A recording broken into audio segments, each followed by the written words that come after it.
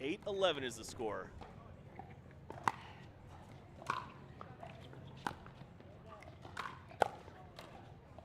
There we go. That's great.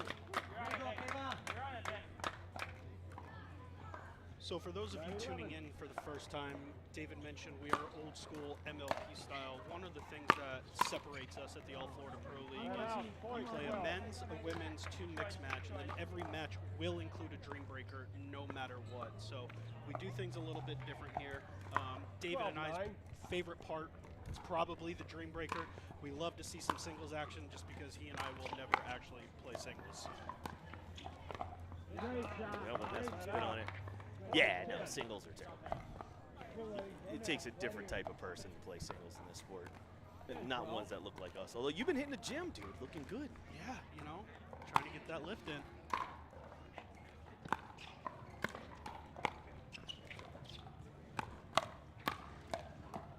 What a reset.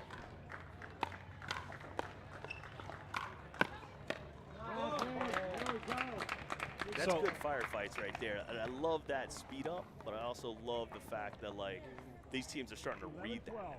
Yeah, real point of emphasis for Lakeland, it seems like, is to be steady through the transition zone. You see Ava just looking to reset and work her way forward as much as she can, a la what she just did right there. Well, that's great commentating.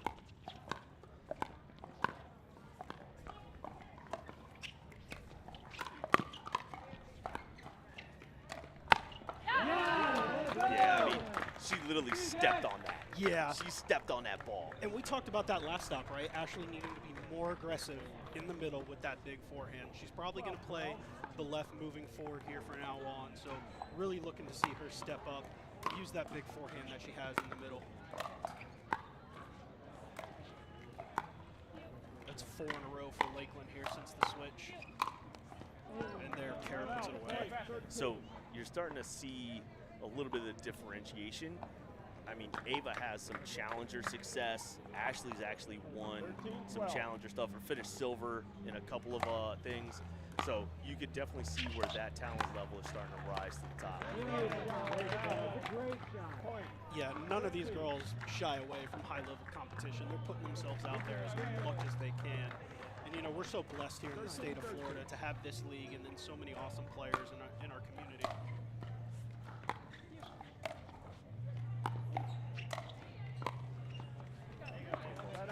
Yeah, pickleball.com, Florida, the #1 state for pickleball. Just saw that. Period. I mean, we've been saying it for years, but it's finally time everybody recognized that Florida is the greatest. You know, I think our friends in Texas, Austin area might have something to say about that, but I know we'll go about it with them any day of the week. I think they were like #4. Oh, so they've dropped a little bit. Yeah. Oh, Texas is a good state, but come on. We've seen what happens. We got the St. Louis Shock. They sent their teams out. They're going to go 0 for the century today in minor league. Yeah, don't count on them getting a win today against our Florida teams. What a ball there by Kara. Oh, my gosh. Point 15.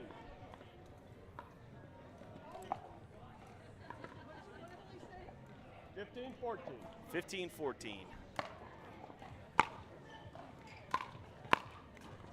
Nice ball. Right out. Point 15. There we go, all tied up. Let's go. 15-15.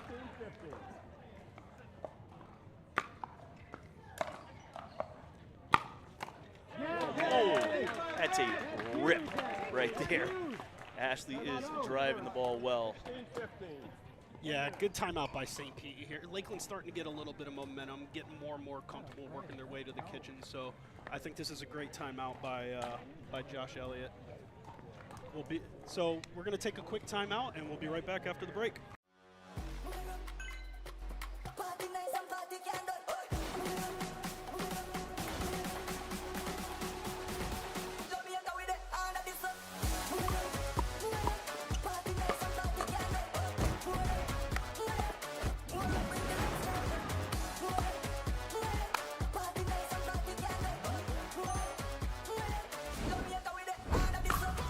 What's your DUPR?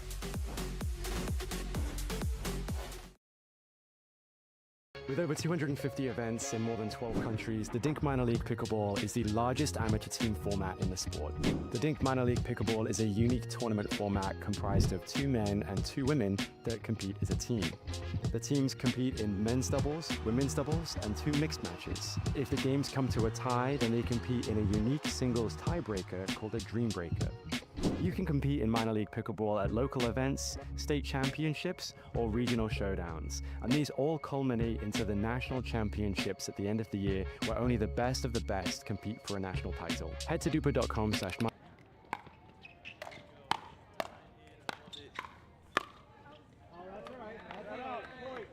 I don't mind that though, Angel. You know, she's getting big in the middle, still going for it. 15, Let's see 16. what Griffith's got. Yeah, I think in order for them to be successful, she's got to be big in the middle. Yeah, good.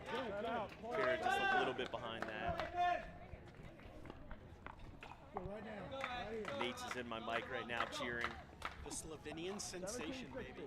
We'll see that phenomenal mustache up next. Yeah, Kara getting a little shook right now. Yeah, I think Ashley's Stay starting on to her. find it a little bit. I'd make a real point of emphasis on my returns to not go to Ashley. Yeah, Ava's definitely dropping everything right now. Ashley's just straight ripping balls. Ripping and ripping, baby. I love it. Here we go. 17, 18.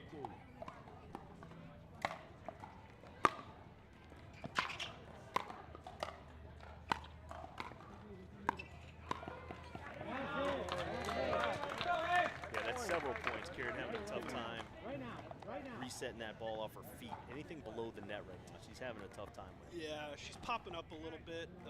I'd like to see her stay solid, maybe a little lower, use those legs. As she's coming up, she's pulling off the ball a little bit.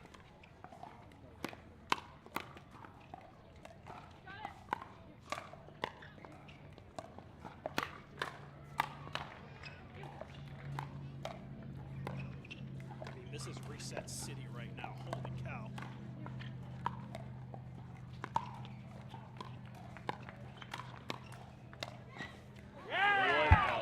What a win right there for the Birds.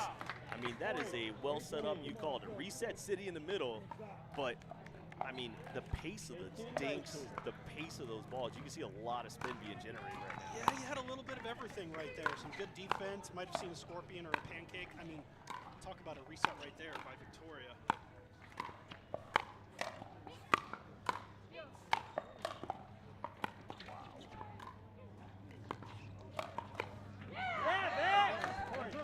Vic, player from last season, staying on the Birds for this season. I mean, she's like a full point better than what she was last year. Holy crap. Yeah, she's definitely putting in the work. Had the fortunate time to play with her quite a bit over these last few months, so her progress has been insane these last few months. That's tough off the net. It's because we were talking about it. Great move.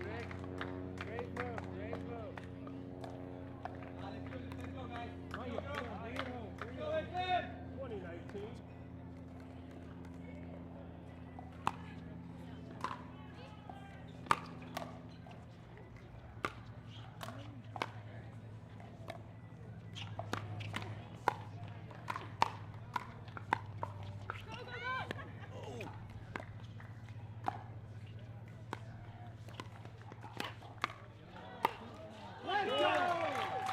Nice job there from Lakeland.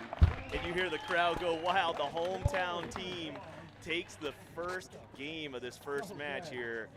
This is pretty good vibes here, Angel. I'm enjoying this a lot. Yeah, I couldn't have asked for a better opening round matchup, and I know we know what these men are about to bring. Probably a little bit of emotion, a few yells, a few gimme that, so I'm excited. Prediction number 1. There ain't as many resets in this men's game as there was in this women's. Yeah, that would not be a bet I would make against you. All right, here we go. We're going to let the fellas warm up a little bit. We're going to take a quick break. We're going to go check on the minor league, see how they're doing, and talk some trash to the amateurs. You ready to go, Angel? Let's go. All right, to break. The Dwell 40 is the official ball of the All Florida Pro League. Dwell offers high-performance paddles, sleek bags, and everything you need to elevate your game. Choose between the warm or cold ball for consistent play in any conditions. Visit dwellpickleball.com and use code ALLFLORIDA for a discount.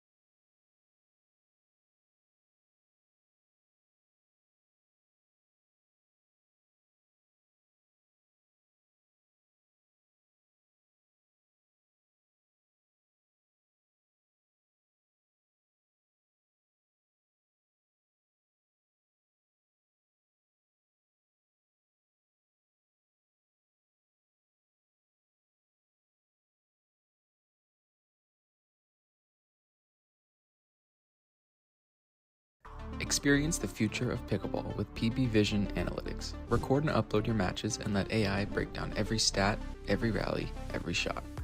Want to see how you played or tag a friend in that highlight moment? PB Vision makes it easy to share your game with the world. It's smart, simple, and powerful. The official stat provider of All Florida Pickleball. Check out PB Vision today by scanning the QR code on your screen.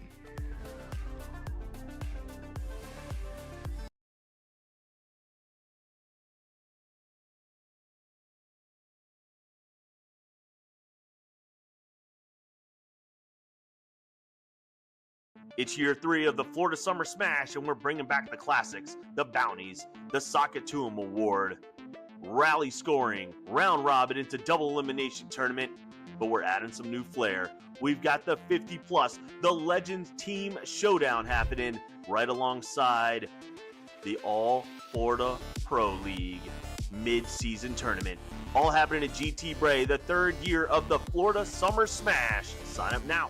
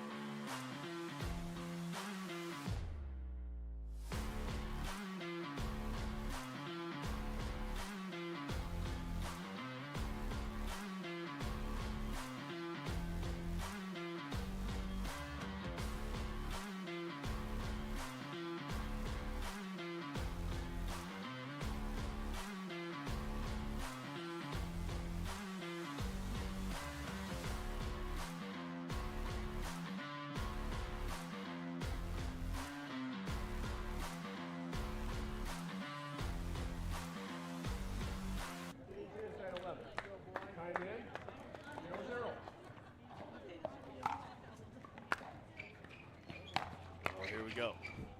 Men's match number 1 of the day. And that speed up couldn't come quick enough. Literally what we said to end the women's match. Yep, that was it. So a cool thing about these guys is a lot of familiarity between these 4 players. So you're going to see a lot of unorthodox, a lot of speed ups that you probably normally won't see because a lot of these guys are very familiar with themselves, a la what Josh Elliott just did right there. And you're going to see a skip to my Lou 100 times from Josh Elliott. You know, he has definitely taken the C from Alhouni. And then the send on the serve. We go 1-2. So this will be good though because both of these teams have, you know, these matchups have no change, right? So St. Pete, George, and them are together, and then Lakeland, Drew, and Nate's.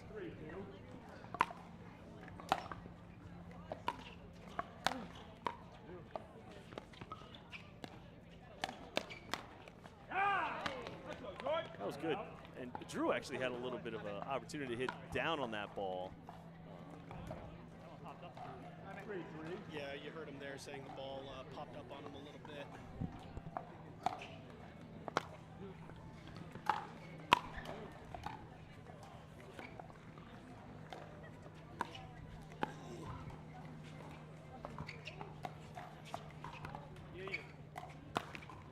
Good ball there from George. Yeah, Drew had it red, just wasn't able to pull the trigger on it. 4-3.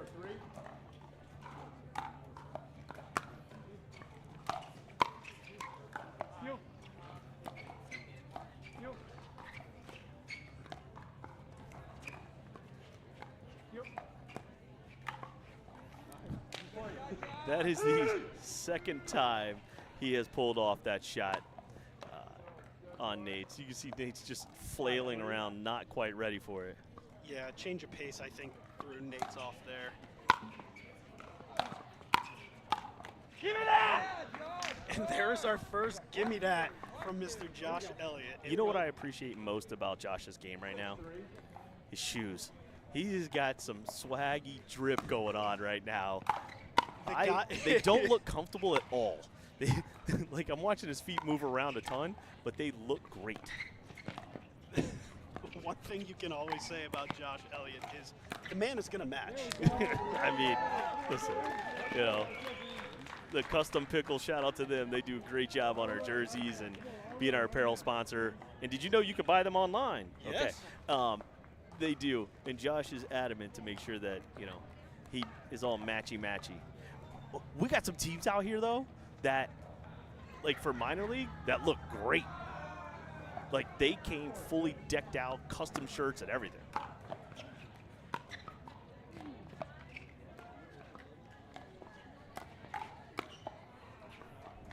Sails just wide a little bit from Drew.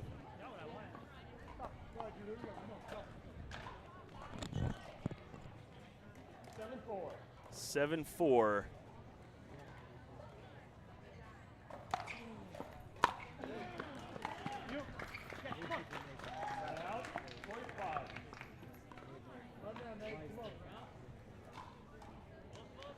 So if you guys are tuning in for the first time today and just seeing the Lakeland Palms or the St. Pete Icebergs for the first time, we've got Nate Sitar and Drew Holder.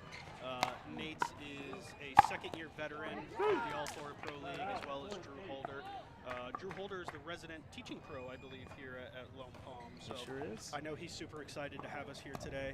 On St. Pete, we got George Rangeloff, who, if you watch any kind of pickleball, you know who George Rangeloff is. He made some big steam last month, beating number 13 then in the world, Gabe Tardio in singles. And then if you know pickleball, again, you know who Josh Elliott is. So big staple in the pickleball community, frequent player in APP and PPA qualifiers. So we've talked about the pedigree of players in this league, and it is second to none. He's the heir to the engaged throne. Yeah, shout out. Yeah, so Nate's actually won the league last year with the Fort Myers Flamingos, him and BK. So one cool fact about Nate's first ever tournament that he played in had one of the toughest opponents you can imagine, David Tapp. And he proceeded to absolutely annihilate me. He had Grayson was on his team, and they played a tournament. Never met my partner before. And they were like, yeah, we're playing 4-0. He should not have been playing 4-0. But it was his first tournament. He didn't know. Yeah, a D1 tennis player going straight to 4-0 is probably not great for his opponent. No, but it was not great for me at all. No, I had fun.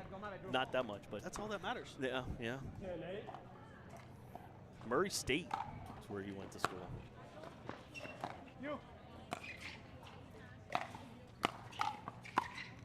The patented knee on the ground reset from Josh. Yeah. Oh, there we go. There we go. Definitely getting low, understanding he was prepared. I mean, that's at this level, that is a lot of it is the anticipation of the pattern, being able to recognize that that ball was coming, get down low, you know, get a good paddle on it. Makes it hard. All right, so coming up at the switch, we got St. Pete up 11-9, similar to the women's game where St. Pete took the lead into the switch. So we'll see what happens here. Yeah, I mean, it's definitely going to be a good finish to the match. We'll see if the side switch matters. We'll be right back. The official store for All Florida Pro League apparel is live at CustomPickle.com. You can get customized official team jerseys from your favorite teams or players from the All Florida Pro League. Use code 20AFPL25 for a discount exclusive this weekend. It's year 3 of the Florida Summer Smash, and we're bringing back the classics, the bounties, the Sock It To 'Em Award, rally scoring, round robin into double elimination tournament, but we're adding some new flair. We've got the 50+, the Legends Team Showdown happening right alongside the All Florida Pro League mid-season tournament. All happening at GT Bray, the 3rd year of the Florida Summer Smash. Sign up now. And we are back. St. Pete up to start the second half of the match, 11-9. I would rip this serve from George.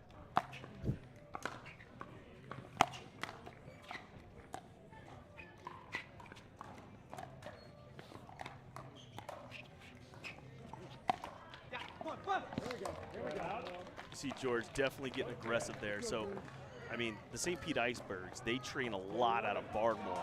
They have a good pedigree out there. Josh kind of lives out there. George trains out there every day. Victoria is actually teaching out there now. She's taking on the position of the head pro. So she's doing lessons, some clinics, some round robins, you know, all kinds of fun stuff. So they have a lot of team chemistry. So seeing that middle confusion's a little bit shocking.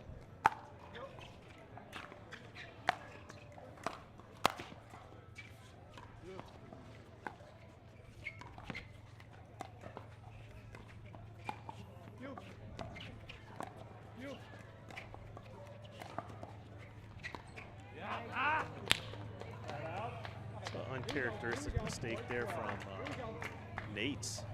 Usually great on that. Listen, what is going on here? He's got some great drip on his shoes too. Nate's not known for that, known for just gritty, grindy, doesn't care. That man's got some flavor. Soon to be renamed the All Florida Drip League. So flying reset? Wow. Probably not recommended, but hey, if it works. I mean, it worked for that one, right? So we talked a lot in Jacksonville at Stop 2 how important it is to establish the middle early on, communicate with your partner. And so far, it looks like St. Pete, with the exception of 1 or 2 points, George has got that middle established. So absolutely, it's definitely. I mean, we talk about the chemistry, but middle dinks have become way more prevalent just because of how athletic the players have become. They're able to hit those ATPs and be able to snap off those line flicks. The flick coming into the game has played a predominant role in making sure middle dinks are effective. yeah, we'd need more than a day to talk about how much the game has evolved just from, you know, start to finish, and then just how much the game is changing from week to week. The right side player is no longer a beta. The right side player is sometimes just as athletic or just as good as the left side player, which makes these teams that much more dynamic. Absolutely. It's just a matter of, where that X is really landing for these teams, and then what they've decided is their strategy.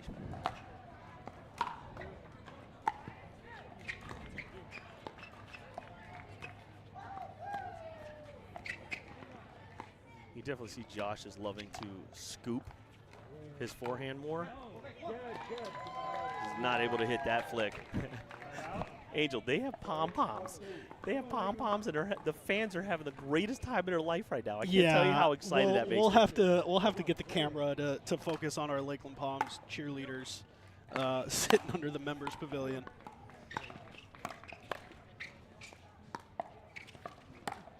Oh, that's tough. That's tough. Nate's is scrambling a lot to get around there.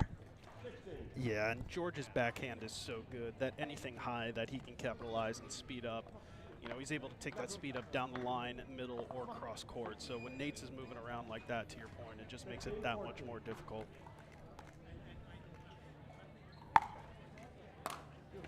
Oh.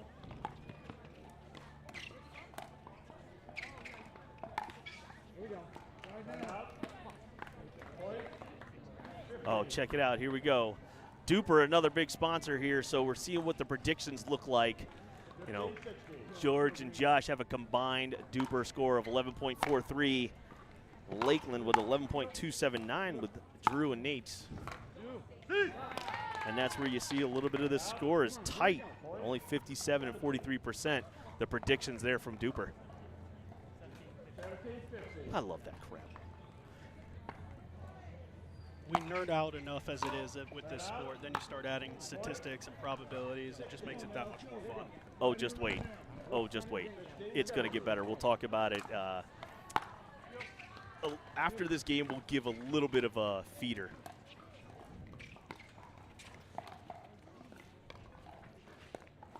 There we go. There we go. That scoop there from Josh as the crowd goes wild. The scoop from Josh is just not as effective if he's behind himself. It's great when he's out in front, but you still got to be in front to hit that shot. Yeah, it's tough to take that scoop off the short hop, too. He's not giving himself enough time to let the paddle do the work there. Oof.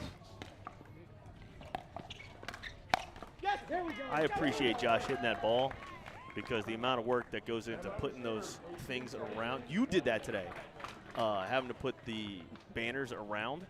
A lot of work. He just saved one of them for us. Yeah, that ball might have gone through the banner. We would have to have replaced it. So, thank you, Josh. We have a new feature coming up right now. We got fantasy pickleball here at the All Florida Pro League. I submitted my team. Okay, we're gonna look at this. Oh my gosh! Look who's already winning. No, it's 0.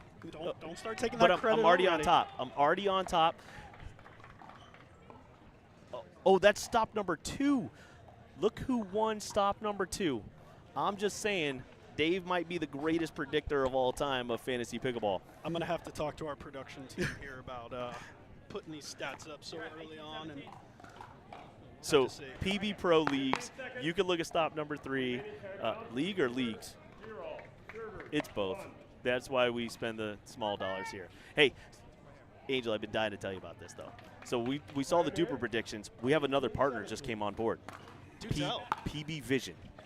So we are actually going to be recording these matches, submitting them onto PB Vision, and getting all the stats behind all of the cameras. We got camera angles for days and submitting everything. So they come on. We got a ton of credits for our players and for the fans right now. So more stats, more stats, more stats.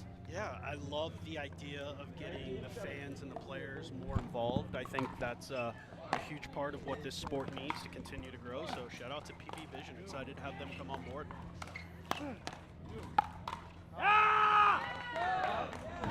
Josh lets another yell. St. Pete trying to come out here and pull this one off.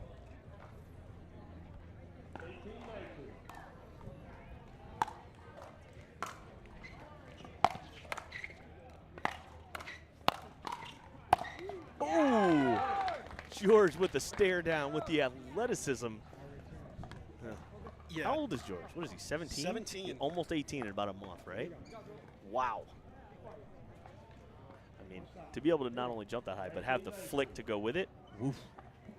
Yeah, I mean, let's be honest. George doesn't look like a 17-year-old. No. The man looks like a linebacker or strong safety out there.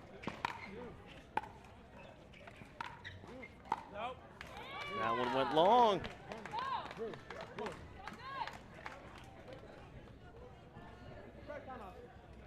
Yeah, I think this is a good timeout here. Yeah, it is. Give St. Pete a little extra time to think about game point. Yeah, it's definitely St. Pete being able to pull this one off and tie it up is big. Lakeland definitely wants to show out in front of their home crowd right now. So you got Coach Eddie Anderson over there chatting it up, going over the strategy. I like any time you make someone think longer. Like, yeah, you've seen it in other sports like football, icing the kicker, That's they're right. icing the server. How many times have we seen it happen? we've seen it happen not only in the pro league, we watch it happen in minor league all the time. All the time that thing happens. So 2019, St. Pete is actually of 2019. You have to win on your serve. There's no freeze here. So, and it is win by 2, so we'll see what happens here. Hopefully we get some late game theatrics. I know you and I both love that.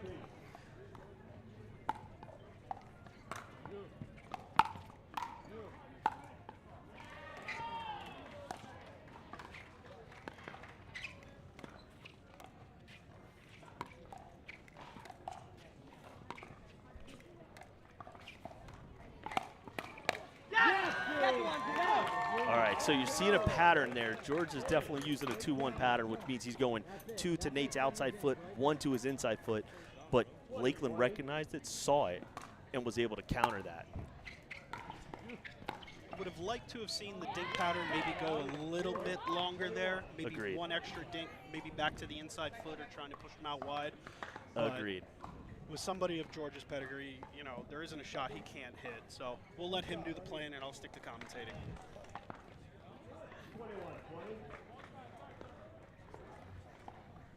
All right, St. Pete with it 2 times on it.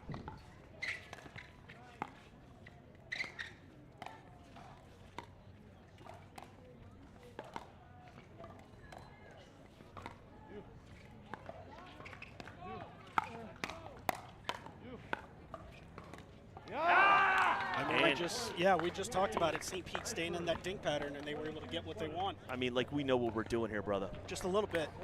All right, so now it's tied up at 1s, and we get mixed doubles action. So it's a little bit of a longer break, only because the team's got to decide who's coming out first. So we have home and away. We'll see what mixed doubles matches come in. Tied up 1-1 right now. Match number 1 right here on Championship Court. This is the Lone Palm stop number 3 of the All Florida Pro League.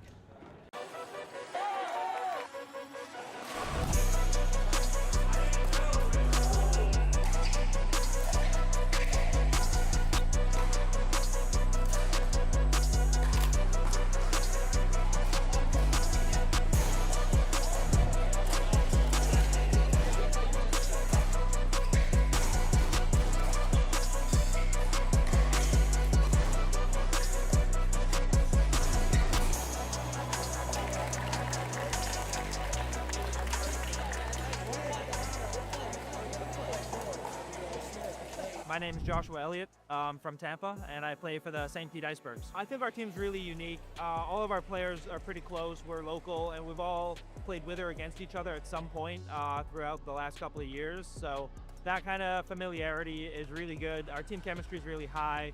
We're also we can play different players, different matchups. I feel really comfortable with how we're doing too. I'm a really big fan of the team kind of environment and the competition that it brings. I think it brings a slightly different approach to the standard tournaments that you see, while also maintaining a really fun atmosphere that you can be competitive in.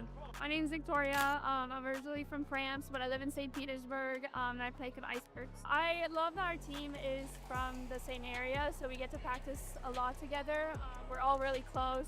My mixed partner, we've always played a lot of open money balls together, done really well. I like playing with Kara because she's super sweet. We get along really well. We're really supportive of each other.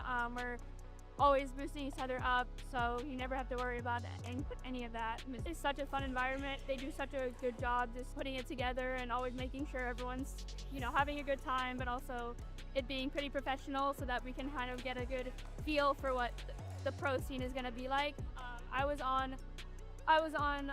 played with them last year, but I got drafted as a sub because I had only started a couple months before the season last year.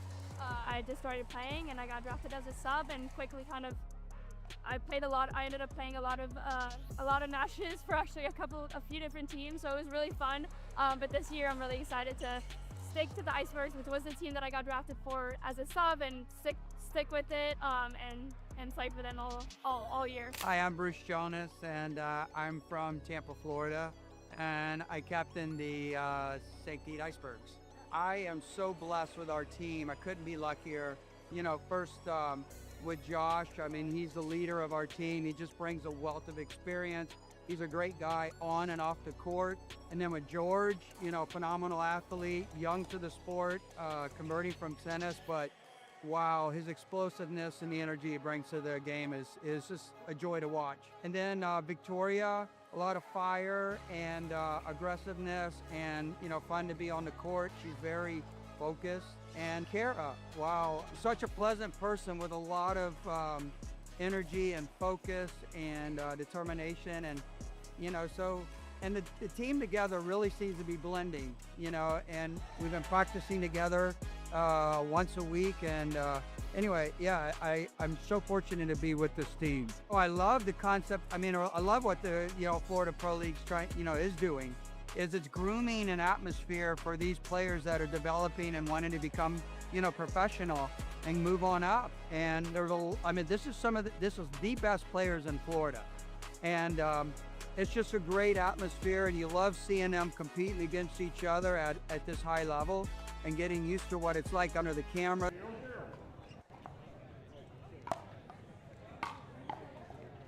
And we're back. So for the mixed matchups, we got Nate Sitar and Ashley Griffith. For Lakeland, for St. Pete, we got Victoria and Josh.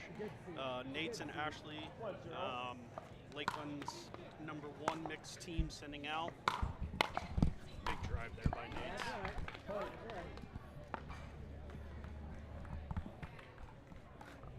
Oh, this is going to be a fun one. Yeah, got some familiar matchups. Oh, yeah. Here we go. A little scoring question here.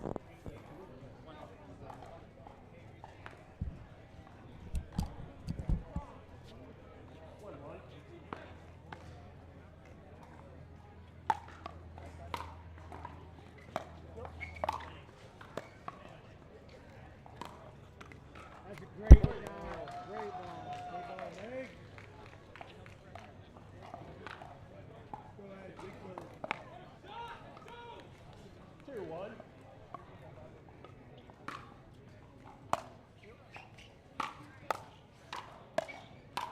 There we go. Good finish there by Nate's.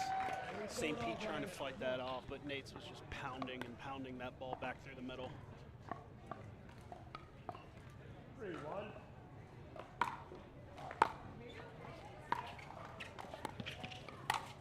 There we go. St. Very Pete good. not able to keep that ball down, and Ashley was able to put it away. So we've got Nate staying on the left, and Ashley was playing left in women's, but now she's playing the right. So we'll see what St. Pete tries to do here. Keep it rolling. Keep it rolling. Great playing. 5-1.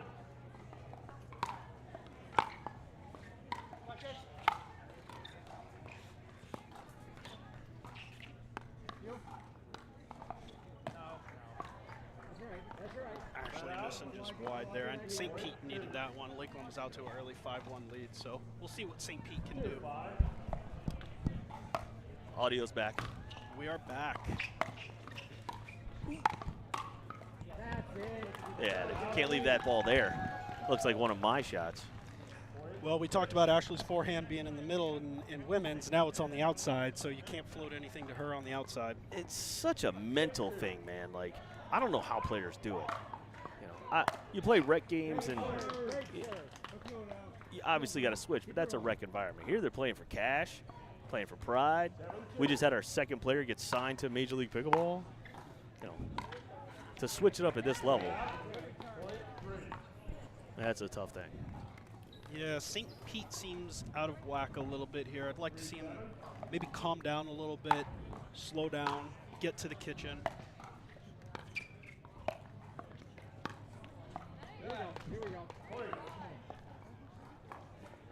We need Chris, we need a counter of how many times Angel and I are right. No? Okay. Our fellow colleague, producer, All Florida aficionado telling us no. On production here, we have Christopher Crouch. You see him in the videos. You see him winning challenger levels. All kinds of good stuff. He's our production man.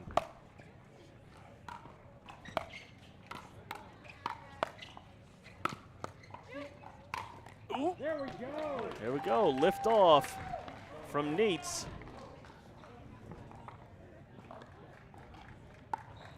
Seen a little bit of an energy and emotion drop off from Josh on the St. Pete side. I mean, he definitely is.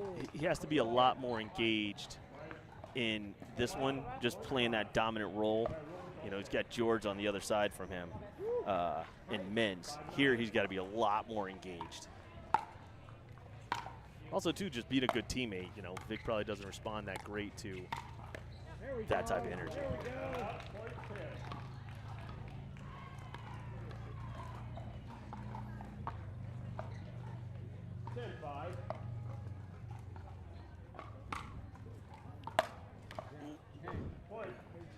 Yeah, that's a tough start for St. Pete there, especially wanting to keep some of that momentum from the big men's match win. So if I'm St. Pete, if I'm Bruce and Damon, I'm saying slow down, get to the kitchen, and take your time.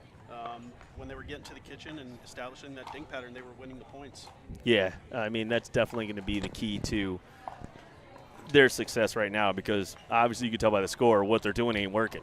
No. So if it's broke, fix it. Fix it quick, too. Rally score can get away from you real quick. Real quick. I mean, you're talking about, you can definitely feel the energy of winning a point when you win that rally, even if you haven't served, but it can slide really fast. You're not talking about, people that can only get one or two dinks over and then it's game on. Nate's can put about 100 in a row over. He's training with people like Tina Pisnick in Sarasota, things like that. He can definitely flat out ball. And Ashley's putting in so much work. She's full time on this. Yeah. You definitely got to be smart, definitely got to be strategic. Although I will say you can't be too defensive. I know that's a big part of the game that's changed, going from a defensive to an offensive approach at the kitchen. So you can't just sit back on the heels of your feet. So we'll see what St. Pete's able to do the second half of this match.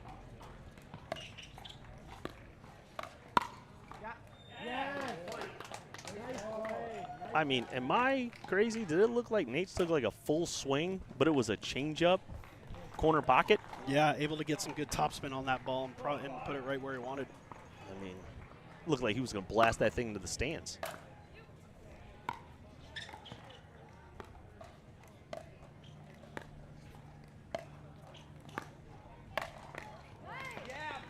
See, I love that patience there from Victoria, getting Ashley out wide and getting the pop-up she wanted to put that inside-out ball right down the middle.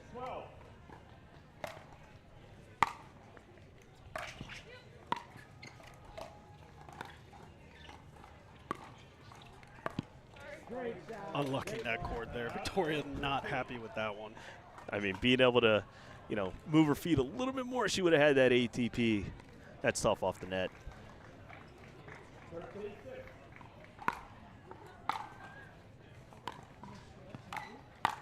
Whew.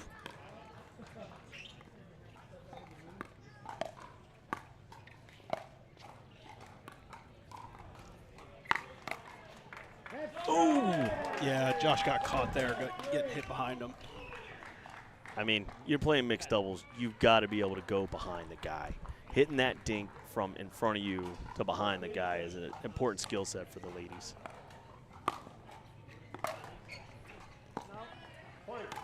That was long. We could definitely see from here that that was long, Vic, but hey, when you rewatch the stream, you'll see it. Yeah, it's starting to get away from St. Pete here. Wouldn't mind seeing a timeout. Let's see if St. Pete can fight back a point at a time.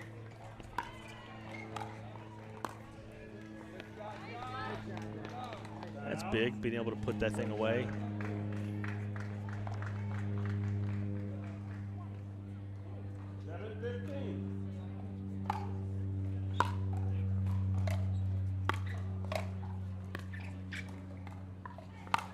See ya. Josh leaving another backhand cross court. He's trying to hit that middle dink, just not able to do it successfully. Yeah, might be trying to hit it a little too perfect, which probably causing the ball to be popped up a little bit higher than he wanted.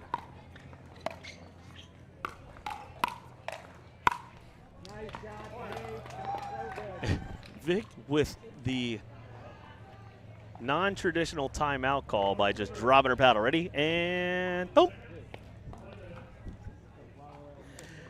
All right, so down 10. Angel, let's see how many cliches we can pull this out. It's 1 point at a time. Forget about the last point. On to the next one. Have the mind of a goldfish. Shout out Ted Lasso. Yeah, so it's definitely important for them to be able to try and battle back seriously, like one step at a time. 10 points of rally scoring is a lot to try and overcome, but you've got that win on your serve component. Yeah, at this point in time, you can't be missing your returns. You can't be missing your thirds. You got to get as many as you can in bunches. Middle third of the court, right? Being able to do that, just hit it in the middle. Hang out. Shout out to Jared Brooks, our singles specialist of the Sarasota Manatees. Oh my gosh, Jared Brooks has got on a hat to be remembered. Wouldn't be surprised if he wears that while he plays. I would either.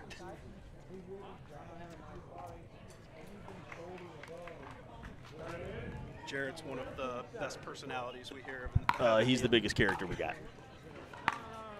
That was out.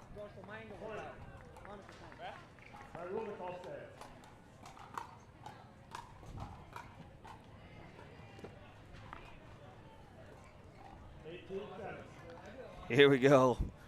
Well, oh, that was close. Jeez. No. Ooh. Drew, that was wrong. You were not right. It was out. That was out. Ooh, big serve. Yep. A big serve right there. You know, equally as important for the team with the big lead to stay fundamental and not miss your thirds or your returns. So we'll see if St. Pete can capitalize, and there they go. I'm telling you, Chris, we need that counter. Chris, we need that counter of how many times Angel and I are right on the next point. I count at least 4 so far. And a half. Yeah. Yeah.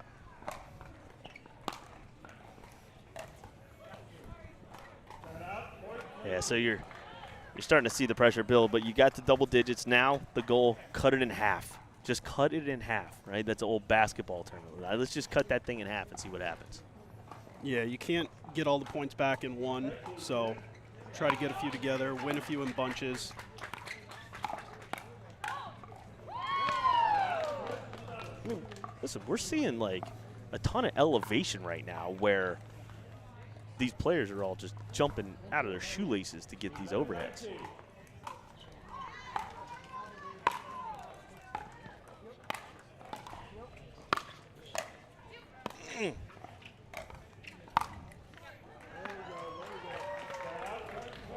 That reset was really good. That ball was low, just grazed over the top of the net. Wow. Here we go, game point. Lakeland looking to take charge in this match. It's tied up 1-1.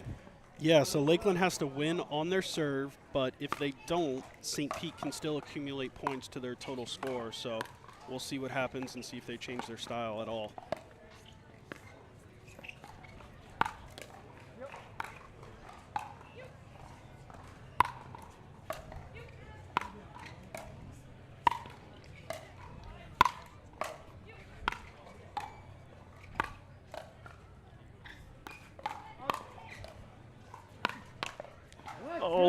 Victoria with an absolute display on defense right there. Lakeland just putting on too much pressure, taking that one, going up 2-1. All right, we get to see the new teammate take the stage. I also just want to point out, it's 2-1, 2-2, you know what happens.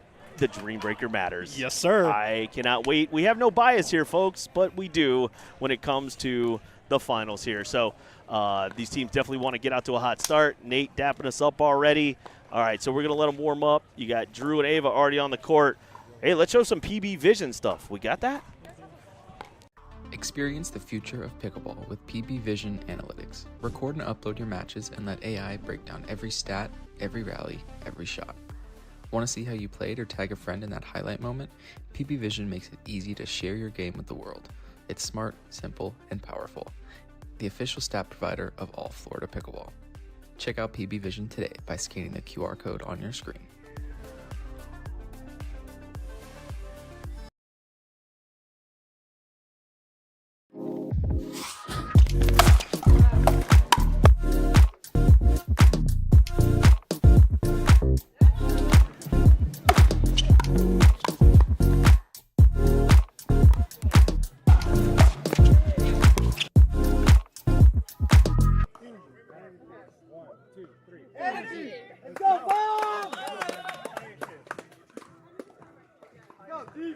My name is Nate Cipara. I played for Lakeland Palms. When I moved down to Florida, I went to school in Montana. I needed a new hobby. I was playing ball tennis and I needed something to keep me busy. Then a good friend of mine played pickleball. That's how I started playing. I found it interesting, I found it cool, and I'm hooked now. My favorite thing about the Pro League is that it's a team event, right? You get hyped up for your teammates, teammates get hyped up for you. It's like a team spirit. It kind of reminds me to college tennis. You know, like you can push the boundaries a little bit. You don't need to be as polite. You can talk some trash. You can hype yourself up. So I love it.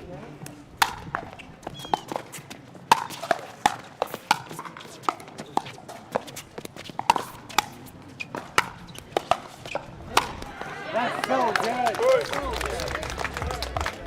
My name's Ashley, and then I'm from Tampa, Florida. I like it a lot. So kind of similar to college tennis. It's fun to have like a team cheering for you.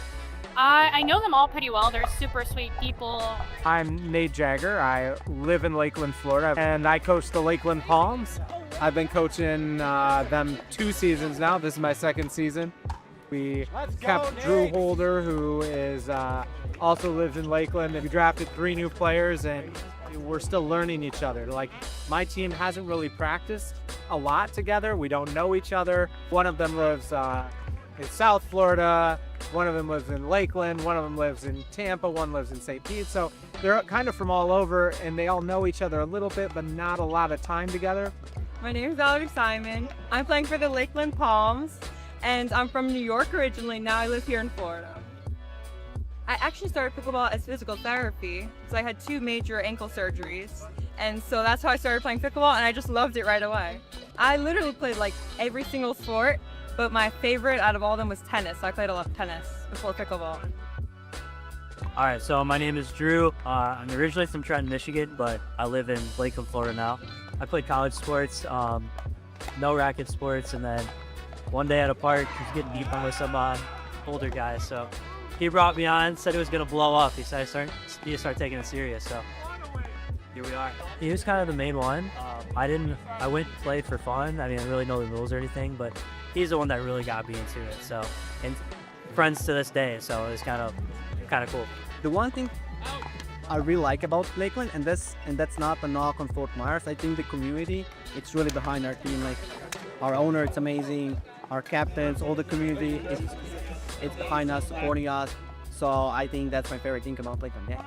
I love that we're all so positive and supportive of each other, always cheering each other on. During singles matches, doubles matches, mixed, always just cheering each other on. So also.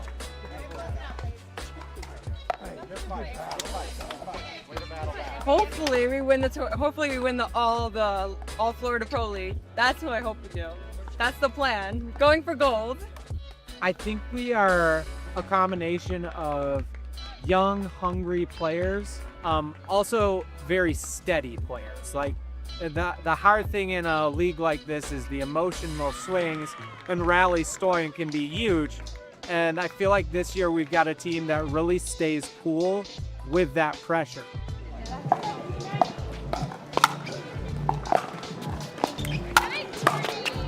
I'm trying to get to our shit. All right, here we go. Oops. Mixed match number 2. I mean, the banners do look good on the stream. You're welcome. That was all you. All right. George and Kara. You got Drew and Ava playing together here.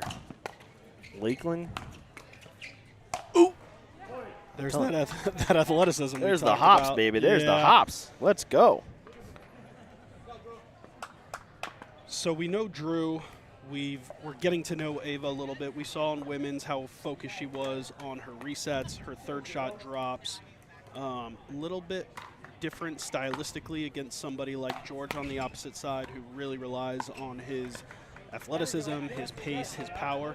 So really like to see George be aggressive and come out and see if he can get some early points, some points finished early. Kara getting jammed right there.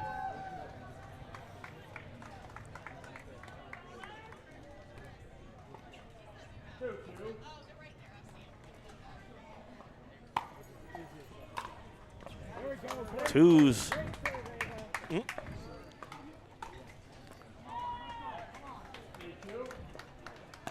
3-2 Lakeland.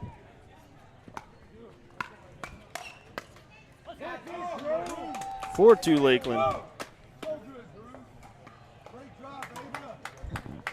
So with Lakeland being the host facility, we're going to get to see the Lakeland Palms on championship court all day today. So Drew with the missed third there. Yeah, that was a little lazy. Yeah. I mean, I can definitely say that because I do those, but that was a little lazy. 3-4.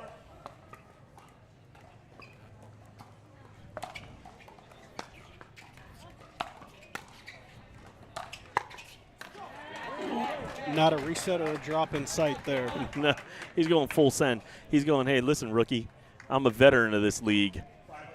We're going to show you what's up.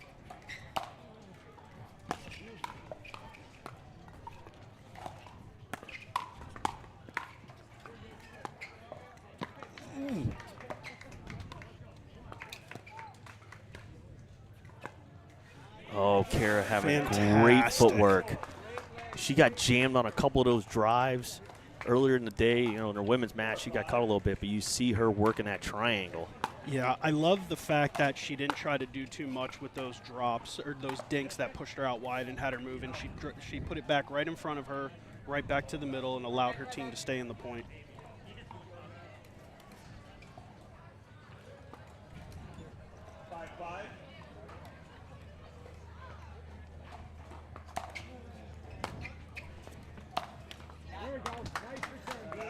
Had a little low to try and rip that.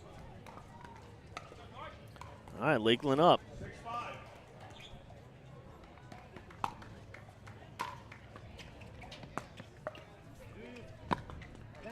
That's tough. That's tough on Kara right there. Kara playing out of the University of Florida Pickleball Club prodigy back in the OG days. College pickleball wasn't really taking off like it is now. Also a newcomer to the All Florida Pro League, a first-timer, as well as George, and now Ava. 3 first-timers. And Drew. Good old Drew.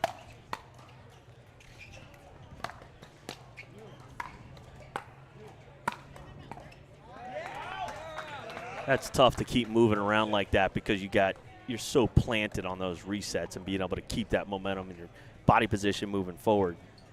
Yeah, I was just going to say St. Pete was doing a good job at keeping them back. They were going to need to find a way to put that ball away. Those are the points that you have to win if you're St. Pete, especially being down 2 matches to 1. I like that floater drop.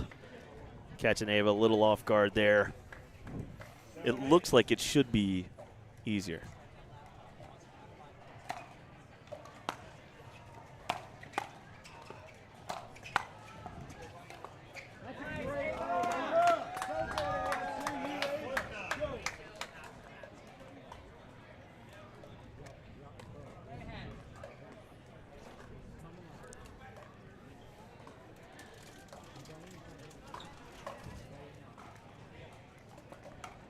Lakeland with a little lead here. 8-7.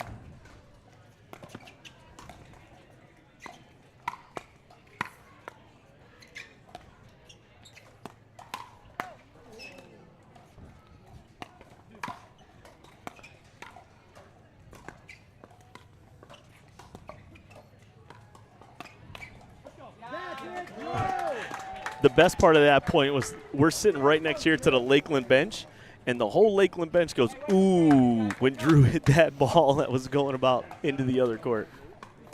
It's been a common theme of keeping a lot of out balls in play, so we'll see if these guys can clean it up as the day goes on. Through the wickets. George sends it.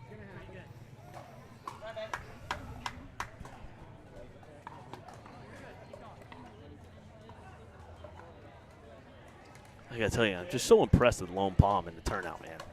Yeah. I'm looking around here, Angel. You know I like getting in the field goods a lot. Physical therapist over there, leading edge, is stretching out the players. They come out every time. Side switch. We've got food trucks. We've got player participation tents. We've got 100-plus players playing in our minor league event. Foot traffic galore. I mean, we're having ourselves a day out here.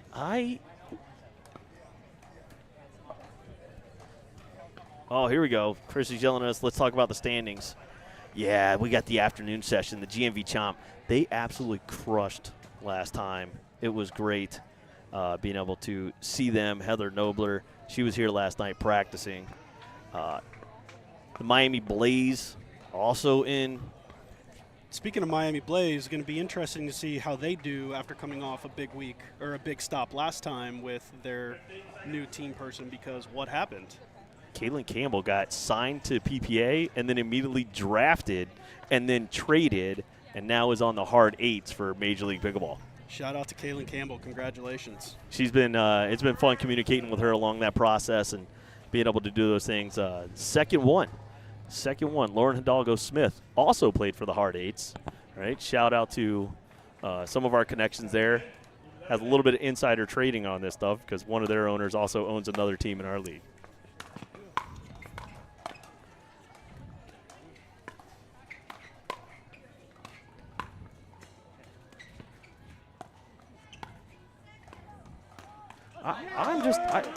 I hope PB Vision, Chris, I have a question for you here, Chris.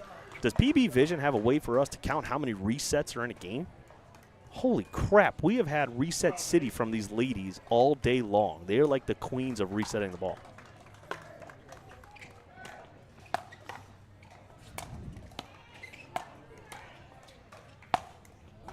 Jeez. I mean, that's the type of angle and shot you're going to have to hit to put it away and put it by some of these players. So I'm impressed at some of this stuff they're getting. You know, we watch a lot of pro pickleball. We're degenerate just like everybody else who's probably tuning into this thing to see it. And the level of play that we're seeing right now, maybe not that one, but in general is pretty good. Yeah, that's a tough ball for Drew to try to Ernie there. We've talked about how important this game is to St. Pete. Lakeland needs to stay on top of it to make sure they don't go 2-2 into a dream breaker. They want to win this one now. Oh, super sneaky. That was buttery. Kara Evans with a buttery little roll right there.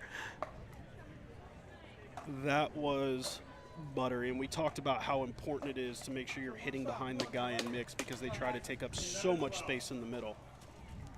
Drew's face was just horrific.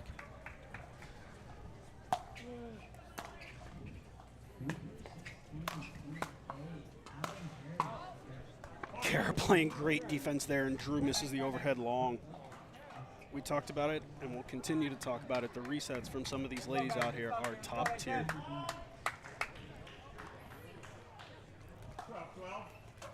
St. Pete tying it up.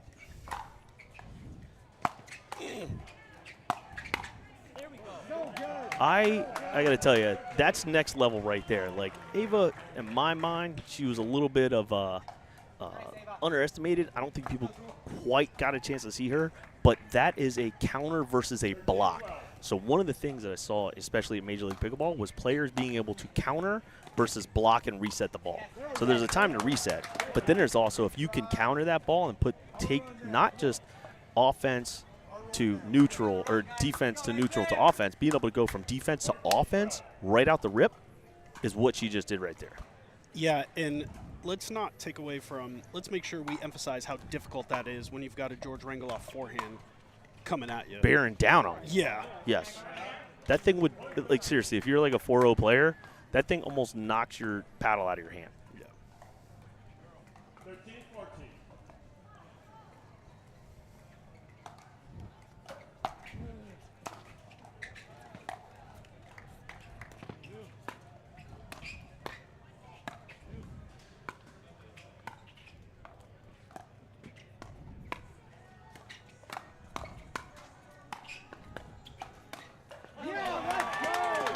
That's good chemistry right there.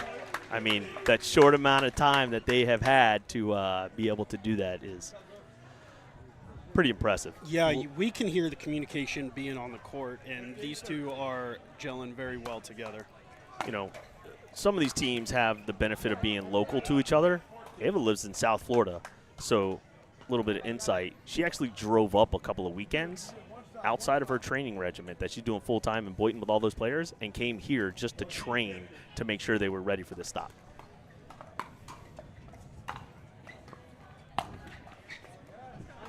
That one falls in. Enough top spin off the net. So I'm going to make a call here at 15-15. I think in order for St. Pete to win this, you're going to have to see George take over. Yes. You're going to have to see him take over. And when I say take over, I don't mean acting crazy, acting all erratic on the court. He ain't Ben Johns. Nope. Calm, composed, but being very aggressive on his thirds, on his fifths. You know, I would like to see the George Rangeloff show here in the last half of this match. I think it would put a lot of pressure on the Palms here and show them a different view.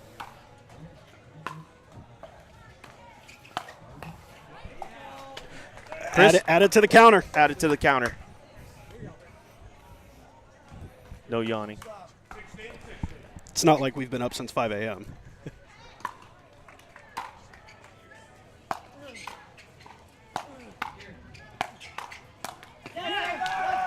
Ava with a big slap. Listen, I don't know where you stand. I'm not okay with huge high fives like that, man, on your partner's paddle hand. On your partner's paddle hand. Like, what are you doing there?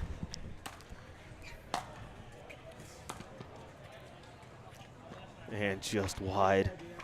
I mean, this thing's coming down to the wire. Oh, baby, I like the way. Oh, man. Would love to see George come out with a big serve here. Just absolutely rip. Yeah, wide. I think it's time. Yeah. Drew's not known for big returns. He is the swing in the new gearbox, but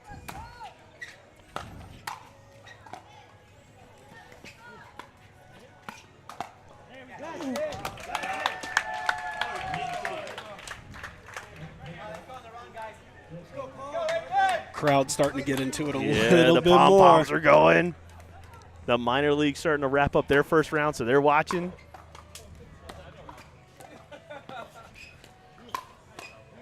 Oh, there's two. Kara just getting. Yeah, much needed timeout right now by St. Pete, being down 2, going into potential game point with Lakeland on the serve. So, Yeah. I mean, look, St. Pete has a good timeout. We were hoping the pressure would go the other way, but Lakeland has been able to really, really turn it on here. All right, 19-17. We're going to come back with the rest of this game right after this. The Dwell 40 is the official ball of the All Florida Pro League. Dwell offers high-performance paddles, sleek bags, and everything you need to elevate your game. Choose between the warm or cold ball for consistent play in any conditions. Visit dwellpickleball.com and use code ALLFLORIDA for a discount. With over 250 events in more than 12 countries, the Dink Minor League Pickleball is the largest amateur team format in the sport. The Dink Minor League Pickleball is a unique tournament format comprised of 2 men and 2 women that compete as a team. The teams compete in men's doubles, women's doubles, and 2 mixed matches. If the games come to a tie, then they compete in a unique singles tiebreaker called a Dream Breaker. You can compete in minor league pickleball at local events, state championships, or regional showdowns, and these all culminate into the national championships at the end of the year, where only the best of the best compete for a national title. Head to DUPR.com/minor league and compete in your local event today. Look at that beautiful bean footage right there. Minor league pickleball coming to a city close to you, wherever you're watching at. Sign up. I promise you, minor league pickleball is so fun. You've played it. Yeah. I've never been able to play it. Throwing 100 of them. Never been able to play. All right, here we go. Lakeland looking for the dub and the dub.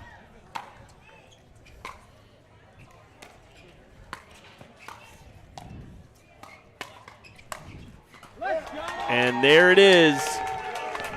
Well, we're getting high fives from the benches. The hometown team, the crowd goes wild. The Lakeland Palms take home that second mixed doubles match. They're going to take home the match as well. But you know what we get to watch, Angel? We still get a Dream Breaker. We still get a Dream Breaker. Listen, we like to showcase all these players, so we do have a mandatory Dream Breaker. It is for points. It is to show off those single skills. They're going to get after it. They're going to warm up a little bit, and then they're going to throw out their singles pairings. One guy, one girl, switching every 4, game to 15, win by 2 on your serve right after this.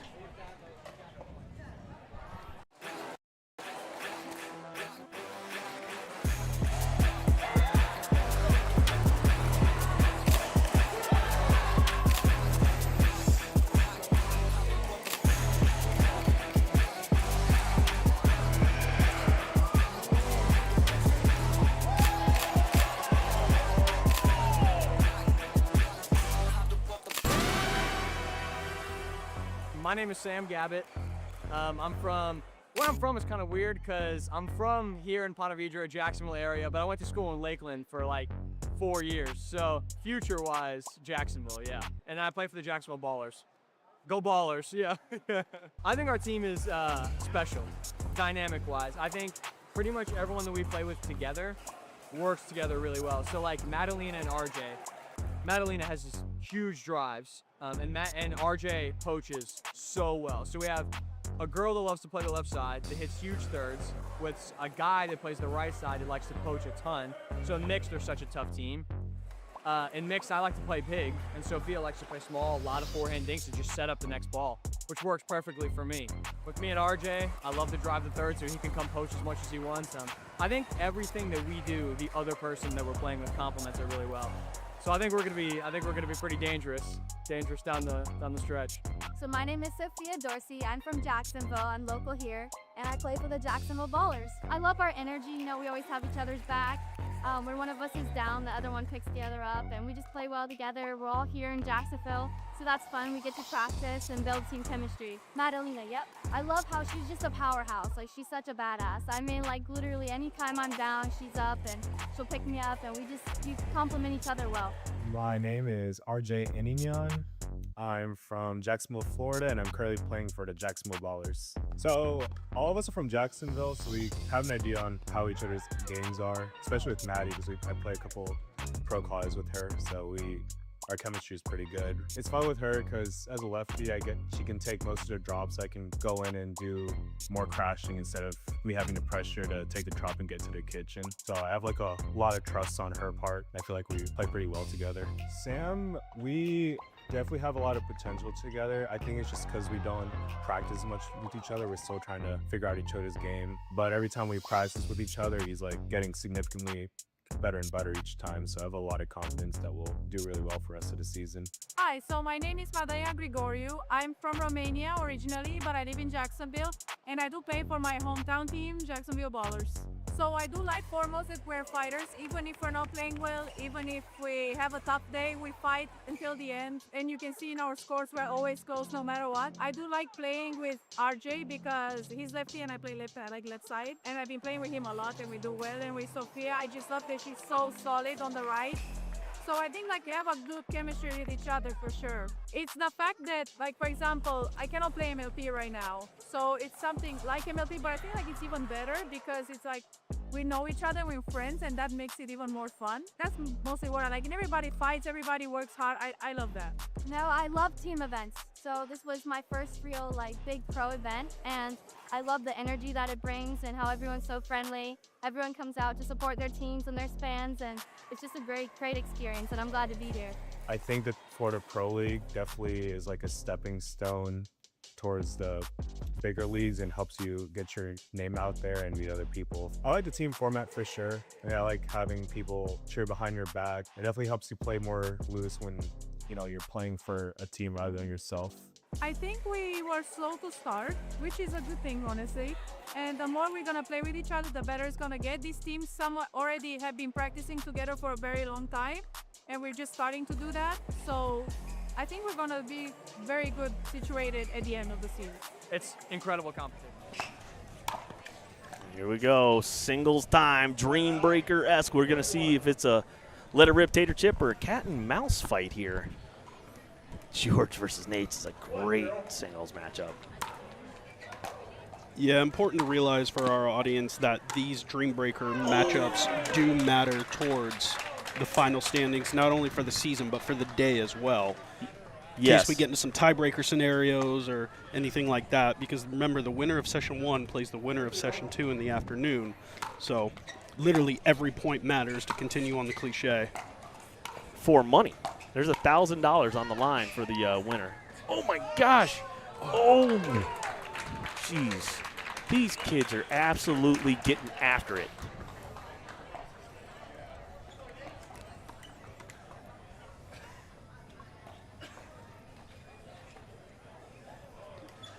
Nate's might be competing with Michael Forster for best mustache in the league. Listen, I just like that they tried to copy mine. I had to shave mine a little bit to get it to grow in a little thicker. I appreciate the hustle, but don't worry, mine's coming back, fellas. All right, now the ladies. Kevin, she's a good tennis player. Ashley as well. Oh, maybe not. Take that one off the counter. Probably going to see a little bit bigger of a serve here in singles. So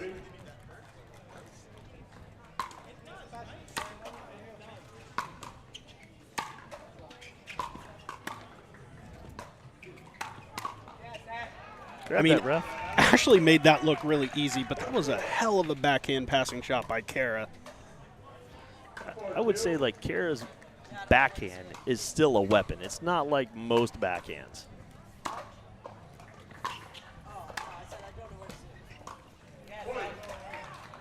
I like Ashley coming to the net. She's really pushing that angle hard.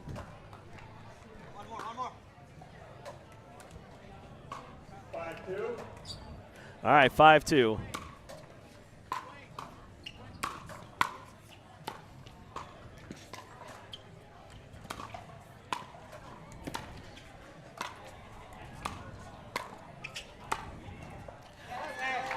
And Ashley Griffith with the passing shot. After all those rallies, you thought Kara was going to have it by having the placement at the net. I'm tired just watching. My back hurts. My back, my front. I've probably rolled both my ankles already.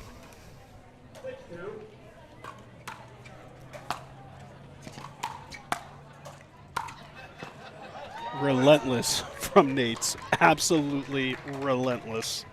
I mean, the fact that one of the players is at the net and doesn't just absolutely put it away baffles me. I don't understand how they get to some of these balls.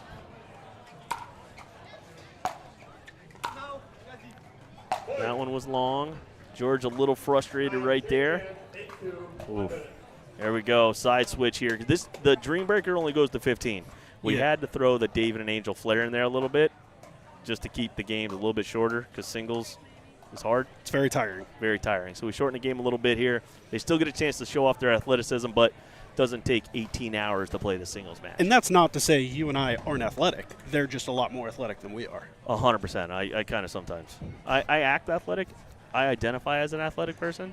But sometimes my game doesn't do that.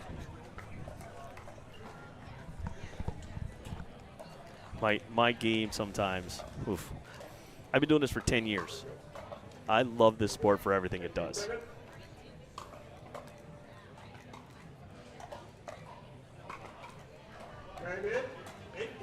All right, here we go. 8-2, Lakeland up. Oh.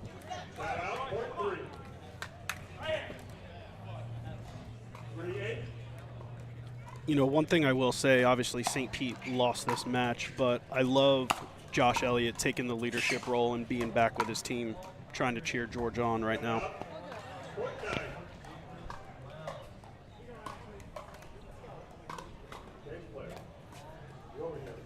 One of the things here, mental toughness on the player's part, because you might drop this one, but you got 2 more after this.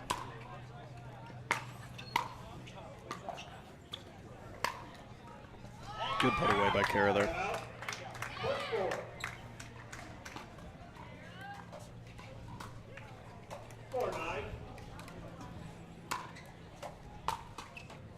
Great serve. Oh. You see she started running to the net prior to hitting the ball, causing that one to go long.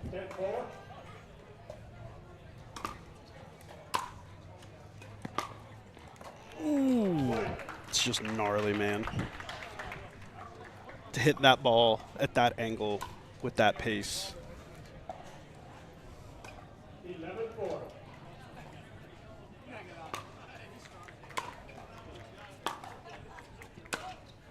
That was long. That's a good call. We're just so you know, we're not just making line calls willy-nilly here on the commentator booth. We're actually sitting right at that baseline, so we have the best angle in the house for it. 5-11.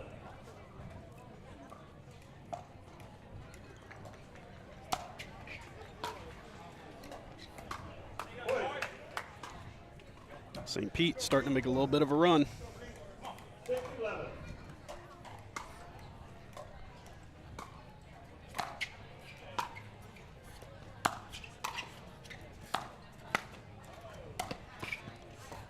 I mean, that's just too good from both of these guys. Yeah, these are 2 future stars of the sport. I mean, George being 17 right now, already having some big wins.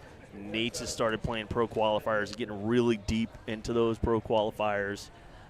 You know, you'll see him on the Challenger streams now. Both these guys are on their way up. Yeah, Nate's had a great run at the U.S. Open in the pro main draw for singles, losing to, I believe, semifinalist Patrick Kakwa. So he had a great run at the U.S. Open. 8-11. St. Pete closing the gap a little bit. What a shot. George trying to crash. Ooh. No. That's a $300 Agassi paddle. Don't do that, George. Oop. All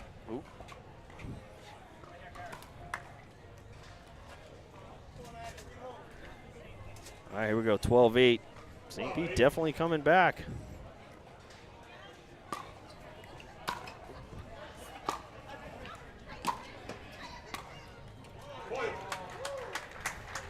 I like that Ashley stayed engaged right there, not just willy-nilly going, oh, I got you across. Actually stayed in that point, stayed aggressive with it. You see players relax sometimes and make mistakes. Yep. All right, here we go, game point.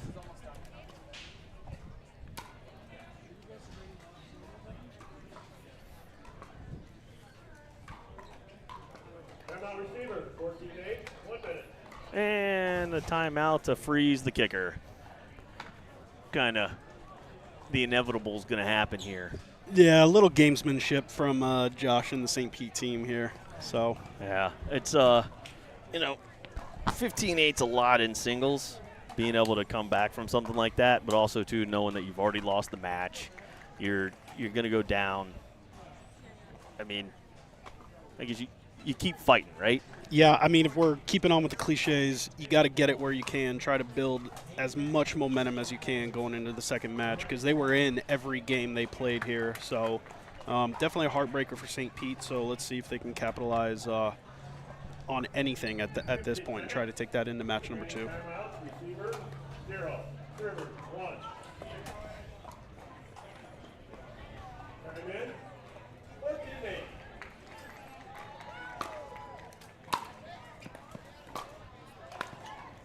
And there it is. 15-8. The Lone Palm takes home the singles dream breaker game right there. They'd already won the match, but now they want it even more. Yeah, Lakeland was one of the teams that struggled at our last stop. Not surprised that they came out firing today. So they'll be on championship court all day, and I know with the crowd cheering them on, hopefully they can use some of that energy and have a big day. Beautifully done. All right, so we're going to show you a couple more things. We'll be here with the Lakeland Palms and interviewing them, see how they felt about it right after this.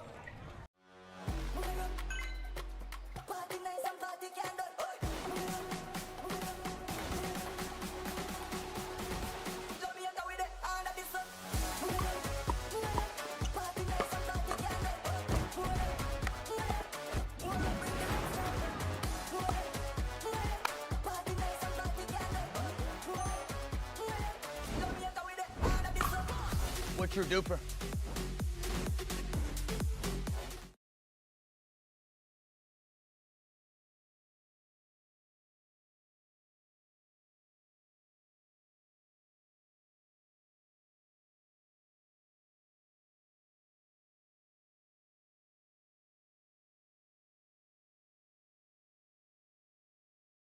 The official store for All Florida Pro League apparel is live at CustomPickle.com. You can get customized official team jerseys from your favorite teams or players from the All Florida Pro League. Use code 20AFPL25 for a discount exclusive this weekend.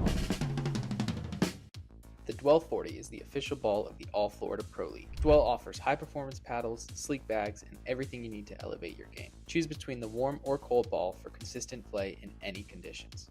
Visit DwellPickleball.com and use code ALLFlorida for a discount. So we got the Lakeland Palms take home at their hometown match number 1 against the St. Pete Icebergs. All right, we talked about it on the stream. Ava Pisacrita, welcome to the show. Welcome to the team. What was this like doing this at the hometown? I'm just so blessed to be out here playing, honestly. I'm just happy to have 2 feet and playing. A lot of people can't, so. Very well done right there on your first interview. Great job. All right. Ashley, we noticed a big transition now. You're getting a little bit bigger in the middle, especially in that women's game. Was there a lot of discussion? I know you actually drove up to do some training. Was there a lot of discussion on that, being able to take over that middle? How did you adjust your game?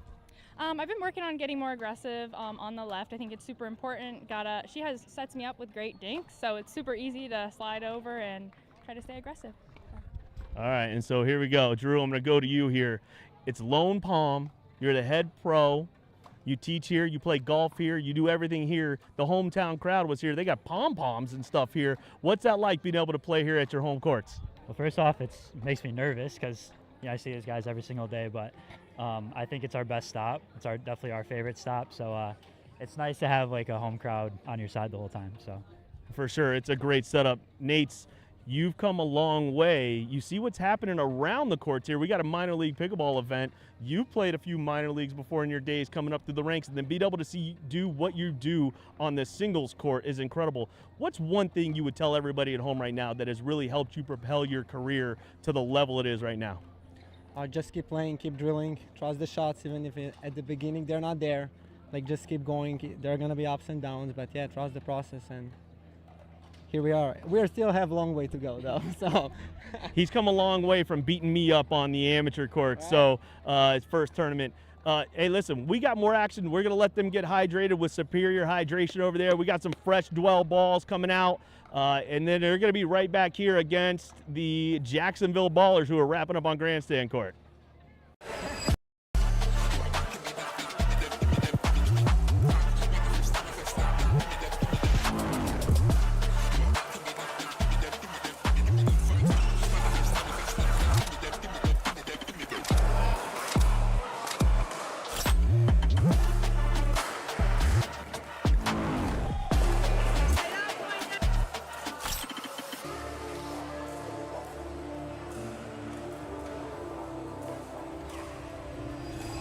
My name is BK, Bharat Karunakaran, but better known as BK for most people. I do play for the GNB Chomp, super nice this year. Played for the Flamingos last year, but Different team this year, different environment, kind of cool to see what happens this year.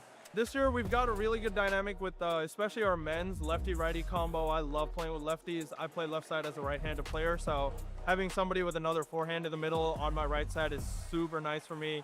So that's something that's different this year. Last year I played with Nate's, and righty-righty is great. Nate's and I have a lot of chemistry, but this year having Toby with that big lefty forehand in the middle is amazing. I feel like just our style of pickleball is very similar, where we, like to play the slow game, like to dink it out, really grind out the points. And then of course in women's we got Heather Nobler, #1 pick in the draft, 2 years running now, and can't ask for a better team. She's been unbelievable, and Kelsey really has come a long way. Tennis background again, huge drives, big backhand, love playing mixed with Kelsey, and she really kind of complements my game style. I love players that are able to hit like really solid forehand dinks and have that big 2E counter coming in the middle. And Kelsey has both those. So, our game's been really good. Kelsey and I have gone undefeated so far, so hoping to keep that streak alive. My name is Kelsey Lorente. I'm from Miramar, Florida, and I play for the GNB Chop. Being on a team, it's very relieving to be with a team. Like, when I'm down, then they're there to pick me up, or when I'm high, then they're also high as well. So it's great. So it's really nice to be on a team in that sense. It reminds me a little bit of college tennis, since I would play college tennis, and I really miss that. It's just great energy. So my name's Tobias Moreno. I'm from Jacksonville, Florida, and I play for the Gainesville Chomp. Let's go. I mean, I love the team chemistry so far. So who's on our team? We have a good amount of experience of players like BK, Heather, and Kelsey. They have good high level match experience. Love BK's energy. I play men's doubles with him. He's we talk well. We communicate really well on the court. And then Heather, we play mixed doubles together. She has a lot of experience playing high level pro pickleball. And she just makes me feel super comfortable out there, and lets me do my thing, and super supportive partner. I think overall as a team, our camaraderie is good. I think we have a really good connection, and I love the team events, man. I come from a baseball background, so team thing is my thing. I love it. My name is Heather Nobler. I currently live in Coral Springs, Florida, but I'm originally from Des Moines, Iowa, and I play for the Gainesville Chomp. I love my team. Kelsey and I both live in South Florida, so we see each other quite a bit. We can practice together, and I just love her. She's got a great personality. She keeps me calm on the court. I'm known to be a little more I'm very quiet on the court, and I can get a little tense and upset at myself, but everybody on my team keeps me very calm and positive, and I play mixed with Toby quite a bit, so he's the same way. He's great, keeps me relaxed, and no pressure from any of them. So I love playing in the Pro League.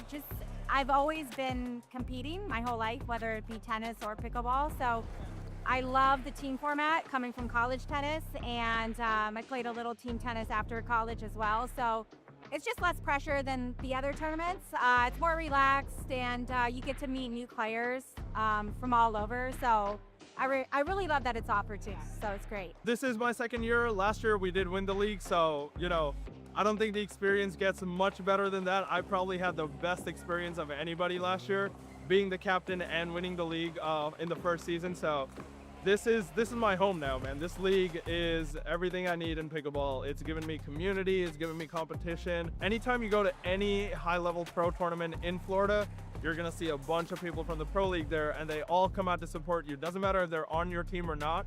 Wherever you are, if you're playing, they'll come out and support you. So it's really become kind of like a family now. I love how the leagues ran and put together. You got 8 different teams, people from all over Florida playing. So it's really high level too. It's like a really good level.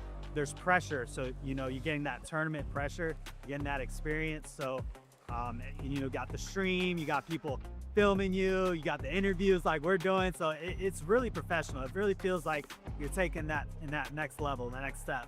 In the future, so I'm a little older. I'm 41 already, so as long as I can still compete, I will, as long as my body's healthy and everything. But I also teach and I love coaching. And I try to really work with some of the local girls too that live by me, the younger ones that are up and coming. So I really see myself helping and coaching, continuing to coach and then play when I can as well. I feel really good about our team. As I said, defending champ, got to keep that streak alive. So trying to be two-time champ. I think we have a really good team to do that this year. We do have very good energy on our team. Our communication's great. And it's really all about the vibes. I said it last year, like our team had the best vibes last year, and that's probably why we won. And I feel the exact same way this year. Our team probably has the best vibes, and those vibes are gonna take us a long way. Man, I see the Chomp at number one. I'm not gonna lie. We start off a little slow in the first stop, feeling a lot better this stop. So, long road ahead, but I'm very confident in our team.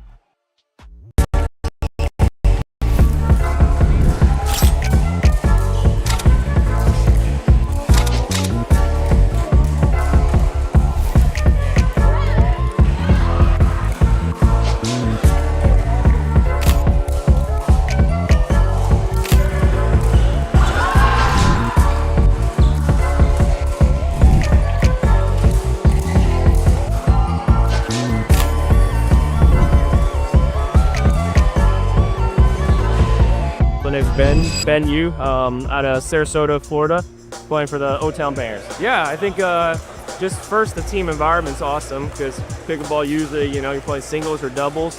So just being on a team, having that team dynamic, it makes it really fun. Me and Camden, we play a lot in the Tampa area. And then Jada's newer in the Tampa area, so we get out and play sometimes too. And then Ellie's in Orlando. So we're all kind of close in Central Florida area. It's nice to be able to play with Camden and Jada because they're a little younger, so they bring that good younger energy for us, which I kind of need since I'm on the older side. So it's a good team we got. All the work behind the scenes that the guys are doing is pretty awesome. Having the cameras on the court, different cameras, the stream. So that makes it a really fun experience for the players. And then just the competition, I played in it last year as well. I think the competition's gotten a little better, so it's a great place for all our local Florida players to come out and kind of show out our skills.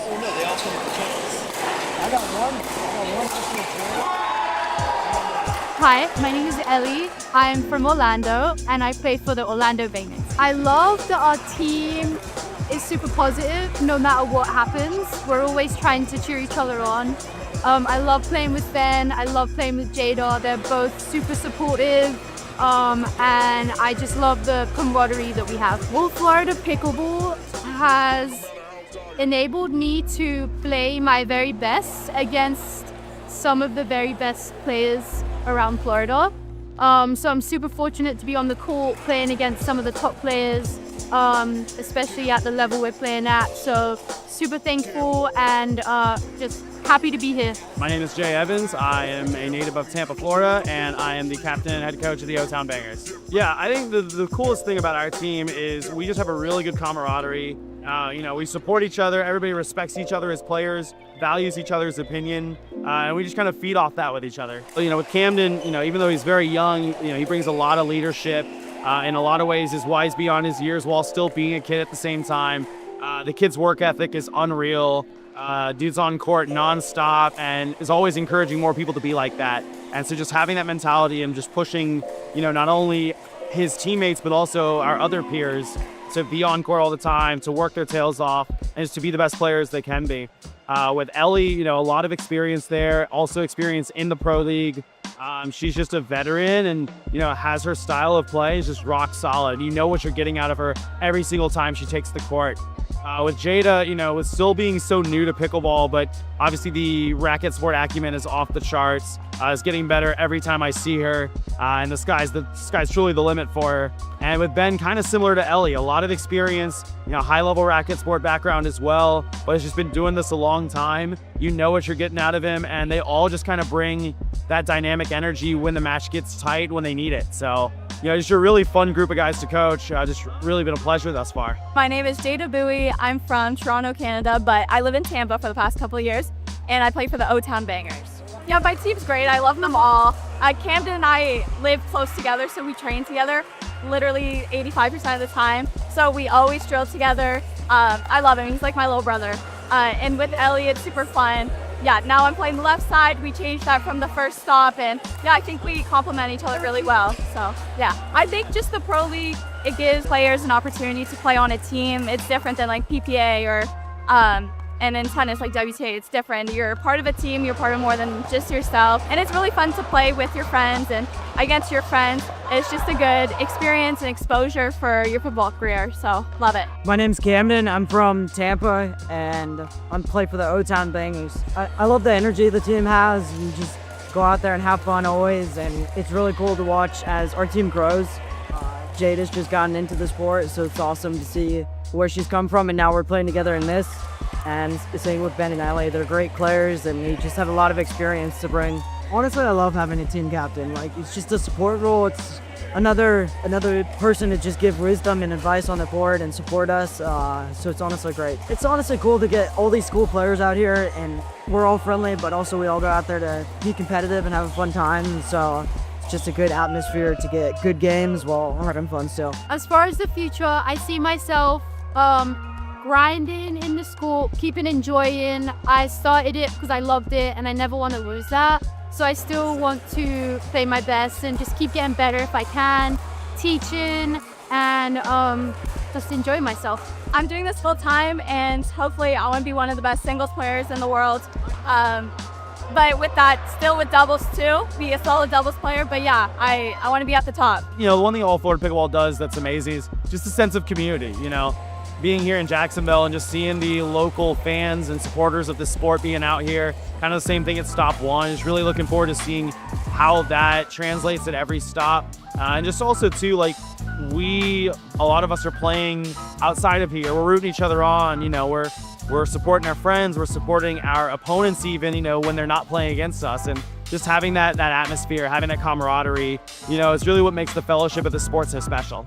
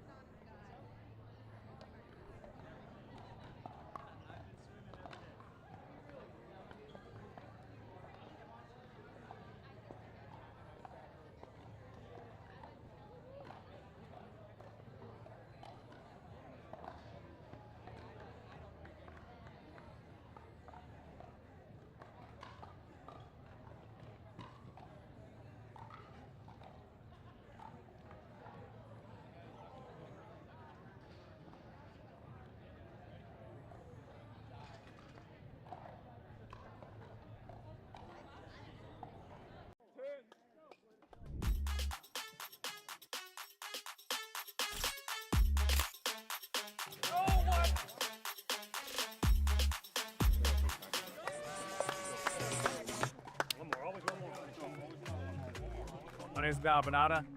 I play for Miami Blaze. I'm actually from the Miami area. I'm Isabella Choa. I live in Miami area, and I'm on the Miami Cities. My name is Light Forster. from Melbourne. Play for Miami Blaze. My name's Canary Campbell. I'm from Miami, Florida, and I'm playing for the Miami Blaze.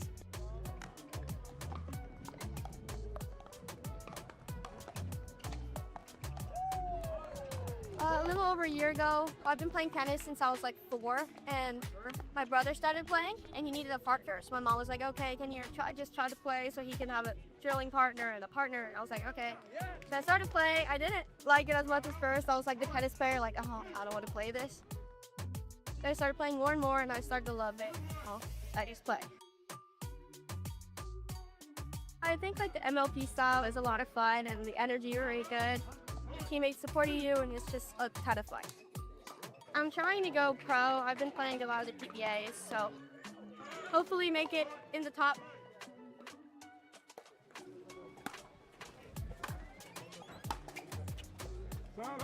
Point one. The team settings are on his corner. Like it's much better. But tournaments are not the same as a team format. You got somebody with you, you got people that you're gonna stay with, work things out, figure it out together. It's not just one tournament, you're done with them or whatever the case. So I don't know, I'm having a good time with it. I'm liking seeing it grow from last year to this year. Like the people have gotten already tons better. Yeah, so I played tennis since I was 5. I stopped playing when I was 18 and then picked up pickleball like 2 years ago and I've been playing ever since. I just think being able to compete with each other, being able to support each other, mixing it up is probably the best part of the league.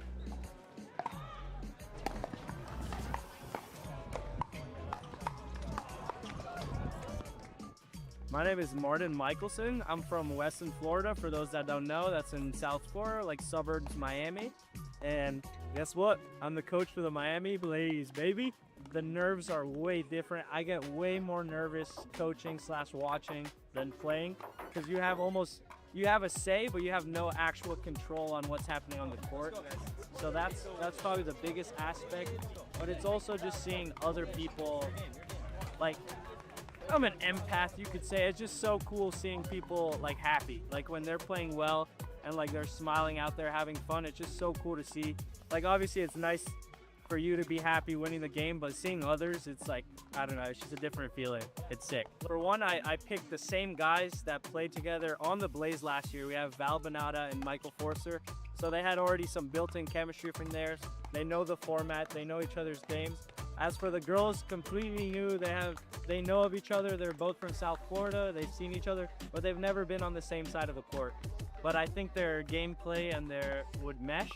So I chose them, Kaylin Campbell and Issa Ochoa, and they're off to a pretty solid start. They went 2-1 earlier this day, and honestly, they're not gonna lose a single game. I'm calling it now. They're not losing another game for the rest of the season. Well, I played competitive tennis my whole life. But I'm getting older, trying to find something a little more competitive. Doubles, mix, singles. With just one partner, and you can mix around on it. Yeah, we're all pretty local, except for Mike. But yeah, we're all from Miami, being able to represent. And I think right now, I'm doing it more for fun. I think being able to play this event takes me out, being able to travel and compete a little bit.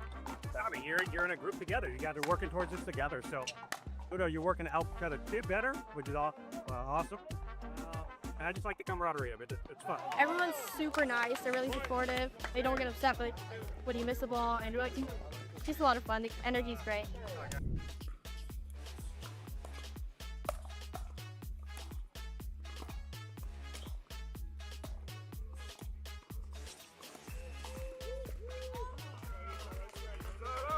Miami Blaze, I see them all the way at the top. No doubt about it. I think we got all the janky stuff out this stop. Oh, you ladies all right?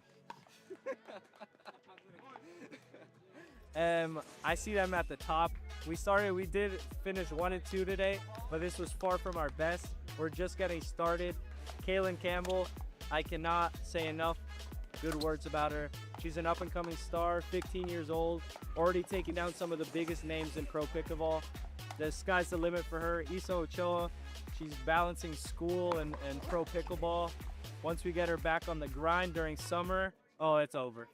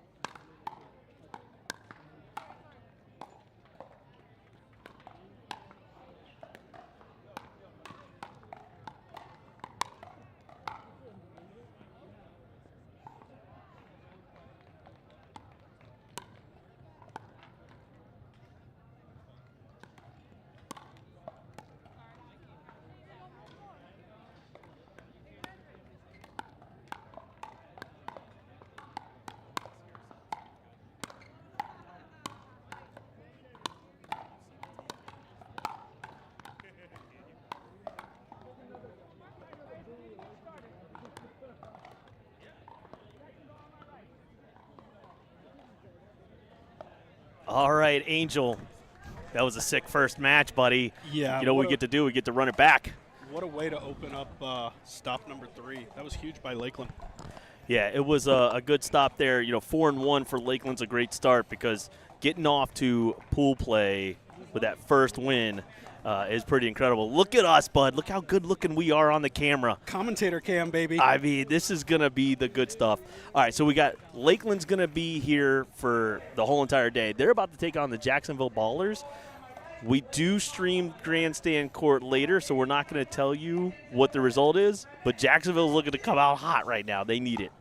Yeah, Jacksonville needs to come out firing, and they do. Just like that. Yeah, so just like that. Good one there. So Madalena, Sophia know each other well. They've been together each stop.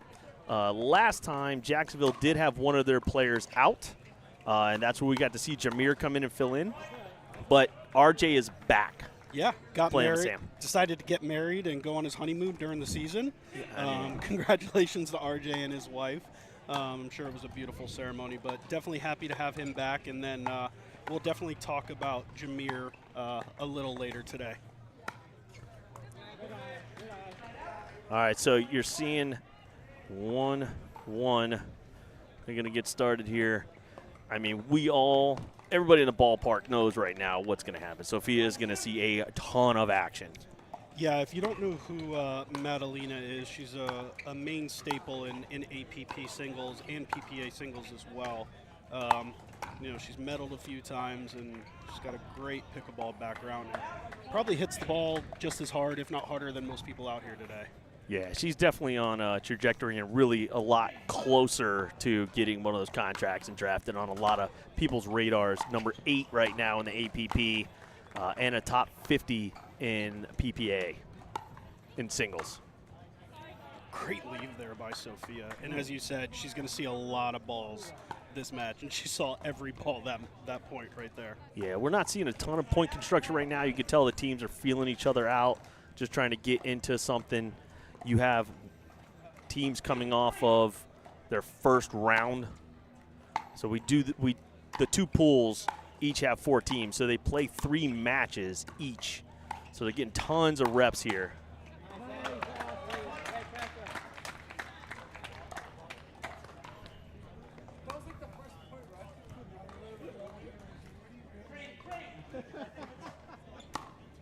E3.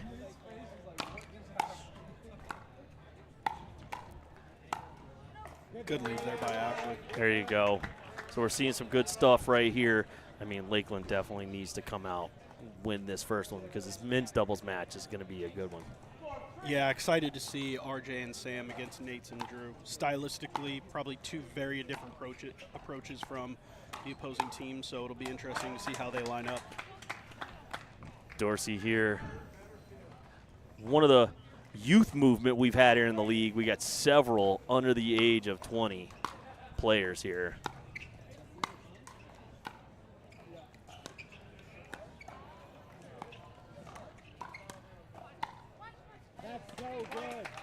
Madalena not able to really put that where she wanted to.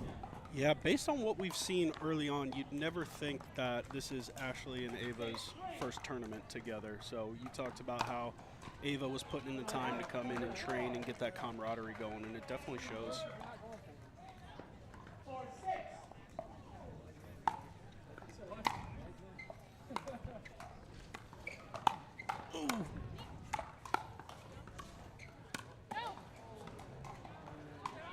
There you go, youngster.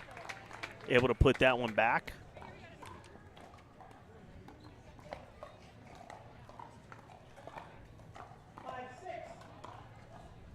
All right, Jacksonville within 1. Just long. I got to tell you, that's a juicy meatball of a hanger. To be able to let that go is pretty smooth. We already know what you and I are doing with that. So. Swing it away.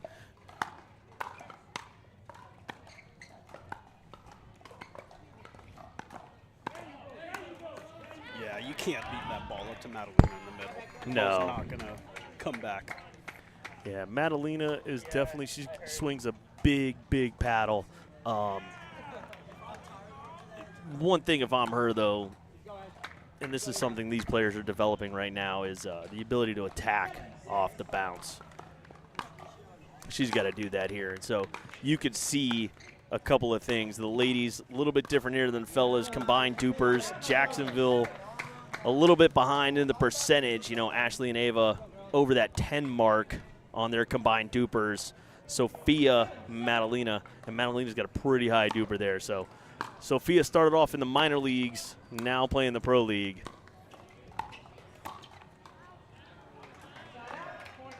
She's good at letting balls go.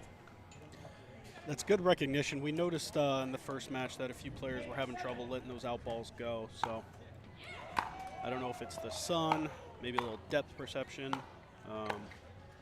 maybe just trying to get comfortable.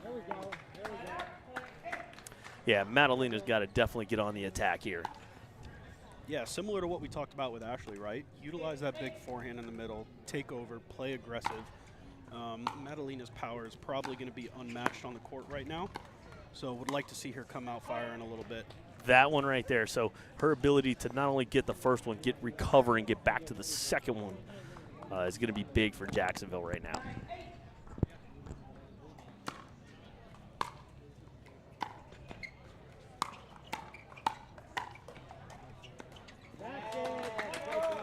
Off the handle.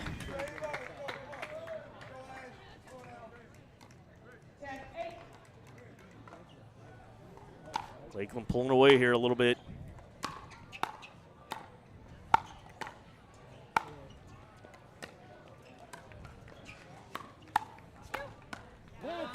Ava just a brick wall on that right side, man. Listen, you talked about it in the interview, right? So she's happy to be here, but a little bit of a chip on that shoulder going, hey, you know, the first 2 rounds, all of you teams definitely whiffed on that pick. Yeah, she's letting everybody know that passed up on her, that was a mistake. So she's definitely coming out playing well these first 2 matches. So excited to see how her progression goes through the rest of the day. Yeah, I mean, if I am Jacksonville, Sophia's definitely got to get more into that setup role. She is playing a little bit big, right, where she's getting caught in a couple situations. I'd like to see her just kind of let things flow a little bit. Yeah. Get into a rhythm. A little bit of a happy feet, getting off the kitchen too much. Maybe like to see her settle in up front, you know, get steady with her dinks and utilize her amazing partner that she's got on the left. Yeah, exactly. All right, so we'll see if they can make the adjustments here, see if Lakeland, you know, changes it up or they just keep firing. Yeah, if I'm Lakeland, I'm not changing a thing. Ashley's playing big in the middle. The communication has been spot on, which we talked about in stop 2 was an issue for them, or a challenge for them, rather. So they seem to have those communication issues squared away, so they're playing well.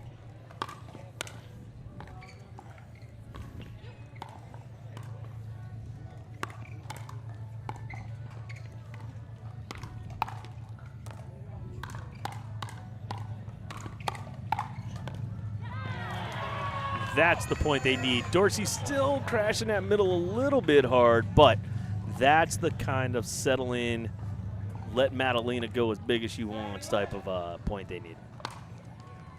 Put it on the board.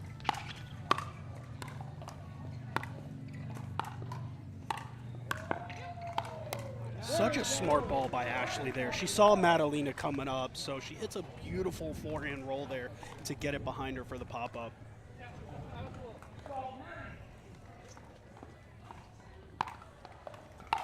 Big serve by Ava.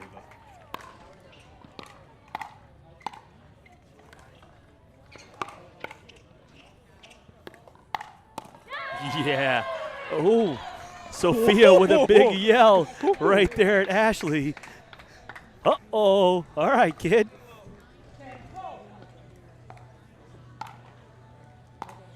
Let's see how Jacksonville follows that up.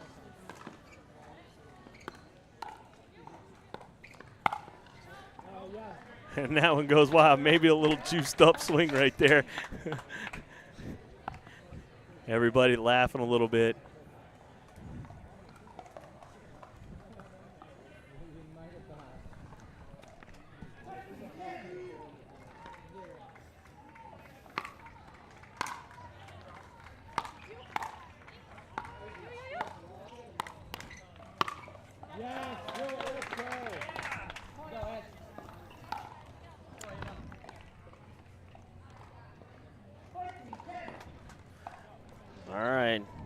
as expected here, Lakeland pulling away.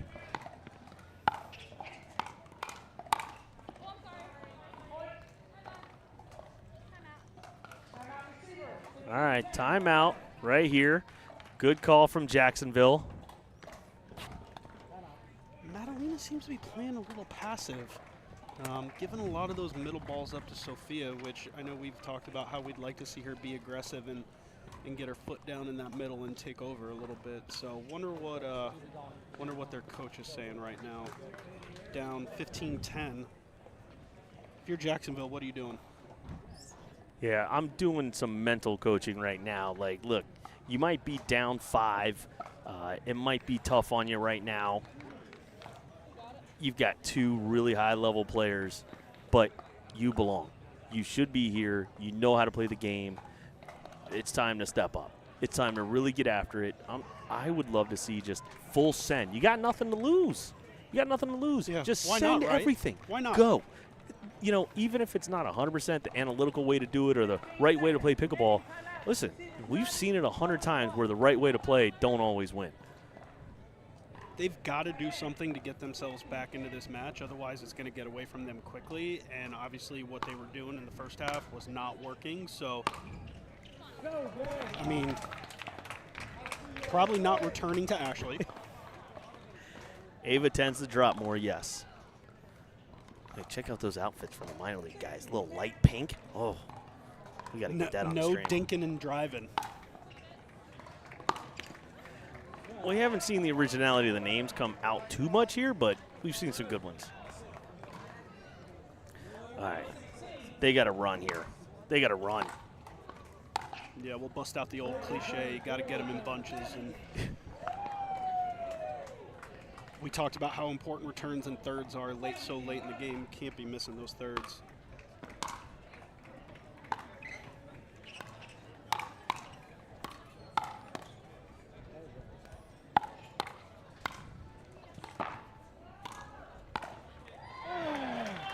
That's a good point there for the ballers.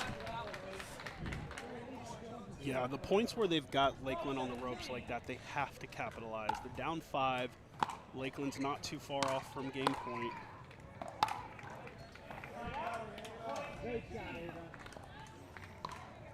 Not a huge fan of that drive there, going backwards. Would like to see maybe a reset or a drop.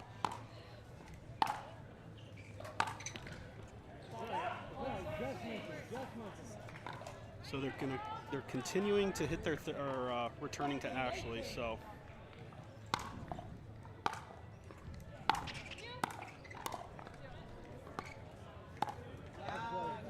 yeah, it's a tough one there, right off the front foot or back foot, trying to half volley that one. 19-13 is the score. Ashley said, "Not today. That one is not coming back." It's kind of a tale of two tapes right now with Lakeland and Jacksonville. You're seeing a lot of energy from Lakeland, being aggressive, coming up to the net, where Jacksonville looks like they're staying a little far back, a little timid. So,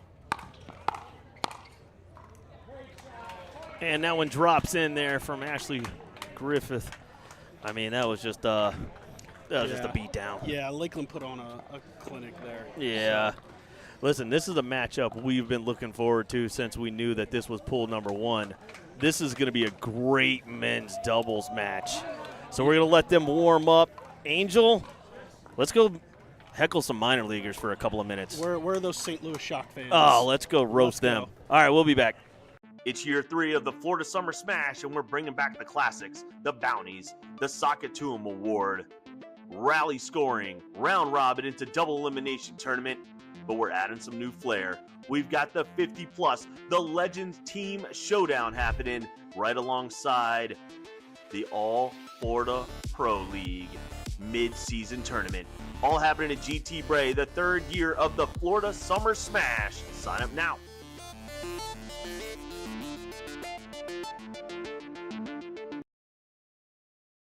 With over 250 events in more than 12 countries, the Dink Minor League Pickleball is the largest amateur team format in the sport. The Dink Minor League Pickleball is a unique tournament format comprised of 2 men and 2 women that compete as a team. The teams compete in men's doubles, women's doubles, and 2 mixed matches. If the games come to a tie, then they compete in a unique singles tiebreaker called a Dream Breaker.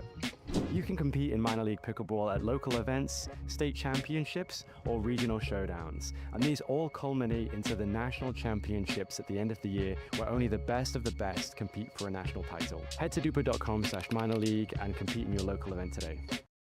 The official store for All Florida Pro League apparel is live at CustomPickle.com. You can get customized official team jerseys from your favorite teams or players from the All Florida Pro League. Use code 20AFPL25 for a discount exclusive this weekend.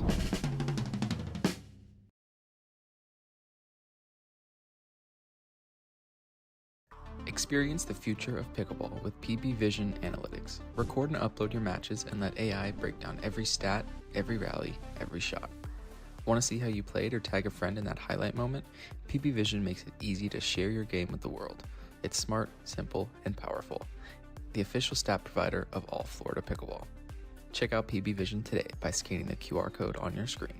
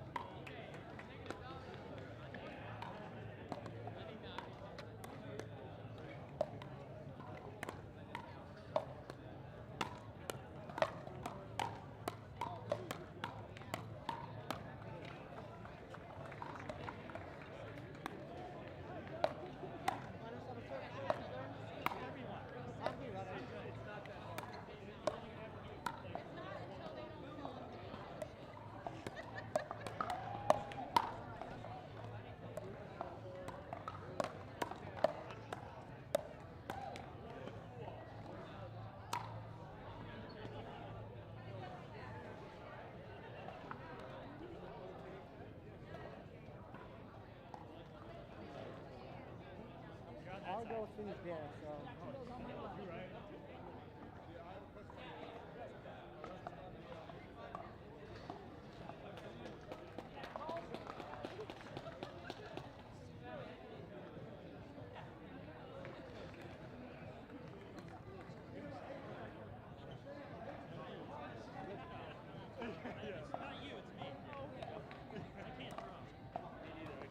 You good with that ball?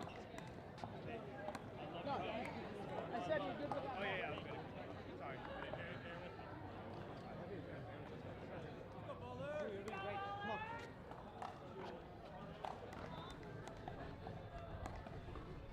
All right, gentlemen. Game 2. Game to 21. Change ends at 11. Time in. 0-0.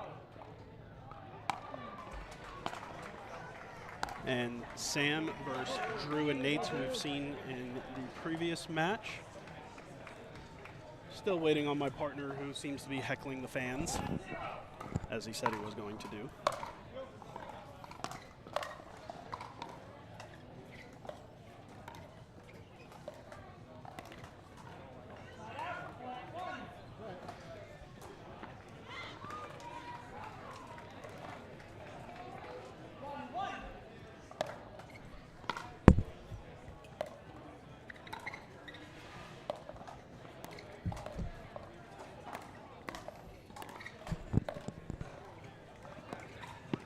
What a shot there by Drew.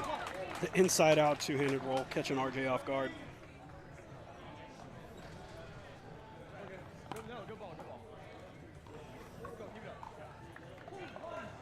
Crowd starting to form more and more as the day goes on. We got our minor league event fully underway.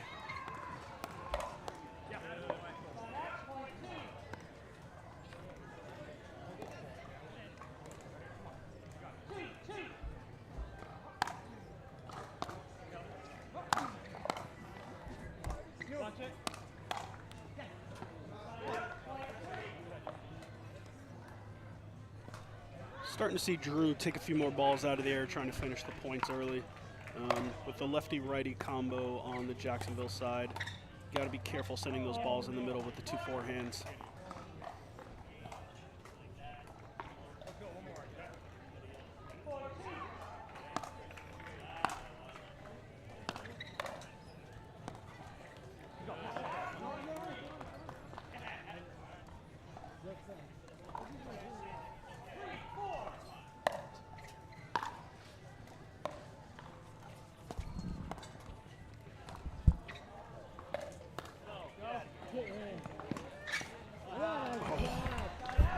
ATP from Sam there, and what a defense by Drew Holder, falling back in the back corner. Thanks for keeping up there, Angel. I appreciate it. I'm back here. We had to take care of the player benches. Ooh, Drew pulling the trigger.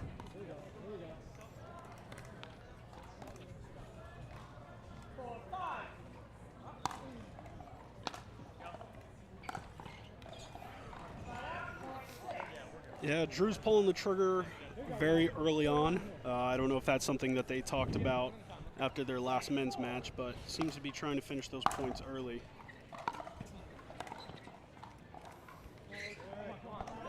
Yeah, you can definitely see this is I mean, RJ and Sam are definitely a good grindy team.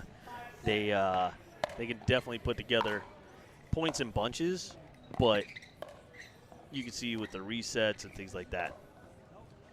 Sam's become one of my favorite players to watch in the league. Wasn't too familiar with him, and then, you know, I've called both of his matches in stop 1 and stop 2, and the guy can flat out play.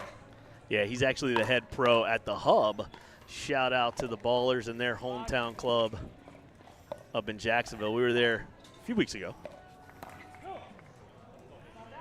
And he teaches. So I will give a shout out here to Jacksonville. They are definitely the most community oriented right now. Lakeland does a good job, but Jacksonville, these guys have beat the Ballers nights. They do play with the pro. They hop on. They just show up at random times and hop on the challenge court and just beat the absolute snot out of the members. And the members love it. I was going to say, as a member, you probably love and hate it. They do. Nobody likes to lose, but when you get to play against 2 great guys like Sam and RJ, what's not to love? There's a great clip going around right now. It's going semi-viral of Sam just getting cooked by one of the members because he was trying to play a little too big and having some fun.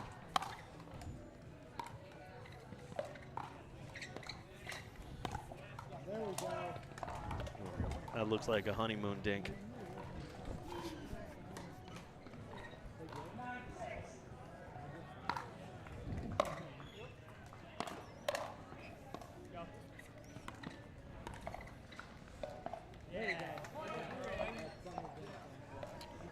Nate's making a point to establish that middle early. He's going behind Sam a lot, which with Sam's length, you kind of have to.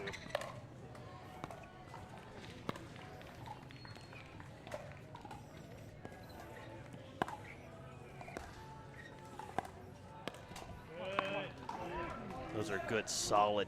I mean, the pace and spin on RJ's backhand cross-court dink right now, I would try and keep feeding that thing all day long. Yeah, before the errant speed up there, you noticed Lakeland was going behind both RJ and Sam. And RJ's backhand was so good that it caused a misspeed up by Drew, but we'll see what Lakeland does. Remember, RJ's a lefty too, so, you know, you got both backhands on the angles.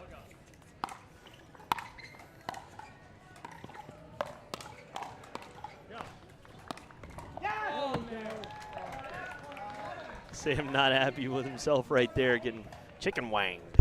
Doesn't miss too many of those.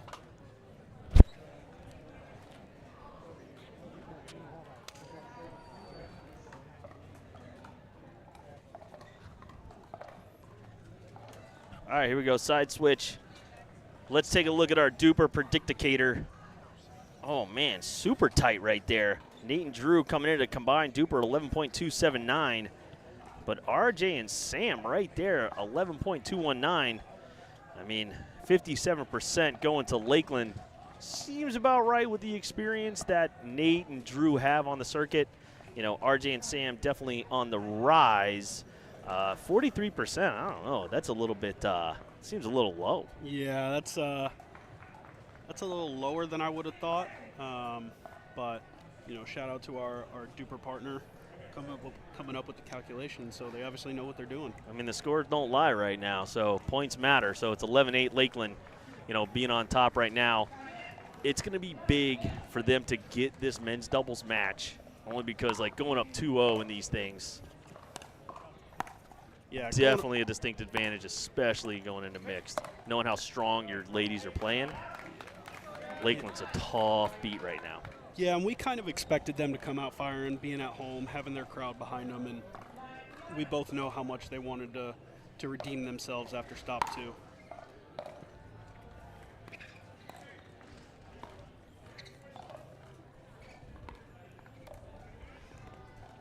That's a great patient dink.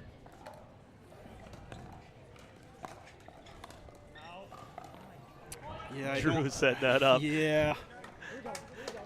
Drew had the crowd ready. If he hits that shot and it goes in, the whole bench goes up. I don't know that you need that there because I think Lakeland was controlling that point very, very well. Maybe a few more before we try to do these inside out of the air speed ups. Oh, Nate's was all over that one. No, it's something unique about Nate's right here is, we're definitely seeing him getting engaged, but the mental side, he's trying to really anticipate shots. I don't know if sometimes that's not really just affecting him in not a great way. Yeah, maybe a little tense in the anticipation of the speed that some of these guys can create on such a short shot, but we'll see.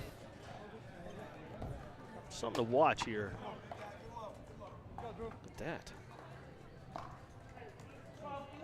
Jacksonville has taken the lead.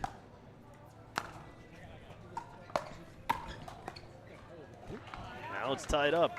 I mean, listen, the Predicticator was showing us one thing, and now we're starting to see how tight this game is. Yeah, if you're Lakeland, get back to the dinking pattern. They were getting those angles to the backhands of both players, keeping the ball out of the middle, not letting them utilize the forehands that they have in the middle. So let's see what Lakeland's able to do. And that's it right there. Add that to the commentator counter. Chris, we need this thing. Next stop.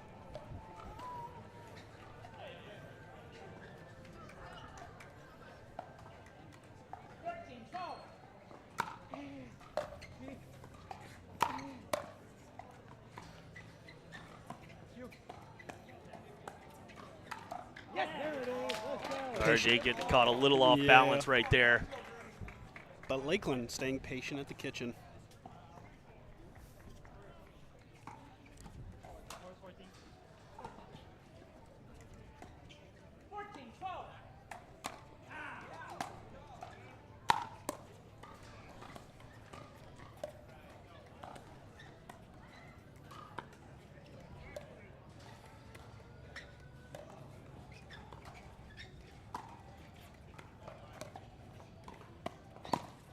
Ooh. Sam with a little twinkle toe action at the kitchen line, and Drew able to catch them off guard a little bit. I mean, that's good recognition of the middle, even when you have both forehands sliding through there.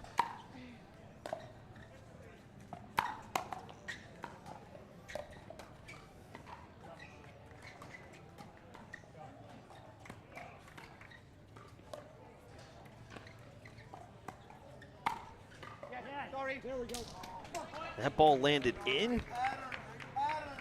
Wow. It was tied up minutes ago. Yeah, one thing I've noticed these last 4 or 5 points is Nate's is starting to get a little comfortable on his thirds, and he's letting those third shot drives rip, which is really allowing Lakeland to get up to that kitchen and establish the dinking pattern. And I'm sure you guys can hear Coach Eddie on the commentary saying great pattern, which is what we've been talking about with Lakeland. So.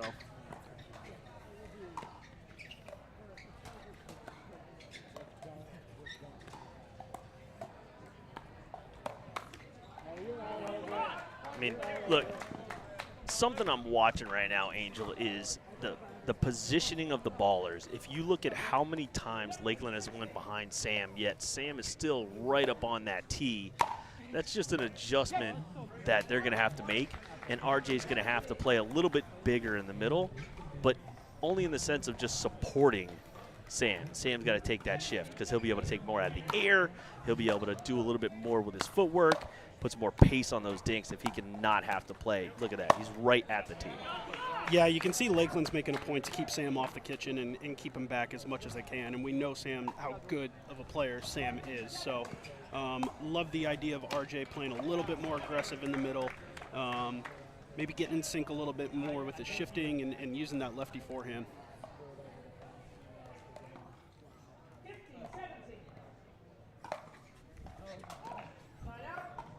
Yeah, you just can't do that. Not down, not this late. No.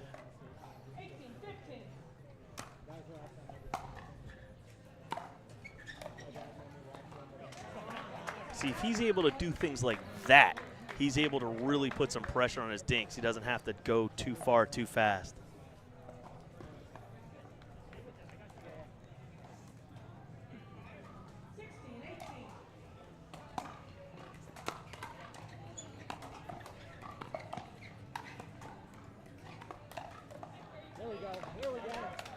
Not a big fan of RJ running around that backhand either. It's there for a reason, you know?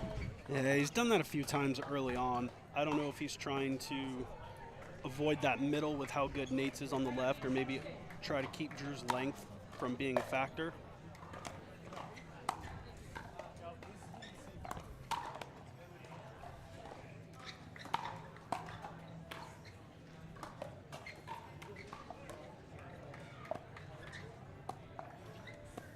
Yeah, a much better point. That's yeah. a much better, more well-constructed, definitely in favor of the Jacksonville Ballers being able to do that with RJ being that big of a presence. Add that to the commentator counter.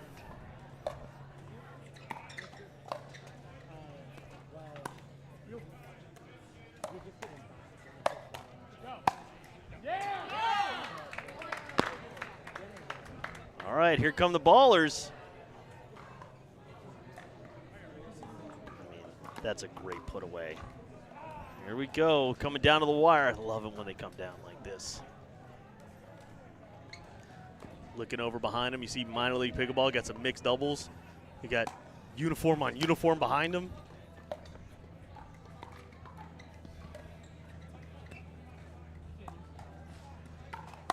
A little cheeky there from Nate's. A little cheeky. Yeah. Risky.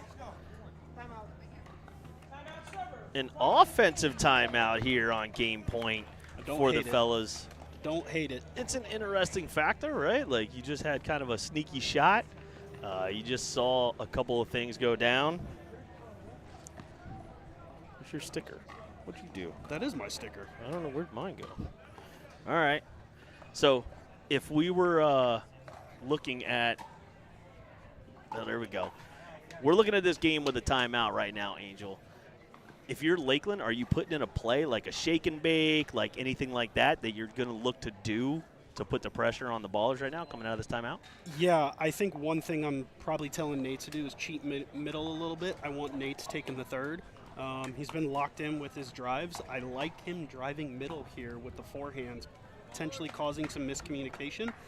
We saw it there last time that there was a little bit of miscommunication on the speed up there. So I'm saying, Nate's, this is your third, and then I'm telling Drew to get ready. I'm telling him, go crash the net. Yeah. Crash the net, get huge, make them see if they'll put one wide, if they'll give one to you. And if they put it away, cool. And if I was Jacksonville, I'm not returning to Nate's, which is what they did right there.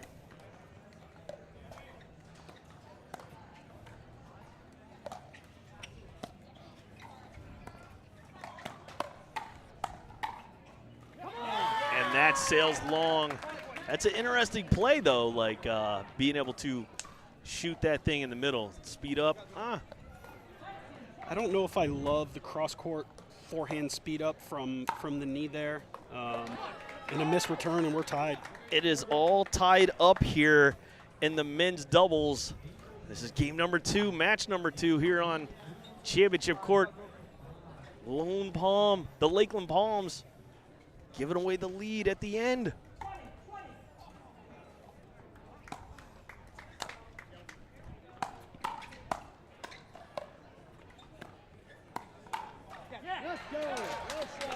Nate's a little backside put away right there.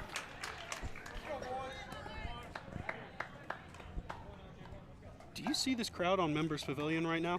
Listen, I'm loving it right now. I was getting texts from the Lakeland group about what time the games were. Ooh.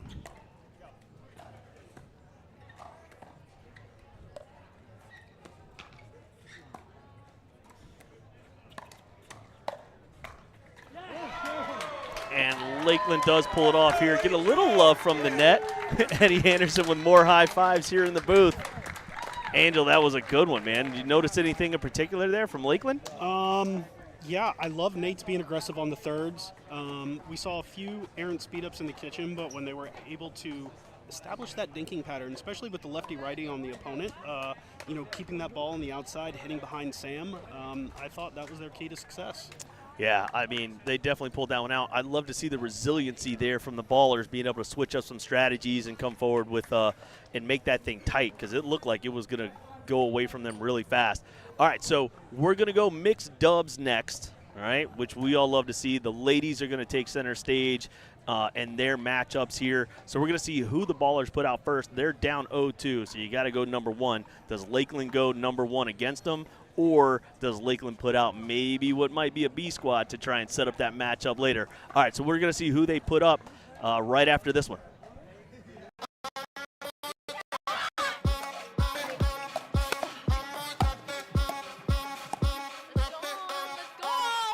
You like that? Let's go.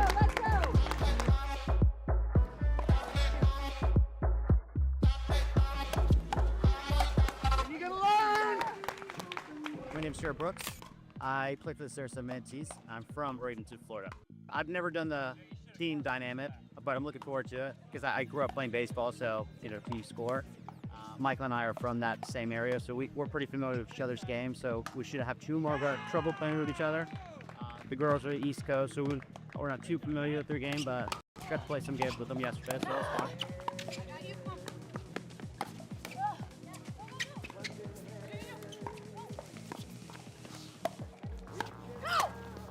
My name is Kim, and I currently live in West Palm Beach, and I play for the Sarasota Manatees. I used to do CrossFit and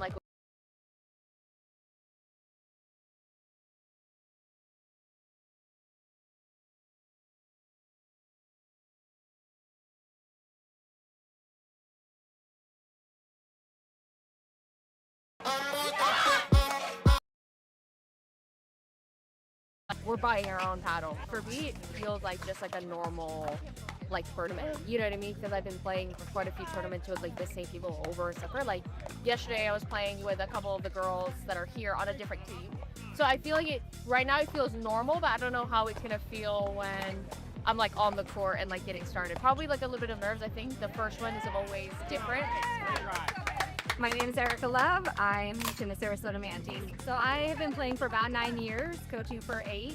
I actually found pickleball in a YMCA on a gym floor with a wooden paddle. So I'm pretty familiar with Jared and Michael's games. We live in the same area, play plenty, and so I knew that I wanted them together, to work and practice and get together. I had top 3 men, top 3 women. I got what I wanted, and so my ladies play together out in the South Florida area, and thought that they'd be a great matchup. My name's Christine Marcico. I'm from Fort Lauderdale, Florida, and I'm on Sarasota Manatees. I was a captain for the Blaze last year, so this is my second year, but I'm not a captain this year. I'm just a player, so I think the experience will be totally different. Having a coach talking to us about strategy. Last year, I was kind of the one leading that, which was awesome, actually. We finished 3rd, so, we did very well. But this year, I'm interested mostly to see, how that works, with, getting guidance during points and, I'm always looking forward to the team aspect. Yeah, I didn't come from tennis, I came from soccer, so this is more my alley of being able to talk and cheer and be rowdy. So I'm always looking forward to any team event like this, and with a new team just kind of comes challenges, and so good and bad, and so I'm excited to kind of work through that and figure out how do we win best. My name is Michael Leonard. I play for the Sarasota Manatees, and I live in Sarasota, so glad to be on the team. Going with Jared, we've played tournaments before. I've known him for quite a while, so looking forward to playing another one with him. And then Christine, I knew a little bit beforehand, and him, We've played some now, so I really like the chemistry with both of them. So, yeah. However, we're going to play those mixed matches. Either way, I'm looking forward to it. I'd like to see us in the finals. You know, I think we have a pretty good. And Angel, I think we got what we wanted here, right? Yeah, this ones is on ones. This is what I would have done. If I'm Lakeland, I'm putting the pressure on. I'm winning the match, no doubt about it. Yes. You're definitely going to see here Madalena and RJ have really good styles. Madalena can still rip that forehand and the backhand, but being able to stay on that left-hand side is big for her. And then straight up in front of the girl is the unique thing that the lefty matchup tends to do. And then this right here I want to see really bad. Ashley won that one, but the cross-court dinking now of RJ to Ashley I think is going to be a key to the success of the ballers. Yeah, but we talked about RJ running around that backhand to get to the forehand a lot, and you just saw it right there on the return. So let's see what happens. You know, you don't want to be popping those balls up to Ashley or Nate's because you know they're going to put it away. And the forehand, the running around it right there actually worked. So we'll see what happens. I mean, that one was definitely good, but you know, you don't want to see him run around everything.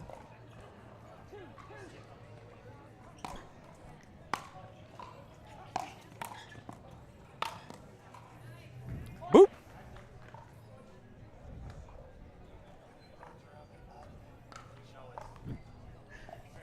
I feel like we're giving the Lakeland Palms here like just advice all day, you know. They're over here listening to us talk.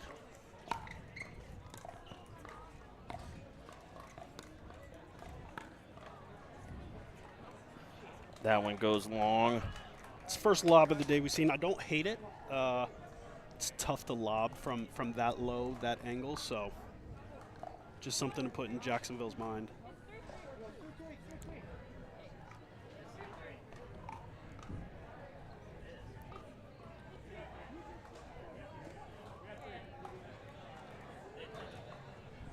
We're just making sure she knows here. Not only are we commentators, but we are scorekeepers as well. Scorekeepers, line callers, models. I mean, we put commentator cam on for a reason here.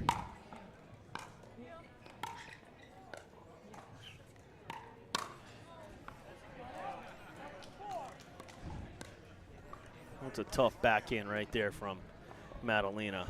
Yeah, I don't think she trusted with how good that reset or drop actually was, and she got caught there in no man's land.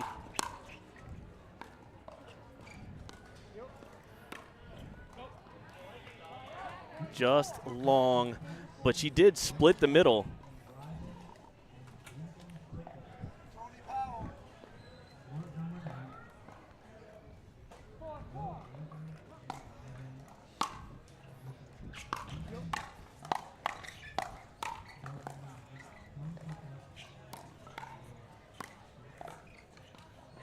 Look at the pressure there from RJ coming in, just taking over the entire middle. Madalena was sitting back there drinking a cup of coffee.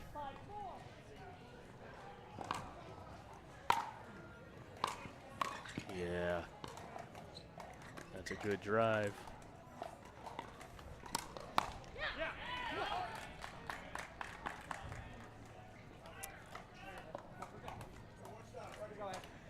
I think Madalena's pace and power might be in the head of Ashley a little bit there. You saw how far off the kitchen she was. If she's got her feet up there, that's probably a put away instead of going into the net. Ooh, watch your lips. Yeah, that one's coasting by. Like we talked about a couple of times, man, the mental side of this game is just as important as being able to hit the shots. You have somebody that's well qualified right there from Madalena. Yeah, I'm probably standing at the baseline, let's be honest. Good off speed there through the middle.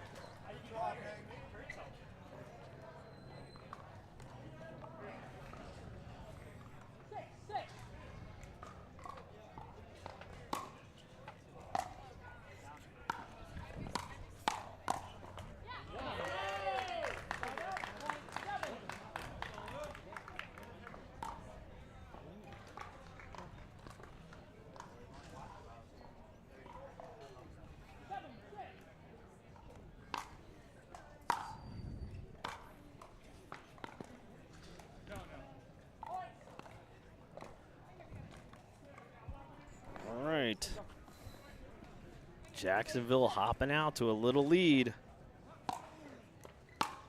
Yeah, Lakeland getting a little sloppy early on in the points, not able to establish the kitchen game, which we said was the key to their success. So.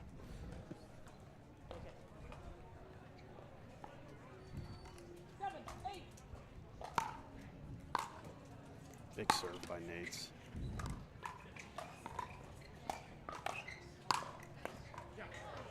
Oh, almost around the back, going up there.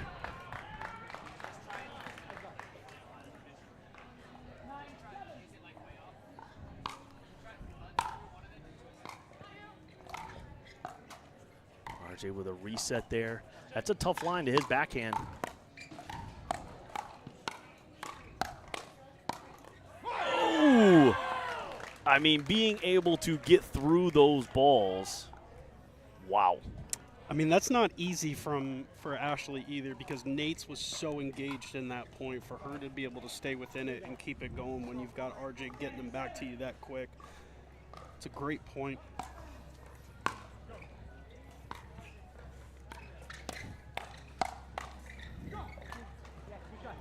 Ooh. RJ pulling one of David's favorite shots, right? Hey, you got it. That lob goes up, you go, hey, you. Yeah, you've seen him the last few points starting to get a little bit more aggressive. Unfortunately, that aggressiveness put him a little bit out of position. A lot of bit out of place. All right, we're coming up on side switch area here.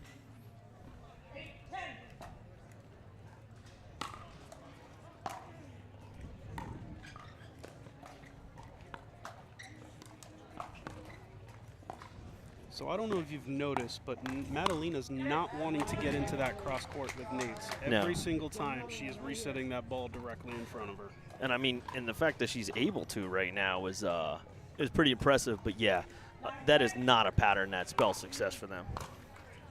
Look, you can see just the serve alone. That pattern definitely is not. But if I'm Lakeland, I'm making a point to go to that every. Ashley's got to go right back to her. Ashley's got to go right back to her.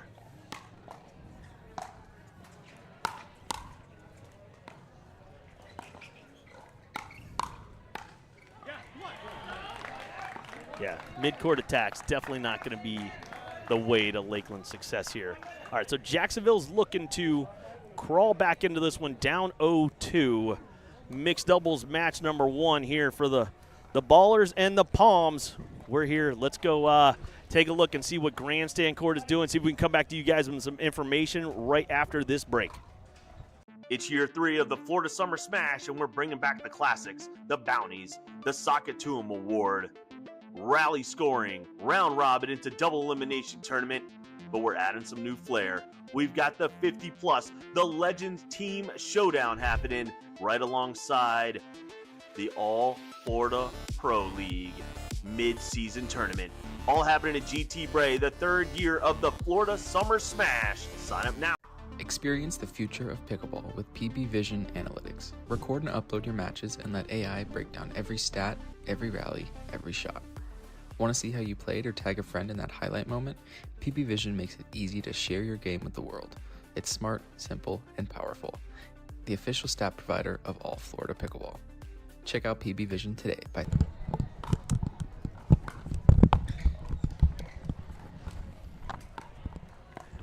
Grandstand got some good action going on. You got Session 2 players starting to arrive. I tell you, Flamingos and Blaze definitely battle it out for like best unis. Yeah, I love the Blaze uniforms. I hate to give Martin any credit because he's their coach, but yeah, big fan of what the Blaze are doing. Yeah, look at this is the pattern right here. Ashley's got to be able to put that thing in front of her. Yep.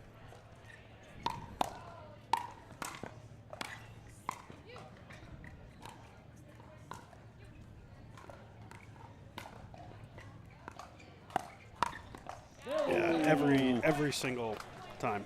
I mean, that's a great point. Both teams. Eddie is right. That is great pickleball. Eddie was right. We'll put him up on the commentator count.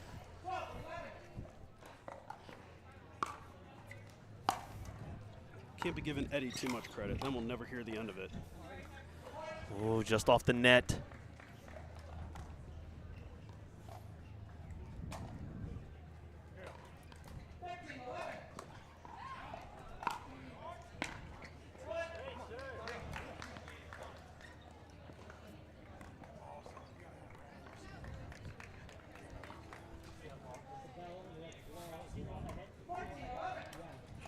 (14-11). Lakeland trying to close out this match early. Just long. Everybody confirms.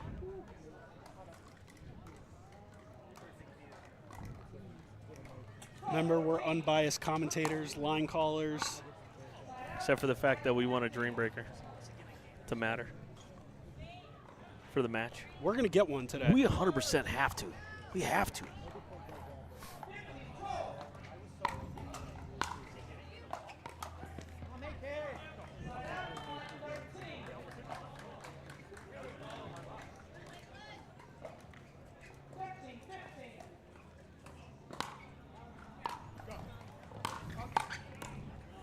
Ooh.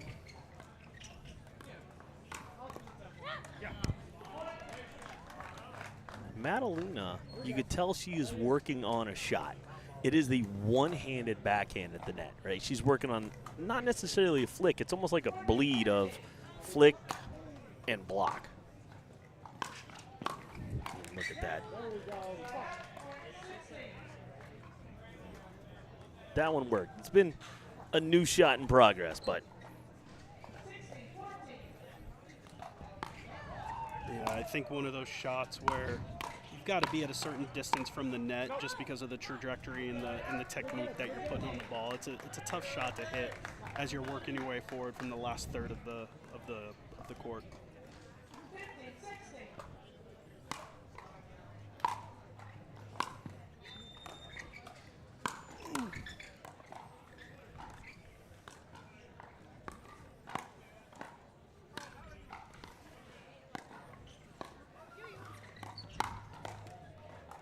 oh, Nate leaning in on that one, getting caught with the net.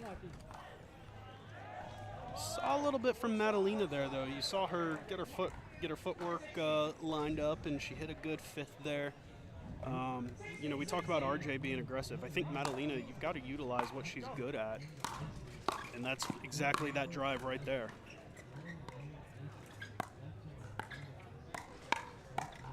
Oh, RJ got a little bit ahead of that one.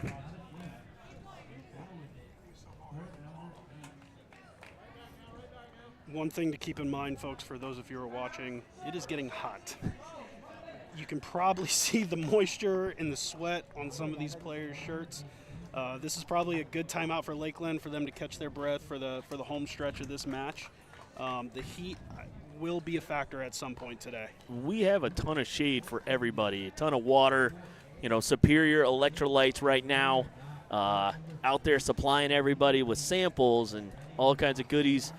And then the one thing that I'm excited about, we'll go check and see the standings after this first mixed doubles match, is who has the fastest serve. So one of the things we're doing here right now is Boys and Girls Club here of Lakeland is we're raising money for them.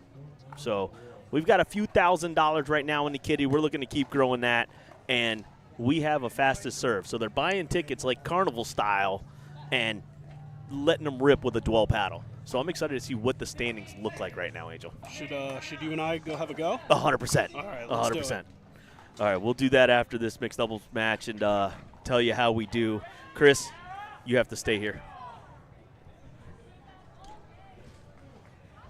So we'll see what happens, but Chris has to stay because he'll win. We'll make Chris go left-handed. Listen, he beat me left-handed twice yesterday. Shout out to Chris Crouch, PPA Challenger, Atlanta winner, second place PPA, Fort Lauderdale Challenger. He won Punta Gorda. Won Punta Gorda. Yeah. Oof. That's a big put away. Here we go, home stretch.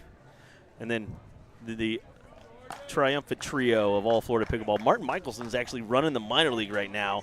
Silver medalist, Punta Gorda.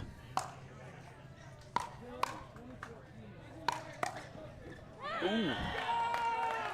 That's a Dwell shoe shine right there. You got the St. Louis Shock team out there watching, having a blast. I hope they haven't won a game.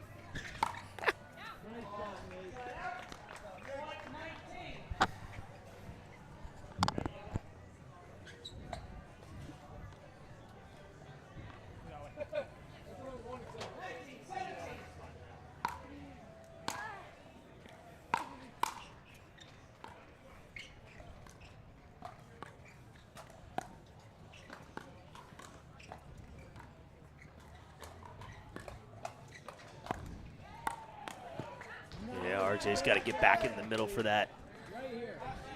Yeah, we talked about Madalena not wanting to get into that cross-court pattern with Nate, and sure as heck, she reset the ball right in front of Ashley, and Ashley sent RJ out wide to get that pop-up. There we go, match point. It is still round robin play, so we will still play the rest of the match, but Lakeland did take home another dub right now. Lakeland's definitely trying to come back for that finals matchup with the afternoon session winner.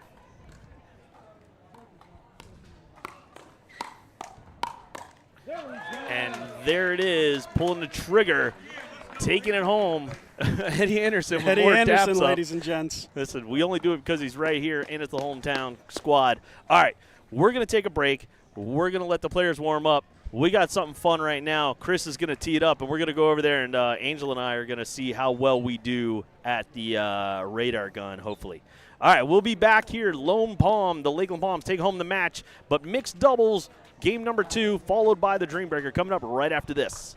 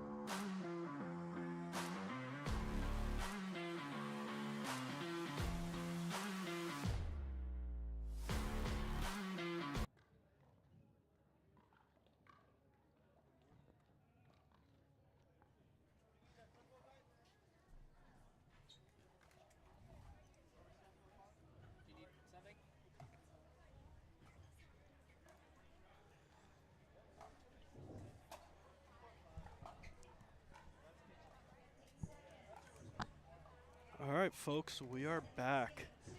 Lakeland has officially won the match as they're up 3-0, but here at All Florida, we're still going to play the final mixed match, and we will play the Dream Breaker.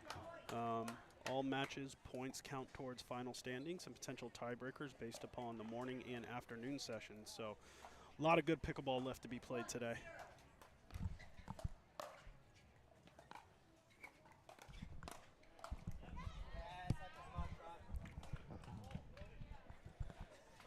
Oh, I'm excited about this here. The young guns of the Ballers taking center stage here, and then Drew and the newly acquired Eva Pisakrita. Ooh! It's a big forehand in the middle. I'm going to keep letting you say her last name. I keep wanting to say Pacioretty, which if you're a hockey fan, Max Pacioretty comes to mind, which not even close. So we'll let you keep on with the last name pronunciation. You got it. Oh, a backhand lob off the Dink. Oh, that's a good spot there by Dorsey.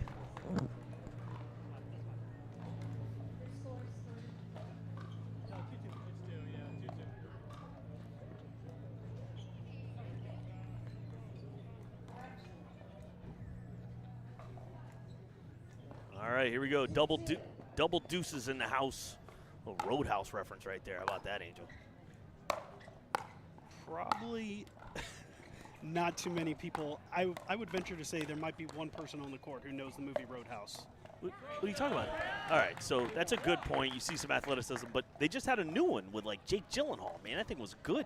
And what's his name? Conor McGregor was in that thing. You know, I'm a purist. I appreciate the OGs. Not too many of the remakes are better than the original, but yeah, love the Jake Gyllenhaal version. Just can't go wrong with that thing. With Patrick Swayze. That one goes out to the left.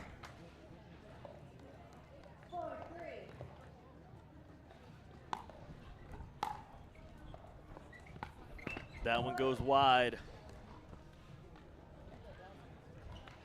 All right, Jacksonville. Oh, no. The signs go down. Yeah, wind's starting to pick up a little bit. And that sails long.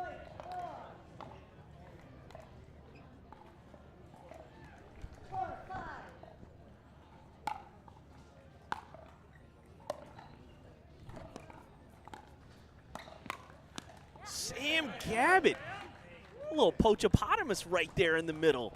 Sticking that big old bear claw in there. I mean, we talked about in previous games why you want to keep him off the kitchen and try to keep him back as much as you can because of situations like that. And it happens quick. You know, he's a big, tall, long guy, but he can move.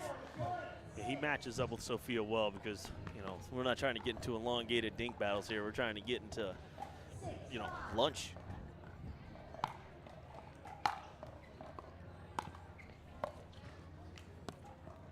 Ooh. That's a tough speed up. Curious to see Sam's positioning this next point. He was straddling the tee box that last point, so.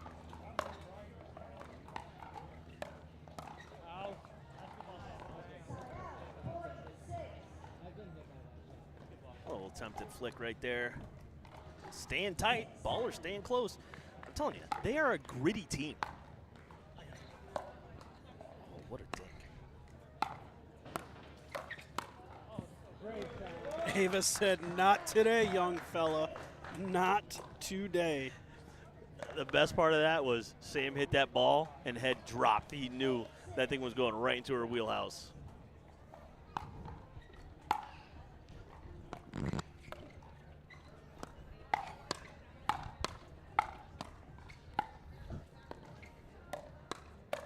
Ooh, look at that defense, baby. Straddling the kitchen line? Yeah, I don't know if that's a recipe for success. I know Lakeland's obviously making a point of emphasis to go at Sophia a little bit, but got to give her a little room and obviously trust your partner that she's going to be able to set you up. Look at that. There you go.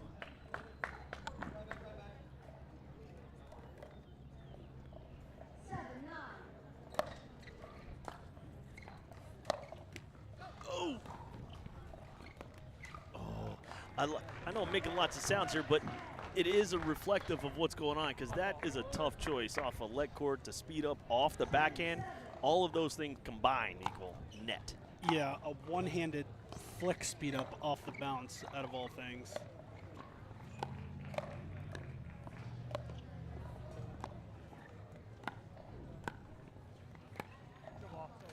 That's tough right there, Sam.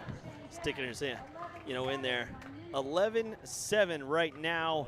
Lakeland Palm still rolling, already up 3-0 in our second mixed doubles match. They're going to catch a little breather here, but if you're Jacksonville,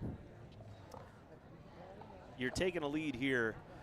What's important is fantasy pickleball. Fantasy pickleball right now. Here's what we got. Some people taking the lead. Who in the heck is that? I don't know who that is. I'm not on the leaderboard.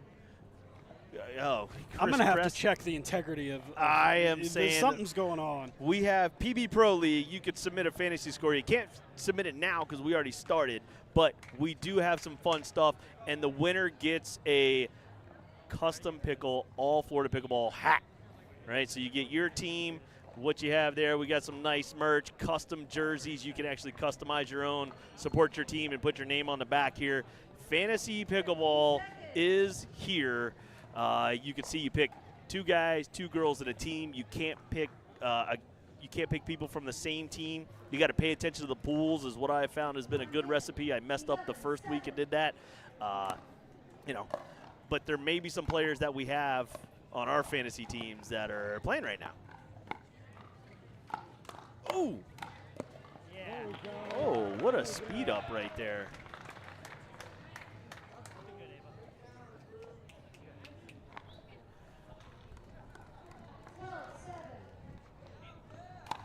All right, 12-7.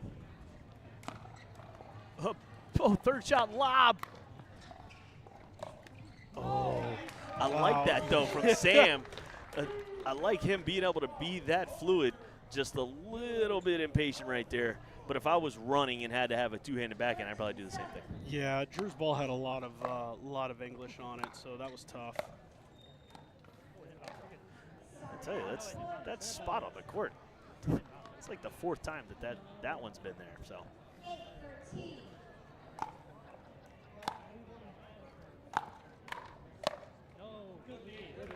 What's a good leave?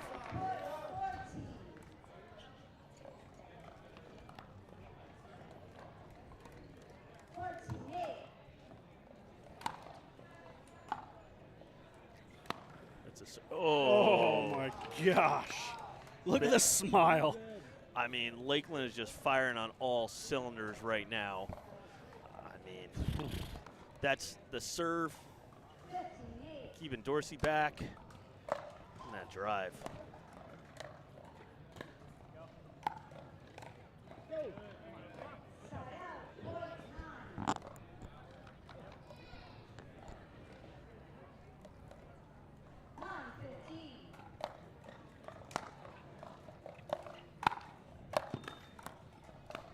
Ooh.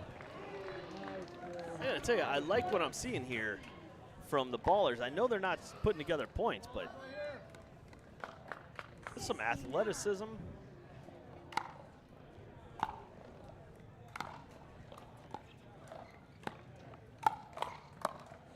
I mean, just textbook from Ava there. Literally from every station, every step, textbook. You were just seeing, like, it's just all out comfort. There is about zero fear in their game right now. When you're doing that and then laughing it off, you're in a pretty good spot if you're playing pro pickleball like that. Can't do too many of those like we've talked about with rally scoring, so we'll see if Lakeland can reel it back in here. It's a good heavy drop right there.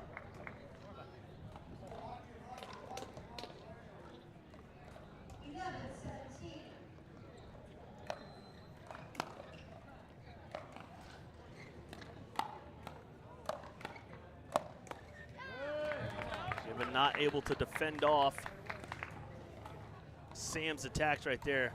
We're watching Sam at like next gens coming up through the ranks now, so Love seeing his game develop, and also love seeing what he's doing as just a pickleball provider.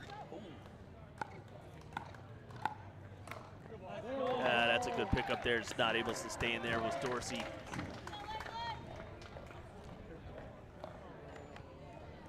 O-Town bangers starting to show up. We see the afternoon session players trickling in more and more.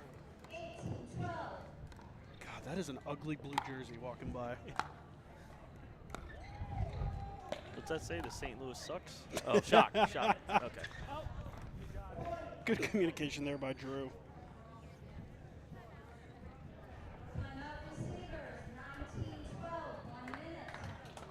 All right, so we got 1 minute. Watch this.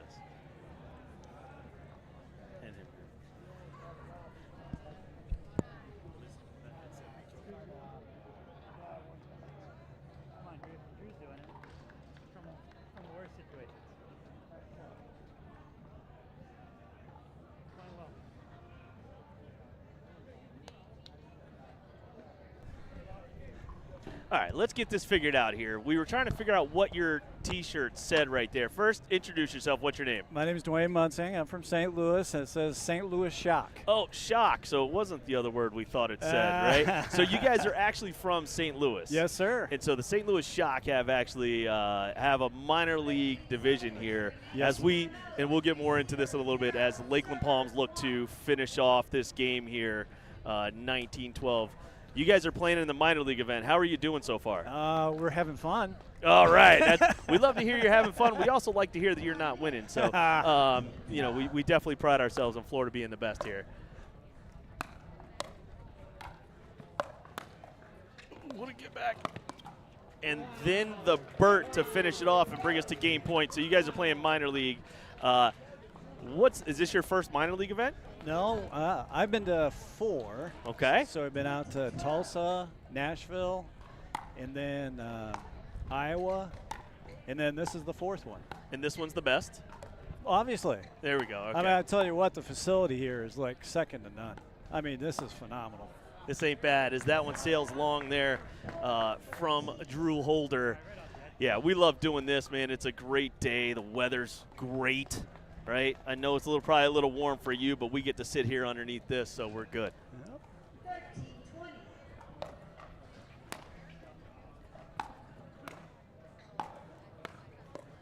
Ooh, just enough. Here we go. Game point number 2 here for the Lakeland Palms. They're looking to go 4-0. All right, I'll let you get back to your team. We thank you for coming out. You are on the live stream now. You're a professional commentator, so congratulations. All right, my man? All right, thank you so much. Keep having fun.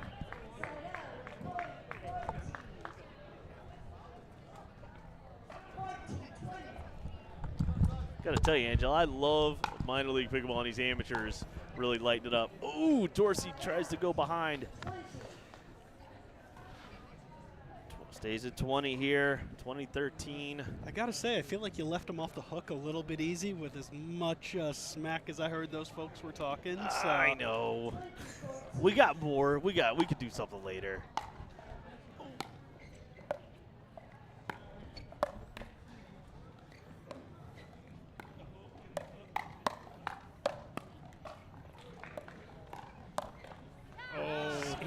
Have it. Low and strong. You can tell he hasn't skipped leg day. Jacksonville trying to crawl back a little bit. Yeah.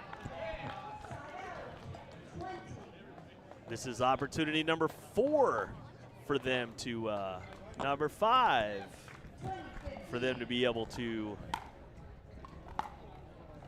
put this one away. Drew said, and let's there end it this. is. All right, 4-0 Lakeland. Eddie dapping us up again here. All right, so we do play singles. Lakeland's going to see if they can take the clean sweep and go 5-0 over the Ballers. So they're going to decide who goes out, and we will be right back with that Dream Breaker.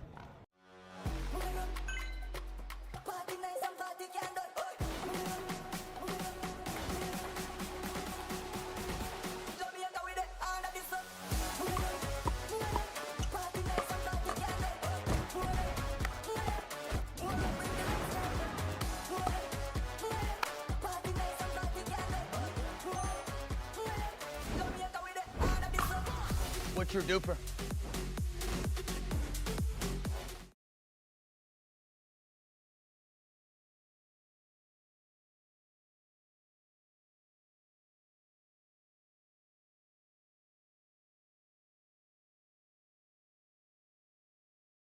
The official store for All Florida Pro League apparel is live at CustomPickle.com. You can get customized official team jerseys from your favorite teams or players from the All Florida Pro League. Use code 20AFPL25 for a discount exclusive this weekend.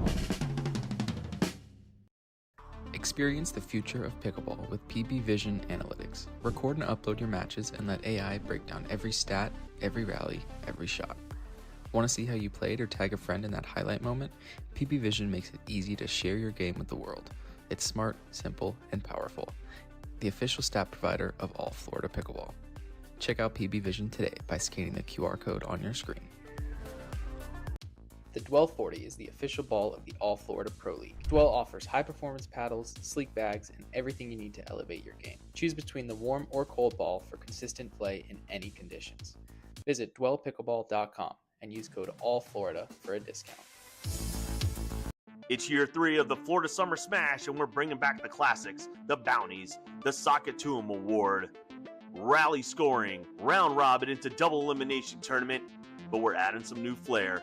We've got the 50+, the Legends Team Showdown happening right alongside the All Florida Pro League mid-season tournament.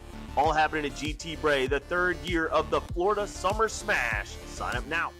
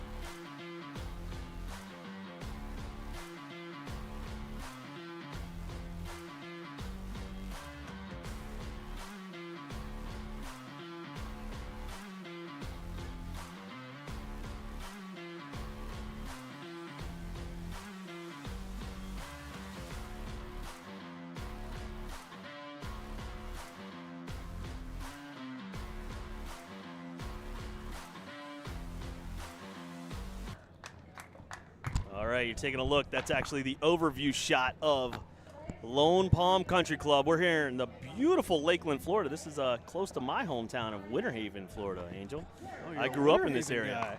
guy. Yep. All right, Dreambreaker. This is going to be a good one.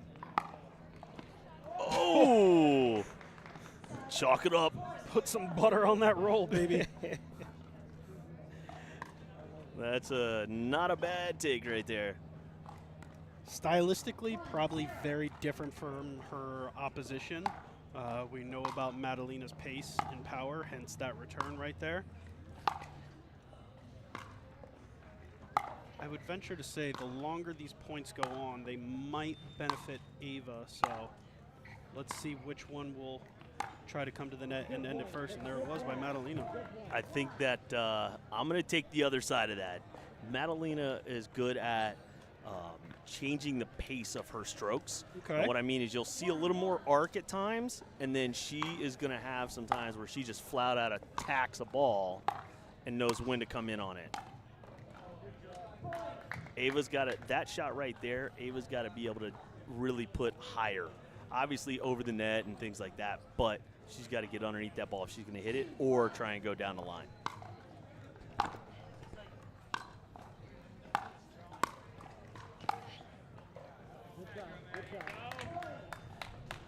Madalena with the out call walk-off. Kind of dig that. Ready? Watch this.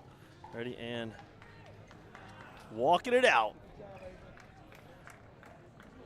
Drew Holder in front of his hometown crew. He's getting heckled. He's getting heckled. Look at this.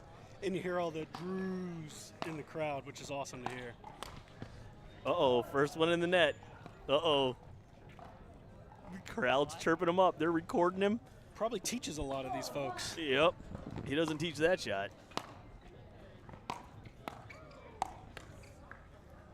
And that's 2-0 here for Artre. Yeah. There you go, Drew. Look at the paddle. Look at the paddle. Blame the paddle. You see Drew's point of emphasis. It's return straight to the net.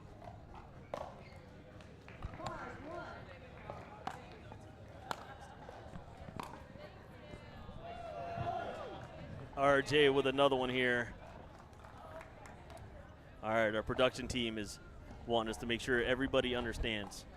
This match matters. We love Dream Breakers, and we love watching them. We love seeing the athleticism, but every match matters. Being able to have a 5-0 on your Bunny, just leave it. Just leave it, Bunny. The signs always keep giving. Whoever bought them should have to deal with them. Whoever's idea was to have them. It definitely wasn't the guy that put them all together and set them all up. It's definitely the person who bought them and thought it was a good idea to put them out today. 100%. 100%.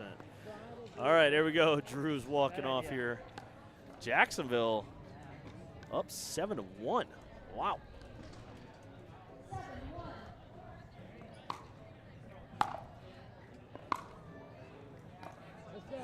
Ooh, she was looking to approach real quick on that.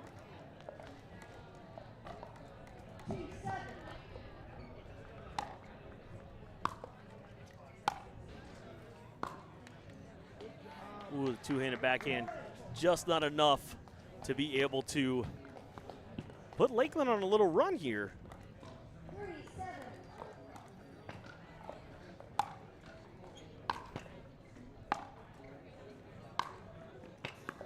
That's such a great ball. Man, that thing mashes. That thing mashes. All right, here we go. 1 minute side switch here. Madalena's like, I don't need it.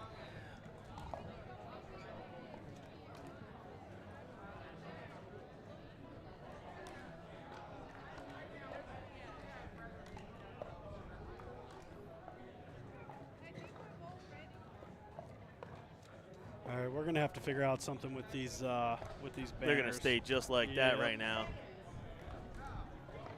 We do have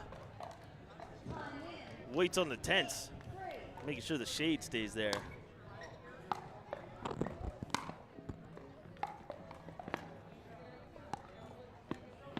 That's a great sequence by Ava. That is good stuff right there.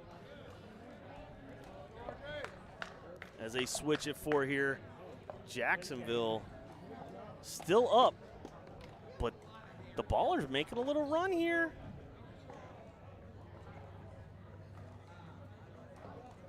I gotta tell you, man, this vibe, Angel, I'm digging this, man. Yeah, I'm loving this. I mean, this is just incredible. I know the people all around the country can't feel it, but I found out the light pink team is from Miami. That makes a lot of sense. Tropical Park, shout out to you.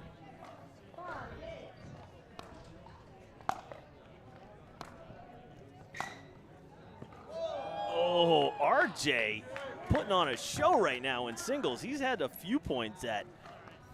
Oh, baby.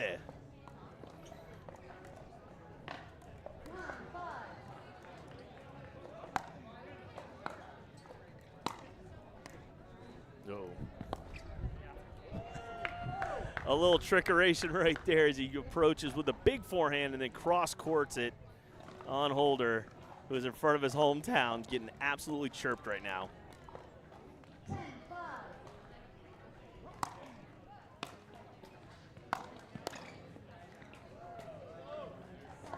There you go. There's a point.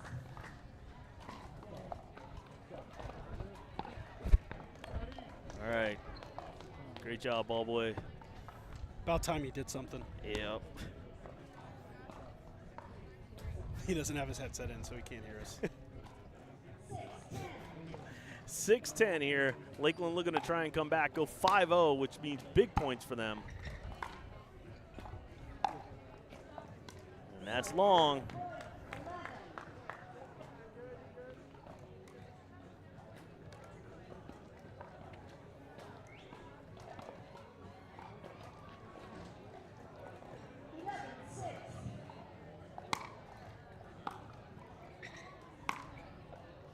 Ooh. That one not quite in. Look at this, Lakeland crawling back here.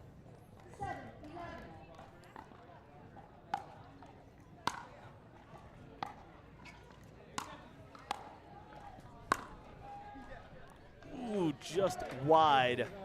Lakeland within 3.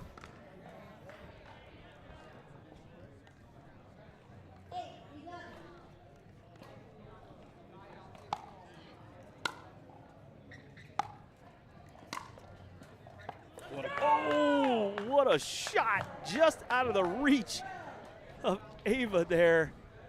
Wow.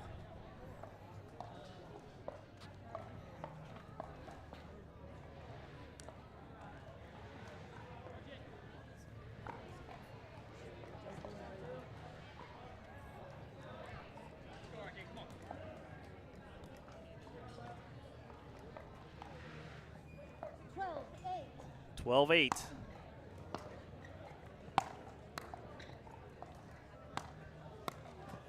Oh, sneaky, sneaky there from Holder.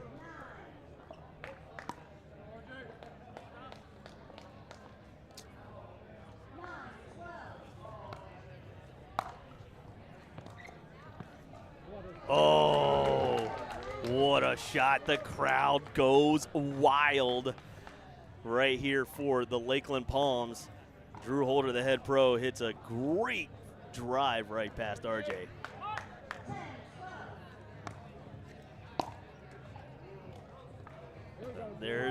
They're within 1.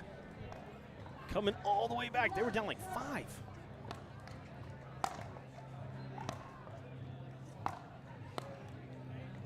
And that same thing again, off the net, Drew in just the court. went 4-0 there. That's amazing. Great job there by Drew in front of his hometown.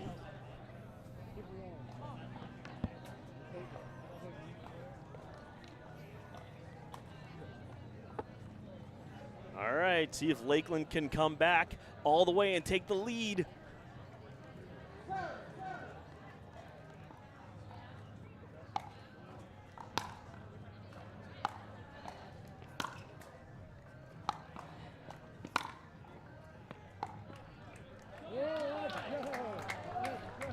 Ava with the sales job, looking like she was going to go cross court and went down the line.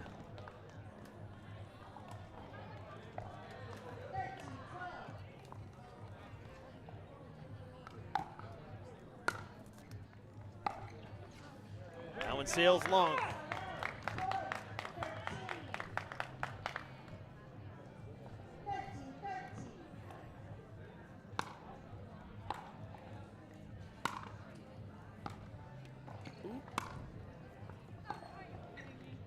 That one sails long. Here we go. Lakeland Palms looking to take it 5-0.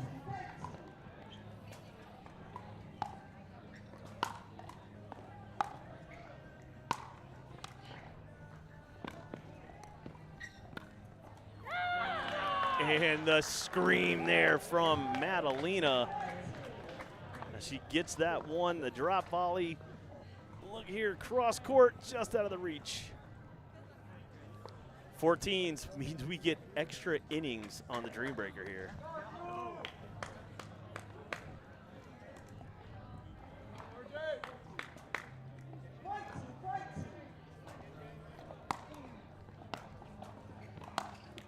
Ooh, all right, on Drew Holder, the man of the hour at his home court in front of his home fans. His team could go 5-0 right here, Angel. All the pressure on him.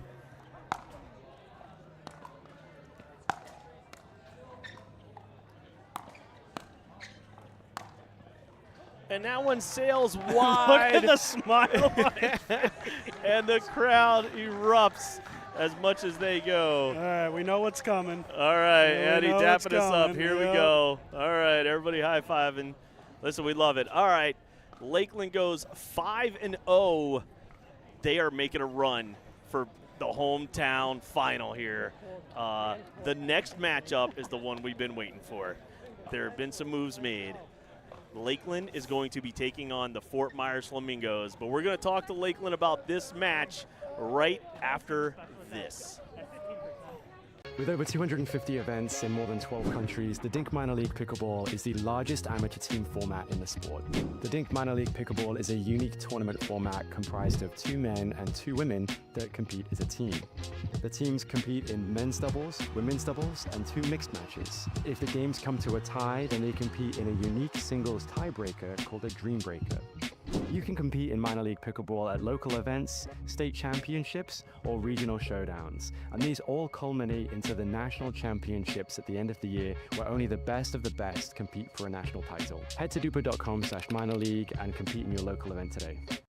The official store for All Florida Pro League apparel is live at CustomPickle.com. You can get customized official team jerseys from your favorite teams or players from the All Florida Pro League. Use code 20AFPL25 for a discount exclusive this weekend.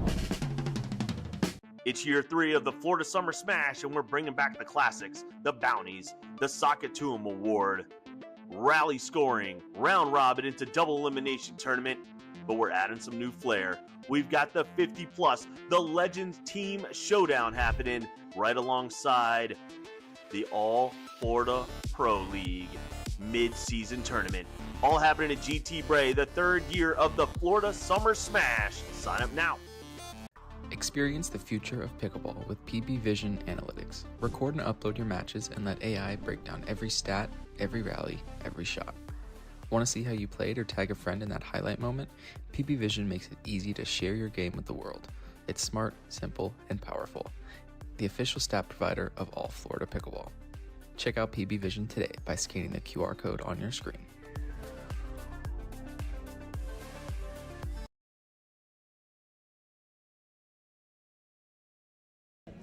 Oh, am I live right now? Oh, thanks, Chris. Appreciate that. The high quality production of an All Florida Pickleball broadcast here. All right, so Lakeland's back at it. You just saw him there on championship court here, taking a 5-0 win. Nates, how important is that to really just go all out, even though you know you've won the match, the round robin scores are there, but to go 5-0, what does that mean to the team right now? No, I mean, it means great. Like, it's first of all really important for our confidence that we keep winning. I mean, it's our home stop. We want to make sure that we bring every single match. And yeah, hopefully we can just keep it rolling. All right, and so Ashley, you guys are 5-0. You're getting a chance. What's it like for you on the bench when your teammates are playing? It might be a tight match. What are some things you might say, do? What's the energy like on the bench? Give us that perspective. Ooh, Ooh, it's definitely stressful to watch because you really want them to win, but I think just keeping them pumped up. But they're playing great. They don't even need a lot of coaching. They got it. And then, Ava, you had a tough singles match right there. That's intimidating. You're going against one of the top single players in the country right now. What goes through your head to step on the court to really play your best? I'm just playing every ball, not really thinking about the person. So I'm not really a big singles player, but so just play the ball. Well, you had some great points. Eddie, she's a beast. Listen, Eddie, we heard you on the mic the whole entire time there, right? Drew, I got to ask you, though, something real quick, bud. What's that like getting chirped by the members that you teach? We saw right before you took the single stage, some of your members were lighting you up a little bit or encouraging you. What was it? I said I was too old for singles. They were encouraging me. So, no, they weren't throwing any shade towards me. I said I was too old for this. We told everybody they were throwing shade at you. All right, Nate, come here, buddy. All right, guys. So Nate Yeager here is the director of Lone Palm. What is this like right now, given this entire environment, your team playing at a really high level? Give us some feedback on just the overall feel right now. It's just a ton of fun. You know, it's super exciting. We've got about 40 members out here playing in the minor league tournament, and then we got our team, and then we've got a huge crowd back here cheering us on. So it doesn't get any better than this. It does not get any better than this. I really can't think of anything that would make it better except for going to break and playing some commercials so that we can go finally test out the fastest serve machine. Chris, can we do that now? Oh, maybe not. All right, we'll be right back with the next match. They're going to be taking on the Fort Myers Flamingos right here in a couple minutes.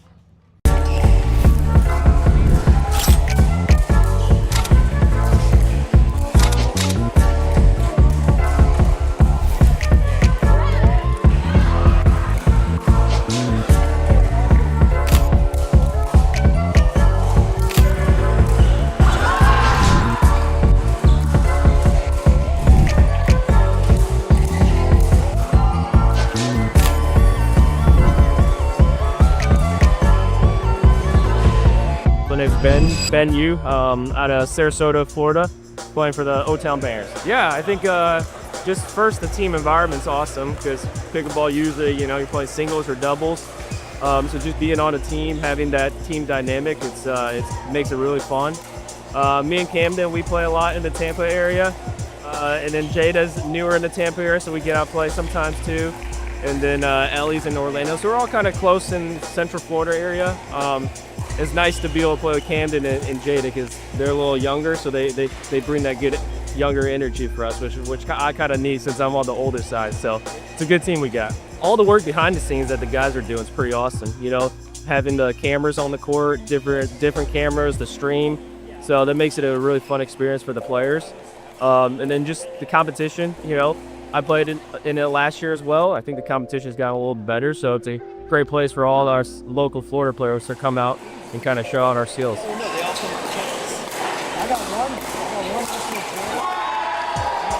Hi, my name is Ellie. I'm from Orlando and I play for the Orlando Bangers. I love that our team is super positive no matter what happens. We're always trying to cheer each other on.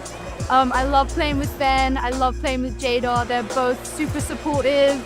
And I just love the camaraderie that we have. All Florida Pickleball has enabled me to play my very best against some of the very best players around Florida. So I'm super fortunate to be on the court playing against some of the top players, especially at the level we're playing at. So super thankful and just happy to be here. My name is Jay Evans. I am a native of Tampa, Florida, and I am the captain and head coach of the O-Town Bangers. Yeah, I think the coolest thing about our team is we just have a really good camaraderie.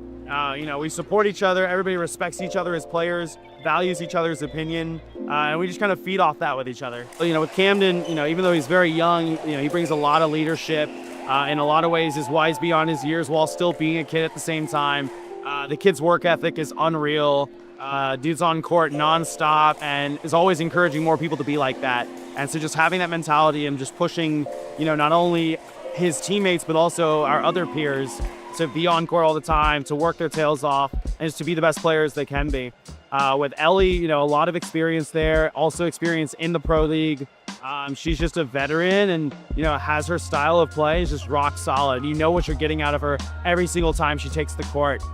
With Jada, with still being so new to pickleball, but obviously the racket sport acumen is off the charts. Is getting better every time I see her, and the sky's truly the limit for her. And with Ben, kind of similar to Ellie, a lot of experience, high-level racket sport background as well, but has just been doing this a long time. You know what you're getting out of him, and they all just kind of bring that dynamic energy when the match gets tight, when they need it. So, just a really fun group of guys to coach. Just really been a pleasure thus far. My name is Jada Bowie. I'm from Toronto, Canada, but I live in Tampa for the past couple of years, and I play for the O-Town Bangers. Yeah, my team's great. I love them all. Camden and I live close together, so we train together literally 85% of the time. So we always drill together. I love him. He's like my little brother. And with Ellie, it's super fun. Yeah, now I'm playing the left side. We changed that from the first stop, and yeah, I think we complement each other really well. So yeah, I think just the Pro League, it gives players an opportunity to play on a team. It's different than like PPA or and in tennis, like WTA, it's different. You're part of a team, you're part of more than just yourself. And it's really fun to play with your friends and against your friends. It's just a good experience and exposure for your football career, so love it. My name's Camden, I'm from Tampa, and I play for the O-Town Bangers. I love the energy the team has. You just go out there and have fun always, and it's really cool to watch as our team grows. Jada's just gotten into the sport, so it's awesome to see where she's come from, and now we're playing together in this. And same with Ben and Ellie, they're great players and they just have a lot of experience to bring. Honestly, I love having a team captain. Like, it's just a support role. It's another person to just give wisdom and advice on the court and support us. So it's honestly great. It's honestly cool to get all these cool players out here, and we're all friendly, but also we all go out there to be competitive and have a fun time. So it's just a good atmosphere to get good games while having fun still. As far as the future, I see myself grinding in the school, keeping enjoying. I started it because I loved it and I never want to lose that. So I still want to play my best and just keep getting better if I can, teaching and just enjoy myself. I'm doing this full time and hopefully I want to be one of the best singles players in the world. But with that, still with doubles too, be a solid doubles player. But yeah, I want to be at the top. The one thing All Florida Pickleball does that's amazing is just a sense of community, Being here in Jacksonville and just seeing the local fans and supporters of this sport being out here, kind of the same thing at stop one. Just really looking forward to seeing how that translates at every stop. And just also too, like, a lot of us are playing outside of here. We're rooting each other on, we're supporting our friends, we're supporting our opponents even, when they're not playing against us. And just having that atmosphere, having that camaraderie, is really what makes the fellowship of the sport so special.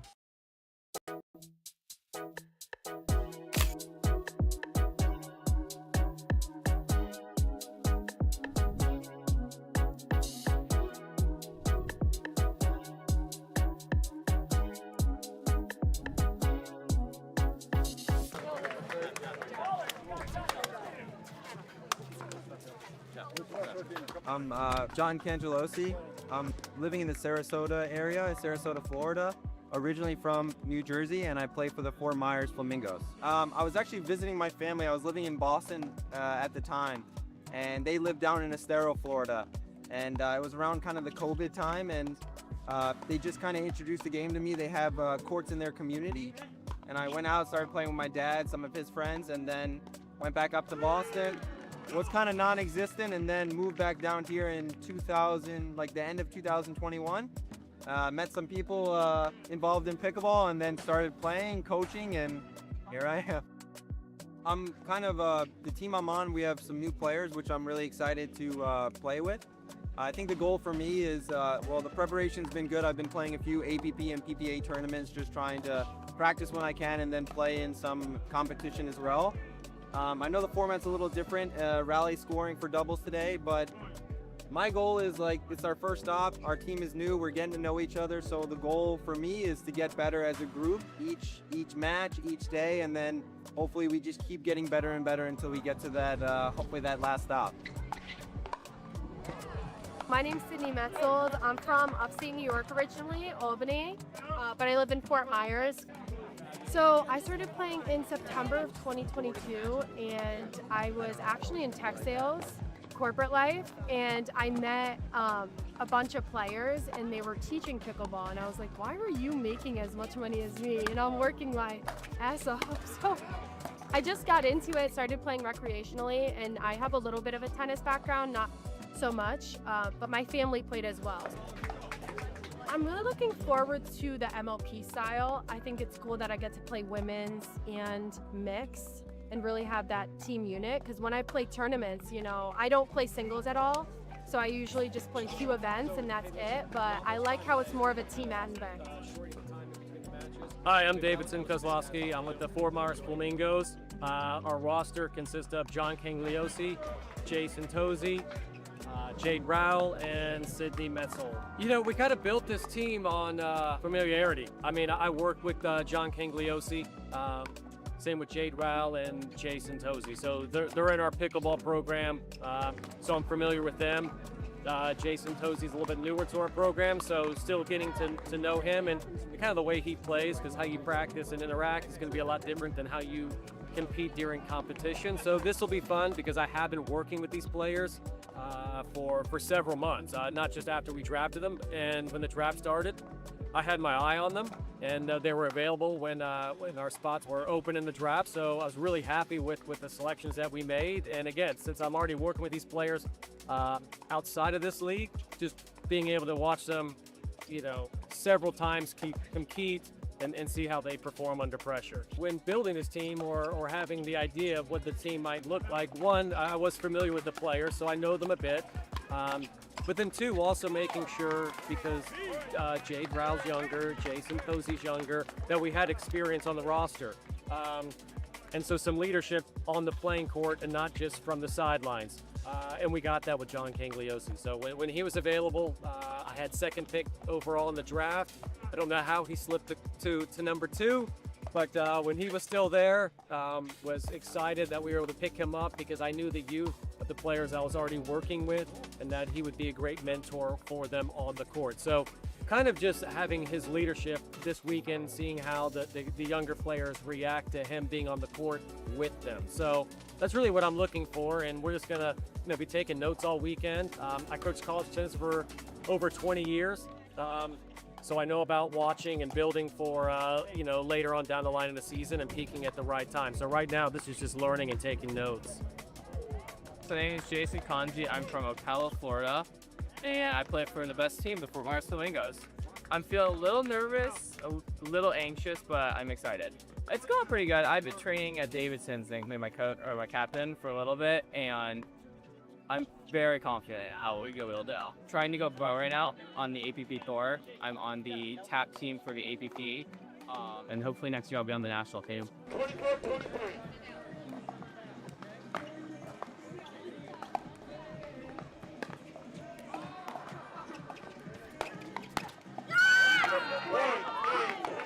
My name is Jade Rowell. I'm from Naples, Florida, and I'm really excited to play in it. It's my first time, and I think I'm at this level, and I mean, I haven't seen a lot of the players, so it's just gonna be fun to play against them. Yeah, I've played against some of the players. I've never played against most of the teams together, but individual players I know. It's our first time playing together. We're working on team chemistry and just working together as a team right now. We're just trying to figure out all the little things. Honestly, I think that our energy is pretty good, so I feel that'll be exciting to watch. I love Jade. I played MLP with her before, actually, so we had that comfortability, I guess. So I like playing with her, and then I played rec with John as well. And then Jay's a young up-and-coming guy, so I'm really excited to play. So I think so far the chemistry has been pretty good, just in terms of getting to know each other, and I'm excited to play with my whole team today. I think we're a younger group, except for me. I feel like the older one on the team, but that's totally okay. And I think there's a lot of talent in this group, so excited to see how we do and how we do going forward. I'm hoping that the younger players respond really well to the leadership. I'm hoping they learn the roles of how you play in a women's or a men's gender doubles match versus a mixed doubles match. I mean, the styles and the plays are different. So we'll just kind of keep watching that and just seeing how the development goes from week 1 to week 8. I don't know much about the other teams and their dynamics. I know we've got some good personalities on our team. And again, I keep speaking of the youth. I know we have a youthful team. and I know we have a very seasoned, experienced leader on our roster in John. So I don't know, hopefully we can have some fun, and we'll see.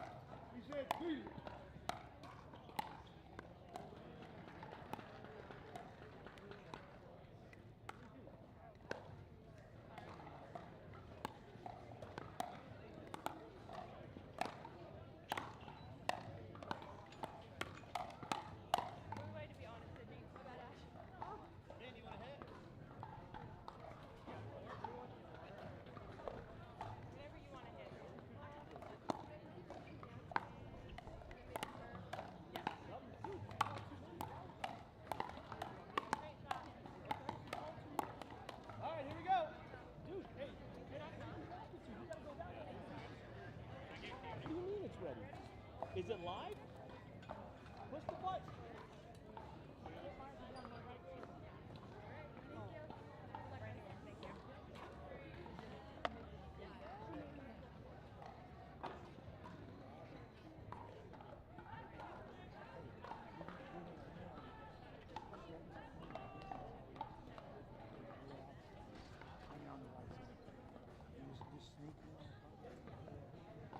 Oh, yeah, Angel.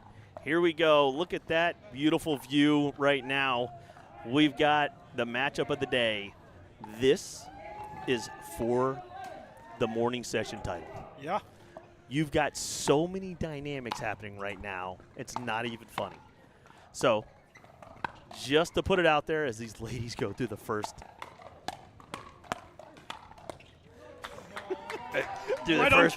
I mean, we're about to see some amazing stuff right now.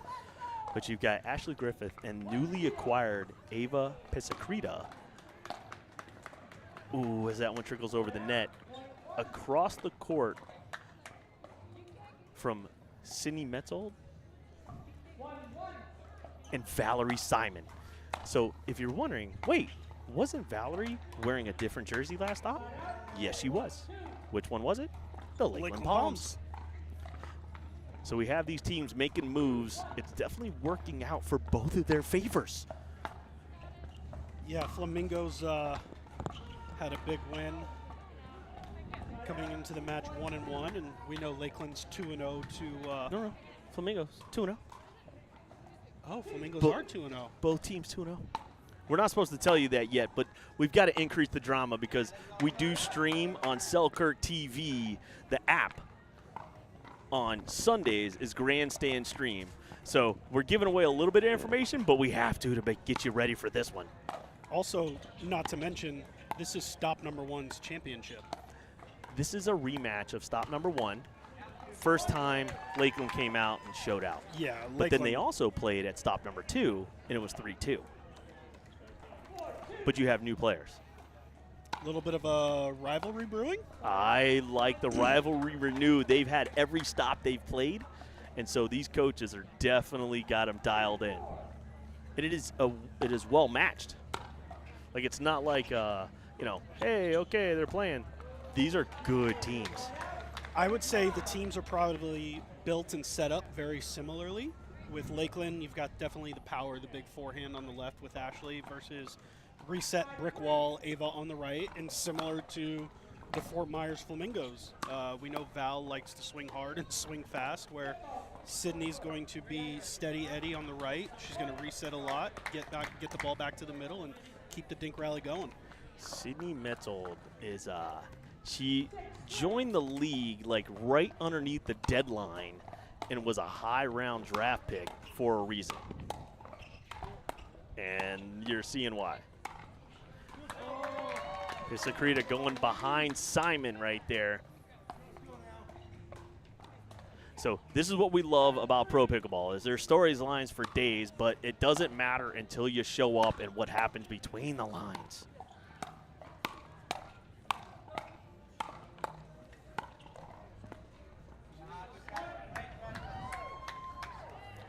Here we go. Metzold not able to do that one.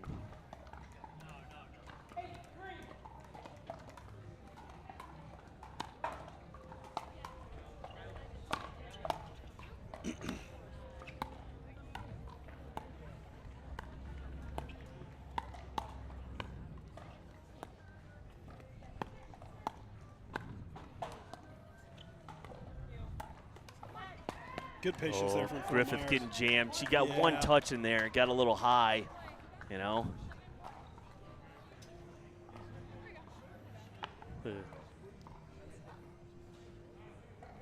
So this is going to be good stuff here. See what the pattern recognition. You see Metzold to Pizzicrita right now. Seems to be the pattern of choice for both teams.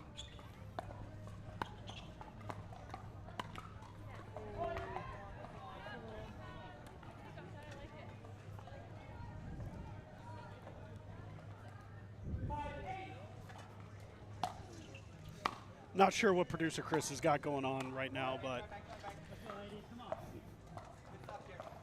All right, here we go. So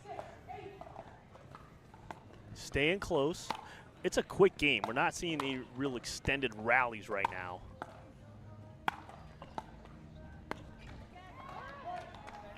It's 5 in a row for Fort Myers, back within 1.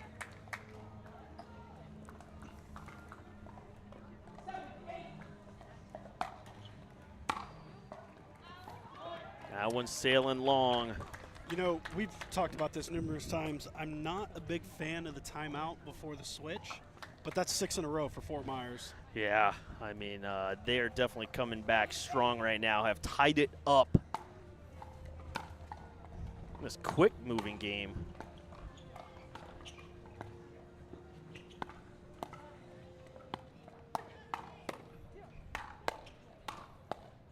Sydney's a machine, man.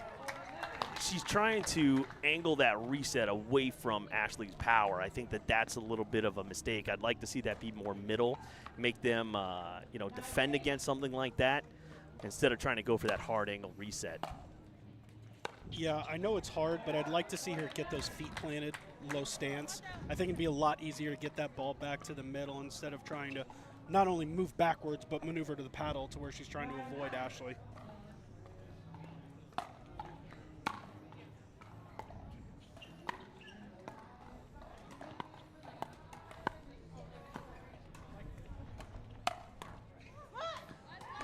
Yeah, that's definitely one right there that Griffith is going to want back. Yeah, I don't know how much Ava knows Sydney's style of play, but Sydney will stay in that cross court all day long.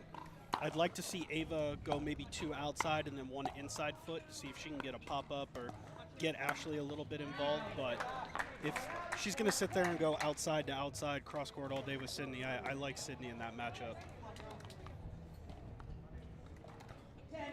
Valerie Simon right there, another one of our youngsters out of the, she's out of kind of this area, like Tampa, Wesley Chapel, plays some down in Sarasota.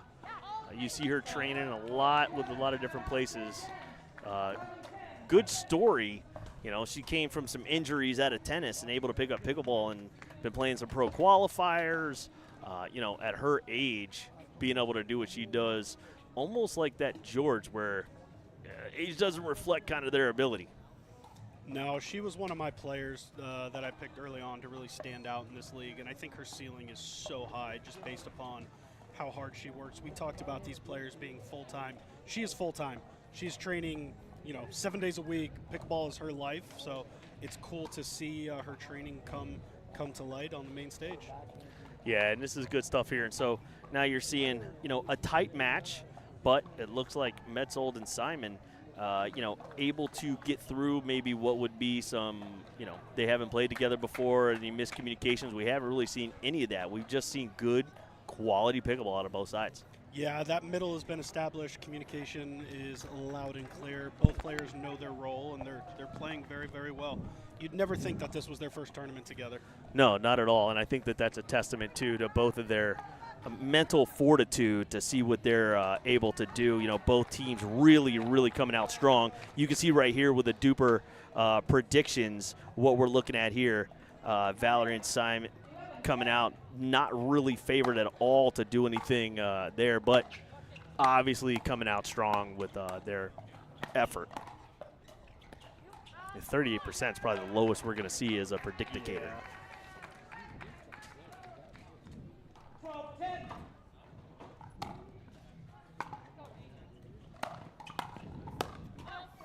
And that one sails long. Here we go. You're seeing a good angle here of Lone Palm Country Club here in Lakeland, Florida.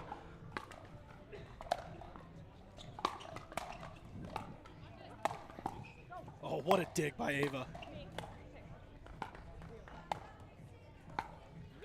Ooh, that's a good put away here as we're seeing 13-11.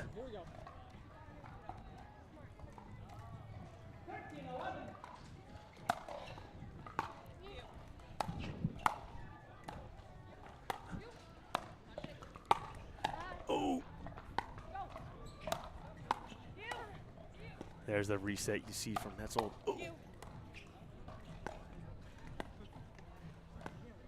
Gust of wind.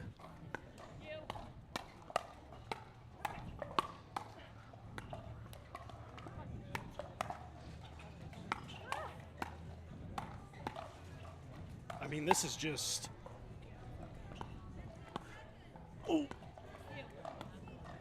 Settling in.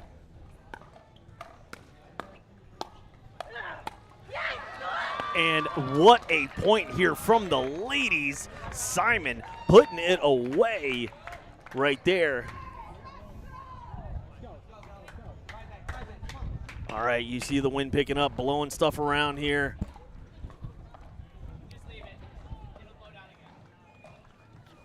All right, we're not going to let that distract us or kill the momentum here. 14-11. The Flamingos riding high.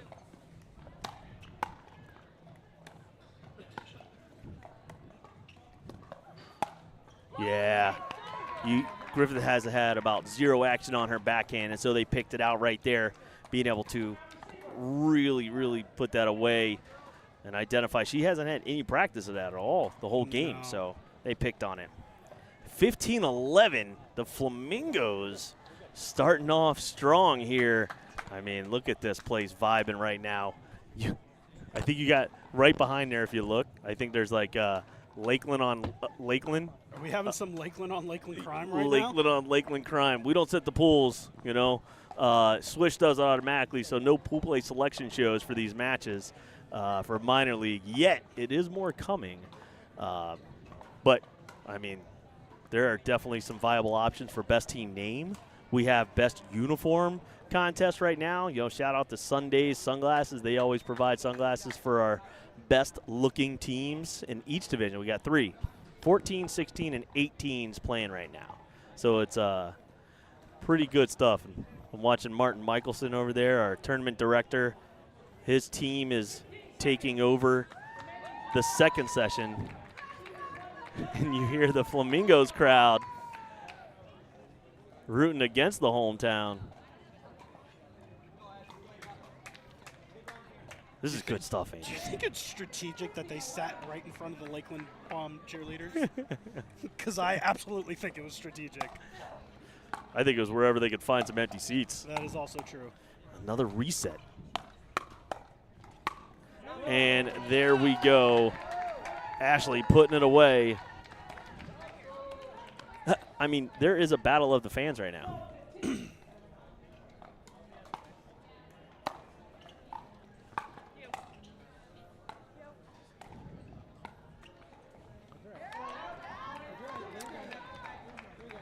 You know, we got the mid-season tournament coming up here next month. I wonder if we could put together our own, like, fantasy team of resetters and see if, like, Metzold and Pisacreta might have the longest matches in the history of ever because they just reset everything. It's so good to watch. To me, it's the sexiest shot in the game, too.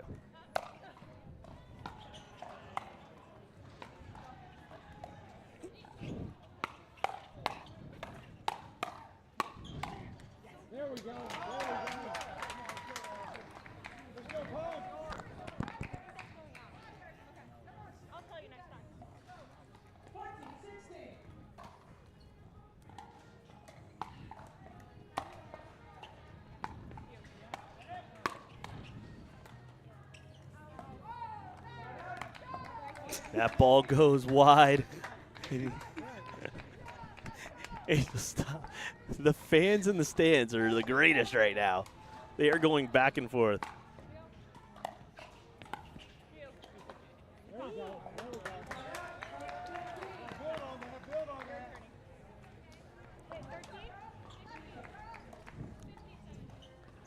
All right, 15-17, the hometown team looking to come back.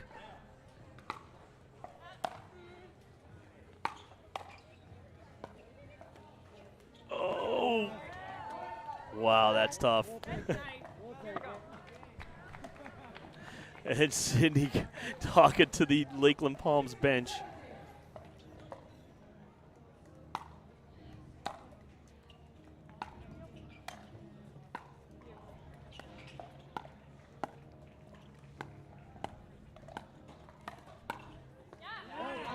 Right behind her. You see Simon really trying to get fired up and into this game.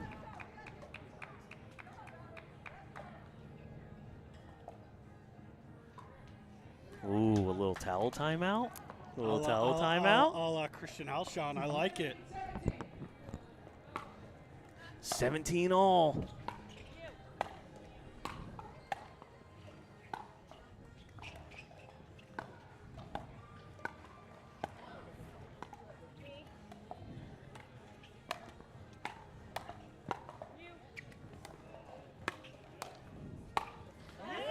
And there it is right there. Griffith putting it away. Time out here by the Fort Myers Flamingos as Eddie and Drew step on our sign. What in the world is going on here? All right, we're seeing some real good pickleball right here. You're seeing an obvious pattern of, you know, Metzold to Pisacreta, Dink Fest right there and resets. But when Simon and Griffith get it on their paddle, it is all-out pandemonium, and they are hitting the ball hard right now. So if you're Fort Myers looking to come back, Angel, what are you telling them in the dugout? I'm looking at Sydney to reestablish that dinking pattern from cross court with Pisacreta. That seemed to be what was working for them. Maybe a few ill-advised speed-ups from Fort Myers there at the end, trying to do too much, whereas if they stay within the pattern, they're being super successful. They got out to an early lead, and they've allowed Lakeland to crawl back by trying to maybe overdo it a few on those speed-ups. So if I'm Fort Myers, I'm getting into the dinking pattern. If I'm Lakeland, staying with my aggressive, letting Ashley go wild in that middle with that big forehand. Do you think the players know what's at stake right now? Other than the Lakeland they absolutely. 100%. They absolutely. They've been tracking. Yeah, you're not supposed to talk about it as a player in any sport, but they absolutely know. It's definitely in the back of their mind that the winner of this goes to the championship tonight of the morning and afternoon session. All right, here we go. Let's see what's in store.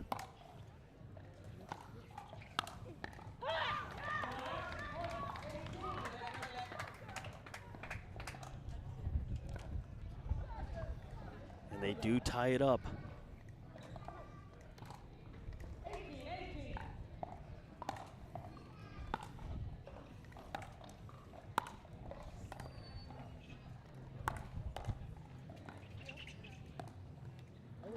Ooh, that one not over the net.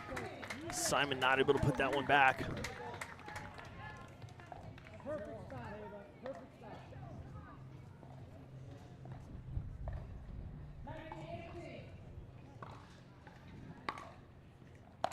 Here we go.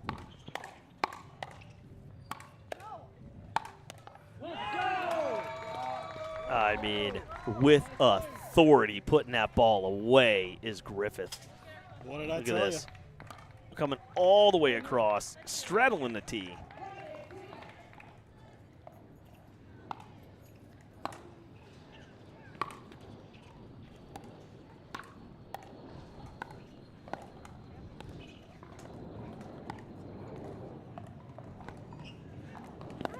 Oh, what a shot. Are you kidding me? Sidney Metzel with the ATP body bag. The neck cord to ATP body bag.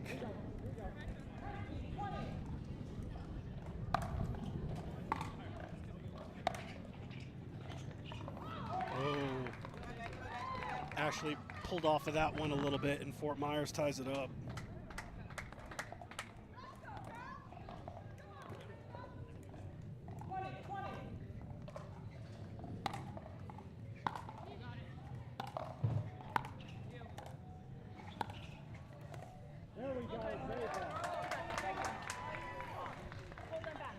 Oh, here we go. 21-20. The Lakeland Palms, the hometown team.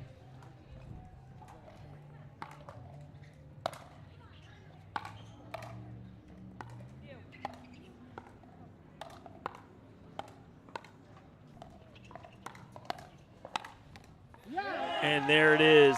Lakeland takes it. Metzel a little bit frustrated there, but that is an incredible game. I mean, geez, and Eddie Anderson coming over, breaking both of our hands. That was well played. That was pro-level pickleball at its finest, folks. You're not going to get much better than that from both sides being able to do that. Wow, Angel. That's all I can say about that game. Yeah, it's what we expected from two 2-0 teams. So, and we know what we got coming up next with John and Mario against Nates and Drew. So stay tuned. We got a heck of a matchup coming up next. Yeah, baby, and we're going to see what makes them look so good.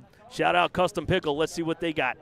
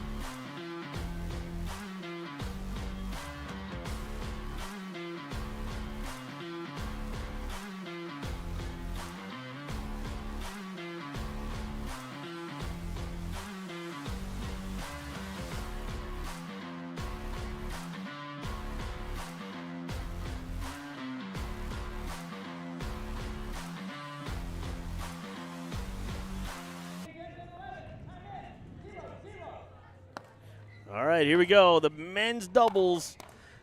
This is for the marbles. You ready for this interesting factoid? We have Mario Figueiredo out of Miami subbing in this time.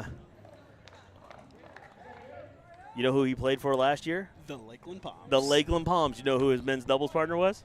Drew Holder. Drew Holder, right there. So we got another Flamingos Palms matchup in the brewing here. Good drama lines. They're actually good friends. And I know we already said it, but remember who Nate Sitar played for last year? The Fort Myers Flamingos. Yep. You know who he didn't play with? John Cangelosi. That's right. Although Nate's shoes would go pretty well with the Fort Myers Flamingos uniforms. I mean, listen, look at John's swag right now. Look at those shoes. We are seeing just such great shoe game right now from these players. Petition to change the name from All Florida Pickleball to All Florida Drip. I mean, I like it. I like it. Chris will shoot me. But, hey, you know. All right, 2's on the board.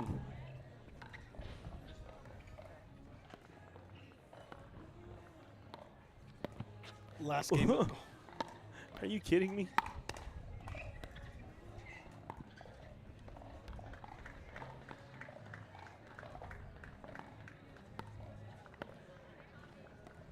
You're going to see John's going to stay low here, swinging a little bit of a new paddle. Was with swinging that gearbox, the elongated one, the knot band one.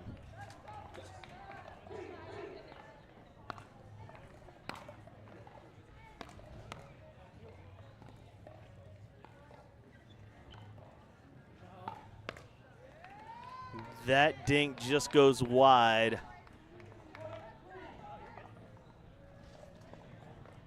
So this is the third match. You know, we're going to get to see who does their cardio because it is hot. Yeah, we've only heard that one time from the minor leaguers, just one. Heat is definitely becoming a factor, although this cloud coverage that is starting to formulate, I wouldn't mind a long overdue break from this heat. And that one drops in right there. Oh, it goes long. Never mind. I'm sorry. Here we go. 4-3 Flamingos. Oh, my gosh. Cangelosi just gets everything back, man.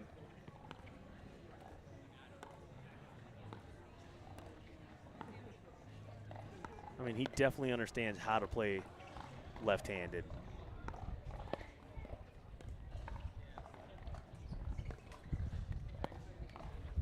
Oh, that's just a little bit of a tough one right there. You could hear the wind starting to pick up a little bit there. Court mics are too good. That same spot on the court. Yeah, that's a 5th or 6th one today. Yeah. Don't look at me like that, John. John trying to give me a look.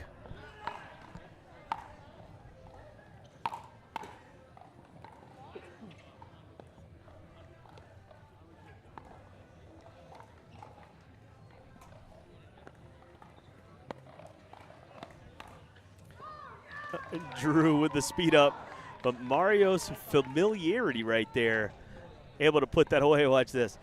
Boop.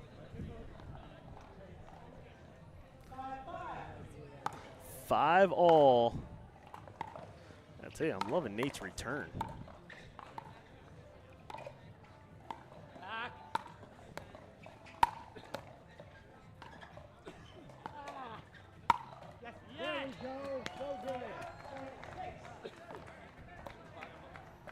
Mario's edge guard is pink as well, man. He just went full send on the Fort Myers Flamingos colors.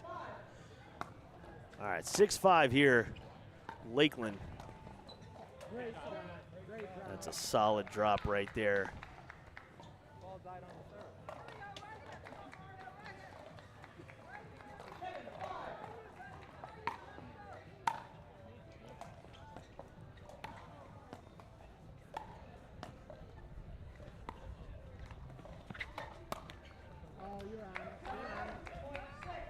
Holder not able to get that backhand over. We're not really seeing any big patterns right here, Angel. Just kind of a let it rip type of game right now. Yeah, I imagine this is their third match of the day. They've already played multiple games. The heat's starting to become a factor. They probably don't want these long, drawn-out points. Although this is their last match of the morning session, I imagine they're probably looking to end these points rather quickly.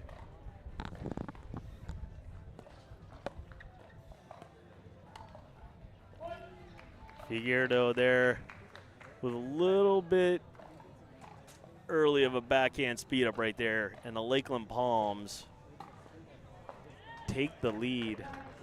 9-6 right now, up 3. And another point here for Lakeland. They're up 10-6 right now.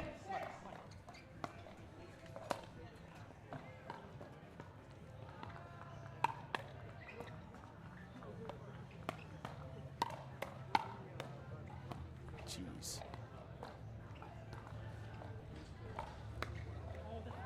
Oh, a little backhand roll. Trying to get that through on the ATP. Look at this here. Ready? Oh, I don't know if that would have stayed in, but Drew hit it.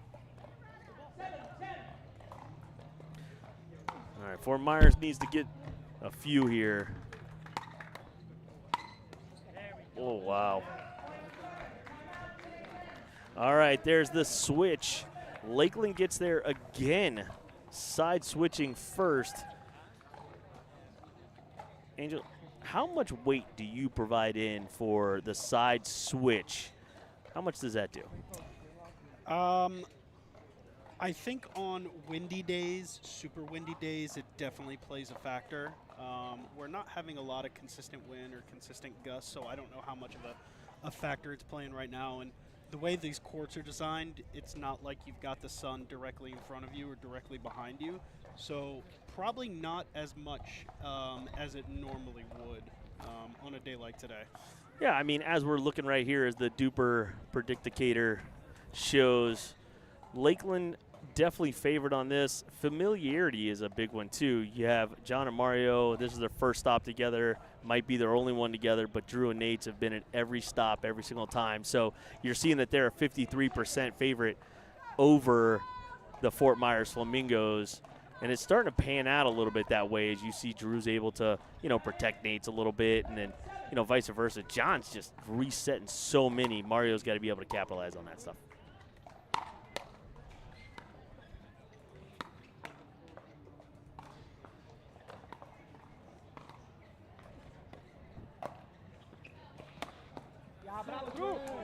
Drew, the ATP in front of the hometown crowd, and the pom-poms come out.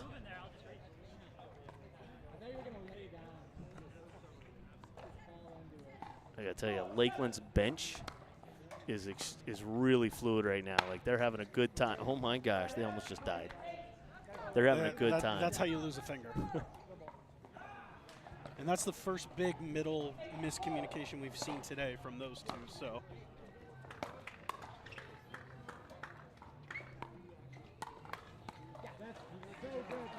Drew was sitting on that.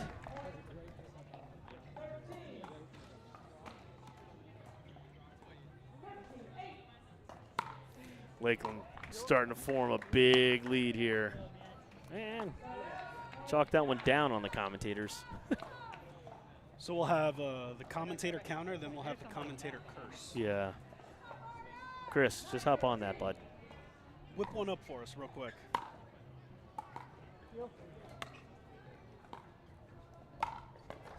Oh my gosh.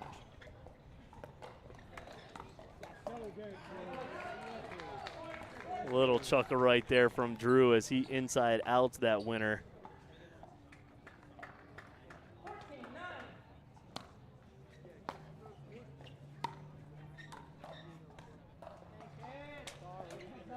All right, there we go. 14-10. Fort Myers got to start to put together something there.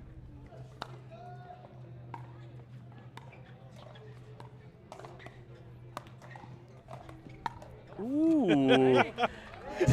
I'm laughing at his face. He knew he got away with one there.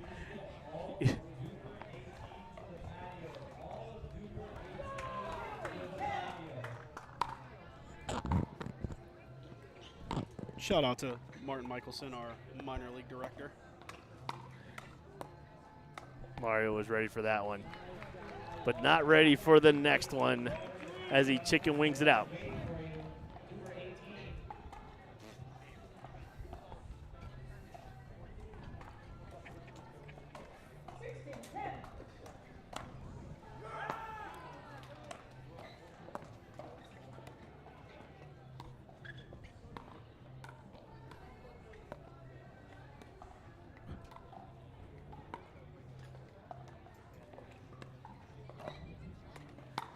I mean, that's like the 5th time Drew Holder has went for that same play. I mean, I guess if it's working, work it. If it's not, you know, they're up 6, so. Hey, I just want to say 3 out of 10 gets you in the Hall of Fame.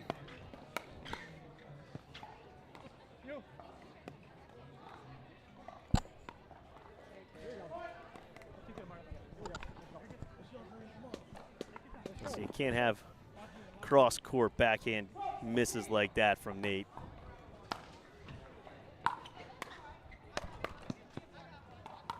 Ooh, Mario running around there. A little scramble-rific. Palms coming out strong right now. Looking to take a 2-0 lead in this match.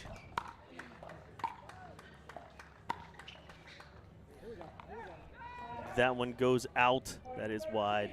I gotta tell you, I would definitely hit more at Nate's right now. Like, Drew seems to be having a good tempo. He's having a lot of fun, making a lot of balls. I would definitely put some pressure on Nate here. Yeah, you're seeing a lot of the balls go to Nate's right now. There he is. I mean, there's not a lot of holes right now for Fort Myers to exploit. Yeah, if Lakeland's rolling and Drew is doing his crazy inside-out speed-ups, there's not a lot you can do. You essentially got to play perfect pickleball, a la what he just did right there. That ball is in. Mario letting it go. I mean, Drew just roped that thing. That was a banana peel. And they're walking off smiling right now. All right, Fort Myers taking a much-needed timeout. This is men's doubles right now. The Palms are up 1-0. Flamingo's got to figure something out. We will be right back with the conclusion of the men's doubles game.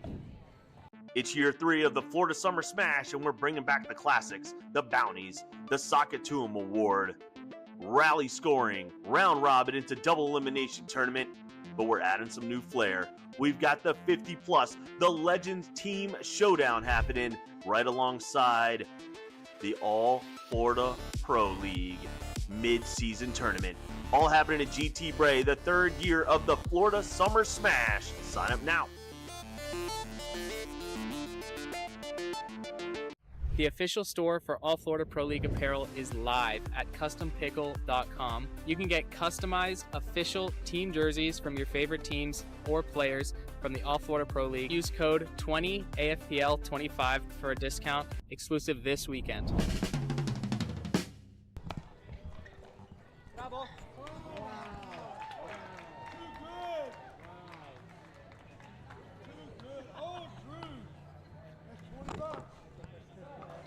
All right, Lakeland with game point.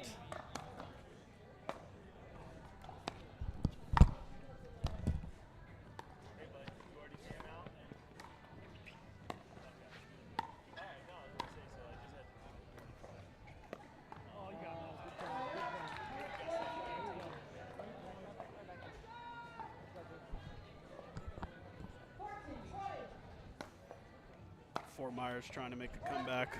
Missed return there from Drew. Within 5.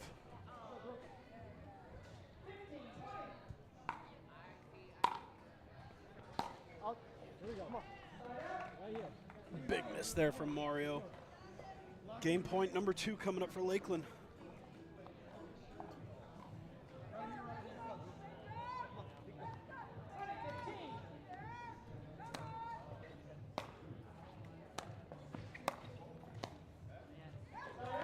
Fort Myers with another one. Remember, we do old school minor league scoring here, so Lakeland has to win on their serve. So these are big points here for Fort Myers if they can keep crawling back.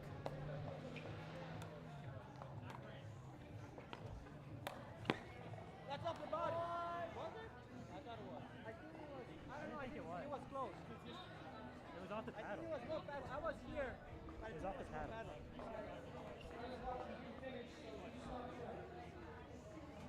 John, I was saying your body, but he was here. It just looked like it bounced. No, it hit paddle.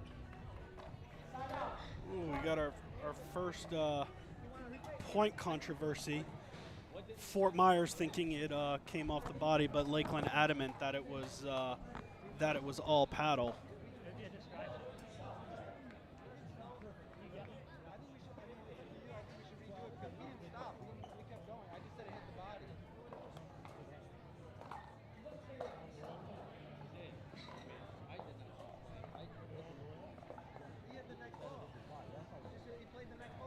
I think it was more so like the distraction. Oh, the hindrance. I'm not. It looked like it caught him. I was looking. I did see it hit the paddle. I thought it. It looked like it was like my paddle beats the body for sure. But I don't think the moving. Yeah, so just to give you guys an idea, with Fort Myers stopping play and shouting during the middle of the point, technically it's a hindrance and a distraction on Fort Myers. So the ref did not call the ball off the body, and with Fort Myers calling the distraction or making the distraction in the hindrance, the point goes to Lakeland, and Lakeland closes it out there. Wow, Lakeland going up 2-0 right here. We get another dap from Eddie. Here we go. So, all right, now is a very key game. It is the one that matters, this first mixed doubles matchup right now. We're going to get to see who sends out who for which side. Lakeland versus Fort Myers, the rivalry renewed. Lakeland starting to pull away. Let's see what Fort Myers throws at him. We'll be right back right after this message.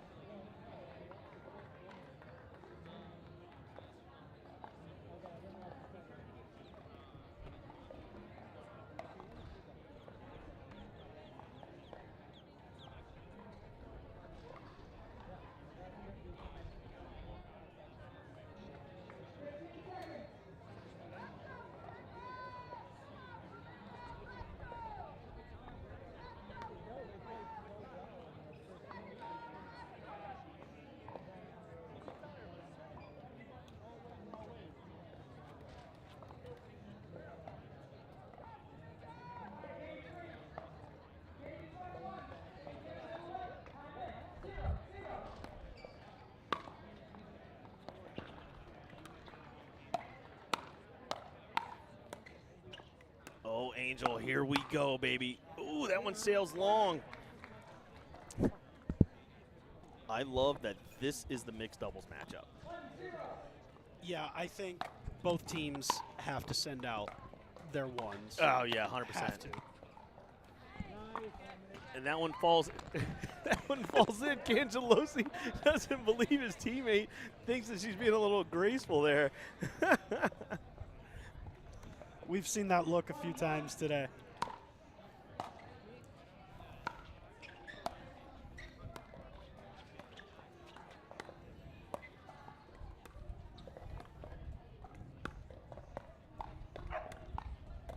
You got a dog in the house? What the hell's going on here? No, that's just some minor leaguers getting very emphatic with their motions and their celebrations. That's pretty good. Look at this point.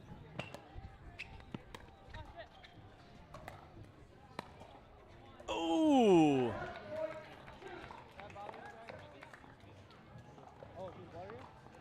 You can just let that. Valerie, let it be. Hey. Okay. Fans in the stands. The fans don't listen here.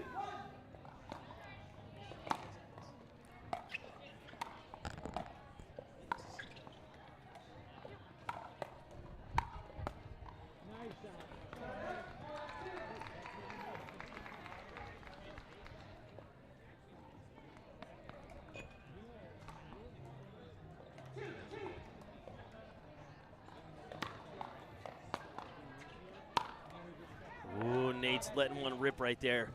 Gosh, I hope this thing just stays close. What do you think about a 2-2 Fort Myers Lakeland Dreambreaker? Oh. Sorry, I don't want to tease you. That's a teaser and a half right But there. I'm just saying. That'd be a humdinger.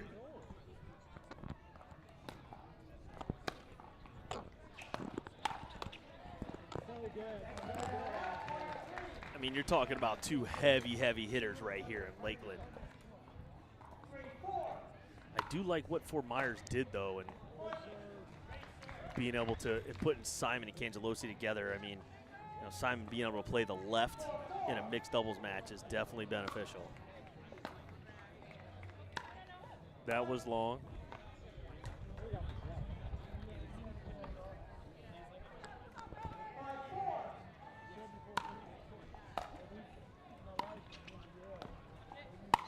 Oh, Nate's with the Burt.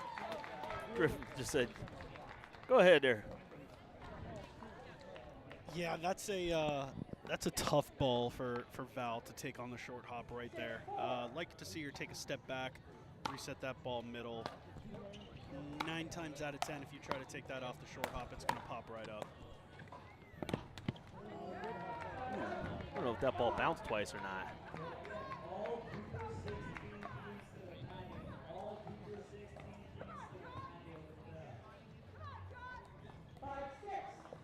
DUPR 16's going into the playoffs.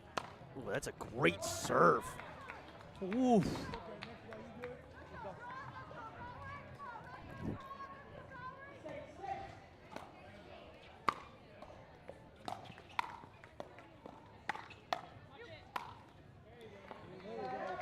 That one is left up.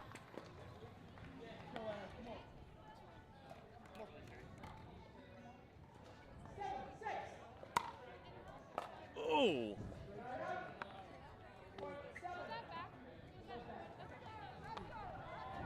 Nice job, Kathy. Watching that line call.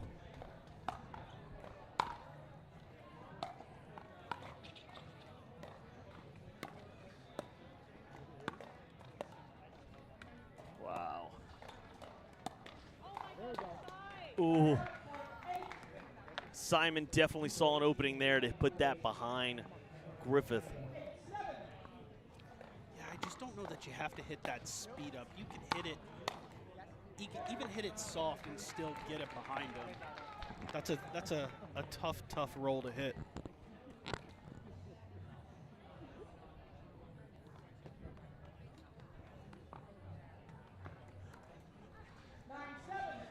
Here we go, Lakeland pulling away. Ooh, Nate's getting caught running forward.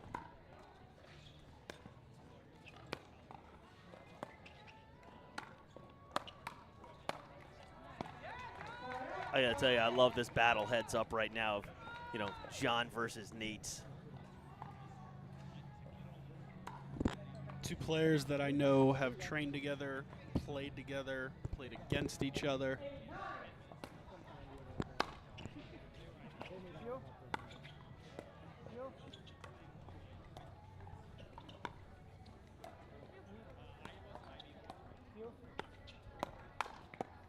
This is interesting because you see two players actually taking Nate's and Simon actually played the PPA Punta Gorda together. And they also train together a lot. A lot. All right, Griffith here on the serve. See if Lakeland can yet again get to the side switch first.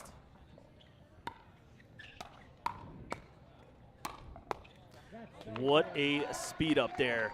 Griffith taking advantage. Cangelosi there. I mean, Lakeland is rolling.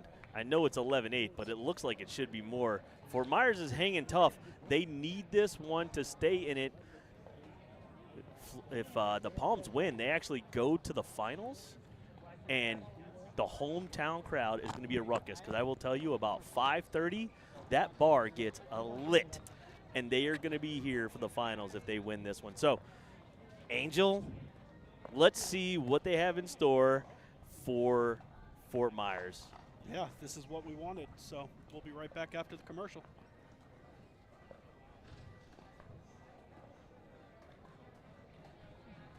Experience the future of pickleball with PB Vision Analytics. Record and upload your matches and let AI break down every stat, every rally, every shot. Want to see how you played or tag a friend in that highlight moment? PB Vision makes it easy to share your game with the world. It's smart, simple, and powerful. The official stat provider of All Florida Pickleball. Check out PB Vision today by scanning the QR code on your screen. It's year 3 of the Florida Summer Smash, and we're bringing back the classics, the bounties, the Sockatoom Award, rally scoring, round robin into double elimination tournament, but we're adding some new flair. We've got the 50+, the Legends Team Showdown happening right alongside the All Florida Pro League mid-season tournament. All happening at GT Bray, the 3rd year of the Florida Summer Smash. Sign up now.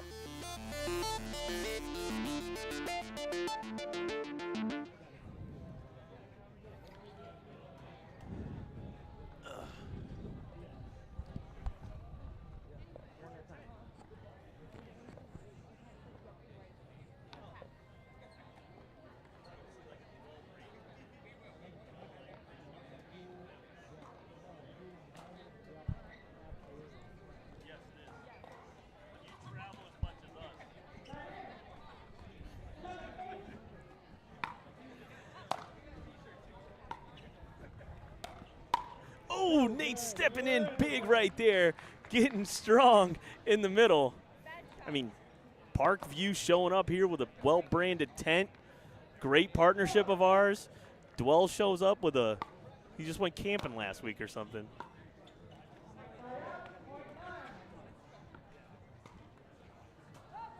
All right, Fort Myers, what do they got for him?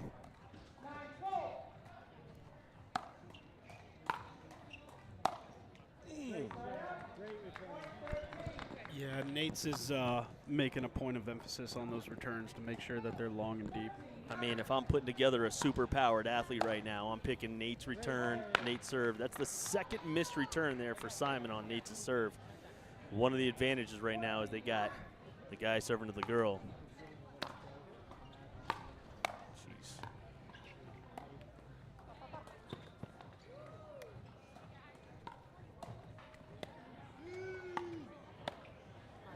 Ooh, Cangelosi with a little trickeration. Slice in the middle right there. Nate's not able to pick it up.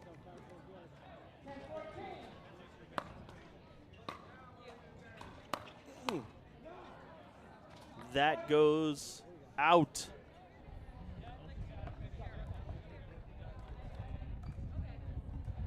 Ooh, a little wind gust. You hear it from the court mic.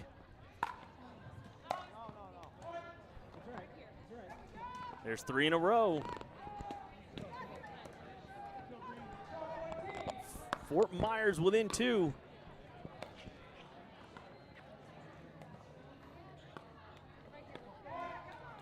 Within 1. Yeah, if they tie this game up, a timeout needs to happen.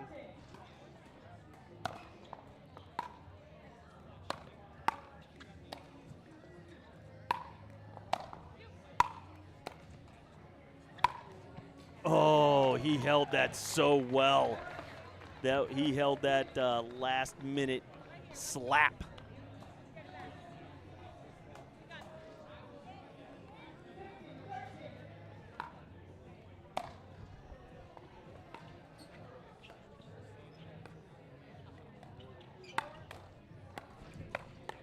I mean, Cangelosi reaching in right there is pretty great anticipation, Angel. Yeah, I mean, the guy can play. Obviously, you can see Lakeland targeting Valerie a little bit, and obviously with John on the right, you're probably going to go to Valerie more often than not. And everybody cheers for the miss hit there. Simon expecting that one to go out. Yeah, I Gives don't know a if little it was chuckle. as good as the a shot as the crowd was cheering there, but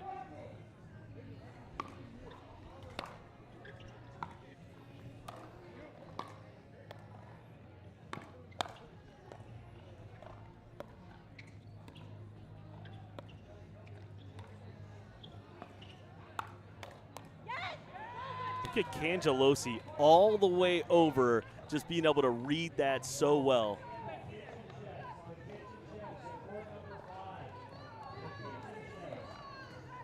Kitchen Chefs to court number 5. I like that name, Angel. That's a minor league name for sure. That's one of the better ones I've heard today. I think we got a Dinkaholics out there.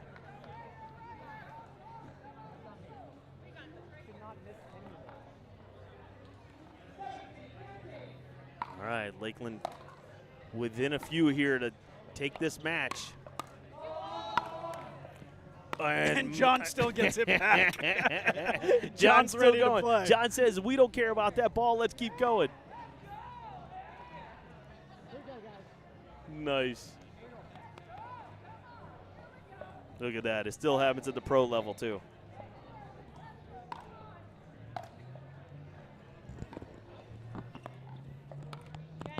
Ooh, Nate's pulling the trigger a little early.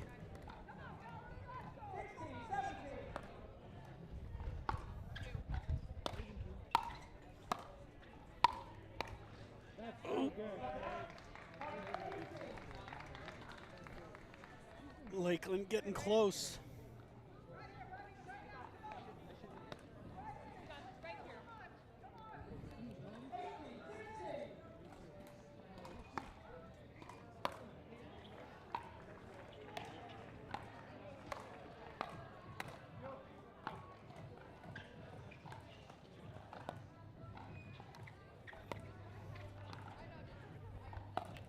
Oh, the ATP was there. If she had waited just a little bit longer. Yeah, you can see Lakeland's doing everything they can to pin Val in that corner.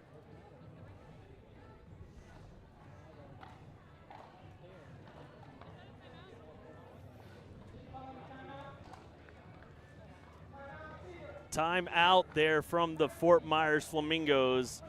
Lakeland starting to pull away a little bit here as it inches closer to taking this match.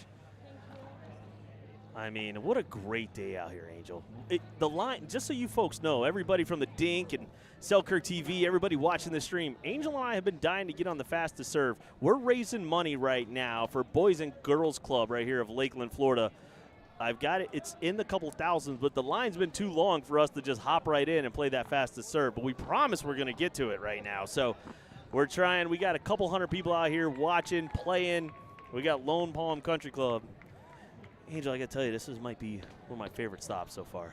Yeah, so Jax far. was great. Yeah. Jax was great. This has got a vibe. Loved what they're doing over there in Jacksonville, and obviously the hometown courts over in Clearwater with Damon and his crew. But I'm liking what I'm seeing here at Lone Palm. I mean, we've got, what, Chris, how many 9-court, 10 courts of minor league pickleball going off right now? We've had some pseudo club championships too. I may or may not have seen some Lone Palm people wagering some dinners on a couple of matches. So it's been a lot of fun. The back deck is vibing with all the players kind of congregated in there together. We got Tent Village, hot dog truck. I mean, jeez. Yeah, all the vendors, the fans. You know that members pavilion, the longer this day goes on, the more fun that place is going to be when the bar gets busy. So. All right. John seems to keep targeting Nate's here on some of this stuff. You know, he's definitely hitting that cross court with his forehand. Yeah, I would venture to say he's probably trying to take some pressure off Val. Lakeland was doing a good job of keeping Val pinned in that back corner. So maybe John trying to be on the offensive there a little bit. Game, match, point. Here it comes from Lakeland. Ooh, that's one. Here we go, 18-20. Fort Myers got to tie it up right here.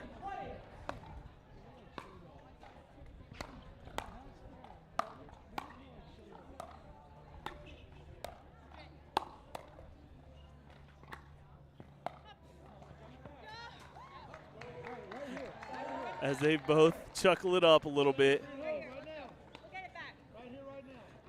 All right, match point number 2 here for Lakeland.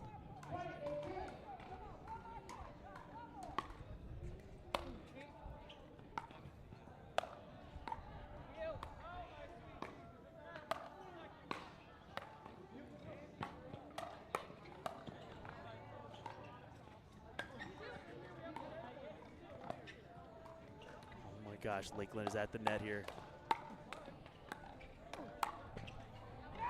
And it goes out. John Cangelosi with the Burt. I mean, Lakeland was firing everything back. Fort Myers putting a ton of pressure on him. I thought Lakeland getting to the kitchen was going to end it. I don't know if there wasn't a part of the court that Nate's didn't cover there with how well Fort Myers was keeping him out of the kitchen.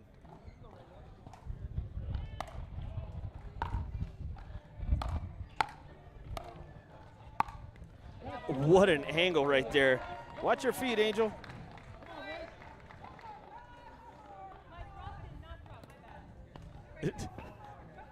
Famous last words. My drop did not drop. Story of my life, Angel. Martin's playing a banger playlist for minor league, too. Here we go, number 3. Ooh, Ashley staying back.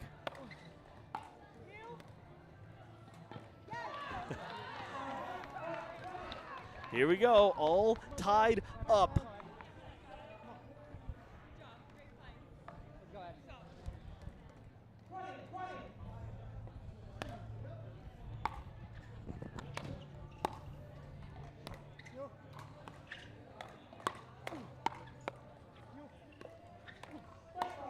Yeah, it was. Yeah. Yes, it was. Yeah. It 100% was. Oh my gosh, John is getting big. But he gives yet another game match point here to Lakeland.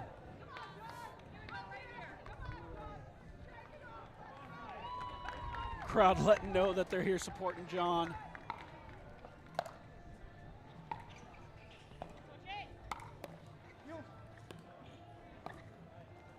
And there it is. Lakeland Palms take it. And we get another slap from Eddie. Has another win there. So the Palms take the match. But Fort Myers needs this next 2 games to just stay atop the standings here because they had a rough stop number 2. So we're going to see what happens in the next mixed doubles match. What are you expecting to see out of this match, Angel? Let's see. We're going to have Drew and Ava against Sydney and Mario. Probably see a lot of what we saw in the women's match. Probably Sydney trying to establish that outside pattern, cross-court to cross-court. I think Mario struggled a little bit in the men's, so let's see if he can transition from being from being a lesser role with Cangelosi next to him and see if he can take over a little bit.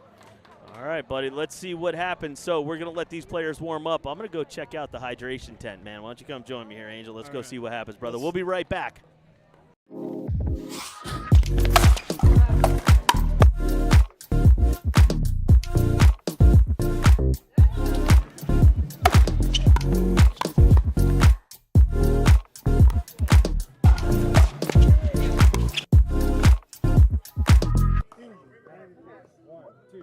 Let's go, Palms! My name is Nate Citara. I play for Lakeland Palms. When I moved down to Florida, I went to school in Montana. I needed a new hobby. I was playing ball tennis and I needed something to keep me busy. Then a good friend of mine played pickleball. That's how I started playing. I found it interesting, I found it cool, and I'm hooked now. My favorite thing about the pole league is that it's a team event, right? You get hyped up for your teammates to get hyped up for you. It's like a team spirit. It kind of reminds me to do college tennis. You know, like you can push the boundaries a little bit. You don't need to be as polite. You can talk some trash. You can hype yourself up. So I love it.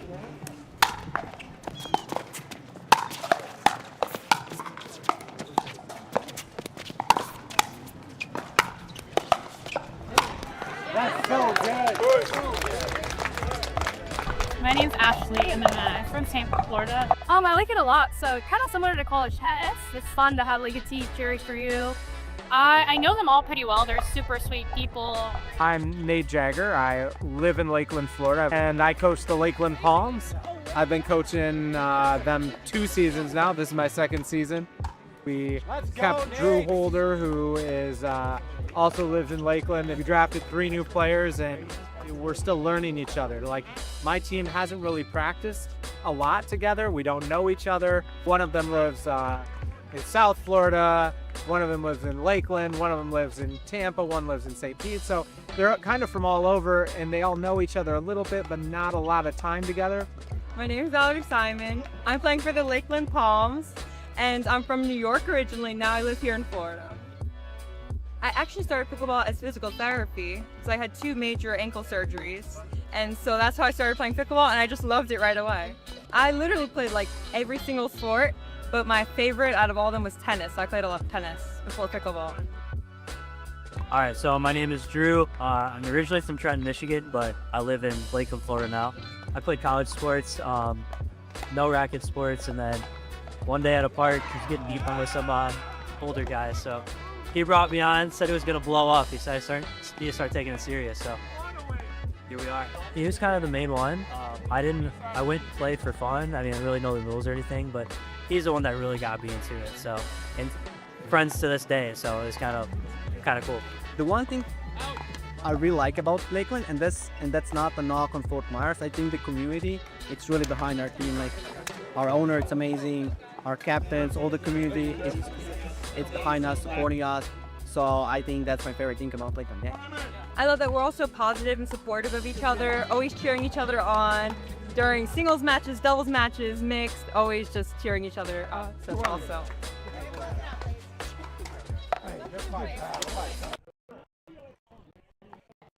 All right, folks, back. Got Sydney and Mario versus and Ava. Lakeland has already secured the match victory, winning both gender matches and then winning the first mixed match. So they are on to the afternoon, or I'm sorry, the evening final, whom will see the winner of the afternoon session. So we got Mario and Sydney starting off out to an early 1-0 lead.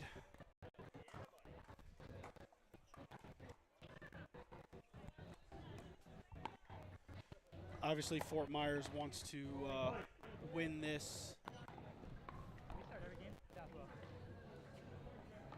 and try to accumulate as many points as they can for the final standings, but, you know, everything matters.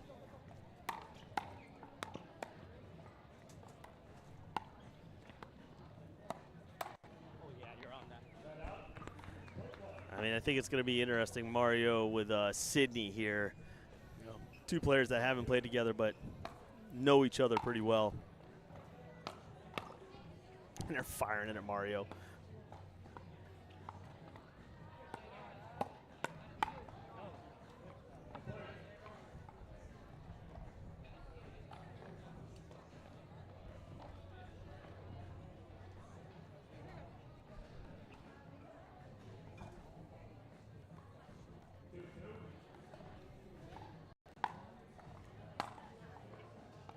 Oh, just long.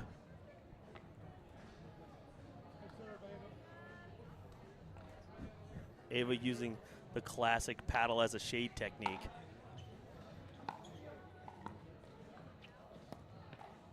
Oh my gosh. Drew Holder putting on a show right now in front of the hometown crowd, hitting that cross-court dink when everybody was expecting the ATP. I feel like that's a very Drew Holder type move. Don't expect the easy shot. Expect him to go for the hard one that doesn't make any sense. Drew Holder, the go for the gusto. That's a good combo right there from Mario, pulling out that South Florida swag.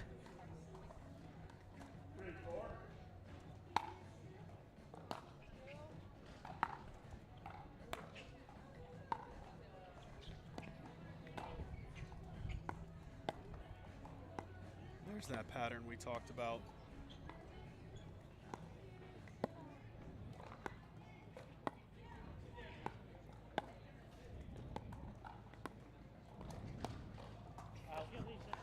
I mean, listen, that's actually impressive because standing here in front, you might not be able to see it here on the camera, but Cindy Metzold isn't short. For her to get out of the way of that ball is impressive. Yeah, that's very Keanu Reeves-esque.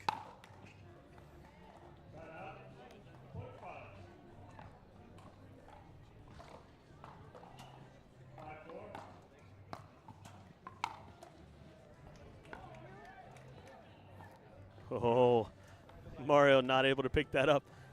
I think they're targeting Mario here. Yeah, also I would too. Yeah, I don't know that Ava's missed more than 1 or 2 drops in 3 matches, and she's seeing a lot of balls.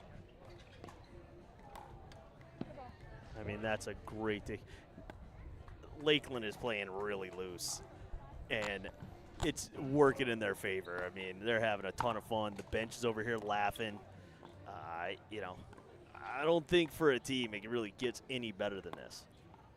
I almost wonder if the break is going to hurt them with how much momentum they have right now, or they're just that locked in that it's not going to matter. Drew's going to go play 9 holes. The rest of them have got a house to go to that are here in the community. They're going to go sit in there, live the lap of luxury here at Lone Palm.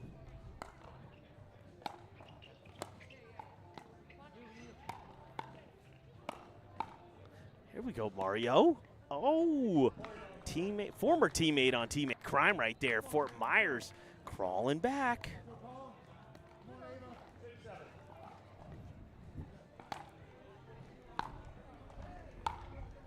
Oh, what a drip.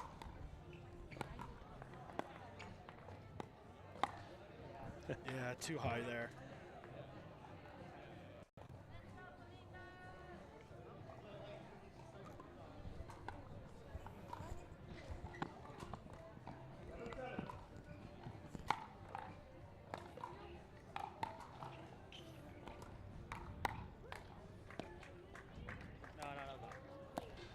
And that ball was out.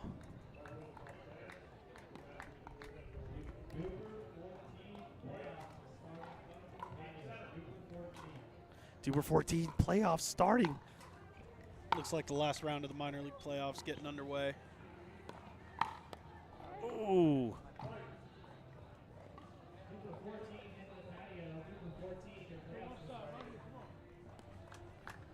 Great job, producer Chris. Great job. All right. Fort Myers with the lead here.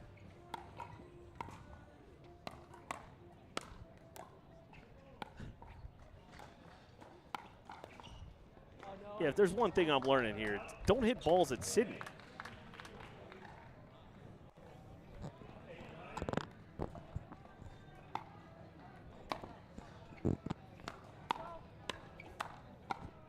See?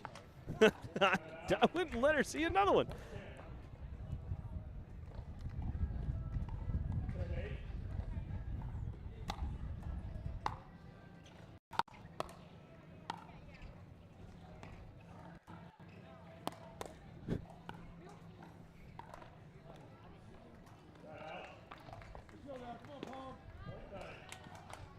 I mean, she is putting on a show right now.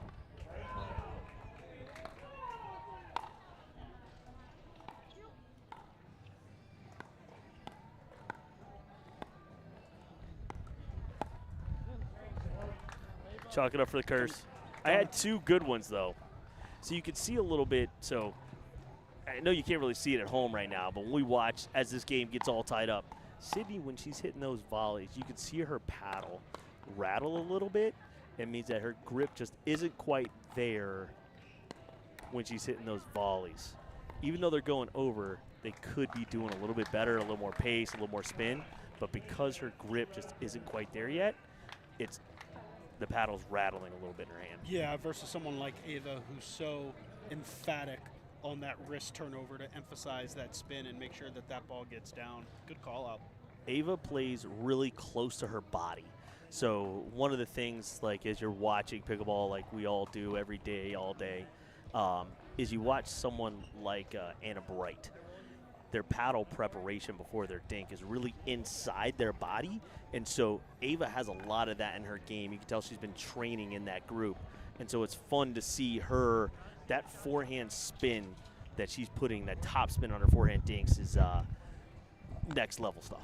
Yeah, I imagine she's probably hit several thousand of those training and drilling with the others down there in South Florida. So you can definitely see the muscle memory and the technique on that. Hey, look, check this out. You're seeing a Ben and Colin John special right now out of the Lakeland Palms. They walked over, side switched, no water, no talking to the team, just standing on the side, staring down their opponents, going, all right, hurry up, let's go. We're ready to whoop you. And then they hit one off the net. When you're rolling, you're rolling, and right now Lakeland has absolutely everything going for them. Firing on all cylinders right now are the Lakeland Palms.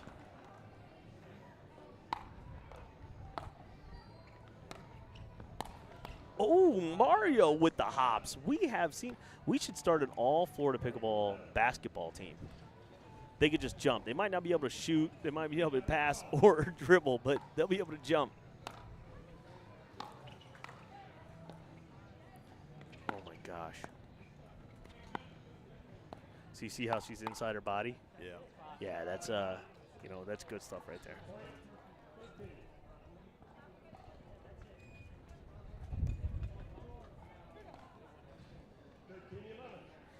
$13-11 here. Oof. That's not what they teach here at Lone Palm.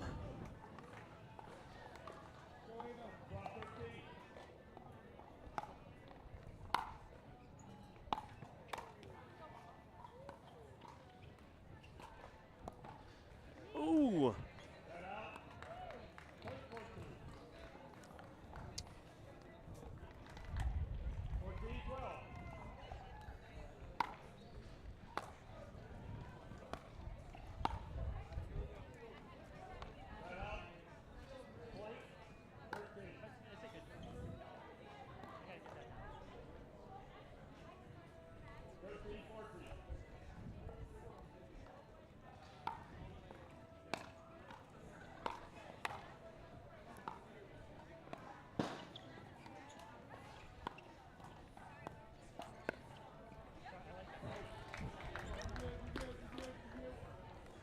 Here we go, all tied up, baby. I love Fort Myers. Flamingos never say die. Have you, I don't think they actually do die. Have you ever seen a dead flamingo? I haven't seen too many flamingos, period, let alone one that has passed away, unfortunately. I mean, just look at the kick she's getting on that forehand roll when it hits the ground. Yeah, I mean, the proper preparation prevents poor performance, and man, she is prepping those forehand dinks well. Is that a David Tabbyism? Proper preparation prevents poor performance? Probably heard in some business seminar somewhere. Yeah, I got a ton of them. Chris hates them. Shout out producer Chris to our left.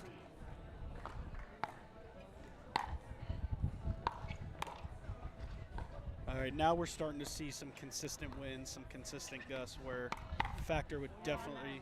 Ooh, Ava got a paddle on that, which is impressive, but Mario with the slap Ernie. Oh, I thought he grabbed the back of his hamstring there like something had happened, but maybe he was just upset that Ava was even able to get a paddle on the ball. He's outraged. There's probably something going on there. Whoa, whoa. First off, you and I are not anywhere near the same age. How do you know? I might have gray hair. How do you know? All right, here we go. So Fort Myers, our scorekeeper here, slacking. That one just goes out.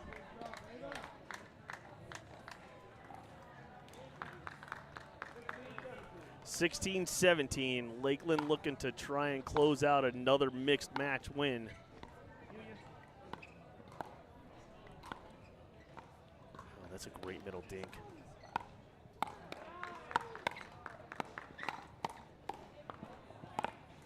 What are you doing, Mario? Hey, give a good chuckle there.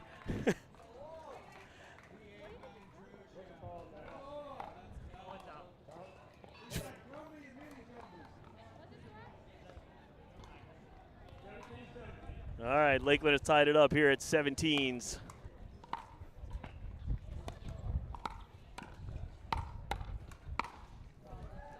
Yeah, hit it at the guys. This mixed doubles match shouldn't be played normal here, Angel. Not with how good Sydney or Ava are playing, no. That's on you. Commentator curse. It's my first one of the day. All right, we'll give it to you.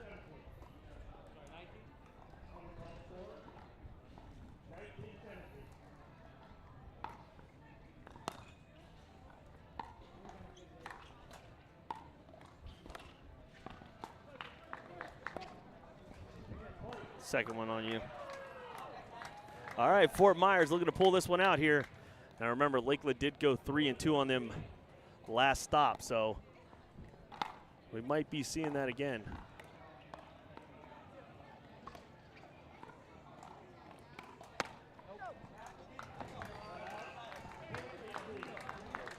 Little middle confusion there. Obviously, Fort Myers, the team not playing together.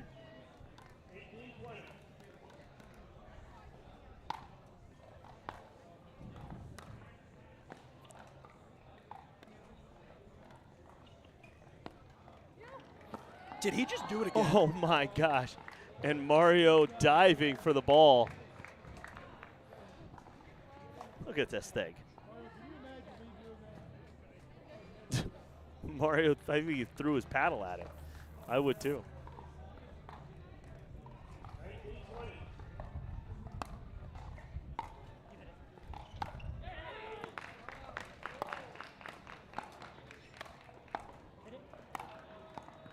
Yeah, stop hitting it at Sydney. Let Mario hit the ball. All right, it's tied up now. Lakeland, I mean, is absolutely rolling.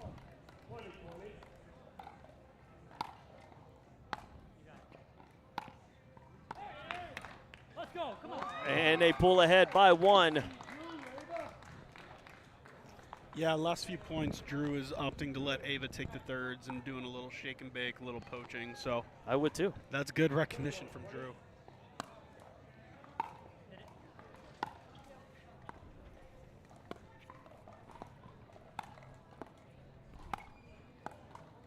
Oh, and just like that, Lakeland takes the second mixed doubles match.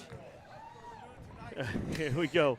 Eddie Anderson, man, he's slapping hard, man. That's my paddle hand. Big old bear claws he's got for man. hands. Come on, dude. All right, guys, we're going to be back right after this with more action. We got the Dream Breaker between the Lakeland Palms and Fort Myers Flamingos coming up next.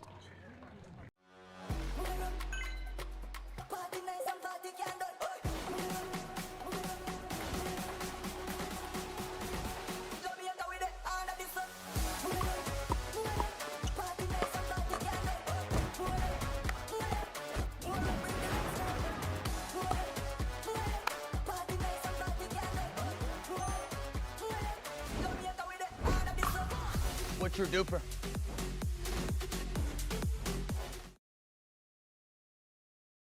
With over 250 events in more than 12 countries, the Dink Minor League Pickleball is the largest amateur team format in the sport. The Dink Minor League Pickleball is a unique tournament format comprised of 2 men and 2 women that compete as a team. The teams compete in men's doubles, women's doubles, and 2 mixed matches. If the games come to a tie, then they compete in a unique singles tiebreaker called a Dream Breaker. You can compete in minor league pickleball at local events, state championships, or regional showdowns, and these all culminate into the national championships at the end of the year, where only the best of the best compete for a national title. Head to DUPR.com/minorleague and compete in your local event today.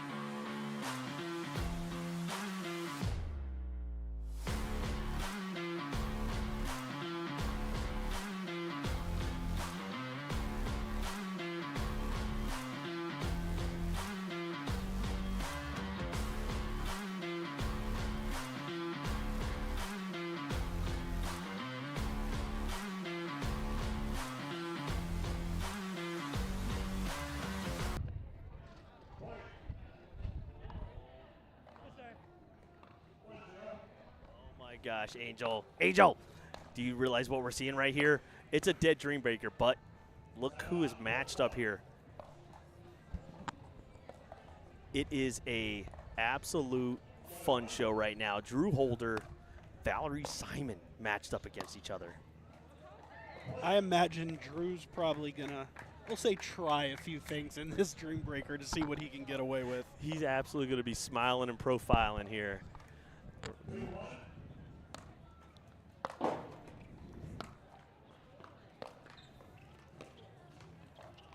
Oh my gosh.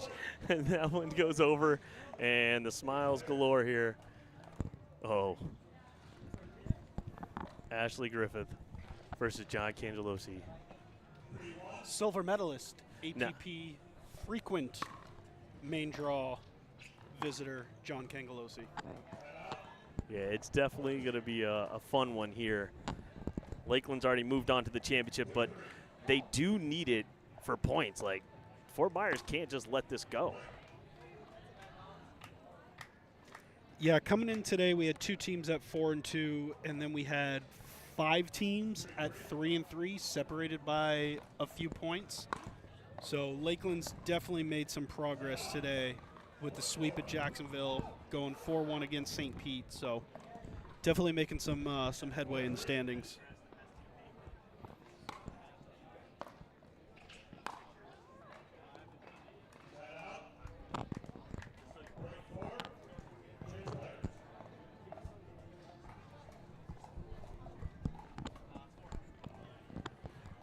Four up, baby.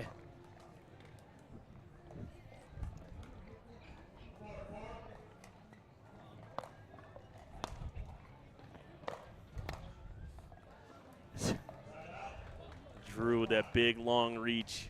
You think Drew's having some fun? Yeah, Drew's always having fun. That dude just plays golf all day and pickleball. He's living the life here. You know, he was actually a college kicker. Did not know that. Yeah, right here for Florida Southern. He was actually came down here to play college football as a kicker. Found pickleball, and the rest is history. Little polite chirp there from Drew. Oh, you almost had me. Next time.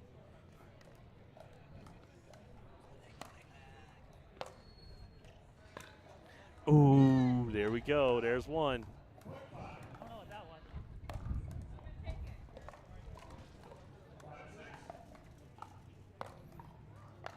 I know both of these teams are looking forward to some much needed and wanted shade.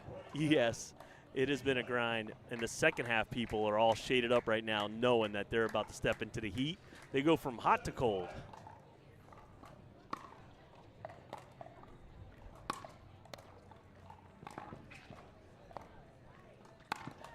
Oh, John.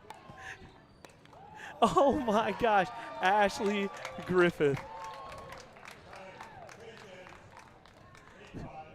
8-5 right there. John.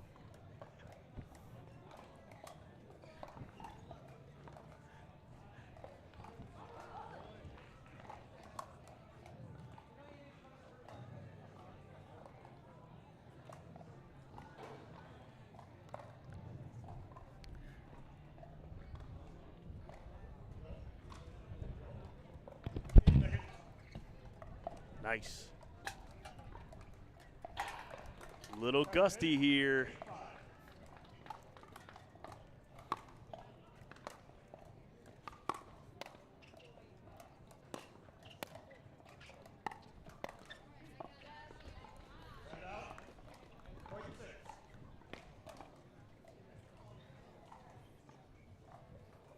See the O-Town Bangers starting to make their way. Afternoon session will kick off shortly after we get done here. We'll have O-Town, Sarasota, GNV Chomp, and the Sarasota Manatees.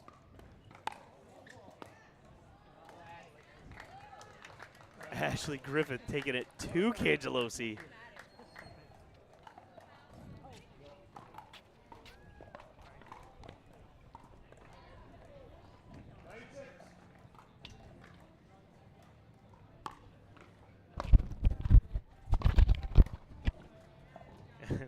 There.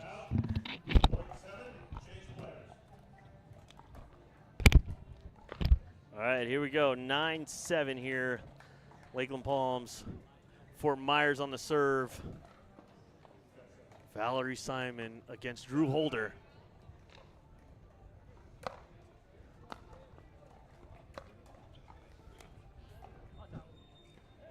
And that goes out as Drew calls it on himself here. It's getting wacky. Only Drew Holder. That's a beautiful drop there. An unemphatic clap there from Nate's.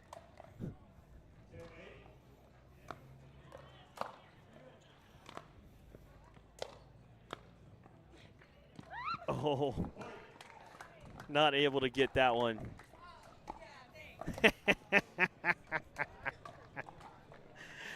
It's a lot of fun and love here.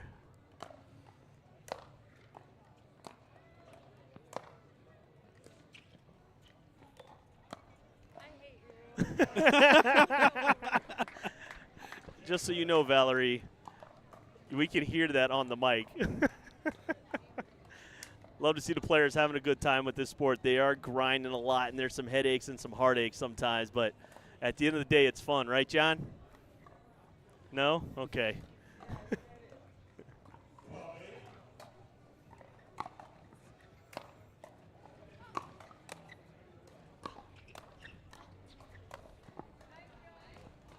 Yeah. John feels it in kind of a no-win situation right here. But we love seeing this type of drama unfold.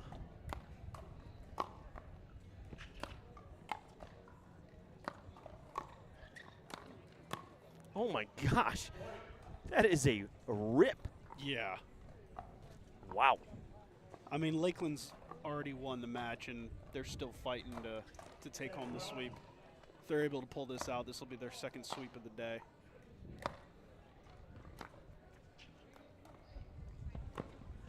Oh, just long. Hey, you can't even see it on John's face. All right, here we go. Lakeland up 1.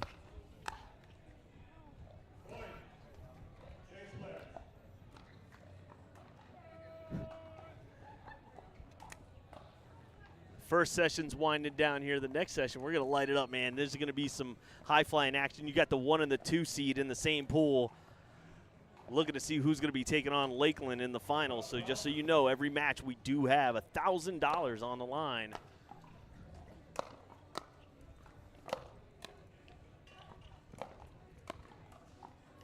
As he holds the finish, Drew Holder and the Lakeland Palms take the lead within 2. No shortage of showmanship from Mr. Drew Holder.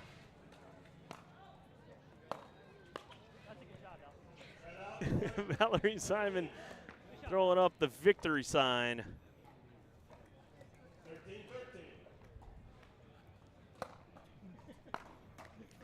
And she takes the lead for the Fort Myers Flamingos.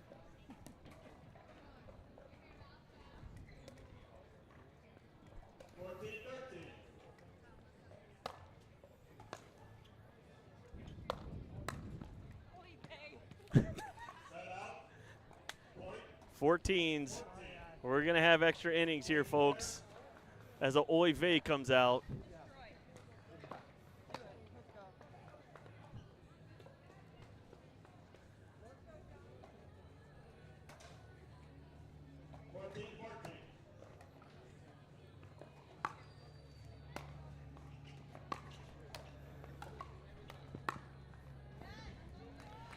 I got to tell you, like, I'm impressed here. A little cat and mouse action. Yeah, she's able to get to a lot of those balls. It's probably a little bit of a unexpected get back for John, but he's playing through it, and they almost got one there. And there you go. Fort Myers able to pull one out here and take a win. All right, folks, that's going to wrap it up here for session number 1, but don't go anywhere because session number 2 is going to be, I mean, just great action. We've got some young up-and-comers. We've got some more moves that were made. You're going to have O-Town looking to kind of keep it going strong and rise the ranks, but Miami and GNV are going to try and hold on to their top slots.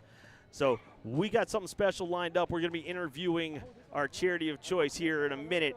But right now, session number 1 wraps up with the Lakeland Palms taking it 4-1 over the Fort Myers Flamingos and moving on to the championship tonight at around 7 o'clock.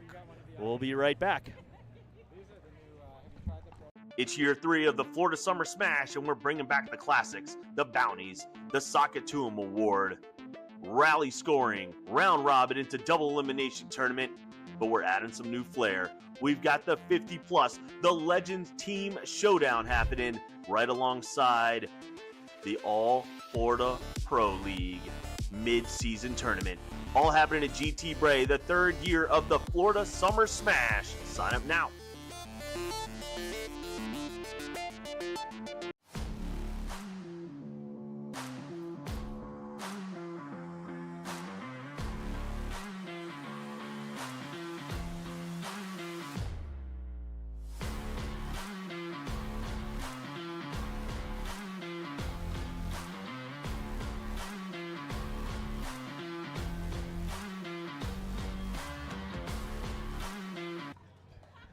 All right, so you see the winning team here. We've heard enough about them. They've been dominating all day in an impressive victory.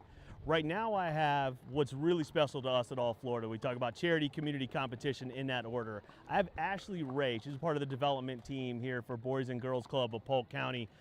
Tell us a little bit about the mission here, Ashley. What do you guys do on a day-to-day basis to keep improving the quality of the community here in Lakeland? That's a lot, you know.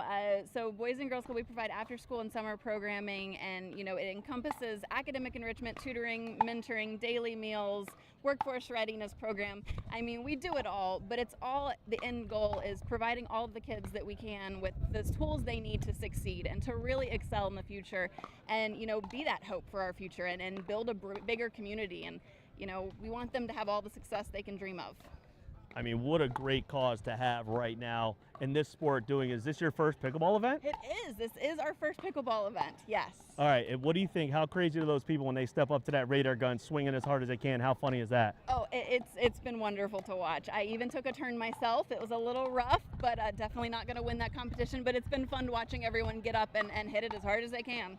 All right, so Nate, we're raising money here. We're doing great things. What's that like? I see you holding something there. You want to say something about the charity, what we're doing here, and what Lone Palm represents? Well, I think the best thing about pickleball is just that it does bring community together, and you bring a community together and they can give some money to a great organization like Boys and Girls Club. We love it. And I got my Dwell paddle here. It's awesome. Visit Dwell. They're one of our sponsors, and they make really wild paddles. It will distract people when you're hitting at them. That's their strategy. They wear they have terrible tents, and they wear crazy colored shirts to our events. So we love all of our sponsors. We love Lone Palm. We love our charities. Thank you for coming out, being a part of this, and making sure we represent everything. Don't worry, guys. You did great today. I'll let you get rested and have some fun, and we'll see you right back here for the championship tonight. Great job. Let's go.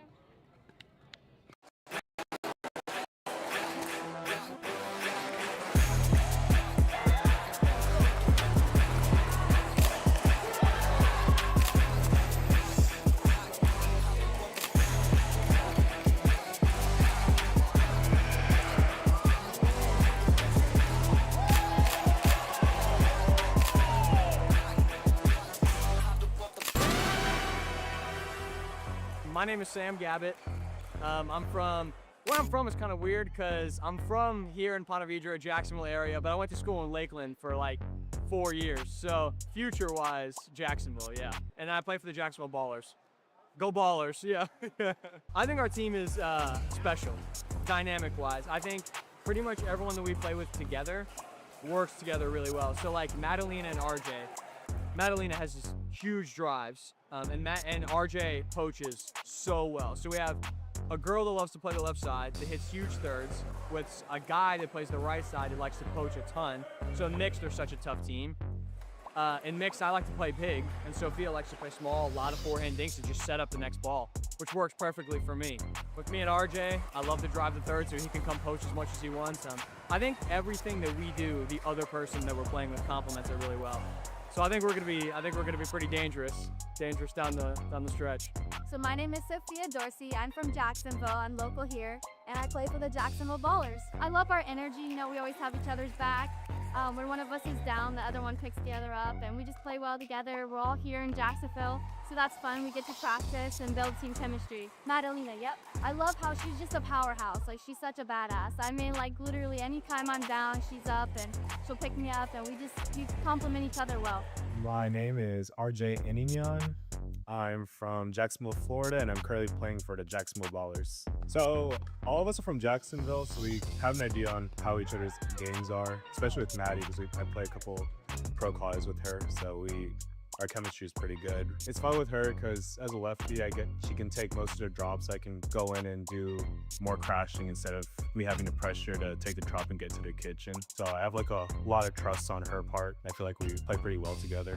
Sam, we definitely have a lot of potential together. I think it's just because we don't practice much with each other. We're still trying to figure out each other's game. But every time we practice with each other, he's like getting significantly better and better each time, so I have a lot of confidence that we'll do really well for the rest of the season. Hi, so my name is Madaya Grigoriu. I'm from Romania originally, but I live in Jacksonville, and I do play for my hometown team, Jacksonville Ballers.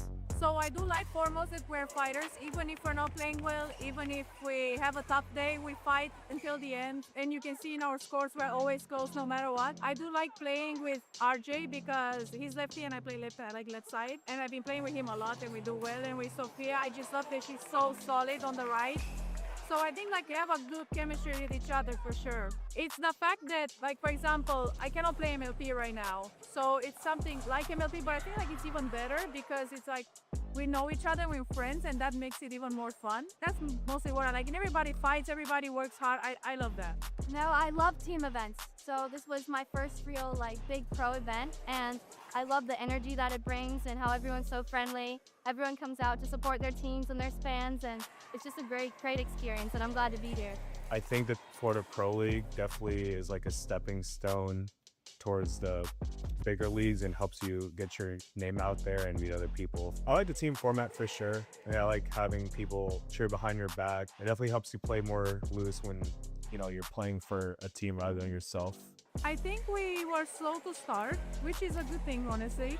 And the more we're gonna play with each other, the better it's gonna get. These teams somewhat already have been practicing together for a very long time, and we're just starting to do that. So I think we're gonna be very good situated at the end of the season. It's incredible competition all the time. Everyone here is such high level. Everyone has such a bright future. I come out here, I play rec games, I drill, but this is a different level of competition. Everyone wants it and everyone's good. And when those two things come together, you get a league that's pretty special.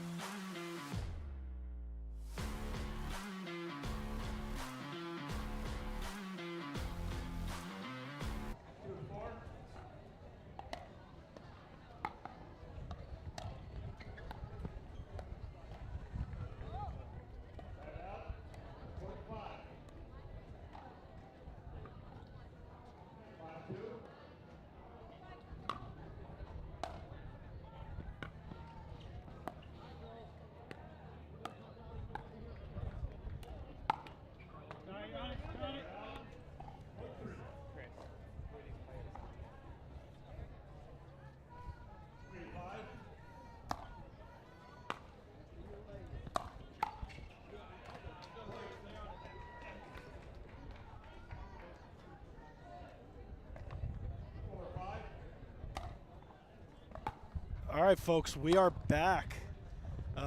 Afternoon session kicking off. We got the Miami Blaze versus the GNV Chomp. Joined by special guest, one of my favorite people, not just in pickleball, but in all around. Graham, say what's up to the people. Thanks, Angel. Appreciate that. What's going on, guys? Super fortunate to have Graham here. Graham, a big influence in the pickleball community with his ownership of the Florida Smash, and obviously what he's doing with Dwell Pickleball. So we're excited to have him here. I'm here to find some players for next year. It's what we love to hear, Graham. So interesting story with the Miami Blaze, as I'm sure you're aware. Formerly had Kaylin Campbell, now signed with PPA. Who? So Miami had Kaylin Campbell, newly signed to PPA, and unfortunately with her PPA contract, she can no longer participate in the All Florida League. So we have Emily Lara substituting for Kaylin Campbell. And then on the GNV Chomp side, we have Heather Nobler and Zoe Routson. Zoe filling in for Kelsey, I believe, for today. So yeah, we've got 2 subs on the court. I'm not too familiar with these people, which is good. That way I can check them out here in this match. But I obviously know Heather. Nobler's been a mainstay in the female pro scene for years now around this area. Back-to-back #1 overall picks in the All Florida Pro League. And I believe, aren't the Chomp #1 in All Florida Pickleball right now? As of right now, yeah, they were the winners of Stomp 2. So Stop 2 up in Jacksonville, yes. Gotcha. So Nobler's earning her overall first-round pick. Yeah, she's playing great. I did notice weather was good today, right? Not a whole lot of, I mean, there's wind, but it's not like unbearable. It's not too hot. It's Florida hot. It's bearable. Yeah, Florida hot with the humidity, a little bit of heat, minimal clouds. Can get up on you quick, but yeah, it's not too bad today. I think it's pretty ideal playing conditions for outdoor pickleball. What's going on? Are you a fan of outdoor pickleball, or do you prefer indoor pickleball? It depends on what it's for. If there are crowds watching for big events such as this or MLP or PPA, I prefer indoor. Just because there's something about the energy of people inside a building. Even when you walk up to an event like that, you can kind of feel the like reverberation coming out of the doors. So it's almost like being at the Coliseum. It's like the second you step in, you're like, okay, there's something big going on here. So for that reason, I love it. But outdoor pickleball is where I play. It's all I play. It's, you know, what I learned on. And when the weather's great, there's nothing better than getting sun and sweating and playing pickleball outside. Yeah, I think I'm pretty much in total agreement with you. I like the idea of rec play being outside. Obviously, we're big fans of our home court at Crescent Lake in St. Pete, and we know what those courts are like with all our friends playing very competitive games. But yeah, I like at the professional level for the minor league events, I definitely like them inside as well. Yeah. Plus, you don't have to worry about rain. You don't have to worry about overheating. You know, the restrooms are usually within 100 feet. So you got to tell me about these players, Angel. Do you know anything about these other 4 players on the team that will help me decide who's going to win this? Yeah, so Zoe and Emily are new. This is my first time meeting them as well. Okay. And were they sitting on the sidelines? Are they substitutes? Yeah, so both are substitutes. So in order to be added to a roster, you have to be enrolled as a substitute in the All Florida League. So it's not like they can just go and sign players or have players join their team. You have to be within the All Florida League as a substitute, listed as a substitute, before you can join or participate in a match. Gotcha. So do you think with Heather that the Chomp are still favored in this match?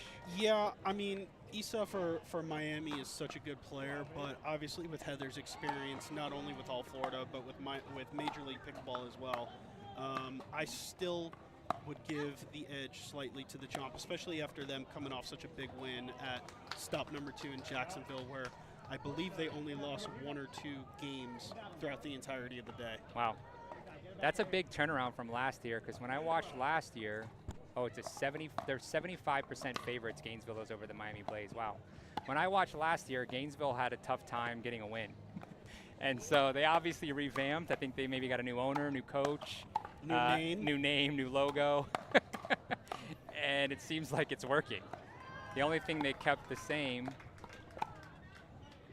was picking Nobler number 1 overall, right? Yeah. Even though she didn't play for them. Yep. So they went with her as the first overall pick. Correct. Except now it's working for them. Yeah, so with Heather, they also brought BK, who won the league last year with Fort Myers.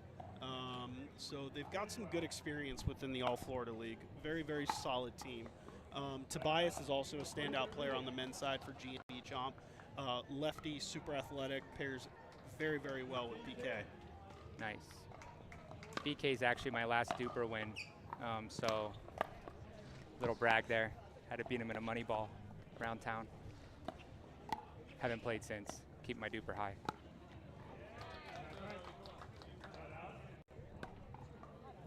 So I'm a big fan of when Graham's out and about in the pickleball community. Obviously, he's got so much going on with the Florida Smash and MLP and St. Pete Athletic. But let me tell you, the guy hadn't played. We played about a month and a half ago, and the guy hadn't played in, I think you said 5 or 6 weeks. The guy didn't miss a shot in 3 games.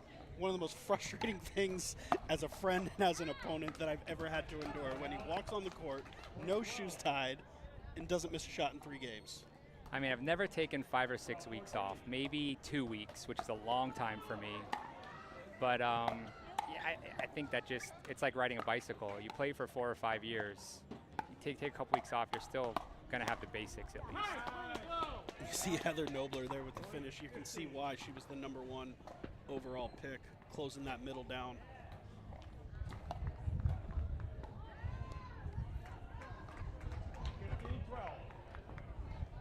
Graham, are there any players that you know about that you're excited to see play today? I know you were here for a little bit of the morning session. Well, let's see this point here.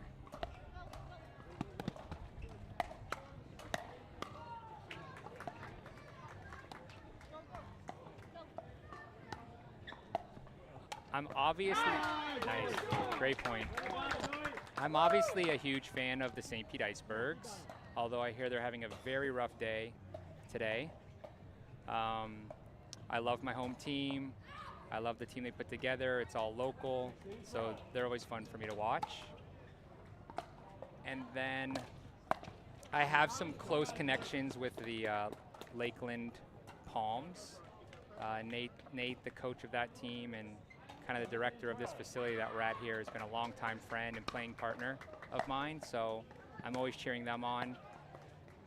If we're talking about specific players, you know, I've had my eye on 2 players out of this league. It's usually women, unfortunately, because we have a deficit in the female sport right now for high-level pros. But Kaylin was definitely on my radar, and glad she signed a UPA contract and got picked up. And now I'm hearing she's actually going to be playing Premier Team, and she's going to be a starter for the Hard 8. So kudos to the All Florida Pickleball League for finding talent, and within months, they're going to be a starter, you know, as in around the best players in the world. So there's a lot to be said about that. And the other one I have my eye on, I don't want to say because I'm sure some of my competition is watching this, is Jada Bowie, which I'm sure you guys talk about a lot. I think she's ready for the next level already. But she, I think, wants some more time playing for the Canadian League and playing for the All Florida League. Get a little more experience under her belt at this level before she jumps up. But from everything I can see in the 3 months she's been playing and how she's progressing, there's no question Jada Bowie, Maya Bowie's sister, is ready to compete at the next level. Yeah, Jada's been one of my favorite people to watch grow in the sport. Been super fortunate to train and drill with her a few times, and her first DUPR tournament ever was actually our stop number 1 at Bardmore.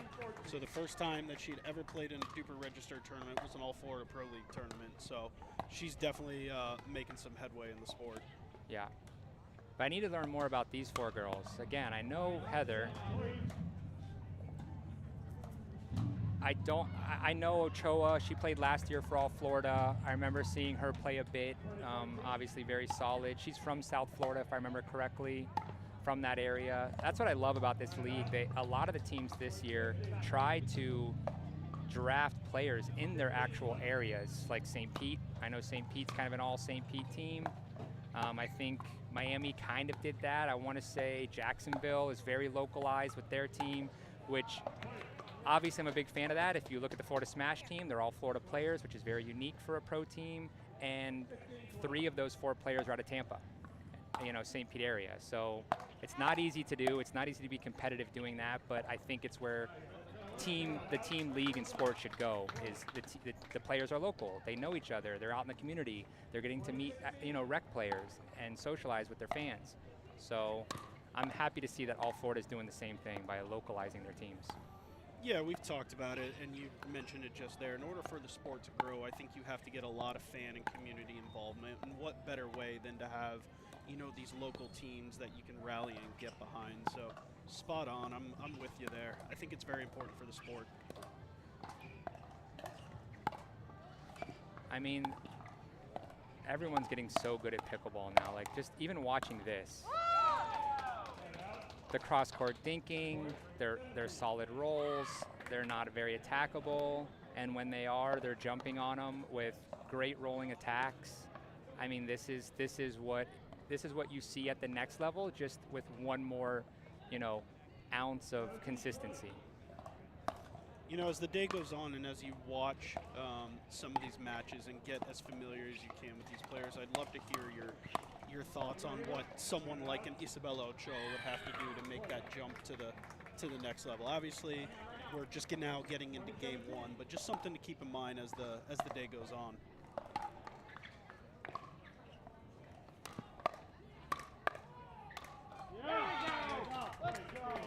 And that's it for game 1. GNV Chomp continue their hot start. Heather does it again, even with a new partner. All right, so GNV Chomp take game 1, 21-17. Heather Nobler establishing her dominance early.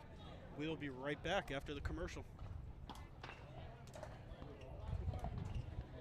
Experience the future of pickleball with PB Vision Analytics. Record and upload your matches and let AI break down every stat, every rally, every shot. Want to see how you played or tag a friend in that highlight moment? PB Vision makes it easy to share your game with the world. It's smart, simple, and powerful. The official stat provider of All Florida Pickleball. Check out PB Vision today by scanning the QR code on your screen. It's year 3 of the Florida Summer Smash, and we're bringing back the classics, the bounties, the Sockatoom Award, rally scoring, round robin into double elimination tournament, but we're adding some new flair. We've got the 50+, the Legends Team Showdown happening right alongside the All Florida Pro League mid-season tournament. All happening at GT Bray, the 3rd year of the Florida Summer Smash. Sign up now.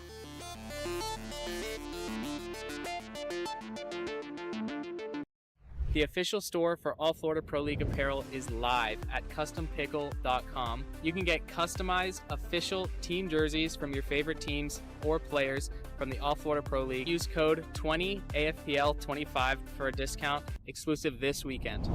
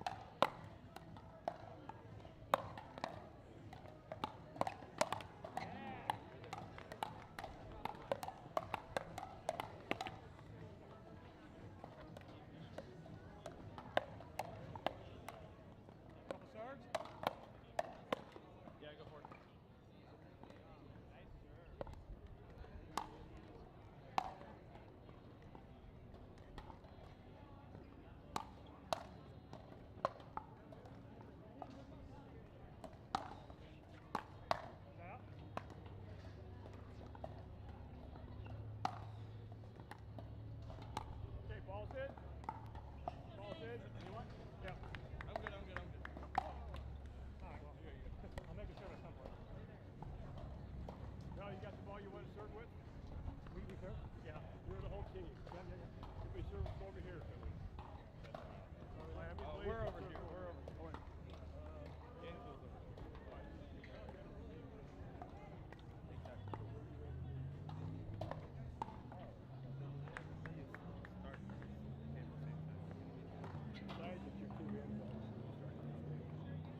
Did we change the rules?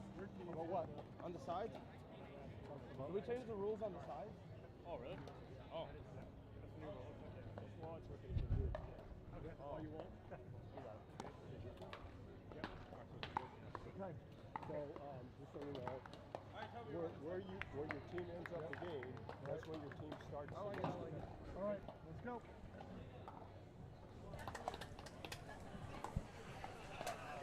All right, we are back, getting ready for our men's matchup to start. So for the Miami Blaze, we got Val Donata and Michael Forster. For the GNV Chomp, we got BK and Tobias. Graham, I think you said you have a little familiarity with some of these guys at least. Yeah, a lefty on each team, which I find very interesting. Probability, a win probability. So Gainesville is got a 58% chance of winning this. That's kind of a somewhat heavy favorite, a medium favorite, I'd say. Yeah, with not that difference in the DUPR score, we've definitely got a heavy favorite in the GNV Chomp.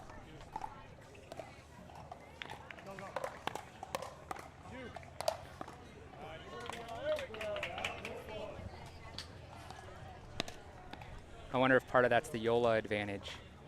We got to get Val a Yola immediately.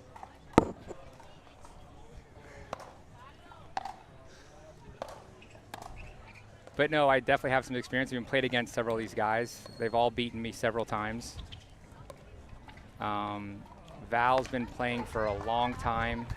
I know he was a highly touted junior tennis player as well.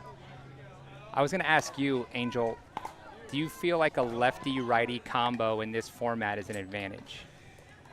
I think if you can get a significant amount of court time together to establish some type of rhythm for those middle balls, then it can be, but I can also see where it can be a detriment as well.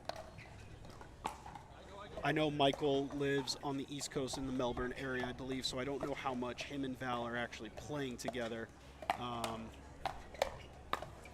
We can see Michael kind of taking over on those middle balls. Wow, two let dribblers in 1 point. That's rough. What are your thoughts? Tough on the Blaze. I think it's a heavy advantage, personally. I think a lefty-righty combo can always be an advantage for the most part in pickleball. But in this format, because you don't have to stack when you get caught on an odd point, makes it a heavy, heavy advantage.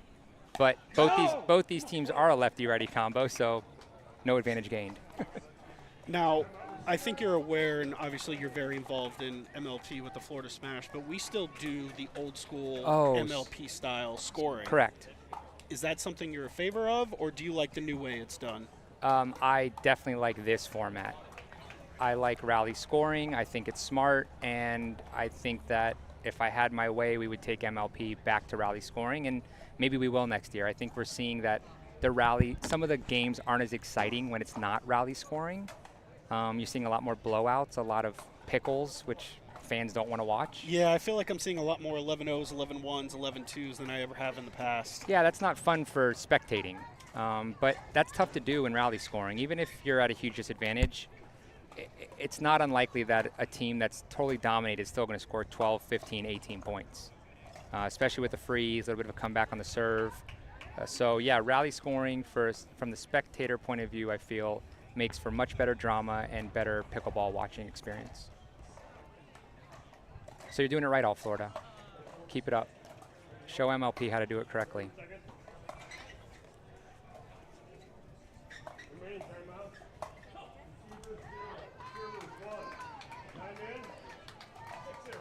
Yeah, GNV Chomp out to a big 6-0 lead here.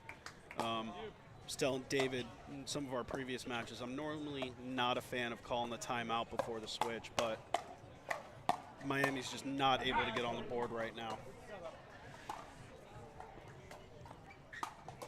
Yeah, I don't have enough time seeing the Blaze play or what they could do to change. Do they have a coach? Does the Miami Blaze team have a coach or a captain that can talk to them about strategy here? So the Miami Blaze coach is actually Martin Michelson, who's running the minor league event today. Well, that's not fair. They need him right now. These boys need to chat on how to change up strategy here.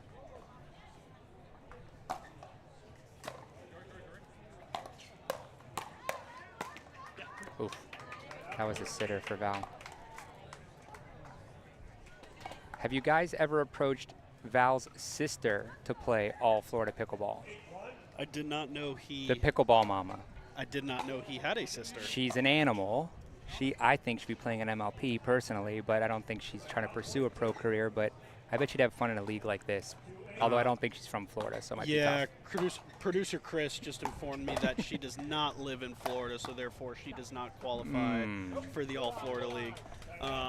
So at least 6 months in a day. Yeah, but... As a resident to play in the All Florida Pickleball League? Oh. 12 months. Thanks for the clarification. Also mentioned that Wow. Val's sister does have a big win against Rachel Rohrenbacher and Anna Bright. She's a very, very solid player. If you get a chance, look at, I think her handle is the Pickleball Mama. Check her out. She is a very solid, and she's got a couple of kids that are young and are going to be little pickleball animals. So, yeah, the whole family is good at it.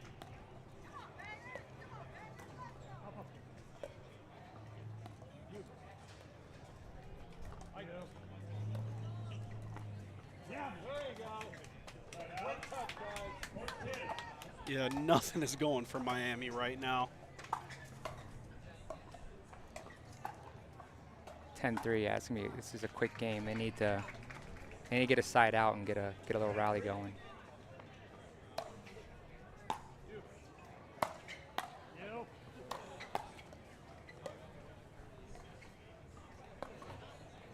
That ain't right.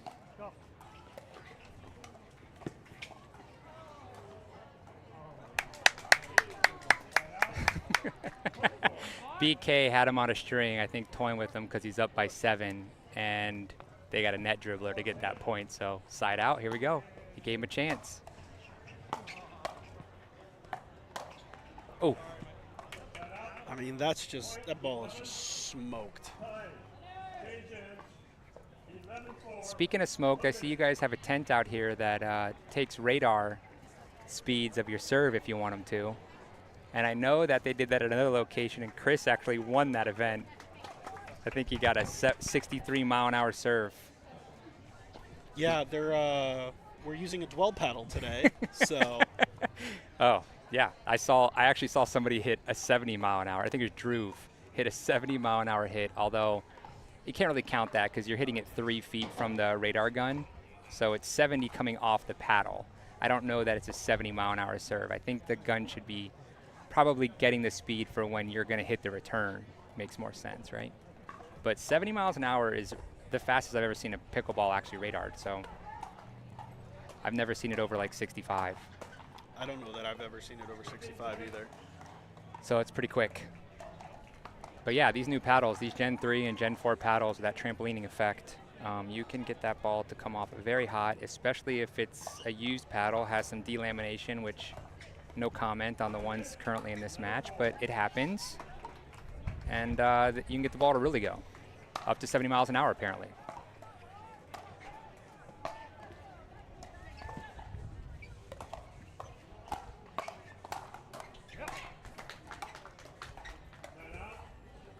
Angel, who is your favorite player, the person you like to see play All Florida when you come out here to commentate?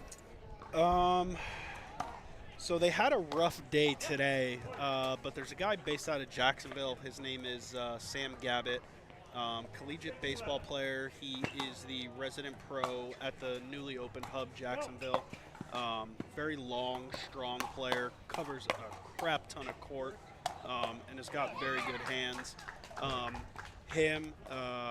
Obviously, I'm very biased and good friends with Josh Elliott, being his roommate, so he's one of my favorite players to watch. I like the emotion that he shows. Sure. And he's got a lot of very unorthodox shots to where when they're on, he's a tough opponent. I think the men's team for St. Pete has done well today. It's just the team overall has been struggling.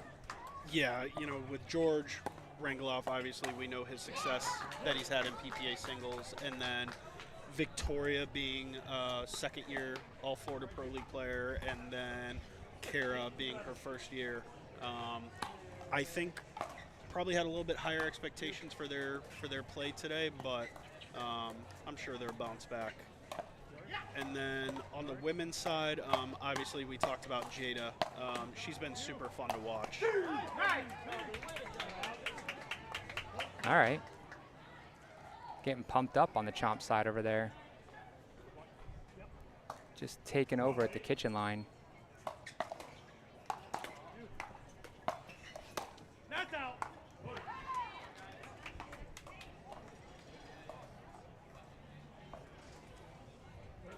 It's been fun to see some of these local tournament money ball pairings, a la Cam Bradstreet and Ben Yu, translate over rather well to the Florida Pro League as well.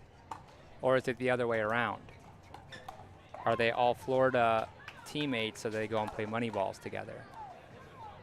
I'm not sure which was first, but I mean, yeah, if you're going to be teammates, you know? Do it everywhere you can. Same thing happens at the UPA level.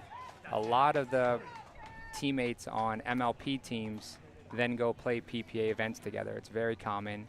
They want to continue that consistency from week to week by playing as many events together as possible. And back to your question earlier about what is it I look for someone to transition to that next level, really what it comes down to is more and more reps under pressure situations, and then ratcheting that pressure up. So it's like, okay, maybe you play a money ball together and you win that. You've proved that you can handle that kind of pressure. Then you play for All Florida and you're playing to, you know, games on the line, matches on the line, your teammates are watching, your coach is watching, you win that. The more of that you get, I think that's what I'm looking for. It's like, can you handle pressure situations? So Kaylin and Jada are great examples of this. It's nice to see them win out here. It's even nicer to see them win a PPA Challenger singles event. Kaylin just this weekend, I think, went to the round of 16 in both on the PPA main draw. I think she went to round of 16 in both women's and in singles. Yeah, knocked off another top 10 in singles, I believe. Right, and so she gets the round of 16 and she loses. She gets beat pretty bad, but being there is a rarefied air for almost every other player. No player here has ever seen a round of 16 match event on a PPA tour where there's big prize money involved, right, and big contracts. So even though she lost that, she gained that experience these players are not getting, and so she becomes more desirable to me, right? Because now the next time she gets there, she's had that experience and she's more likely to get closer to a win or win. And the more that happens, the closer you get to being a top-level pro and someone that wants to be drafted. And Kaylin's there, and Jada, same thing. Wins a PPA Challenger, and if I had to guess, you're going to start seeing her win some rounds, getting through qualifiers and winning some rounds at PPAs and APPs as well. Yeah, I think the sky is the limit for someone like Jada, especially with the level of success her sister's having at the PPA and MLP level. So super excited for what her future holds. Yeah, so if you truly want to take that pro route, you've got to, I hate to say it, spend the money, go to as many tournaments as possible, play as often as you can, and get experience under really high pressure. Do you think at a certain level it becomes difficult to find high leverage, high pressure situations outside of a PPA qualifier, outside of a PPA main draw? You know, because they talk about trying to play up as much as you can, but from what I'm understanding, you get to a certain level and the only place to play is at that professional level, so therefore you get stuck playing in maybe probably a lower level tournament that you shouldn't be in, so therefore it might be better to drill or to practice or private games. So do you think can be some detriment to your game if you're maybe doing a little too much with a lower level tournament or something like that? No tournament or play is a detriment unless you're sacrificing practice time for that. As long as you're practicing and putting in the time necessary to compete on the level of the tournament you're playing, I would say it depends on what's important to you as a player. If it's important for you to sign a UPA contract and make $300,000 a year, then more than likely when you get to the round of 16, that's the biggest amount of pressure you're going to feel, right? Because that's your goal. Your goal is to be there. And if you're there, that's where you're feeling the pressure. Now, if your goal is to win a money ball, you're probably going to feel the most pressure, you know, in a match in a money ball. So I think it kind of depends on what you spend all of your time working for. That's how I feel. It's like if I'm working really hard at something, I'm probably going to feel the most pressure when I'm in that moment of the thing I'm working for. And so I think it depends on what your goals are. And if your goal, like I said, is to be a top touring pro, then you're probably going to feel the most pressure and get the most exposure when you're there. And you know that. When you're in that moment, the reason you feel the pressure is because you know this is the moment that you've been working for. You know this is the moment where you could get noticed and picked up or get a contract. And so that's the moment. If you can strive in that environment or get that experience, that's, I think, the most valuable they can get. And so, I don't know.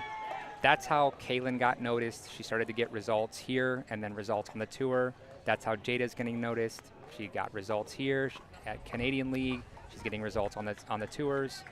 That's how it's going to happen, unfortunately. You're going to have to play the best of the best, and you're going to have to get some wins to get the exposure, to get noticed, to get a contract, to get picked up by an MLP team. It doesn't really, there's not a whole lot of other avenues than that. Yeah, there might be someone like me who's wandering around and says, I'll take a big chance on this person, but for me to take a chance on somebody, it's one of 4 players on my team that costs a lot of money to run. I'm going to have to see a whole lot. Yeah. And probably that's going to involve results, unfortunately. Because you could be the greatest practice player on the planet, 3,000 dinks in a row and never lose a practice match or a rec play. That doesn't mean anything when I put you in front of Ben Johns or Anna Lee Waters. You could be the worst player against them because you can't handle real pressure. So you're going to have to be tried and true, and people are going to have to see that, and then they'll pick you up. But again, All Florida is the stepping stone to that. I think we've proved it here in the last 2 years, right? Like, players are getting picked up on a regular from this tour because Florida is a hotbed for pro players. And you can show you can do it here and then take that experience to the other tournaments and start winning. People are going to notice, and you're going to get picked up. Yeah, it's been a lot of fun to see some of these guys translate their success, to your point, starting here, then over to PPA Challenger, over to PPA qualifiers, and then we've been super fortunate that a few of them have made some main draws and had some success. So I think that's the real key, is making main draw. And that's tough to do. There's not many people that can do it. That's why Kaylin, impressive. I think Jada can do it. I bet if she entered in with a decent partner and played singles, she's going to get through, more than likely get through qualifiers, get to a main draw, and could probably even pull an upset, which is hard to do in that first round of a main draw PPA. And the second she does that, she's going to be on the radar of 3 or 4 teams, which I think she already is, honestly. She personally is not ready to make that jump to the next level. She wants a little more time here, and I respect that. And when she decides she wants to move up, I think there's several teams and partners that would like to grab her. yeah, I can't imagine she's going to go unsigned for too long. So very excited to see that come to fruition. Yeah. So GNV Chomp took that men's match 21-10. We saw a little exchange there between players. Certain paddle situation may be coming to light, but hey, that's not our job to talk about. But I mean, they all have the option to grab what paddle they want, and so some paddles do better in hot weather, some paddles are fast than others, some have more spin than others. It's up to you to decide what paddle you want to play with. Graham, you know what does great in hot weather? The 1240. It's one of my favorite balls to play with. So shout out to you and the Dwell team for creating such a great ball, very affordable. I know it's a staple at Crescent and a lot of my private games that I run. So we've been using it all day here. It's 90 plus degrees and humidity, and it's holding up well. So shout out to you guys. Thank you, appreciate it. Yeah, I mean, I'm a big fan of.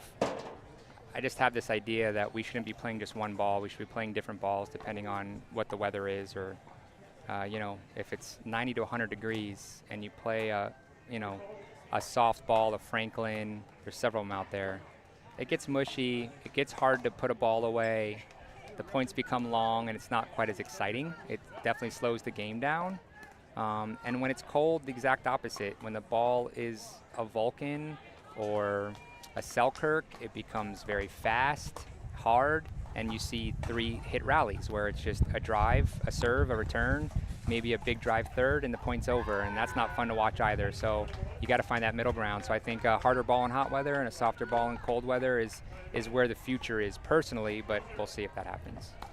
So I'm going to put you on the spot, and this is I don't know if you've been asked this question before, but knowing what you know with your paddles that you've put out there and the balls that you've put out there, what's harder to make, a good paddle or a good ball? They're both still hard to make. Like, you know, I'm not going to say Dwell has figured it out. If we had, we'd be Yola, you know. They're both hard to make, and then once you make it, it's how do you get people to love it? But yeah, there's no perfect ball yet. I think we're far from finding that. It's tough with plastic, and same thing with paddles. You know, you're limited to what materials you can use, and we definitely haven't reached like the best paddles that we're going to see in the next 2 or 3 years. So you think at the rate paddle technology is improving, you still think there's an even higher level that we can go? Oh, no question. No question there's a higher level. There's, yeah, I think what is really being worked on right now by most companies is durability and longevity of paddles.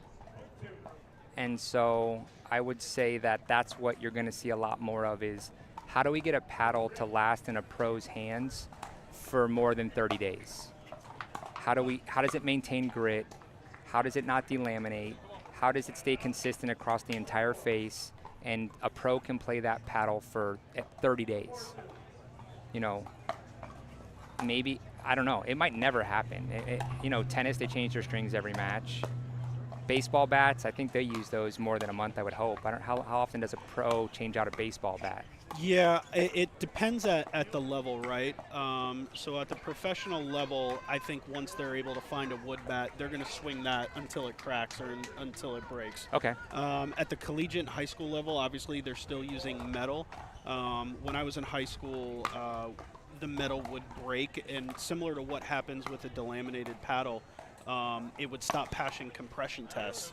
So they would try to use that bat as long as they could till either the umpire would say, hey, we got to check that bat, or no, you can't use that. So yeah, yeah, similar across the board in other sports.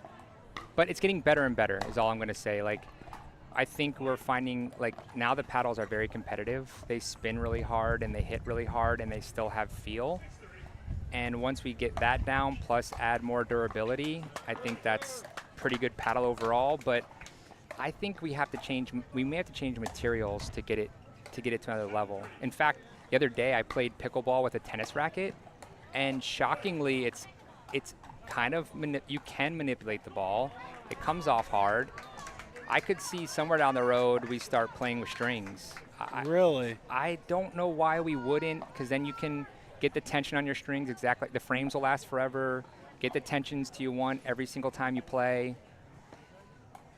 And yeah.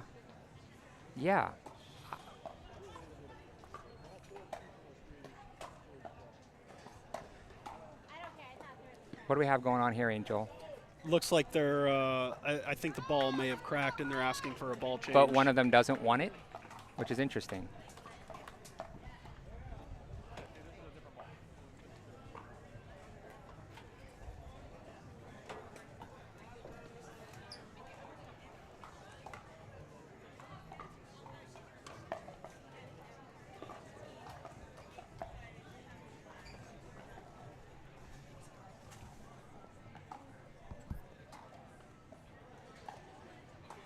Oh, yeah. Even, I mean, yeah, even these balls are, you know, I'm the owner of Dwell, but they get soft.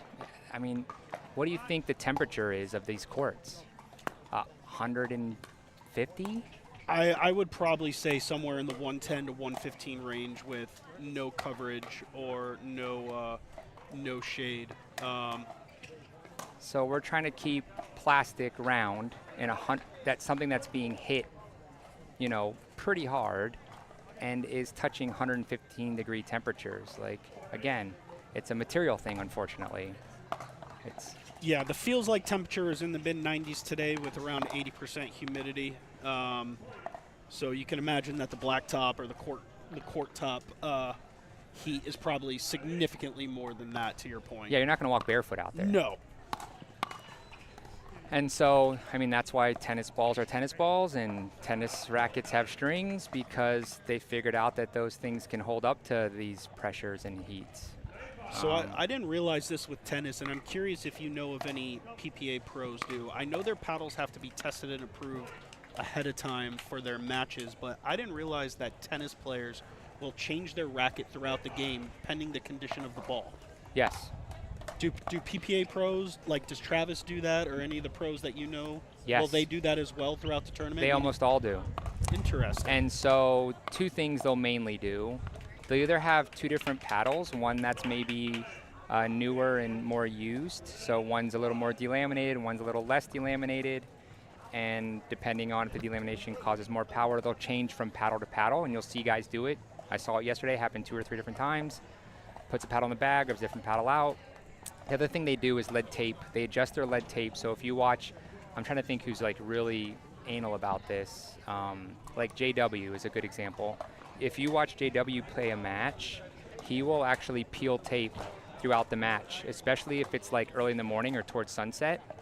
If he feels that he doesn't have the touch he wants or the power he wants, he'll basically weight up heavy and he'll peel little pieces off as the day goes on. If he feels like he's, you know, hitting a little too hard, not having quite enough feel, he'll take some of that mass off, and doing that gives you a little more feel, a little less power, and he finds that sweet spot. So yes, pros are fanatical about their equipment, and they change out their paddles a lot. They get new paddles a lot. If the grit wears even by 10 or 20%, they usually grab a new paddle, whereas us in the rec game, we'll wear our paddles down for 6-12 months till they're completely smooth like glass. Pros, they can feel a 10% difference in their grit. So I don't know about you folks, but the insight that we are getting right now, can't thank Graham enough for spending some time with us today. This has been super insightful and super enjoyable for me so far, so thanks for being on board today, fella. Of course, thanks for having me, guys. I want to talk more about the players, 'cause I know some people want that. Yeah. So GNV Chomp out to an early lead, 12-7. As you expected, right? 12-8, as I expected, based on the DUPR prediction, based on, I mean, they were just rolling in Jacksonville, and they're able to keep that momentum so far in stock 3. Where's Moreno out of? I don't know a whole lot about him. He is from the Jacksonville area, I believe. Yeah, Jacksonville area. Is Jacksonville upset that they missed out on him? Because he looks very solid to me. I know he plays a lot with the Jacksonville team, with RJ, with Sam, with Madalena and those guys. But I believe he has a relationship with BK, and that's how GNV Chomp was able to score him. Gotcha. Yeah, he's long. He's got like very good side-to-side movement. He's only been able to get one so far, but I've seen him take one step in from the baseline and get across the court for either a Burt or Ernie. So he's super athletic. Athletic too, yeah. And then you add some consistency on top of that, and you've got a very solid partner on your team. Yeah, that's another quick timeout for Miami. Chomp out to a 7-point lead. You can see on that last point we were talking about Tobias's athleticism and added pressure. He took 2 steps in and it messed up Issa a little bit. Yeah. So he's a presence. Have you been to this facility before, Angel? This is my first time. Oh, here. it is? My first time here. I've gotten to know the Lakeland folks, Nate, Eddie, and those guys over the last few months being a part of the league. And I was super excited to come here today because my expectations were very high, and so far they've been blown away based on how nice this facility is. Yeah, man, they spent some real money here, and they're adding on top of it. So they are I don't even know if they fully know the plan yet, but I know they're adding a gym. I think they're adding on a full kitchen. They're either covering or putting 3/4 of these courts indoors or covered. They're even talking about padel. So this is becoming like a true, it's private, but a true membership club in Lakeland that's like, you know, destination worthy.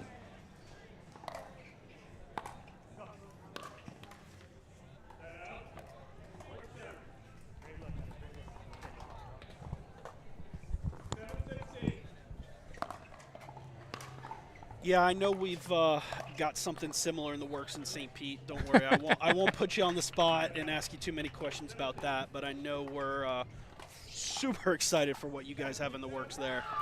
They're popping up all around the country. I mean, indoor clubs and clubs in general, pickleball clubs are taking over and having success, and it's fun to see.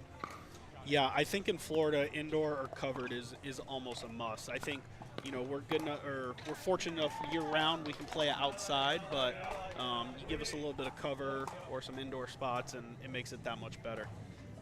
Yeah, I think every state has to have some indoor and covered. There's an argument for everywhere needing it, whether it's wind, it's sun, it's rain, it's snow. There's a need for indoor facilities and facilities in general.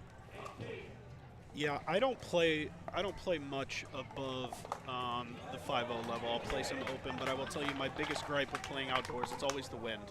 I don't mind the heat, I don't mind anything like that, but it's always the wind. We talked about the ball, the material, and how much the wind can manipulate that ball and really affect the game. So I think that's my only gripe or only thing that I would say about indoor versus outdoors, just the wind. Gotcha, yeah. I feel like because we play in the wind so much, we have an advantage when we play out, because like, who's better in the wind than us? You know, someone playing 5-6 days a week in the wind, who's going to beat you in the wind? It's like, it's almost like, I don't know, it's like a tool in our belt. We know, you know, like for instance, I know it's better to play into the wind if it's a little bit windy, because it's easier for your drops, it's easier to keep your drives in, you tend to get more dip on your ball. However, if the wind gets heavy, especially in singles, it's better to play downwind, because now all of your serves are deep, your returns are deep, it's hard for the opponents to get to the kitchen line, and so it's like you learn these things playing in the wind a lot, and suddenly it's like you're the wind master. Yeah, I think that's why a lot of these tournaments, especially in our area, you're switching sides every game, just because that wind can play such an advantage or have such an effect on the game. Oh, speaking of wind, just long.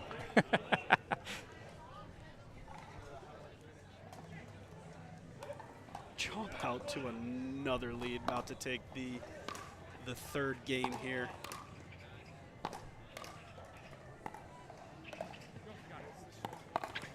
Wow, how about that as a read?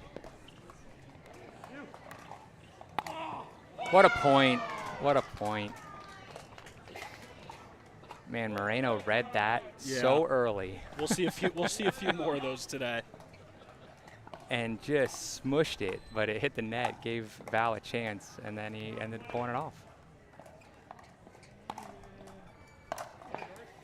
So this was actually Stop 2's finals in Jacksonville. Oh, really? Yeah. So Blaze had a. How are the Blaze today? What are the records so far today for these two teams? So Do we know? this is the first game of the afternoon session. Oh, so gotcha. they are just starting out this afternoon. Okay. Yeah.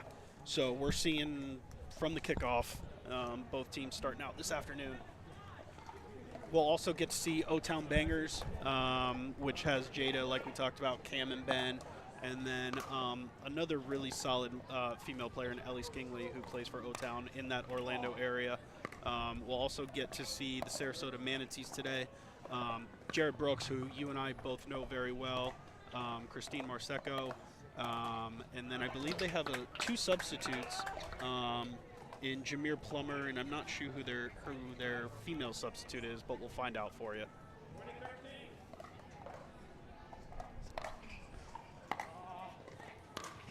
So why so many substitutes on this stop? Is it sickness? Is it not everyone can come to every location? I know some of them because they're getting drafted. Yeah, so I think it's a variety of things. So I know we've had a few players get married and they've been on their honeymoon. Oh, wow. right. I think a few players have traveled out of the country. So I think it's literally a long list of reasons as to why they couldn't be here today. But that's why they put an allotment of players on the substitute list so they can grab them and keep things going. Gotcha. Summer travel.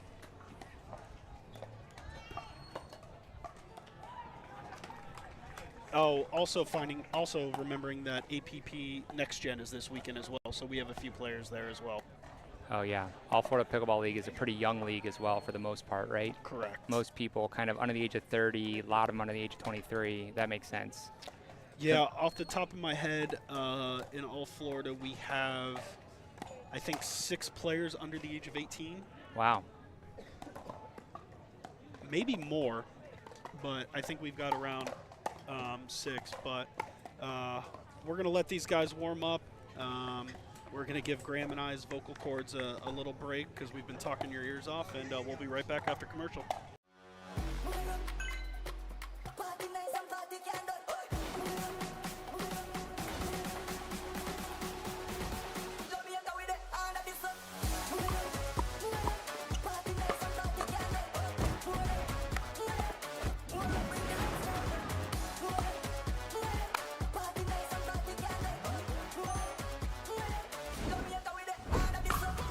What's your DUPR?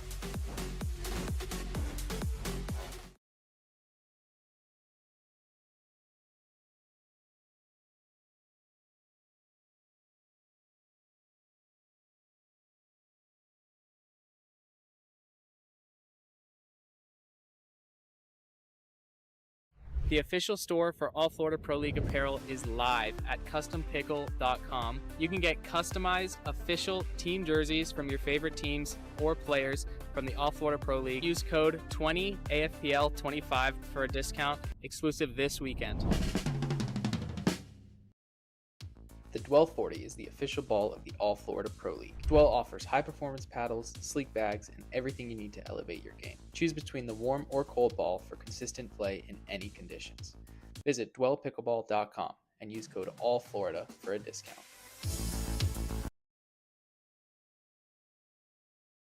Experience the future of pickleball with PB Vision Analytics. Record and upload your matches and let AI break down every stat, every rally, every shot. Want to see how you played or tag a friend in that highlight moment? PB Vision makes it easy to share your game with the world. It's smart, simple, and powerful. The official stat provider of All Florida Pickleball. Check out PB Vision today by scanning the QR code on your screen.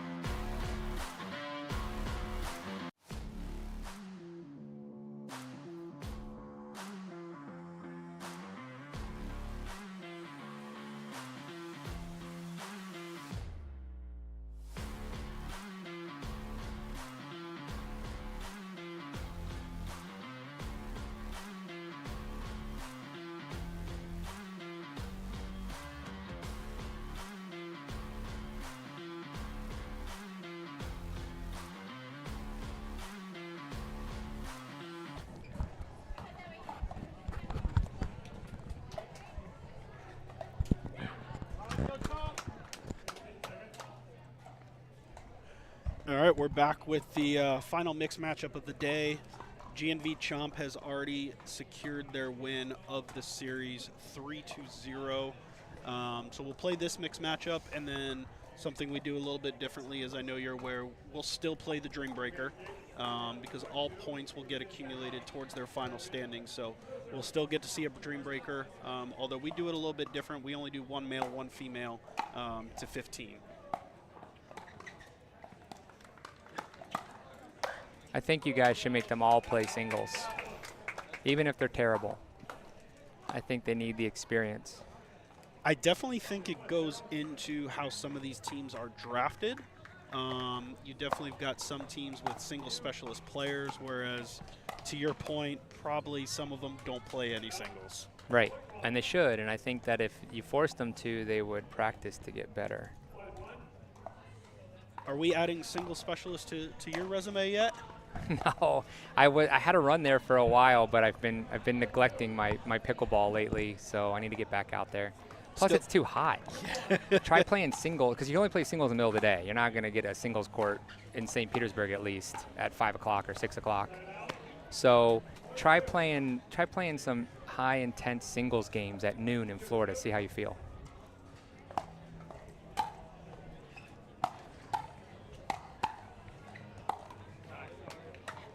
I know our boy Lukey is playing a lot of singles. He's getting good. He's got a backhand now, a two-handed backhand that he can put anywhere he wants. And once you have that, the court opens up a lot more for you. A lot less running and a lot more wins.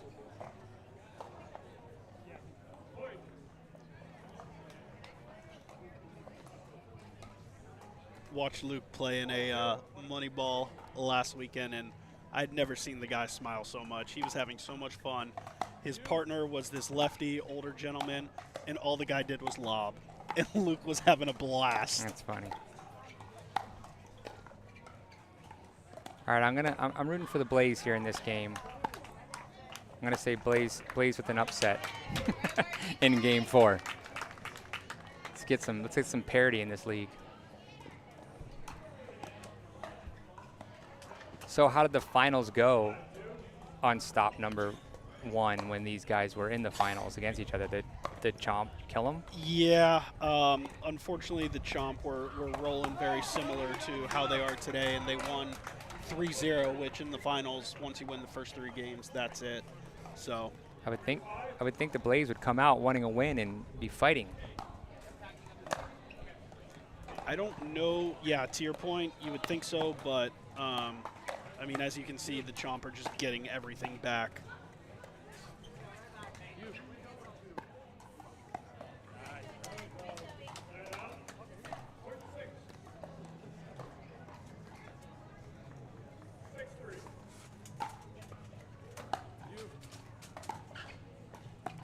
That's a great shot.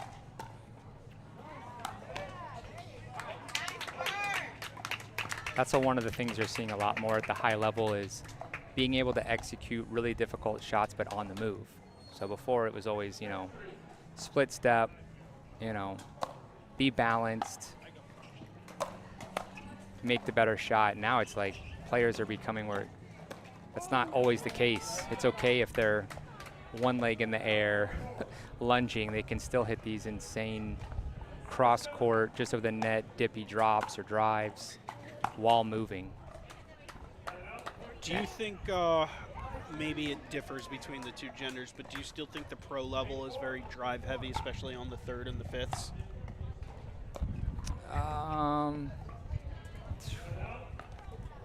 Man, I say yes. I'd say overall yes, but it definitely has to do with the teams playing in the conditions. If it's hot like this, drives really are not effective at all at that level. You can drive all you want. Those pros are just going to sit there and have their way with you at the kitchen. And then there's just some players you don't drive against. It just doesn't make sense. They have volleys that are just heavy, heavy volleys, and you don't want to drive and give yourself no time where they can smash that volley at your feet while you're on the move. And so, yes, overall, I would say because of the paddle technology, drives are becoming more and more prevalent because you can hit it much harder than you used to be able to, and you can get the ball to drop much faster than you used to be able to. So it's almost like you can get the ball to hit as hard as you want and get it to drop still in the kitchen, which is a very difficult shot to get to. But, you know, it's totally dependent on who's playing and what the conditions are. So we got to jump out to another lead. We've said it 3-4 times already. Another early lead, 11-5. We're going to go to commercial real quick for the switch, and we'll be right back. So you don't do any commercial reads anymore? You just play them in It's year 3 of the Florida Summer Smash, and we're bringing back the classics, the bounties, the Socket to 'em Award, rally scoring, round robin into double elimination tournament, but we're adding some new flair. We've got the 50+, the Legends Team Showdown happening right alongside the All Florida Pro League mid-season tournament. All happening at GT Bray, the 3rd year of the Florida Summer Smash. Sign up now.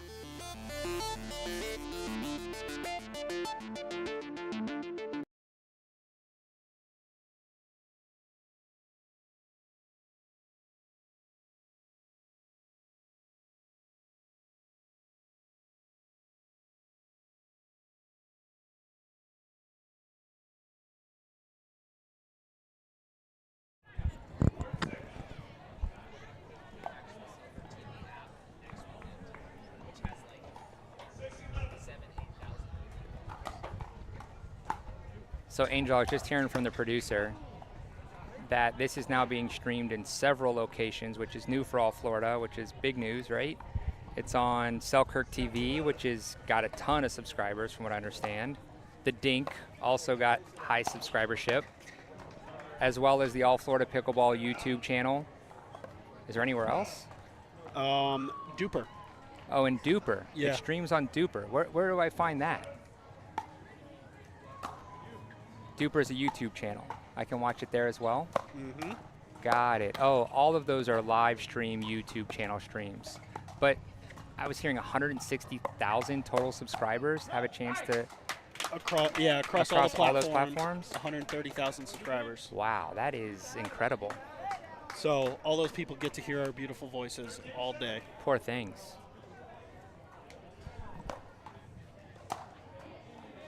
Well, that's exciting. I've got a YouTube channel. You want to stream there? I've got at least 50 or 60 subscribers, and they love pickleball. Are we talking about my favorite podcast today, or are we talking about the Graham D'Amico private channel? I don't have my own private stuff. It's all related to pickleball. So, yeah, it's for the podcast. We're not quite at 130,000 yet. Hey, you're on your way. Yeah. We're 100th of the way there. Ooh, a little stare down there from Mr. Forster. I'm telling you, this is their game. I know they're down.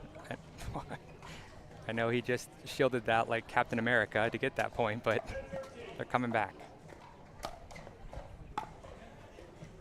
We got to get on this scorekeeper, Angel. He keeps falling behind, keeping up with the scores. You know, there's a lot going on, so I'm trying to give him a little bit of a break. Gotcha. All right. Maybe he's just not good with numbers. Maybe they need a new guy.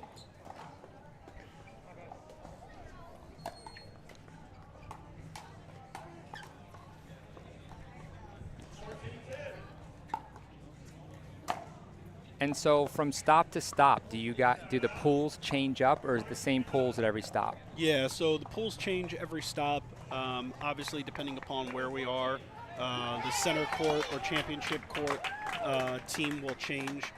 With us being in Lakeland today, for the morning session, Lakeland was the championship court feature.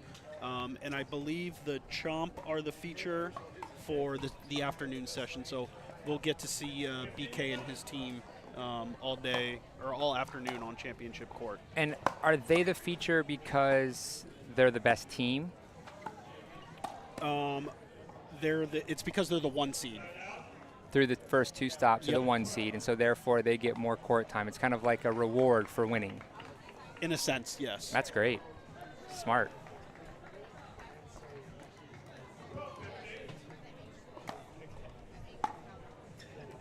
yeah, you know, win some more matches, get some more TV time.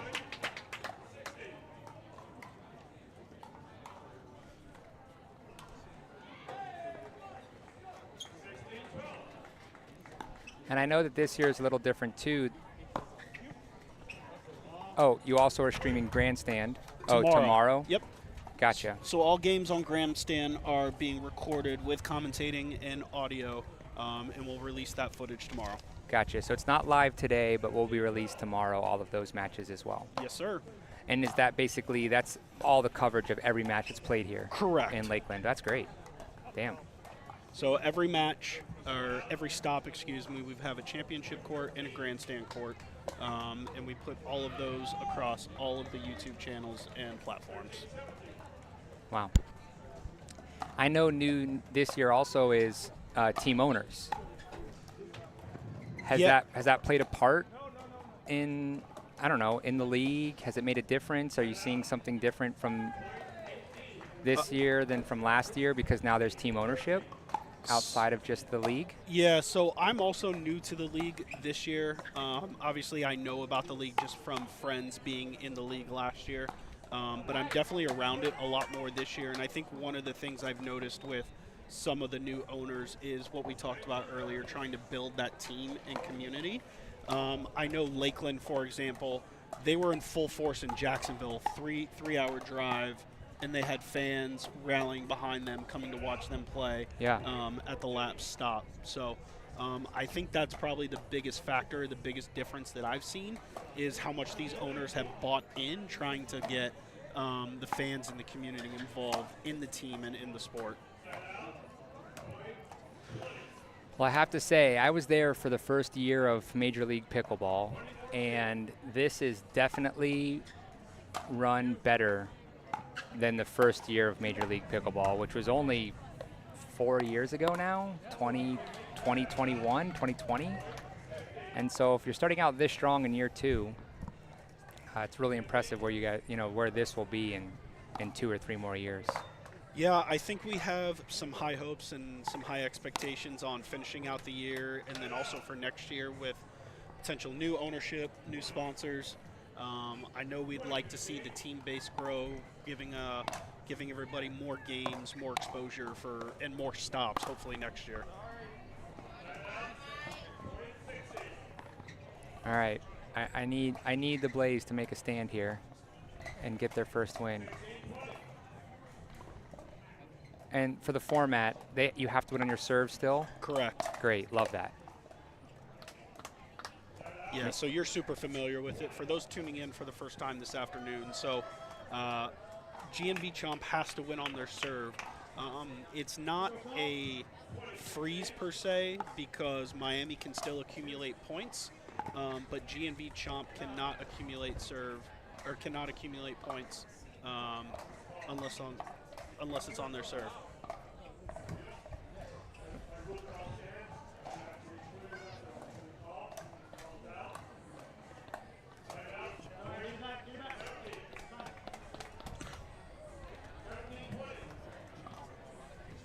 And it makes for great comebacks. This is what I love. So, obviously it seems like Chomp is the better team, but the fact that you can only score on your serve makes it really difficult to close the match out, and here we are at Yeah, so they were just down 6 points, and now it's 18-20. Yep, because there's a lot less pressure.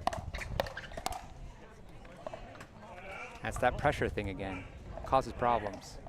I know if I'm Miami Blaze down 18-20, I'm going for it on every serve.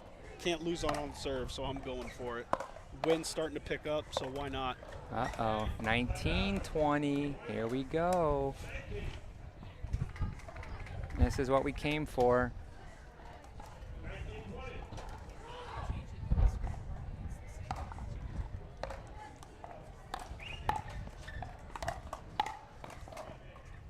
What a dig. Great get there by Michael.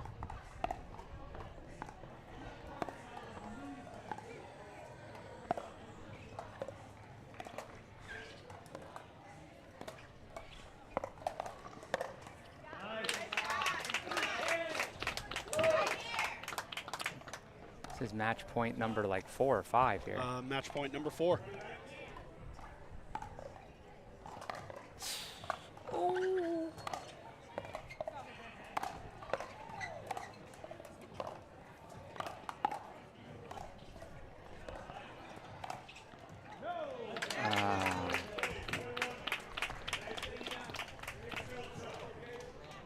Michael letting BK know that he's not happy with that paddle.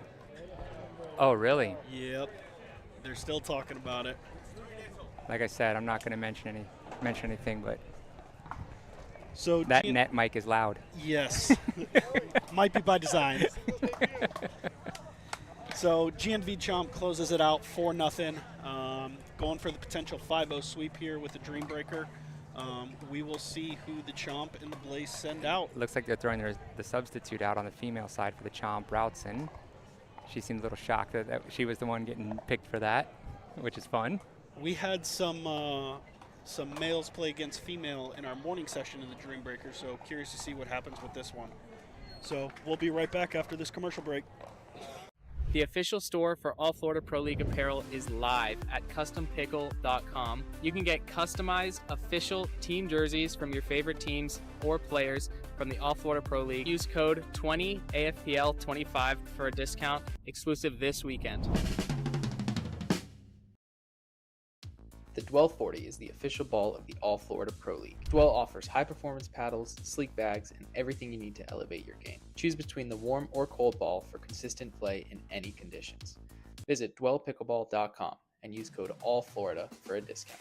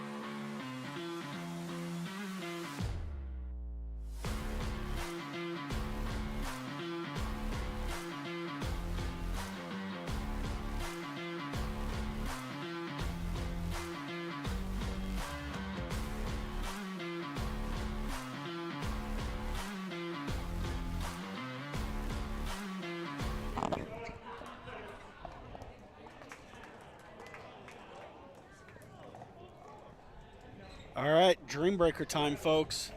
A little skirmish there at the end, but cooler heads will prevail. So we got BK coming out for the Chomp, face off against Michael Forster for the Blaze. Switching every 4 points, 2:15, switch sides at 8. They can take their frustrations out in singles.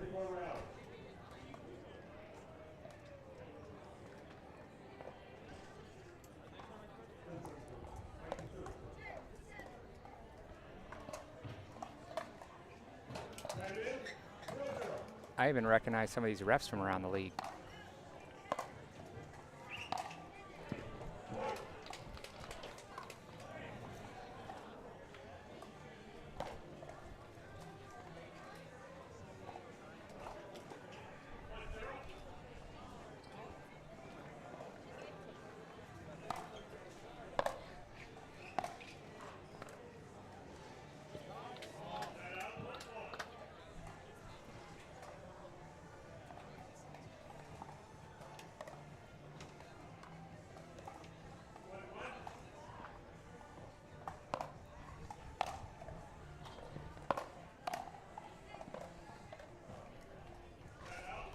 I'm a little confused by Mike Forrester's get up. He's got a Selkirk hat, but he's playing an Agassi paddle.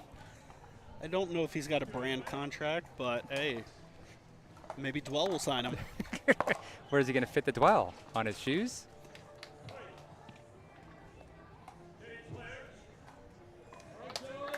All right. Michael takes 3 out of 4 there. Yeah.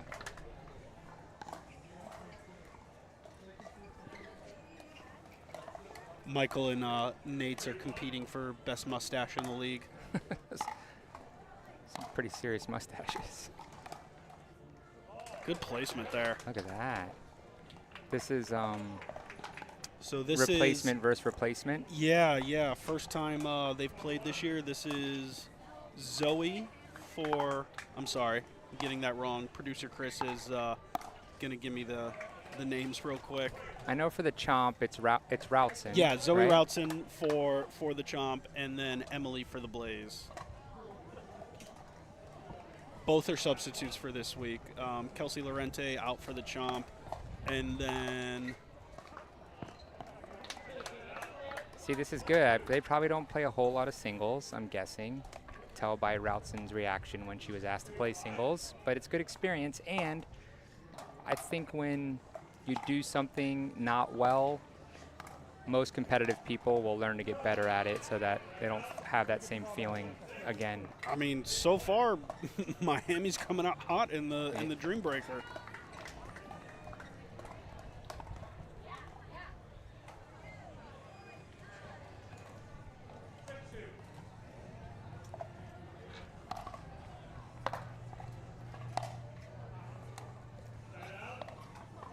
Commentator curse always happens.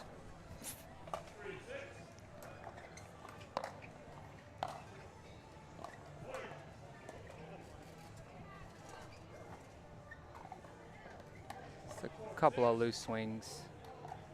Needs to focus again.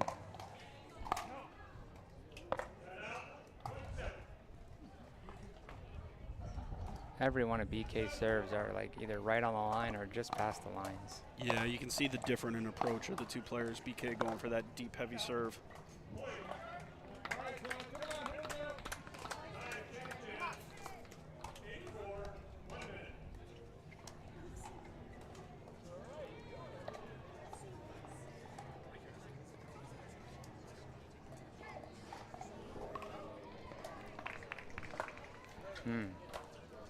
Could be part of the problem.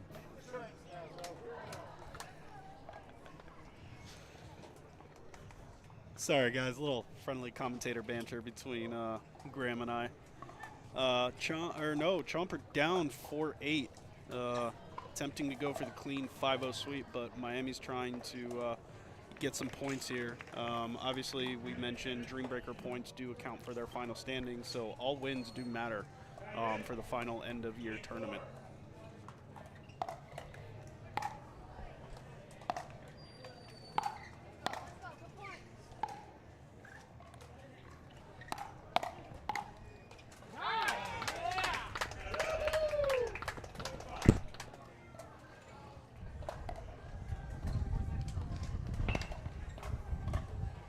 Hear the wind starting to pick up a little bit. All right. She's making a little run here.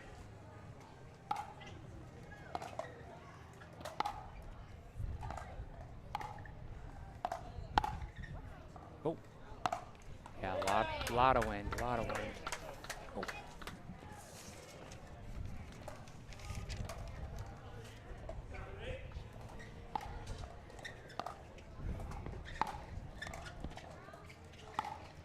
I have a feeling the side is making a big difference.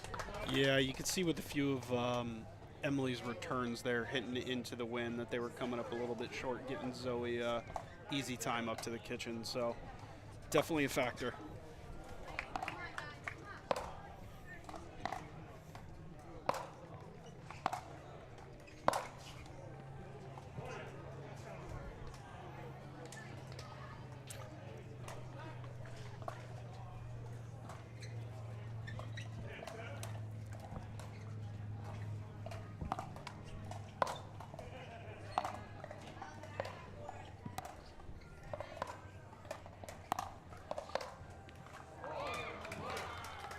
Little cheeky lob there from BK to try and set up that backhand passing shot.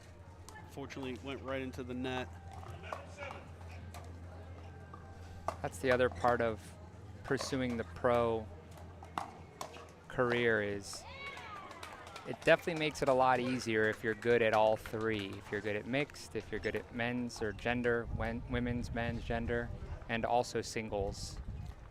Do you think one has more weight than the other in terms of what they look for or what they want you to be good at?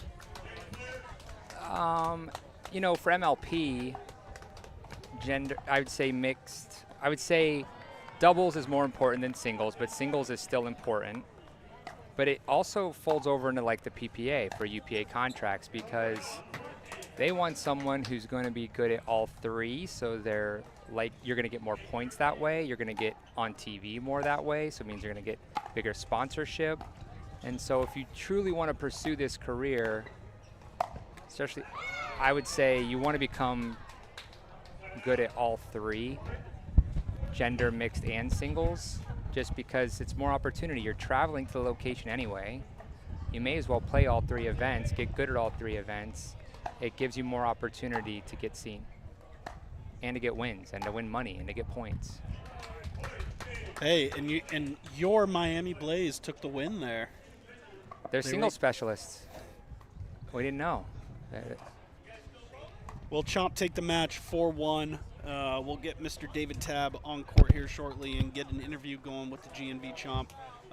Graham, I hope you stick around for a little bit. GNV Chomp are going to be a mainstay on championship court today, and we'll let you know who they got playing next. And we'll be right back after this break. Sounds good. Thanks, Angel.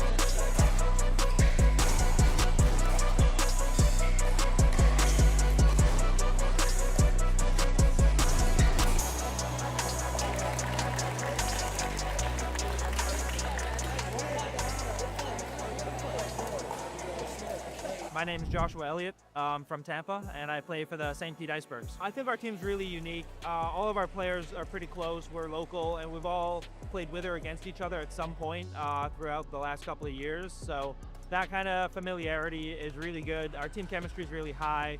We're also we can play different players, different matchups. I feel really comfortable with how we're doing too. I'm a really big fan of the team kind of environment and the competition that it brings. I think it brings a slightly different approach to the standard tournaments that you see.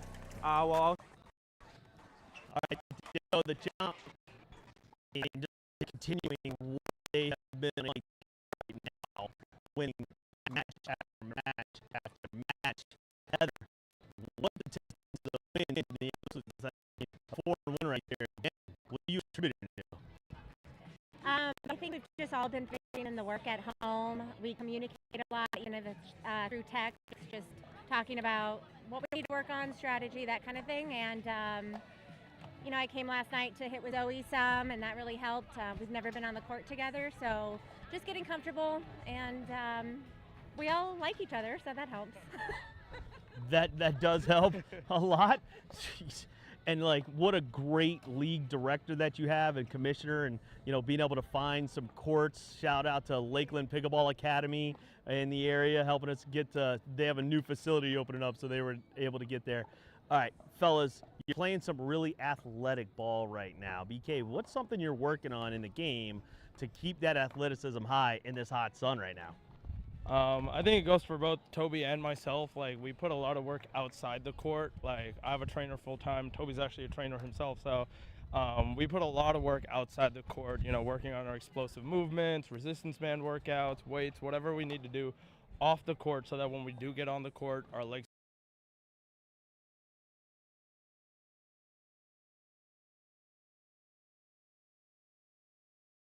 Next, go Chomp.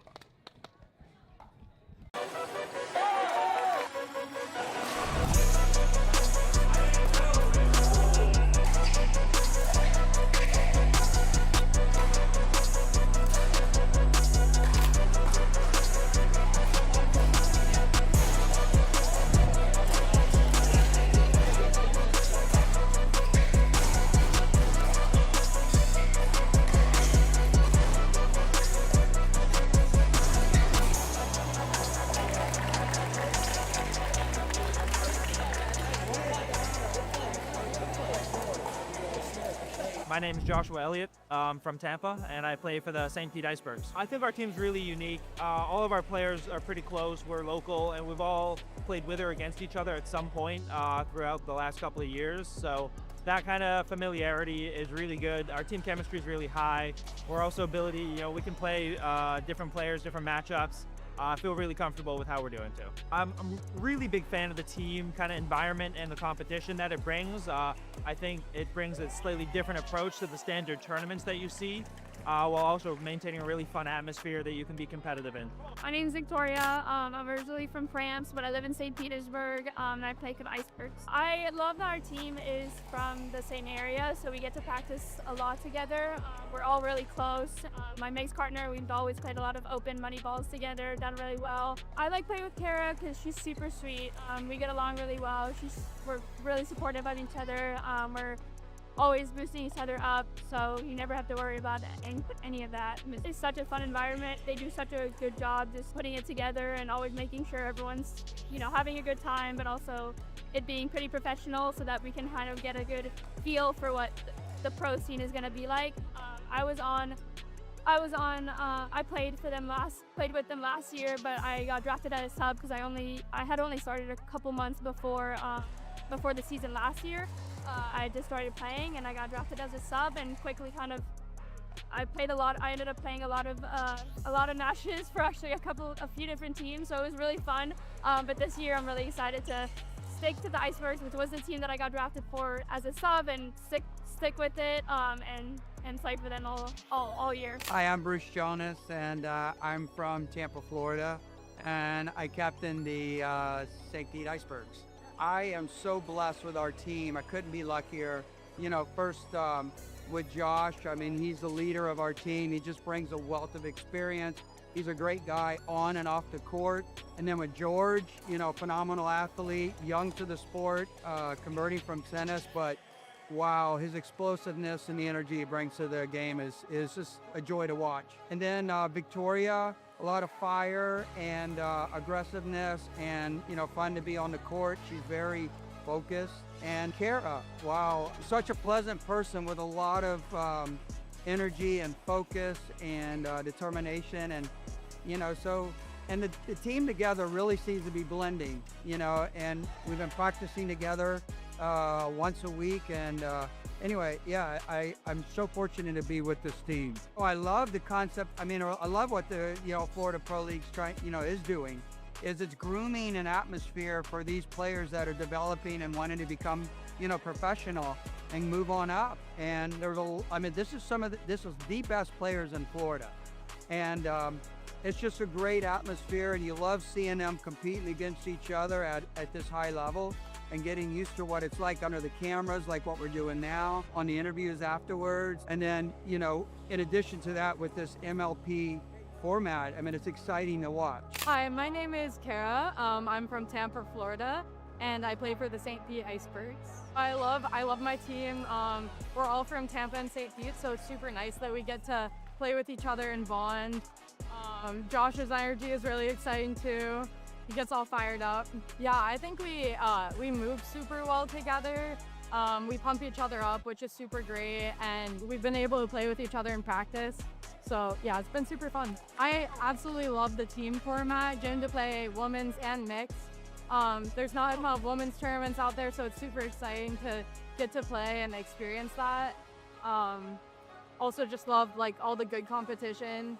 There's a ton of great teams. My name is George Rangeloff. I'm from Clearwater, Florida, and I play for St. Pete Icebergs. What I like about the Icebergs is I think we have a lot of energy.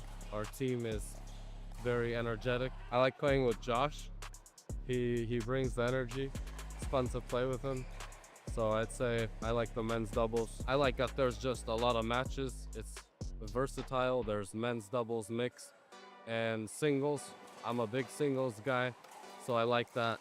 The dream breaker is important. You have to be clutch in singles, so I like that. I see myself more on the business end of it. My family owns and operates Engage Pickleball, so we're one of the largest manufacturers in the world right now. And that's, at the end of the day, more of my future, and I do this more for fun. I hope to keep playing and keep taking it more seriously now, and putting the work in and drilling, and and I've started playing some pro tournaments, some AVPs, PPAs as a Civic PPA challenger in Punta Gorda, and did pretty well. We had a lot of wins, and it was really fun. So I see myself being a top pro in the future, hopefully one of the best of all time.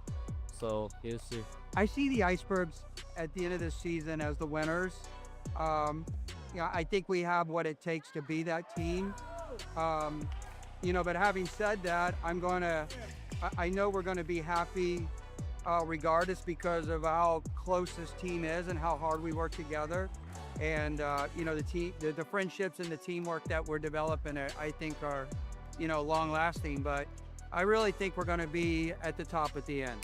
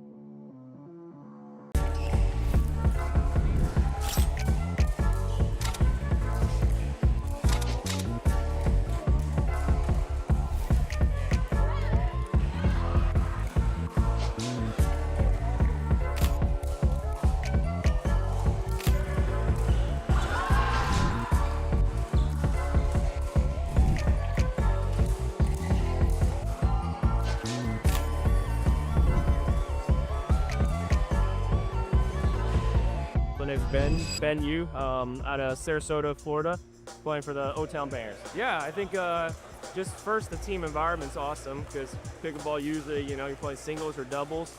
So just being on a team, having that team dynamic, it makes it really fun. Me and Camden, we play a lot in the Tampa area. And then Jada's newer in the Tampa area, so we get out and play sometimes too. And then Ellie's in Orlando, so we're all kind of close in Central Florida area. It's nice to be able to play with Camden and Jada because they're a little younger, so they bring that good younger energy for us, which I kind of need since I'm on the older side. So it's a good team we got. All the work behind the scenes that the guys are doing is pretty awesome. Having the cameras on the court, different cameras, the stream. So that makes it a really fun experience for the players. And then just the competition, I played in it last year as well. I think the competition's gotten a little better, so it's a great place for all our local Florida players to come out and kind of show out our skills.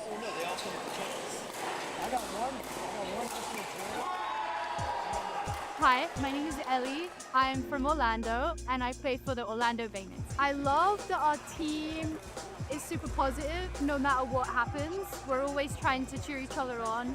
I love playing with Ben, I love playing with Jada. They're both super supportive, and I just love the camaraderie that we have. All Florida Pickleball has enabled me to play my very best against some of the very best players around Florida.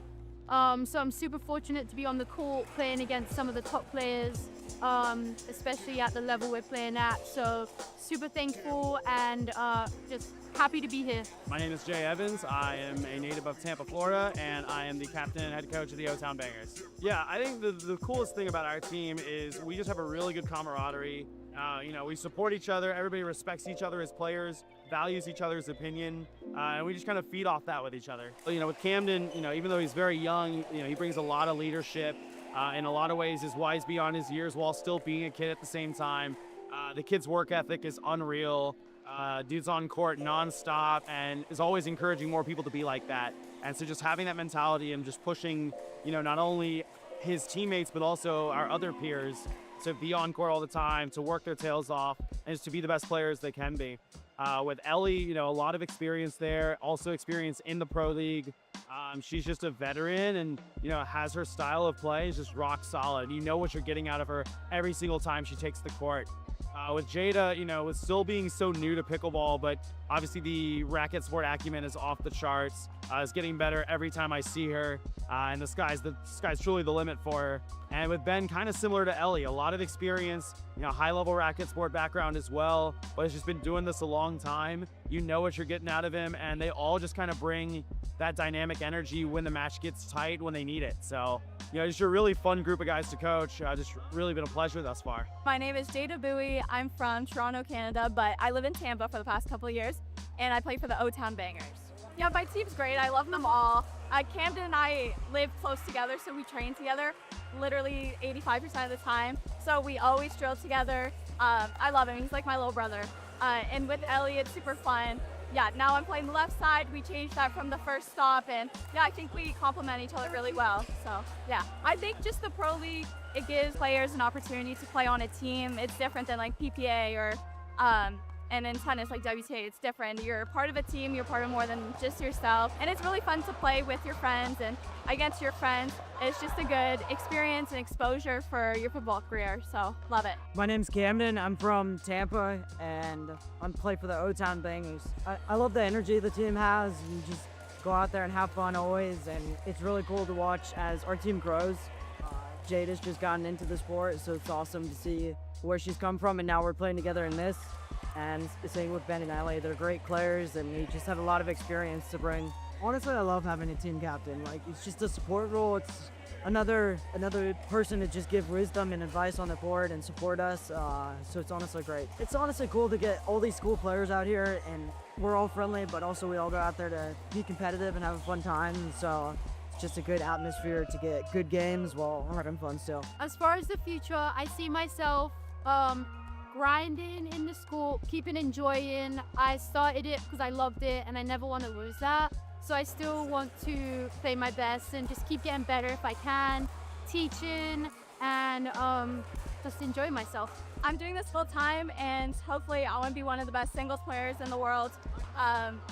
But with that, still with doubles too, be a solid doubles player. But yeah, I want to be at the top. You know, the one thing All Florida Pickleball does that's amazing is just a sense of community, you know.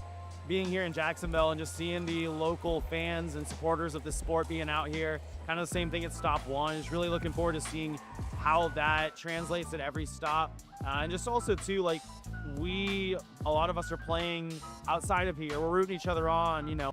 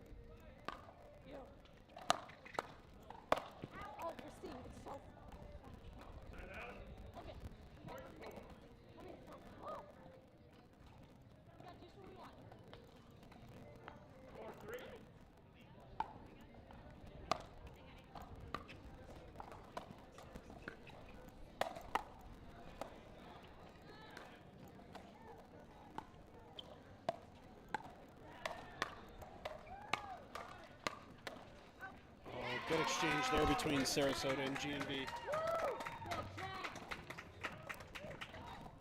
Heather's so good on that backhand side that there aren't too many speed ups that are going to get by her. Her backhand and her forehand play both very, very well on that left. And she's got so much experience that there probably isn't a ball that she has not seen before.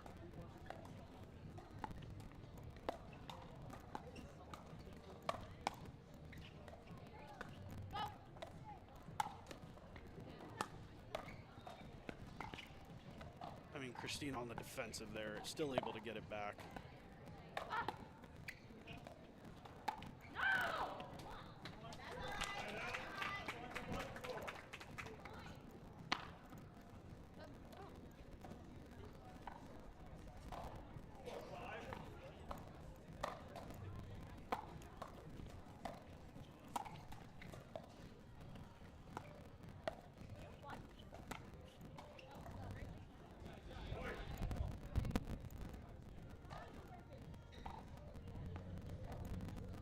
I know this is the first time Andy has played with Sarasota, so looking to see if they can build some momentum and get a rhythm going. Really tough opponent to do that against in the GNV Chomp, who are firing on all cylinders right now.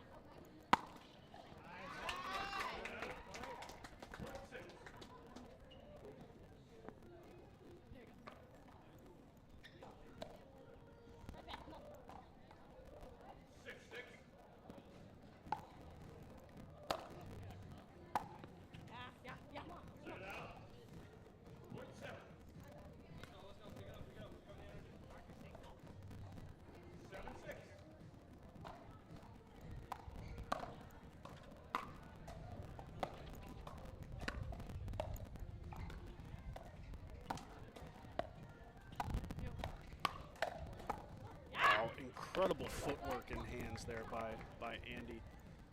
She worked that point perfectly, sliding middle to get the reset and then finish it off with the backhand. And follows it up with a beautiful drop.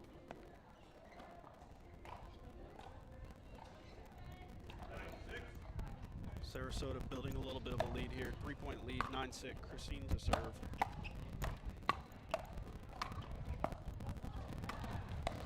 I mean, the resets right now from Sarasota.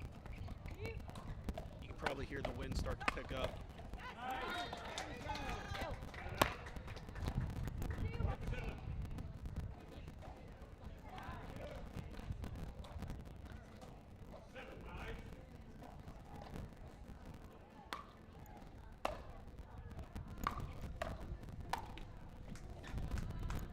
Unlucky there with the net cord. Wind might have pushed that one back as it looked like it sat on top of the net there for a second. Christine looking, I'm sorry, Sarasota looking to take a 4-point lead in the switch if they can get this one here.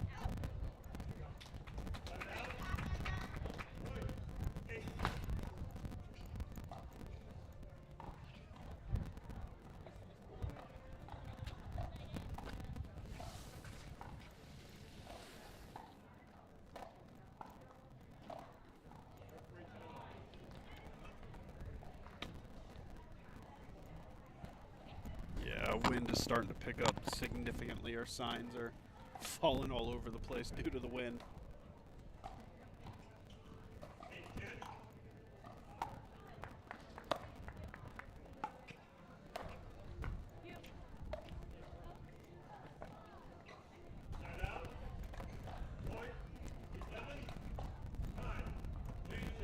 I think this is the first time today that the Chomp in any of their matches have gone into the switch down, so we'll see what happens in the second half of this match. Sarasota Manatees up 11-8, and we'll be right back after this commercial.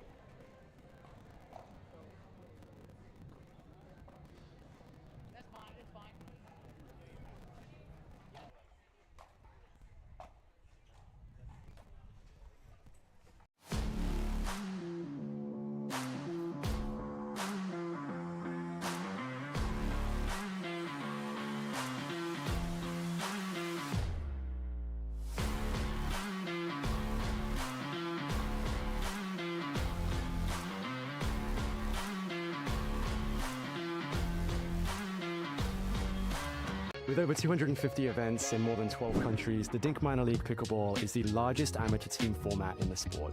The Dink Minor League Pickleball is a unique tournament format comprised of 2 men and 2 women that compete as a team.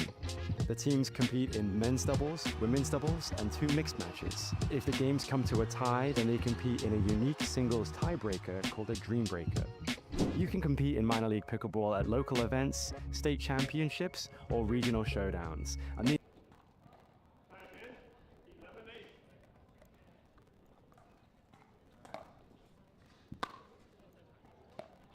All right, folks, we are back. Chomp down 9-11. First time they've gone into a switch without the lead today. Heather being very aggressive there on her third through the transition zone, and Andy was able to put that one away.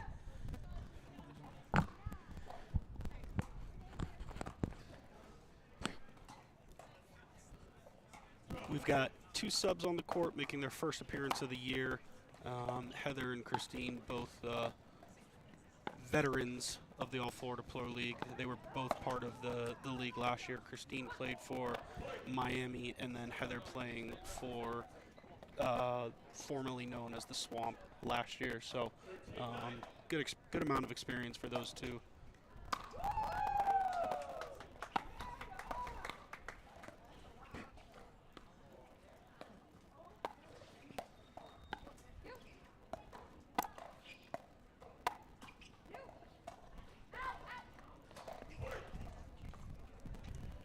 Wind might have pushed that one back. And as we take a look at our DUPR probability here from our partners over at DUPR, heavy favorite for the GNV Chomp, 79-21. You can see the total combined DUPR score for the Chomp, 10.23 versus a 9.547. And I know Christine's played a lot, and her DUPR's rather high, so you can see GNV Chomp is still a heavy favorite there.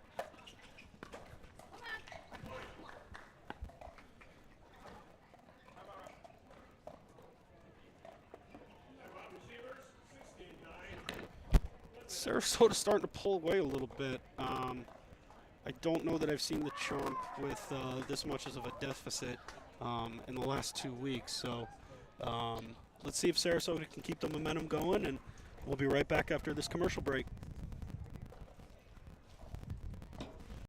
The Dwell 40 is the official ball of the All Florida Pro League. Dwell offers high-performance paddles, sleek bags, and everything you need to elevate your game. Choose between the warm or cold ball for consistent play in any conditions. Visit dwellpickleball.com and use code ALLFLORIDA for a discount. Experience the future of pickleball with PB Vision Analytics. Record and upload your matches and let AI break down every stat, every rally, every shot. Want to see how you played or tag a friend in that highlight moment? PB Vision makes it easy to share your game with the world. It's smart, simple, and powerful. The official Sarasota coming out of the timeout with a 16-9 lead. Seem to have a lot working for him right now. Andy's been all over the resets through the transition zone. And the beautiful inside-out put away right there down the middle. Such a good spot.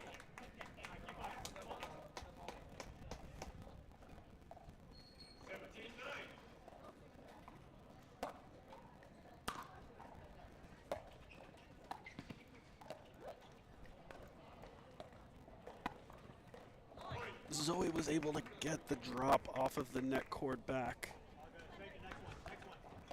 but not able to get the dink back.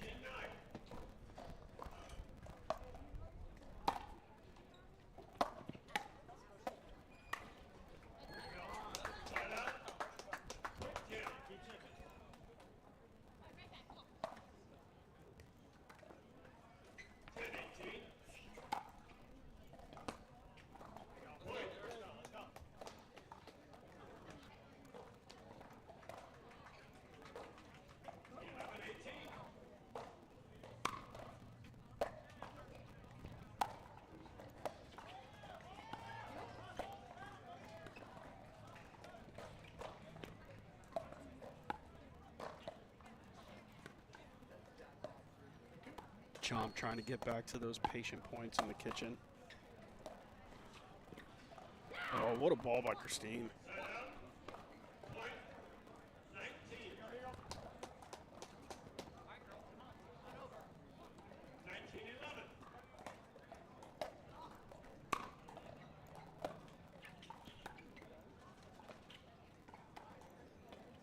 Sarasota not hesitating, working their way through the transition zone and getting up to the kitchen.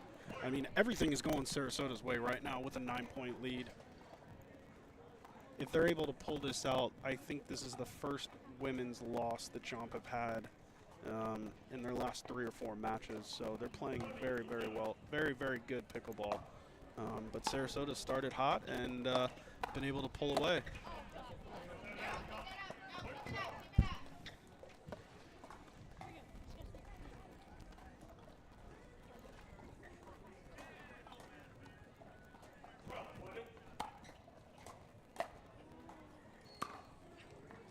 Oh, that ball dropped right in.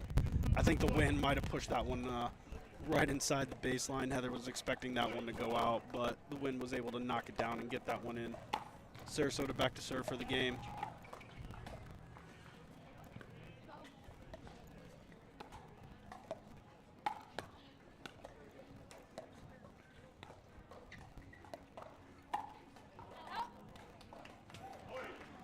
And Sarasota takes it 21-12. You saw the DUPR prediction there. G&B Chomp was a 79% favorite. Sarasota was able to pull out the win. So we'll have the men up next, and we'll talk about those matchups right after the commercial break. It's year 3 of the Florida Summer Smash, and we're bringing back the classics, the bounties, the Sockatoom Award, rally scoring, round robin into double elimination tournament, but we're adding some new flair. We've got the 50+, the Legends Team Showdown happening right alongside the All Florida Pro League mid-season tournament. All happening at GT Bray, the 3rd year of the Florida Summer Smash. Sign up now.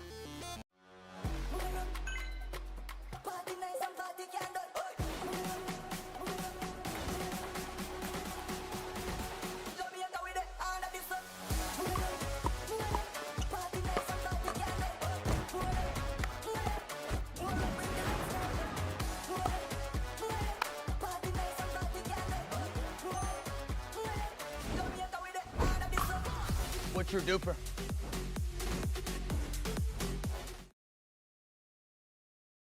With over 250 events in more than 12 countries, the Dink Minor League Pickleball is the largest amateur team format in the sport. The Dink Minor League Pickleball is a unique tournament format comprised of 2 men and 2 women that compete as a team. The teams compete in men's doubles, women's doubles, and 2 mixed matches. If the games come to a tie, then they compete in a unique singles tiebreaker called a Dream Breaker. You can compete in minor league pickleball at local events, state championships, or regional showdowns, and these all culminate into the national championships at the end of the year, where only the best of the best compete for a national title. Head to DUPR.com/minorleague and compete in your local event today.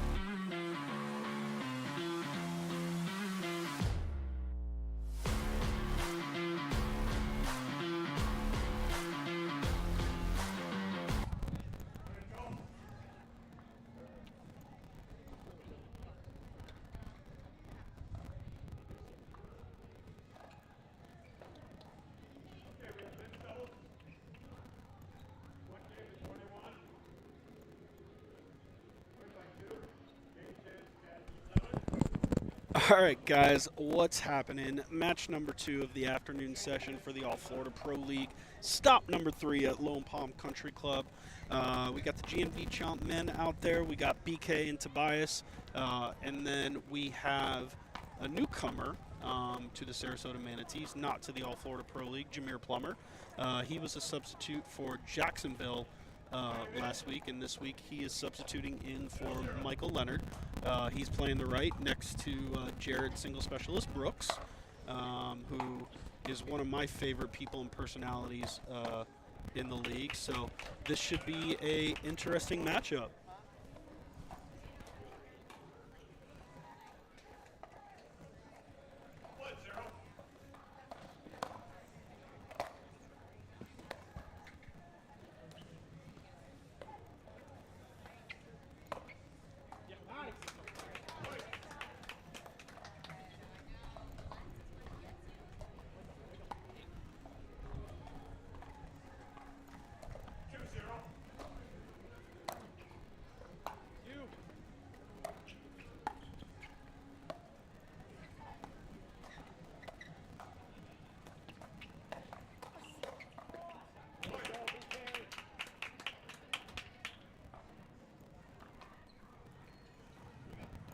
Chomp men staying hot out to an early 3-0 lead.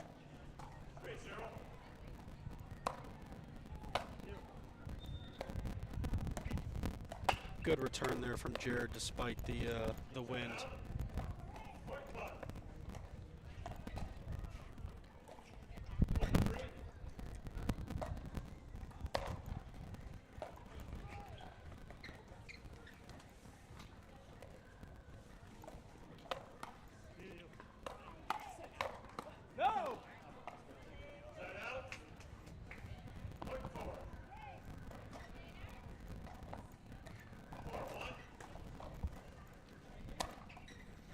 Toby to serve there. Big long lefty, misses his third. Haven't seen too many missed thirds today from the Chomp. Wind's definitely starting to pick up a little bit. I don't know if you can see it on camera, moving our banners around.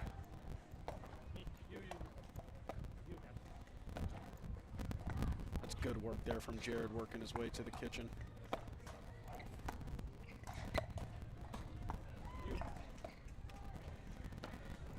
Nice steady dink in there from Jameer. You can see Jared was trying to throw him off with the potential Ernie attempts, forcing Tobias to go back across court.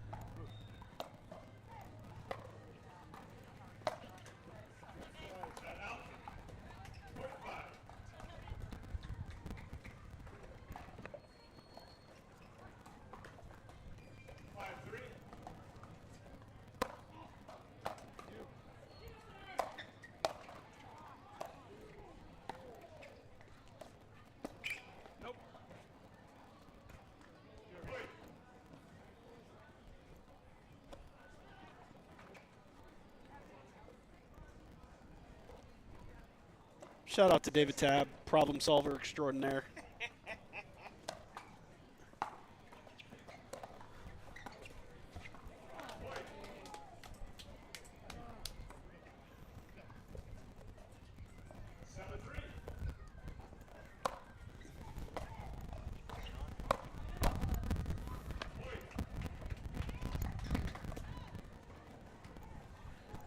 All right, what up, Angel? I'm back, buddy. I know He is halfway through this thing.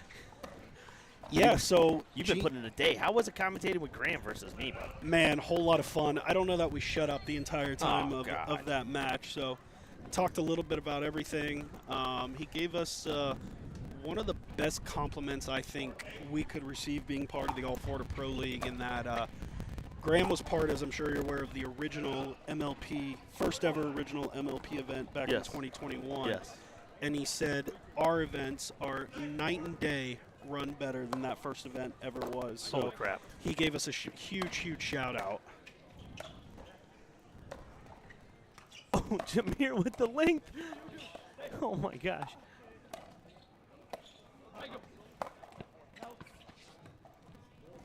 I mean, this point's got a little bit of everything with the back-to-back net cords. The Phi Slamma Jamma right there. That point was great. I'm glad I walked in on this. Yeah, that's a great compliment there from Graham, right? He's been with us since the beginning. He actually played my first ever tournament outside of a club, where I was making a run as a private tournament director. I threw a charity tournament for Special Olympics. And he played with Django Chasan. And that's how we met. Shout he out was like, to hey, you should keep going. I was like, huh? Now we're at a pro league. Ugh. Yeah, got a lot of great insight from Graham about paddle technology, ball technology, as we know Dwell is one of our sponsors, and it was really good. I think the fans enjoyed it. Cool, brother. I see this one is already lighting up. Oh, that's Jared Brooks, ladies and gentlemen. And here we go. I walk right in, Vic, and what happens? Right, we're getting compliments and curse words. Look at that. I mean, what a read by Jared, though, to be able to read that ball off the net and then time it perfectly to where he hits it before crossing the net, which is momentum took him all the way through. All right, so the Manatees are up one. Oh, the Manatees are up 1-0 here on the ladies. Yeah, big win by the Sarasota Manatees, 21-12. Wow. First loss the Chomp women have had, I believe, in 4 matches. 4 years. They've been playing incredible, right? I know Kelsey's out of town. All right, we got the Chomp taking a 11-7 lead at the switch. We got my partner in crime back in action, and we'll be right back after the break. With over 250 events in more than 12 countries, the Dink Minor League Pickleball is the largest amateur team format in the sport. The Dink Minor League Pickleball is a unique tournament format comprised of 2 men and 2 women that compete as a team. The teams compete in men's doubles, women's doubles, and 2 mixed matches. If the games come to a tie, then they compete in a unique singles tiebreaker called a Dream Breaker. You can compete in minor league pickleball at local events, state championships, or regional showdowns, and these all culminate into the national championships at the end of the year, where only the best of the best compete for a national title. Head to DUPR.com/minor league and compete in your local event today. All right, here we go. Back in GMV Swamp. That's the Chomp. Chomp. The GMV Chomp. That we don't say that other word around here. Boo. Looking to take a win here and tie it up. Sarasota with a dominant win. Yeah, I liked what I saw from the Sarasota Manatees women. Obviously, Andy Godwin being a sub for Kim Bacala, not too familiar with their game, but complimented Christine on the right side very, very well. Sounds like it. Shout out to Kim. I know she's watching right now. It's actually 5 a.m. her time. She's in the Philippines with RK, the motherland, eating up some good food, bringing me back some good food. Bringing us back some good food. She probably won't bring it to you.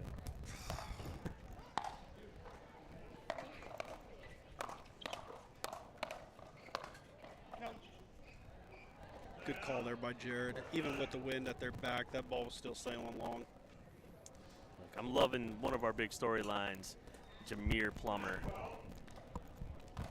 Making a run at the last stop, getting picked up as a full-time player for the Sarasota Manatees. And you're starting to see why a little bit here, man. He's, balling out. Yeah, one thing that stood out to me with about Jameer last stop was how good he was in singles.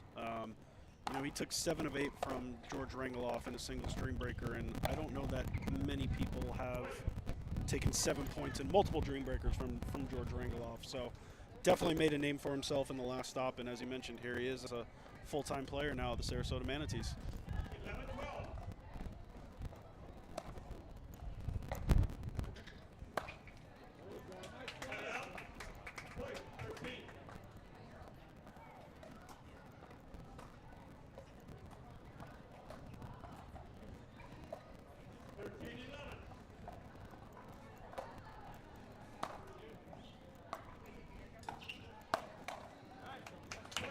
Tough one there. He's got that two-handed backhand to see how he does on the right-hand side. That backhand beat in the middle. He does love to fire that thing. But you got Jared Brooks with a big-time forehand.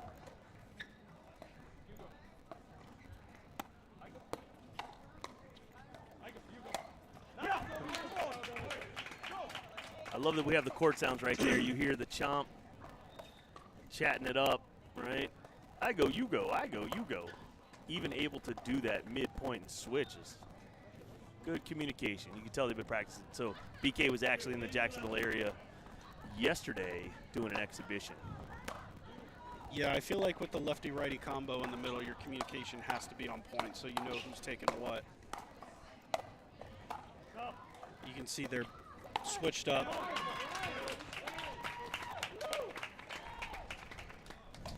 I think Jameer saw an opening there. I think the wind might have held that ball down a little bit. A little low. Yeah. Taking that kind of shot. If you're hitting those kinds of shots on the regular, we're going to sign you up for Championship Sunday at PPA main draw. Ooh. All right, Sarasota got to make a run right here.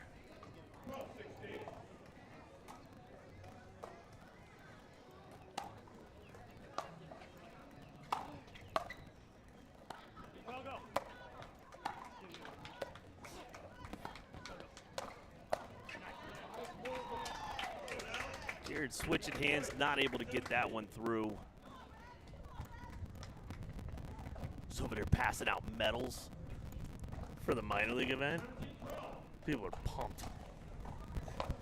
I'm not even going to ask about the medals because I know when I won my first minor league event with you what my medals were, so I'm not even going to ask.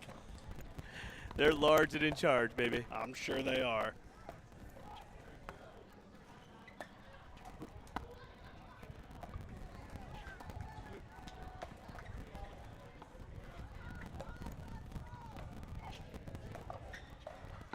See, Tobias is looking for that Ernie there.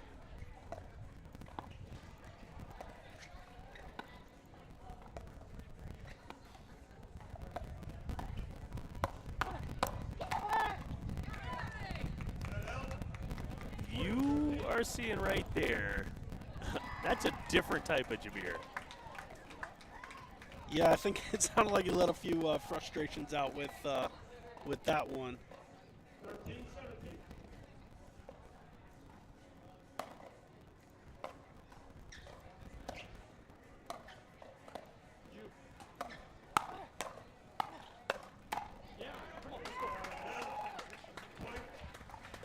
I understand the intent.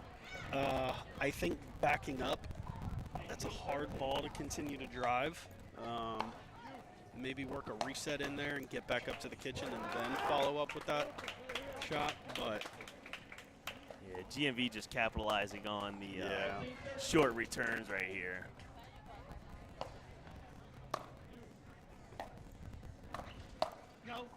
Ooh. An unintentional miss there. I think he tried to jump almost into it.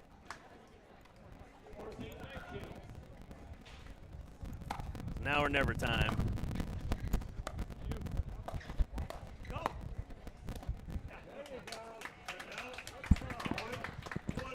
All right, we got game point for the Chomp, looking to tie it up, 20-20.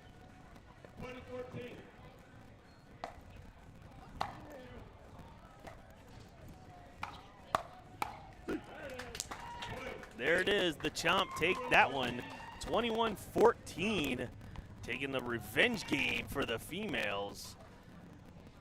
So it's all tied up. You know what that means, we're one step closer to... We've been waiting for one all day. All day. All day. All day. We had one on grandstand court. All right, folks, now, unlike MLB, we decide at the time of, not predetermined, because... well, you don't mind running a little behind for some good action. All right, so stop number 3 here at Lone Palm is halfway done.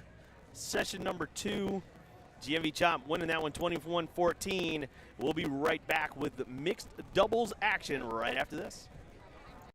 The Dwell 40 is the official ball of the All Florida Pro League. Dwell offers high-performance paddles, sleek bags, and everything you need to elevate your game. Choose between the warm or cold ball for consistent play in any conditions. Visit dwellpickleball.com and use code ALLFLORIDA for a discount.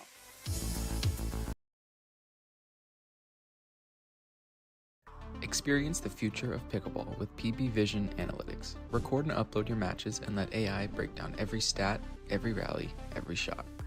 Want to see how you played or tag a friend in that highlight moment? PB Vision makes it easy to share your game with the world. It's smart, simple, and powerful. The official stat provider of All Florida Pickleball. Check out. It's year 3 of the Florida Summer Smash, and we're bringing back the classics, the bounties, the Socket to 'em Award, rally scoring, round robin into double elimination tournament, but we're adding some new flair. We've got the 50+, the Legends Team Showdown happening right alongside the All Florida Pro League mid-season tournament. All happening at GT Bray, the 3rd year of the Florida Summer Smash. Sign up now.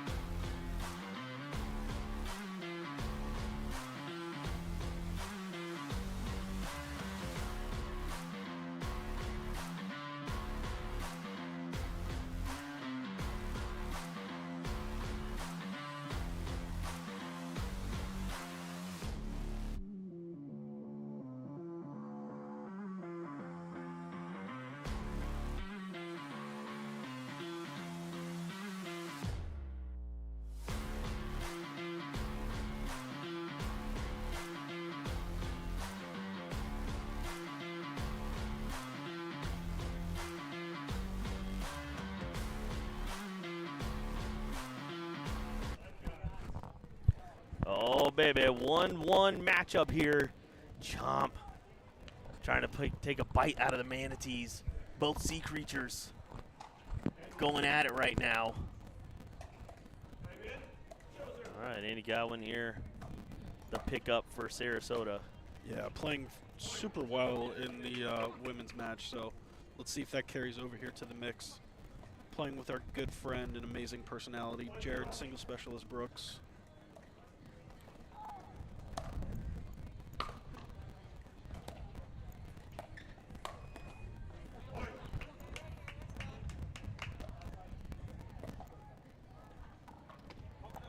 Let's see here, so it's an interesting matchup here for Sarasota being 1-1.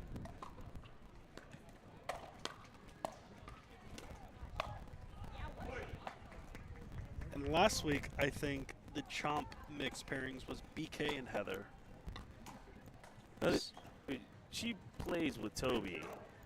It's just interesting that they sent them out first against this team because you have Jameer and Christine next. Huh. We get some insight into that. That'll be a question we ask definitely on an interview. Because Sarasota sent out second.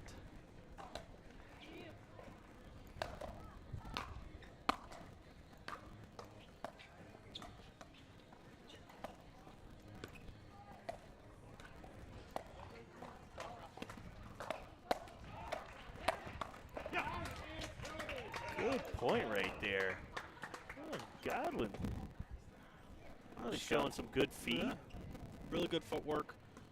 Good touch with her resets. Definitely favors the one-handed backhand dink, so.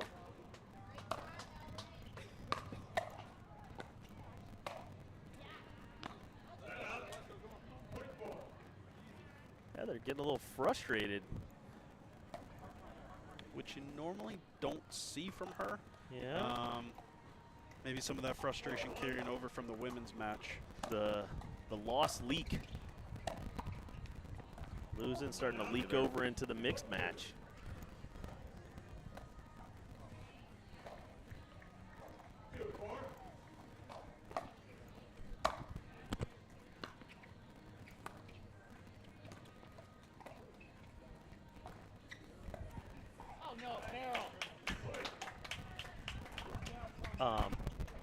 I can't wait for the day we could actually mic up Jared Brooks.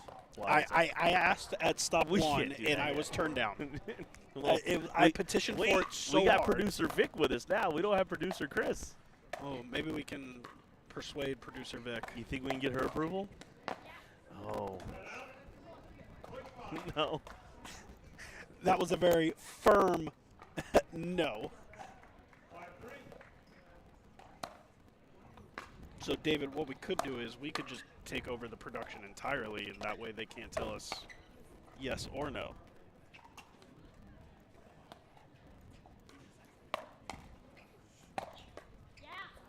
Great setup there by Jared. I do own the equipment. Then as far as I'm concerned, you're the boss. All right, so we got Jared throwing off some, I don't know if he missed that. Look at this, Sarasota pulling out to a lead.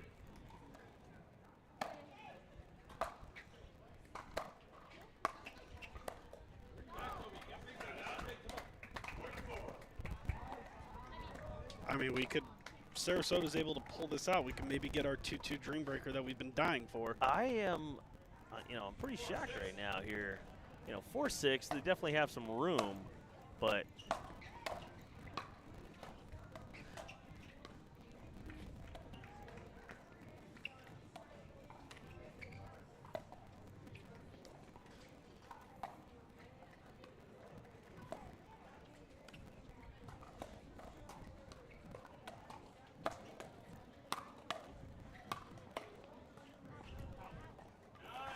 that one goes just wide. I mean, the theme of the day has been brick walls, right side resets from some of our ladies here today, which they've been playing great. Yeah, resetting to angles is where we're starting to see the game really move. It used to be reset and just put it to the middle, but you're seeing players now really can't do that. I'm interested to see what happens with this heads-up matchup with Heather and Andy. That's going to start to develop and really put a pressure point later on in this game.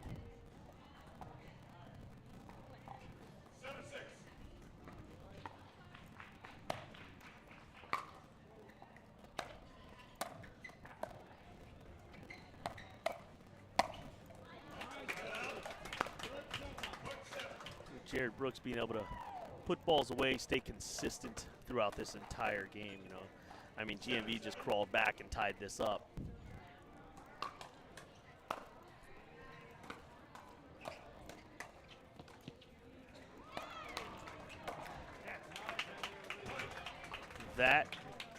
That type of play. We all know Jared loves to push the limits.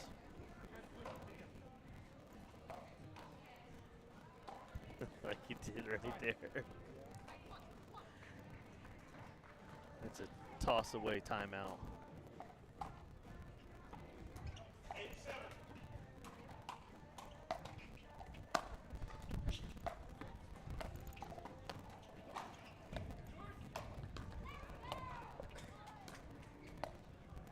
Man, Heather hits that angle so good with the backhand roll. You know, 7 years ago, 6 years ago, 5 years ago, it was blasphemy to put two hands on a paddle. Right? Now you're seeing the amount of topspin and technique and, you know, players that exclusively swing two-handed. Yeah, now if you don't swing two-handed, it's blasphemy. You play like me. I hope nobody plays like you.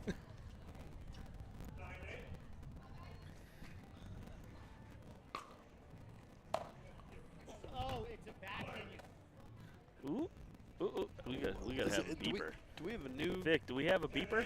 Do we have a? He stopped himself. Yeah. Jared getting big there. Jared getting real big there. Yeah, he's definitely trying to speed up the action right now. You can hear the wind a little bit. That's our court camera. So when you're hearing that, that's not us breathing heavy. That's the court camera, the kitchen mic. So you can get a sense of what the breezes are doing. Yeah, shout out to our production crew. Shout out to producer Vic, just holding us down here today with everything we got going on championship court. Ooh, I'd love to see that one like dance on the net. Maybe, you know, roll a couple inches. Somebody blow it over.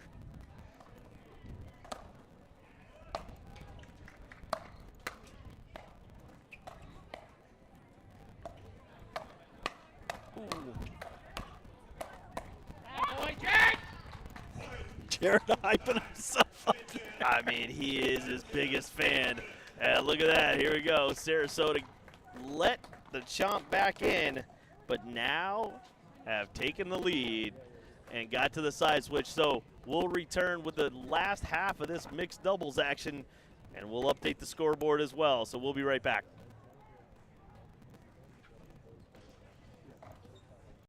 The Dwell 40 is the official ball of the All Florida Pro League. Dwell offers high-performance paddles, sleek bags, and everything you need to elevate your game. Choose between the warm or cold ball for consistent play in any conditions.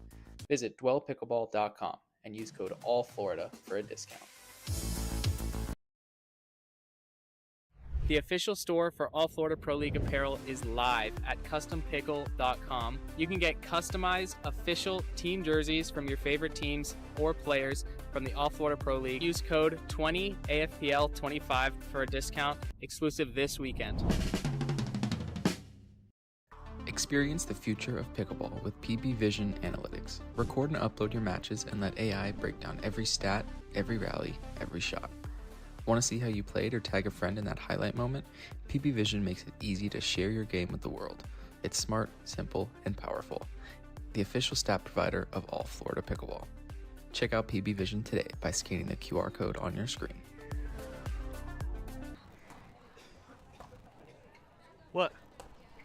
All right, we're back here. Angel, what are we doing? We're fighting for balls? I don't know. I'm told the ball's somewhere. I don't see the ball. We don't see a ball. There's no ball here. We got the entire GMV Chomp Sarasota Manatees invading the booth. Black said BK. I'm not gonna lie, I never saw the ball go over there.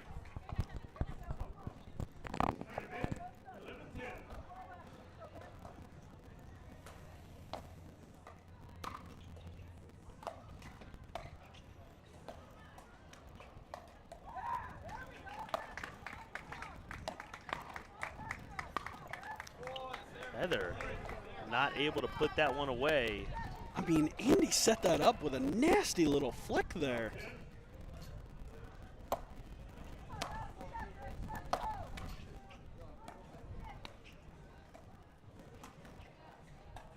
Jammed her feet up, got her down. I mean, she was pressing that angle like there was no tomorrow. How many times have you said the opposing team is targeting Heather Notler? Never. Never.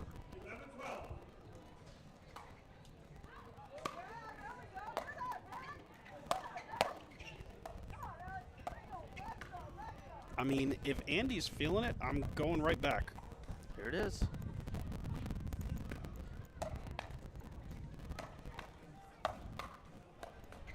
I mean, just absolute cheeky hands there from Andy.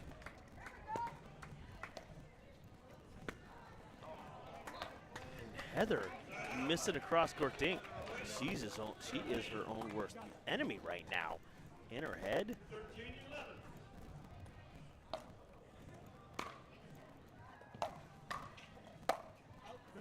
That one goes out. But Andy got one. So these substitutes are definitely putting on a show because one of the factors is the Miami Blades, because of Caitlin Campbell getting drafted, after our pickup and substitute, they, after the stop, are going to have the opportunity to pick up a full-time player. So all of these ladies right now are vying for a spot.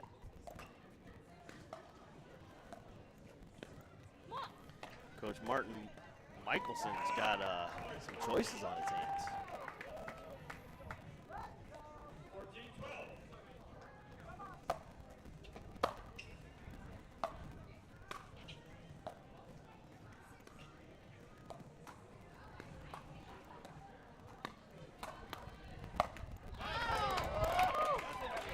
Andy was feeling that one a little bit, overcooked it.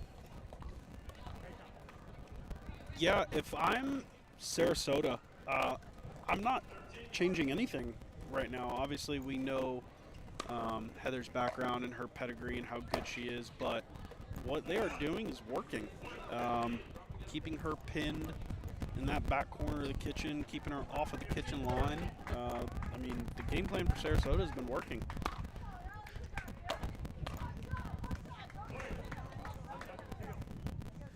Yeah, and Tobias is really just out on an island over there. He hasn't touched the ball in a little while, except for maybe a return of serve and, you know, trying to help his teammate out. But Heather with a stare down. All right, let's see if GMV can stop the bleeding and score some points here.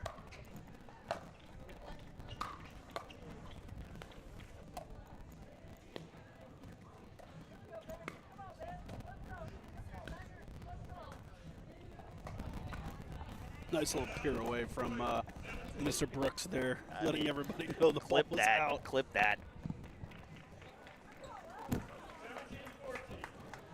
Yeah, I mean, we've all had those characters at the rec courts, right? Like, can you imagine what Jared Brooks is like at, you know, the Sarasota courts? Because he is a Sarasota resident. Sure, he's a blast. Gotta be.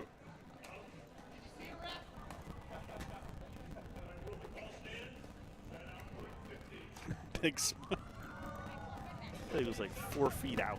Yeah, it wasn't even close.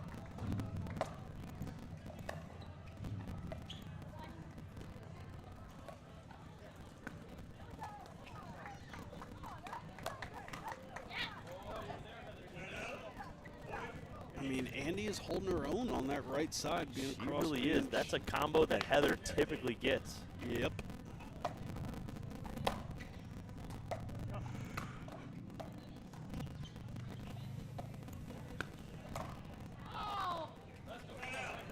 Yeah, I'd like to see Heather really concentrate on the middle. If I'm coaching the Chomp and I'm playing Robertson's role here, I mean, it's not like you're down a ton.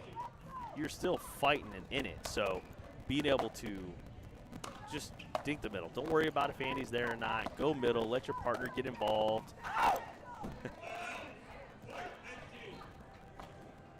Yeah, I don't know if they're worried about Jared's speed up out of the air with his forehand in the middle. We know how good he can be with that shot.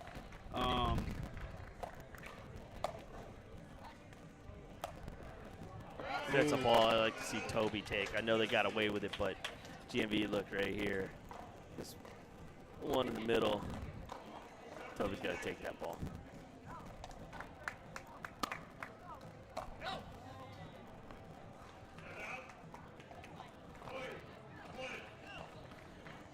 Here we go, Sarasota.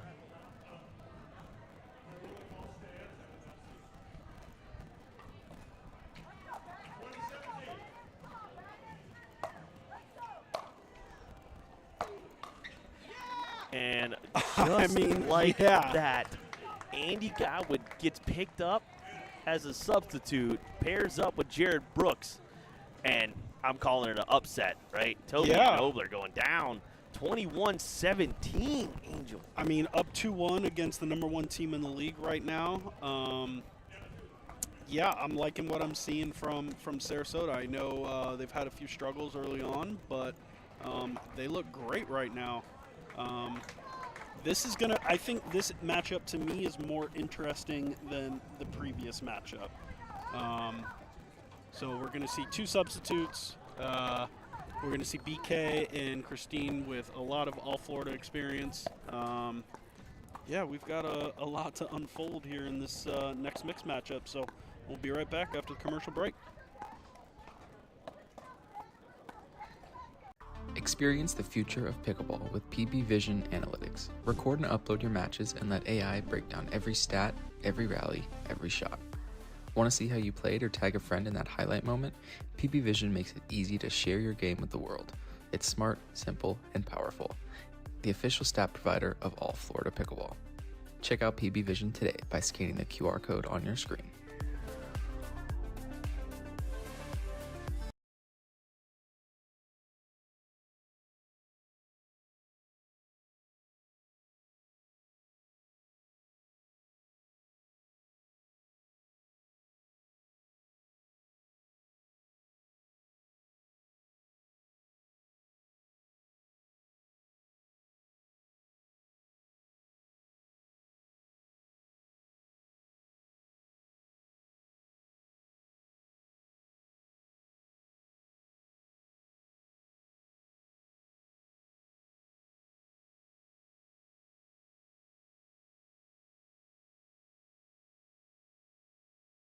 The Dwell 40 is the official ball of the All Florida Pro League. Dwell offers high-performance paddles, sleek bags, and everything you need to elevate your game. Choose between the warm or cold ball for consistent play in any conditions.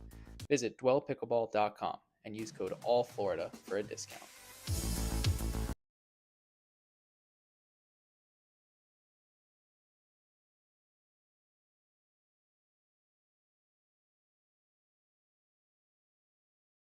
Experience the future of pickleball with PB Vision Analytics. Record and upload your matches and let AI break down every stat, every rally, every shot.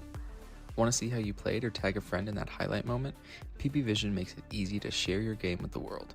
It's smart, simple, and powerful. The official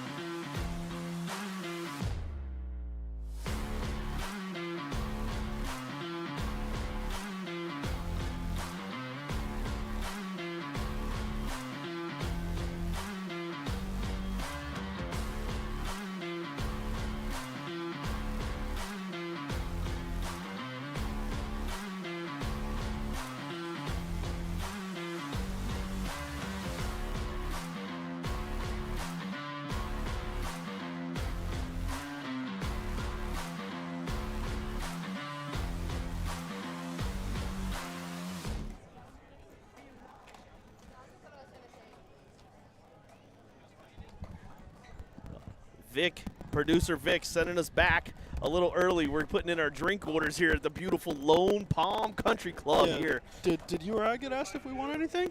I did. Like, I mean, I'd love funny colored cocktails that have a little slushiness to them would be great right now. I would just take some high quality H2O. But if you want to go the cocktail route, we can hit the cocktail route. Listen, you know, a little prickly pear slushy margarita. Prickly pear slushy margarita. Did not take you for a prickly pear guy. I'm not. It's just fun to say. Yeah, this is what we're going to see the whole game. Zoe Ruts in here, filling in for Kelsey.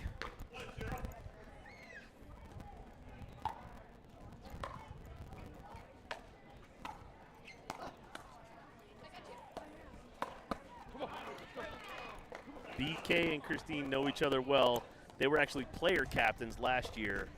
We did move away from that model, so they elected to just be players.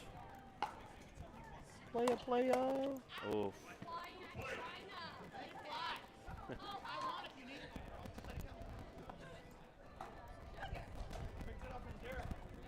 Christine Marcico getting a little frustrated with herself. That was going to go to China. Thank you for saving our signs. Because that's what really matters here. I worked hard on those signs. Like, I don't care if those things get broken or not.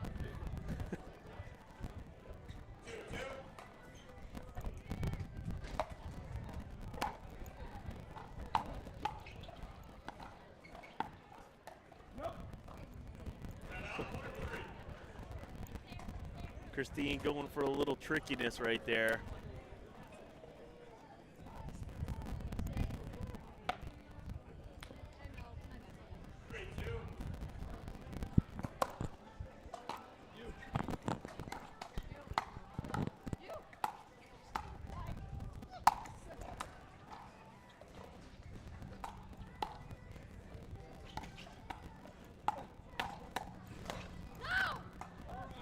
Yeah, Sarasota ends up winning that point, but I think if you're Sarasota, you got to figure out a way to make sure you put those balls away. This would be a huge win for them if they can pull this off.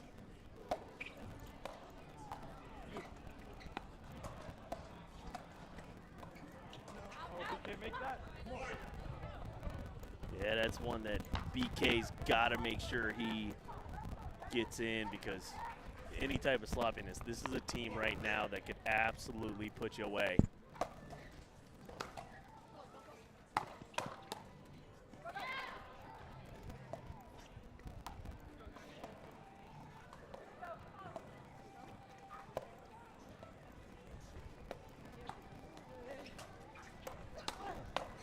No, come on, let's go! Jameer flying around, just not able to.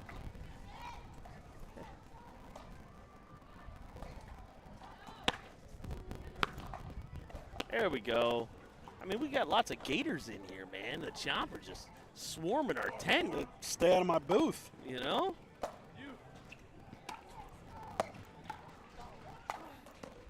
That's a great spot there from Jameer. Yeah, that two-handed backhand, he loves to swing that thing.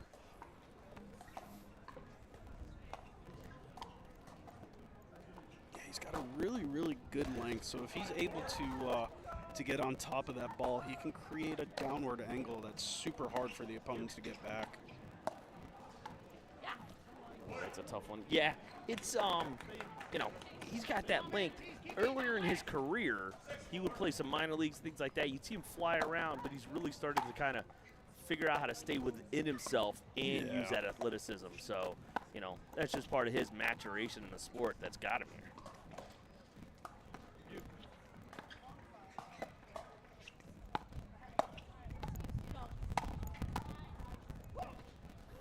Saw that one coming.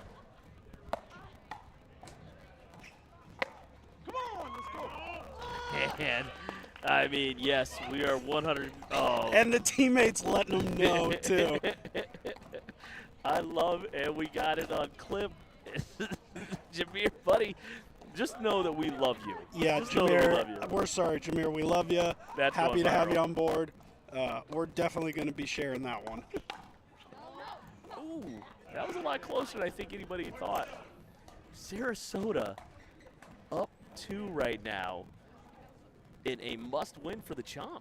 Yeah, I know it's only a 2-point lead, but it feels like even though like all the momentum and everything is in favor of Sarasota right now. Yeah. I mean, of course, Christine would ask about extra points for nonsense. I like that the players have moved sides.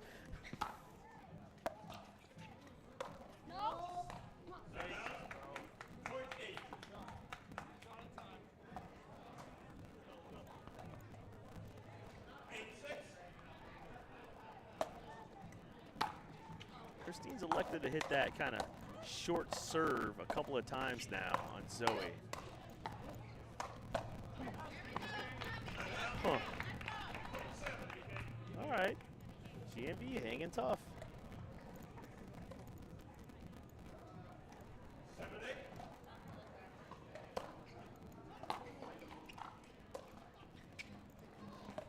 Watch it! Sorry.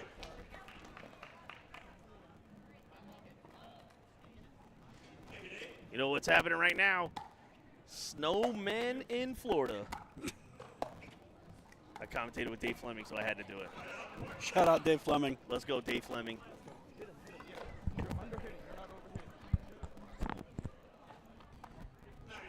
BK trying to coach Zoe up a little bit.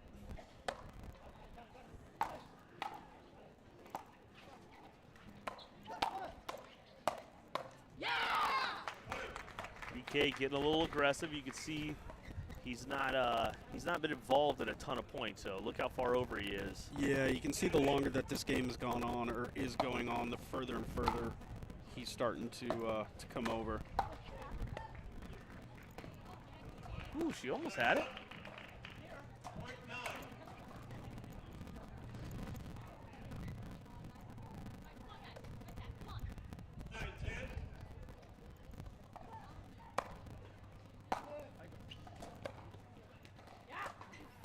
That's a tough one when you're going across your body, right? Reaching your paddle out there and trying to hit that backspin with no actual arc.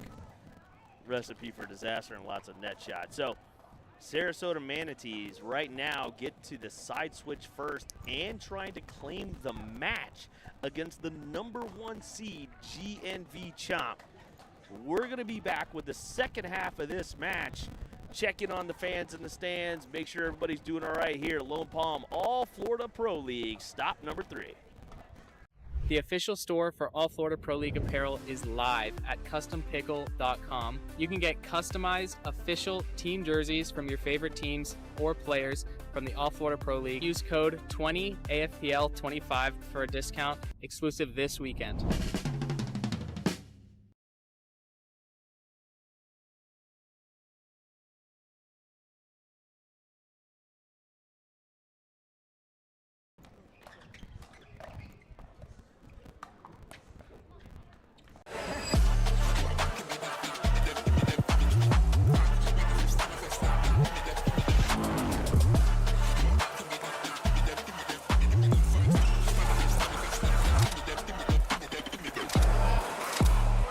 Check out fantasy. Oh, check it out. Here we go. So Sarasota's going to run, but real quick. Vic.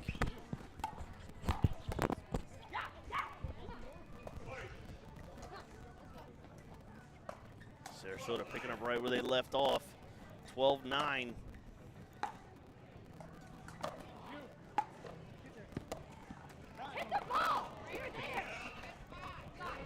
Christine Marcico upset with herself right now.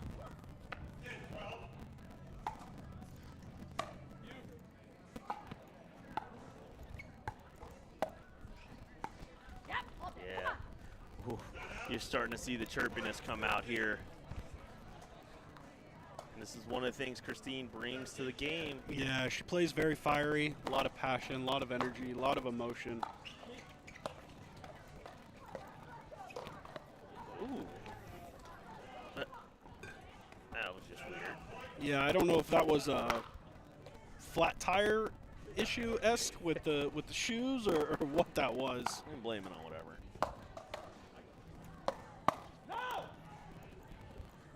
All right, so GNV is starting to speed everything up. BK, if it's touching his paddle, it's coming. Yeah, going into the wind, I'm going to venture to say we're going to see a lot of grip it and rip it type shots.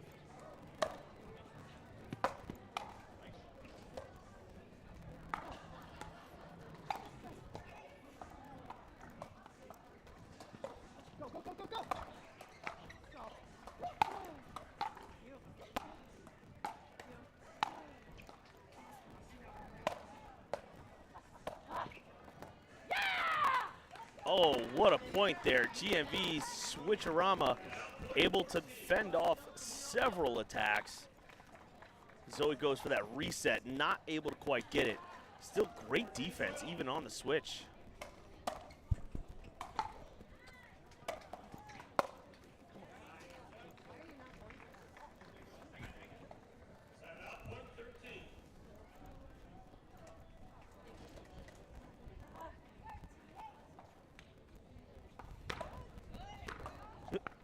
We got paddles being dropped.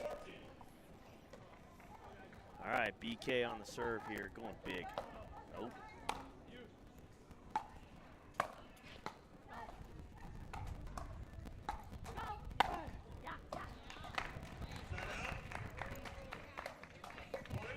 Still up 2, winding into the back half of this game. Sarasota looking for the upset.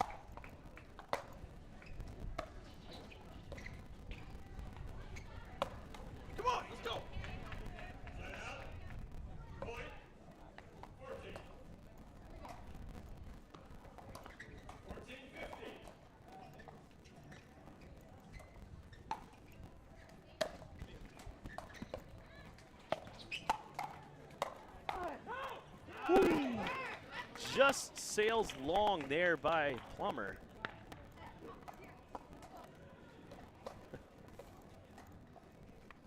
You know, you're starting to see just the cross-court attacks right now are starting to factor in here as we got a tie ball game.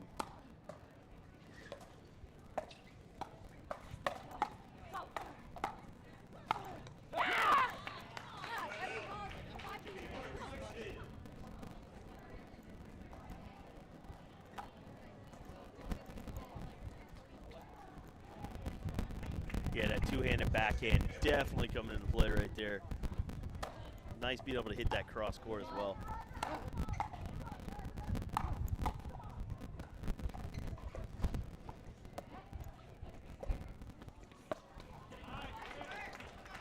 Like BK being able to step into that and be able to cross court dink from the right, knowing that Christine wasn't really going to play that ball straight up. 16-all is the score.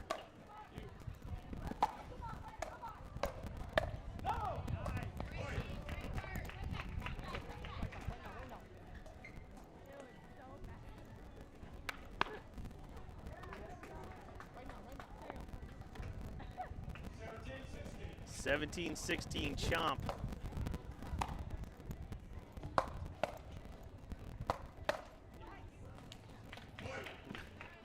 Ooh, we almost saw a paddle toss. I mean, the fact that we haven't seen one yet in 3 stops is... Well, we're really adamant on sportsmanship. I love the fact that we get compliments about our sportsmanship and what these players do. Ooh, we're 2 points away. Here we go. Don't commentator curse it. Let's commentator talk it up. All right. Chomp starting to pull away a little bit. 19-16 after Sarasota was out to that early dominating lead. Yeah, a lot going on here the last part of this match. So we'll be right back after this commercial. Look at that. The man is on top. Fantasy Pickleball. Dave, that's no. Producer Chris says that you're wrong. Because it might be under David Tabb. Dave might be another guy. I get excited, right? What are you doing here? Oh, come on. Producer Chris stepping in on top of Producer Vic. All right, here's our Fantasy Pickleball updates. Robert Lusa, you are on top right now. getting some serious points. Nick putting in stuff. I don't even know who Dusty. Steve. Dusty Boyer? Let's go, Dusty. Longtime fan. All right, so Fantasy Pickleball at PB Pro Leagues. Are we doing one for the mid-season tournament? Yeah, we are, baby. Let's go, Chris. All right, so you can check it all out there.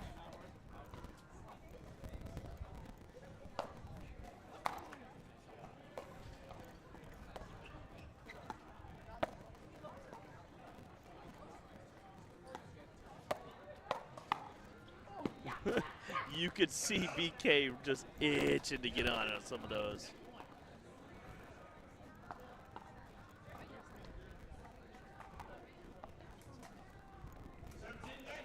Oh, 17, 19.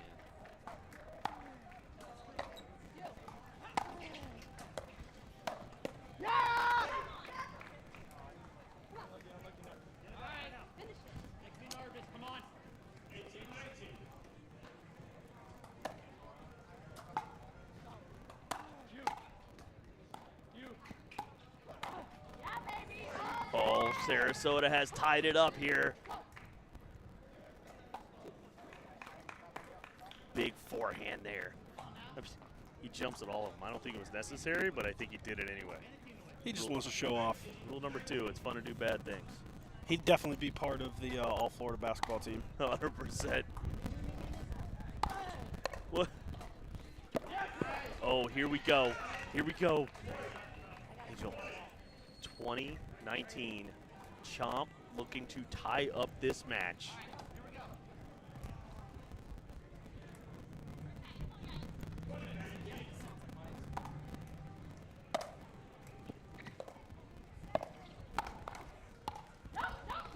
Not there. Work there. I don't know if she was expecting that to come back. Yeah. Christine talking to Jameer through there the last few points. Short return.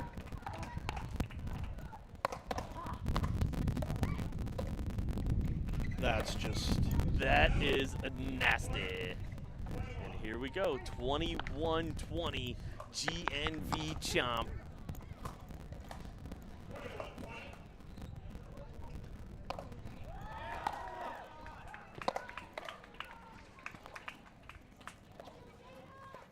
I mean, BK is flying all over the There court it right is. now. Here we go. Finally, Here we go. the pickleball gods have spoken. Listen, our final game together here, Angel, and we got one. Chomp, take it down, tie up the match, and we're about to shatter some dreams. Favorite part of my day. All right, we're going to go to break. When we come back, we'll see who they put out, and we will take a look at what this means for our Dream Breaker matchups. Experience the future of pickleball with PB Vision Analytics. Record and upload your matches and let AI break down every stat, every rally, every shot. Want to see how you played or tag a friend in that highlight moment? PB Vision makes it easy to share your game with the world. It's smart, simple, and powerful. The official stat provider of All Florida Pickleball. Check out PB Vision today by scanning the QR code on your screen. It's year 3 of the Florida Summer Smash, and we're bringing back the classics, the bounties, the Sockatoom Award, rally scoring, round robin into double elimination tournament, but we're adding some new flair. We've got the 50 plus, the Legends Team Showdown happening right alongside the All Florida Pro League mid-season tournament. All happening at GT Bray, the 3rd year of the Florida Summer Smash. Sign up now.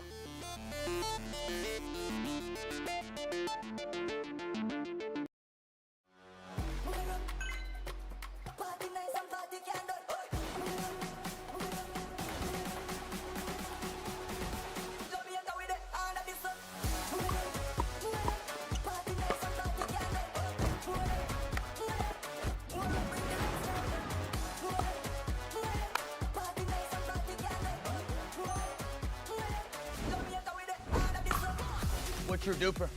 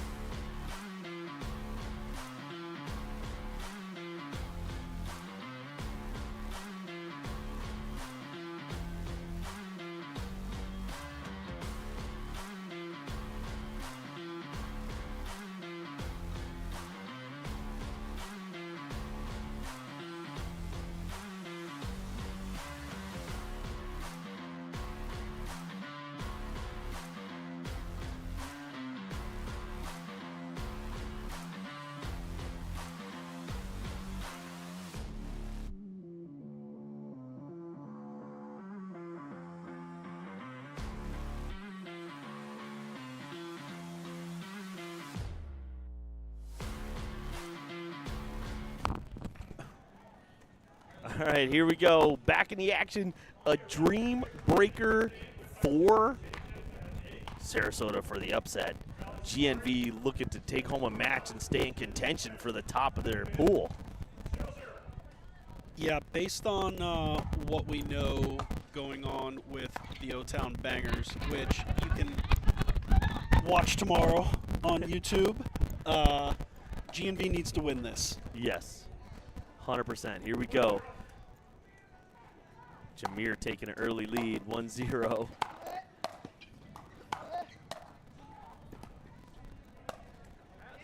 That's a good get back there. 1-1. You're going to definitely see some high-flying pickleball right now. Both of these guys can flat out fly around the court.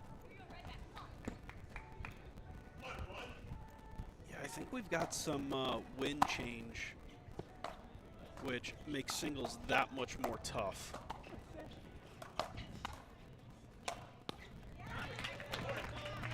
Moreno there putting that ball away.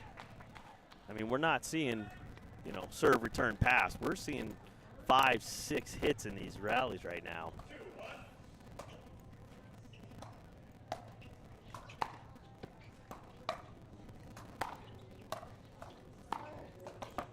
Jameer opting to stay on the baseline there. Moreno with the recovery.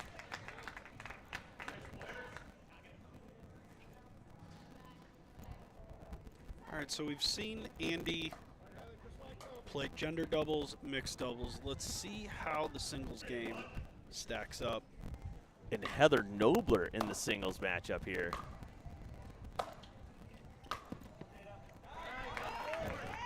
The passing shot there from Nobler.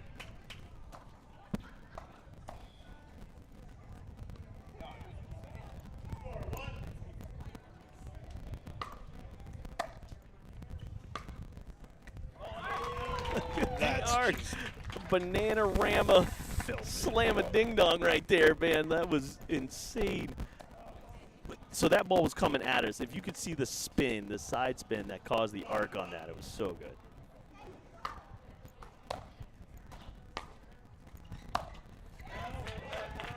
Godwin here. Got to get at least one.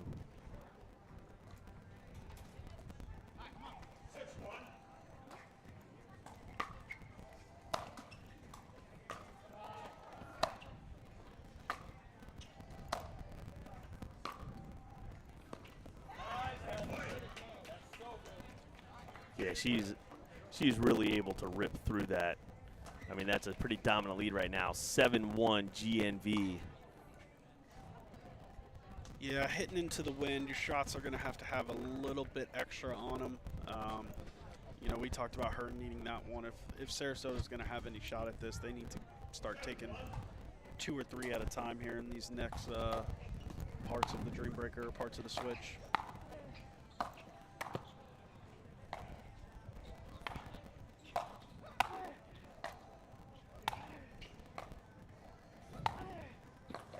Ooh. So Moreno right there, you see him at the baseline, and he was really keeping Jameer in the middle. When he gave that angle is where he got into trouble. Yeah, and Jameer's not afraid to hit that angle and move side to side, especially with how good his backhand is.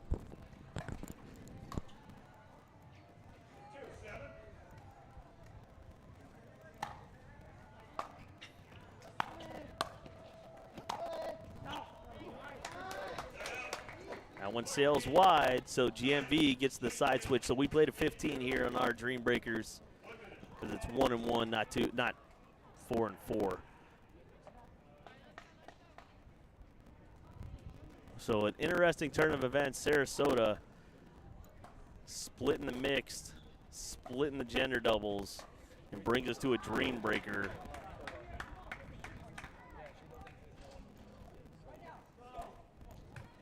BK coaching up Heather here on the sideline. Moreno just coasting a little bit. Got a giant, like, look at that thing. That's a giant jug of water. Yeah, that reminds me of those old school apple juice jugs. Apple juice juice sounds great right now. Ooh, a nice, crisp, cool apple juice. Yeah. Do you think they have apple juice here? You got to. They have a kids program. Got to have apple juice if you have a kids program. Gonna have to order. It shouldn't be a kids program if you don't have apple juice. I mean, I was thinking red wine with my dinner, but now I think I have to get apple juice. I think so. All right, here we go. Game on. Oh, serves it long. Serves it long.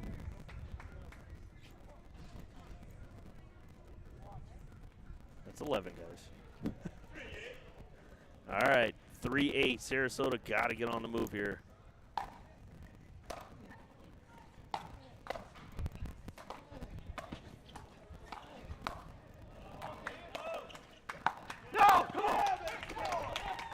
Able to fend off those passing shots.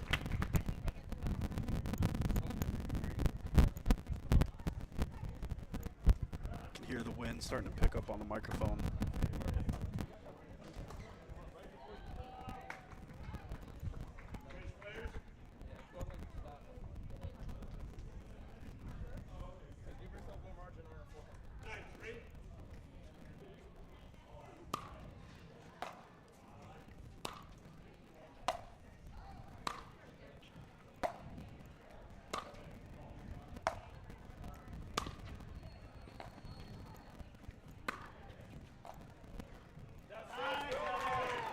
Heather staying on fire here.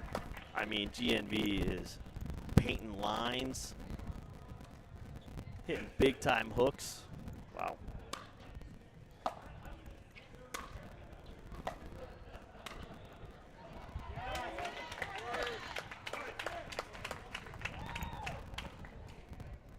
Yeah, I know Gowan here is definitely got to figure out a way.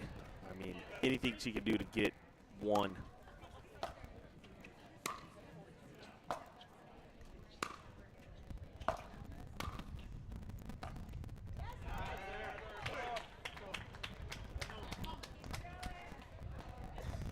mean, 12-3.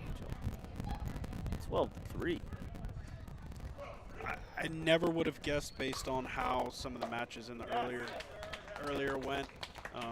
We saw Sarasota play really, really well in some of the mixed and gender doubles, but GNV and their Dream Breaker right now is just on fire. Yeah.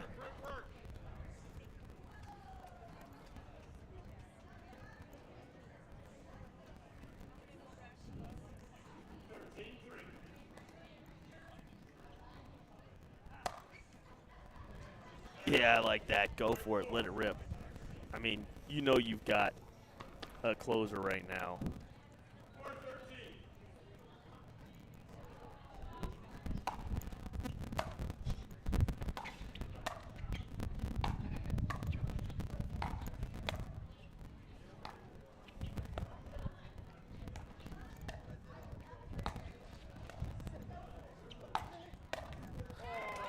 What a fight there from Plummer.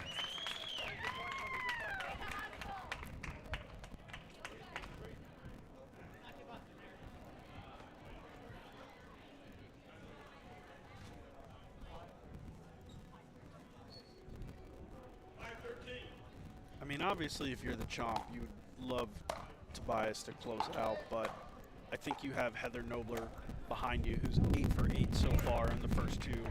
So, yeah, I mean, you can play loose and fast and kind of do what you need to do. We've seen what Heather's going to do when she gets the ball in her hand.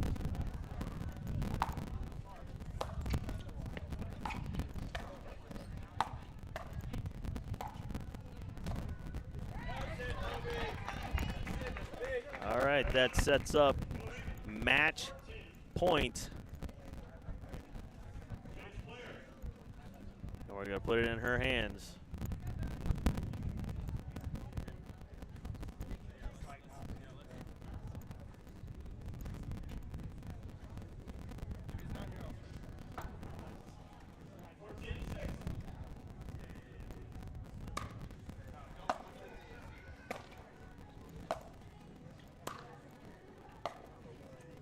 And that one goes out, and GMV, well, there we go. We got a Dream Breaker. Wasn't as action-packed as we had hoped, but it was one that decided a match for sure. Angel, it was a great day so far. We got one more. We got a special guest joining the commentary booth. I'm going to interview the Chomp again here as they take home another victory. Any words about this match here, Angel? The one coming up, or this one that we just had? This one we just had. Yeah, I thought the way Sarasota started, we might have seen an upset, but not surprised that the Chomp were able to pull this one out based upon what we've seen the first 3 stops. So shout out to the Chomp and way to pull through. I am looking forward to my break. I know you are upgrading significantly with the person that's getting ready to come in the booth, and then I'll see you guys again for the final. You got it. We're going to interview the Chomp here, get their thoughts on that match, and we'll be right back. It's year 3 of the Florida Summer Smash, and we're bringing back the classics, the bounties, the Sockatoom Award, rally scoring, round robin into double elimination tournament, but we're adding some new flair. We've got the 50+, the Legends Team Showdown happening right alongside the All Florida Pro League mid-season tournament. All happening at GT Bray, the 3rd year of the Florida Summer Smash. Sign up now.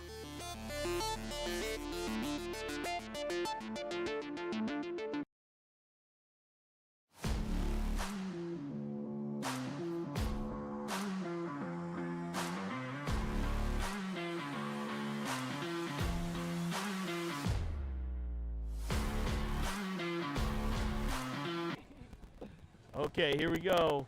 Back at it again. GNV Chomp, keep rolling.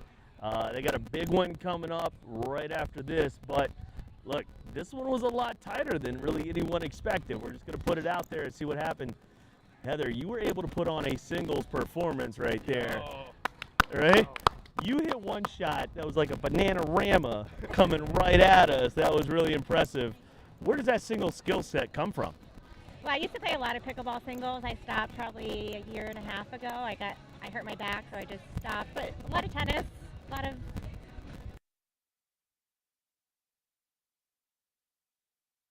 Hey, listen, when you stepped on the court, right, we saw you across from Jameer. We knew what was about to happen. There were some great points. Look at that. That's a save and a half. That's a save and a half.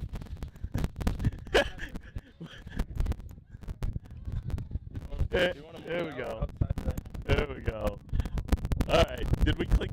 Are we still rolling? Well, it's gonna just like cover the camera versus kill it. Yeah, sure. Is it still on? Hey, that's high quality TV right there. We just saw David run a Listen, so I was in my first training session right there with plyometrics training. Yeah, yep, we can spell that somehow. I hope we clip that. That was so great. All right, so we watched you guys get in there. We knew there was going to be some high flying action. You guys did not disappoint. How do you stay engaged in those type of singles games where you know it's just going to be everything's coming back? Everything, he could chase down so many points. Yeah, I just got to battle with him. I already knew he has that length. Yeah, he's played D1 tennis, so I know he has incredible passing shots. So I just try to, block him back, not try to take too much swings, and just make him play a bunch of balls and go from there. Yeah. Nice.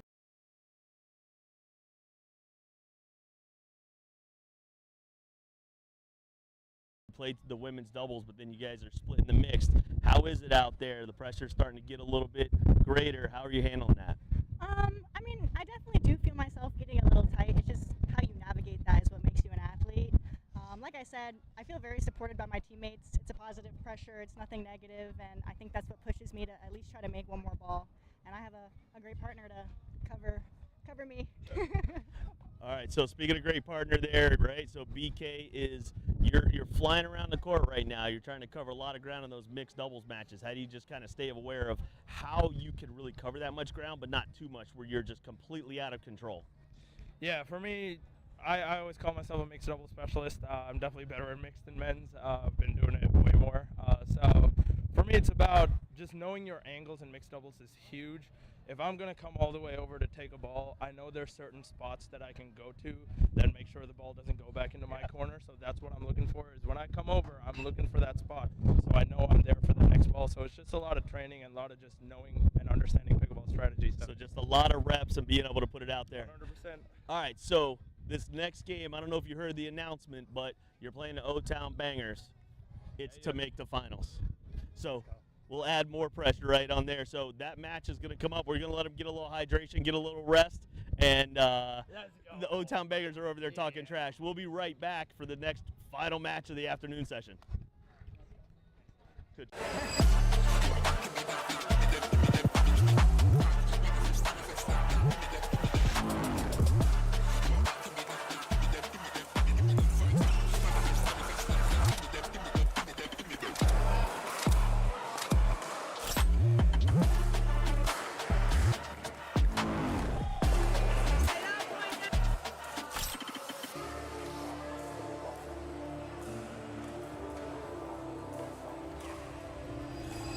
My name is BK, Bharat Karunakaran, but better known as BK for most people. I do play for the GNB Chomp. Super nice this year. Played for the Flamingos last year, but different team this year, different environment. Kind of cool to see what happens this year. This year we've got a really good dynamic with especially our men's lefty-righty combo. I love playing with lefties. I play left side as a right-handed player, so having somebody with another forehand in the middle on my right side is super nice for me. So that's something that's different this year. Last year I played with Nate's, and righty is great. Nate's and I have a lot of chemistry, but this year having Toby with that big lefty forehand in the middle is amazing.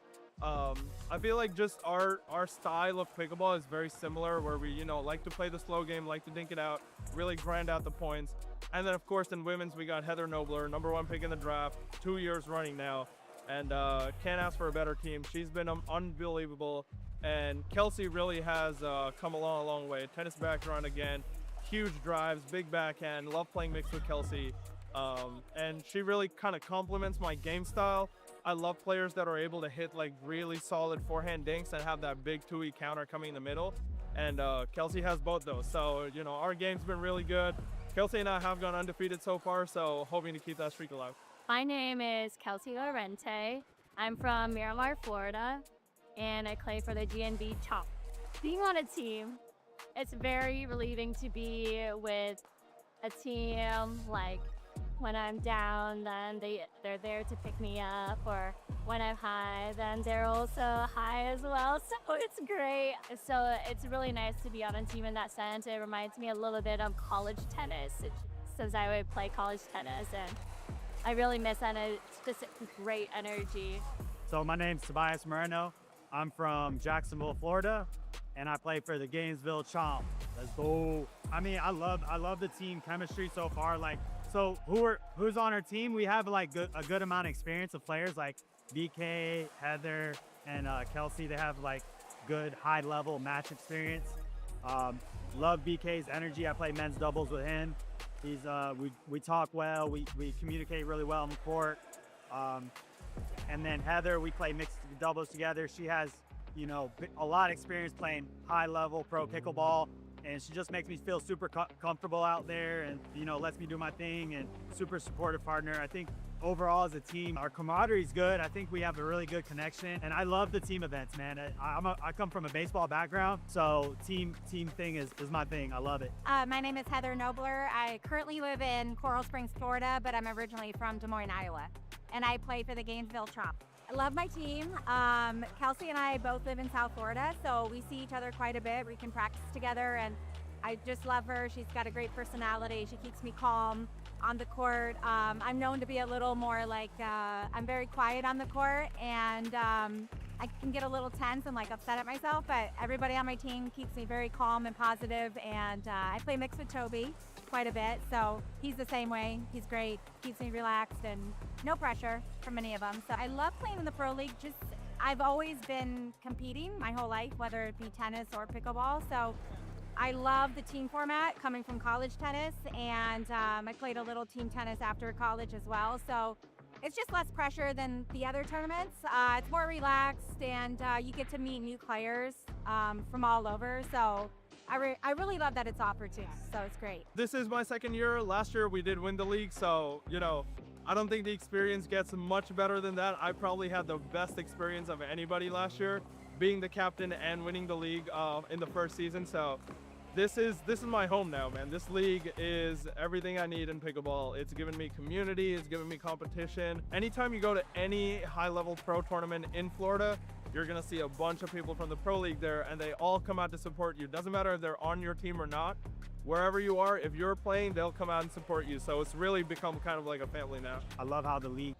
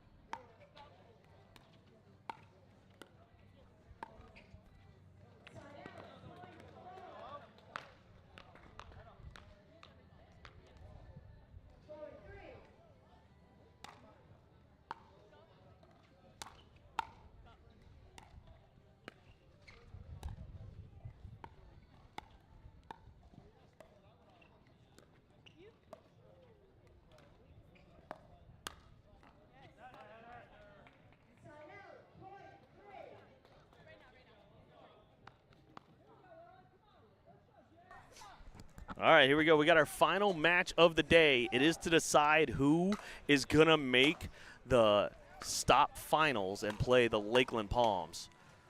So you got the O-Town Bangers.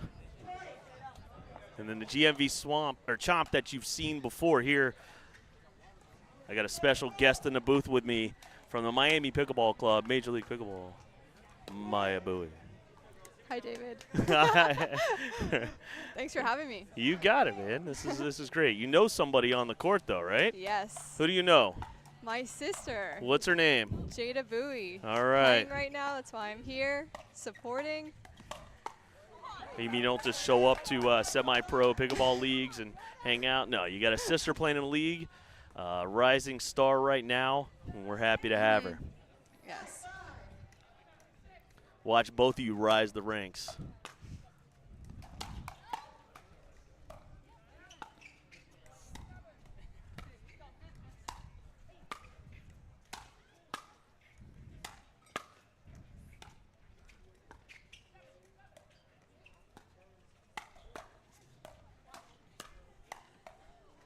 It's a great reset. We got a phenomenal point brewing here.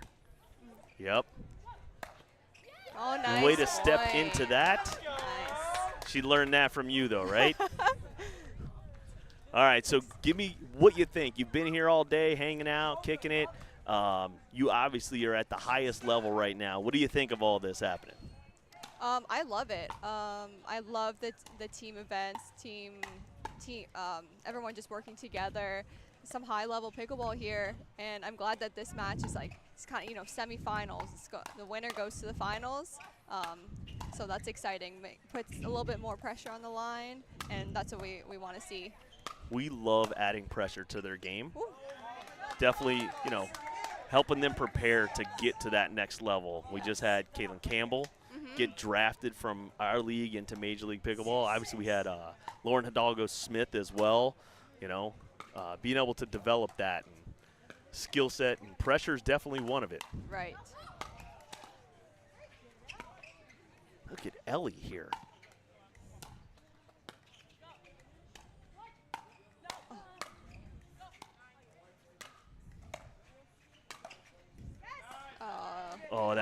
Right in. on the line, yeah.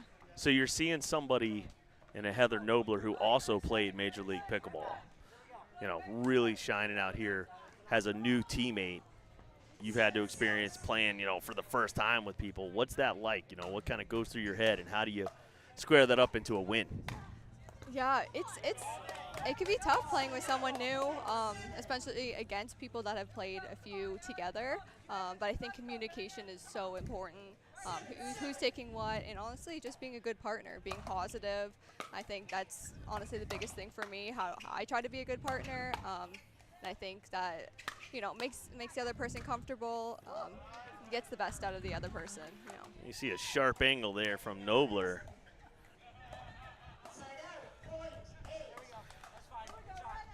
So they're on the live stream. We're live on the Dink and a few other places. We definitely have, you know, a lot of streaming, a lot of eyeballs on these players right now.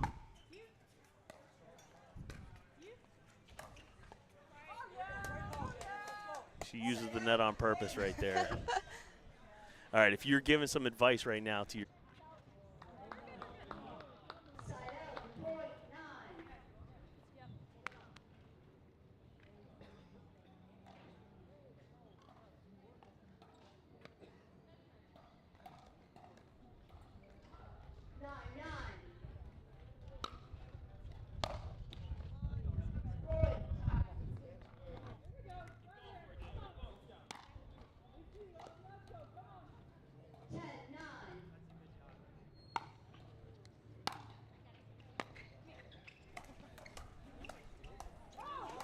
That's the chemistry factor. Yes, the communication. Yeah, so the middle ball, yeah. I mean, middle balls are so hard, especially, so we play, I know right now you're playing Major League Pickleball and they're at the traditional side out scoring, but this is, oh, look at her go. Nice. That's full send right there. All right, O-Town gets to the side switch first. So, yeah, we play the old school MLP style. So it's rally scoring. Yep. There's no freeze per se, but you do have to win on your serve. So, you know, these players are playing a little bit of a different format. There's no switching. There's no unwinding the stack. So the middle technically should be a little bit easier to play. It doesn't always translate that way. Right. So do you like you know, you're traveling a lot right now for pickleball. What advice would you give? We're going to pick your brain. What advice would you give right now to a young and up-and-coming player, what they should be working on, what they should be doing to get ready for that next level?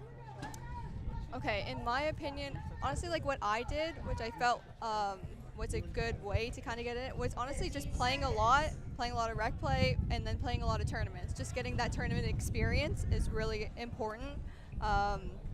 But then also implementing a lot of drilling. I think to get to the next level, you really have to, you know, focus and drill. A lot of people are really good now, so you have to put in that extra effort to drill, and yeah, I think that's important, really important.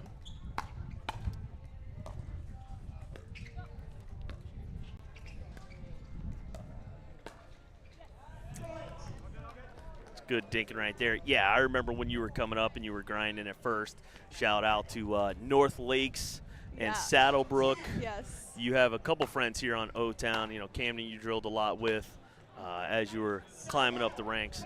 So, and you did I mean, I remember you, after our tournaments, you would still go out and drill.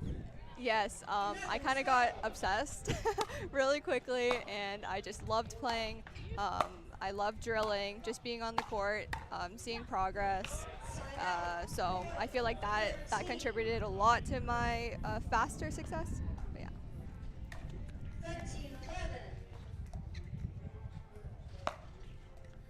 13-11, O-Town starting to make a move. Ooh. That one double tapped the top of the net, did. Which is fun.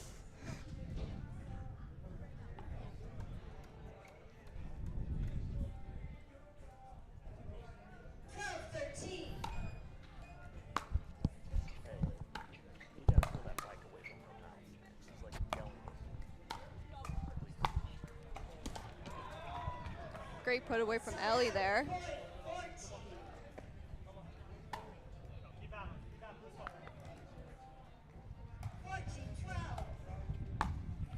All right, 14-12 here for O-Town.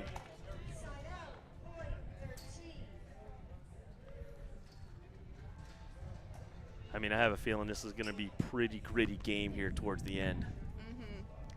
You know, it's great about rally scoring. It keeps things close, you know, especially with the freeze.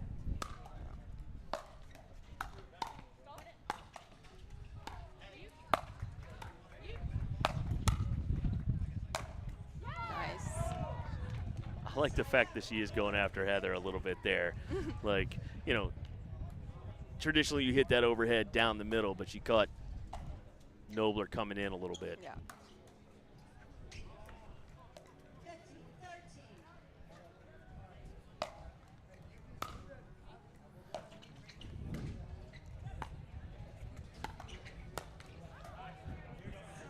You could see that Orlando wasn't quite anticipating that high of a dink on the fourth. Yeah.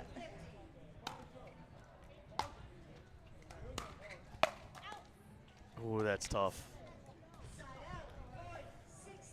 You know, it's tough when you see that stuff and it's, you know, kind of coming through you, and to get out of the way, it's hard. Right. It's one of the hardest things, honestly, to know when balls are going out. That one goes long. 17-14. O-Town. It gets this late in the game, man. You really can't afford any mistakes.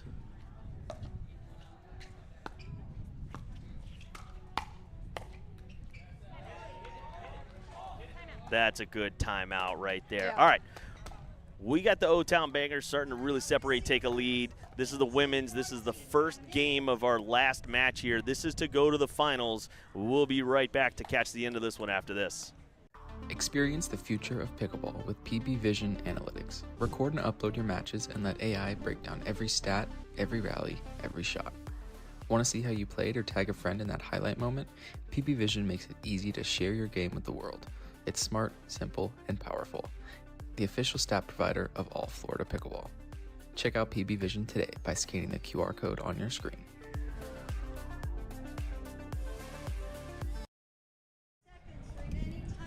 All right, so we're heading right back here out of this timeout.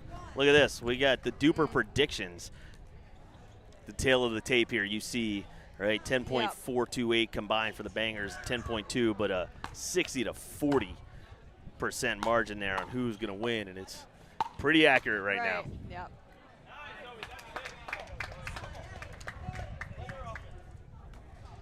Big shout out to our sponsor, DUPR, helping us out. We're live streaming on DUPR right now, too. Oh, yeah. awesome. And we had a minor league where people complained about their DUPR. It's always happened. Oh, yes, it's great. I bet.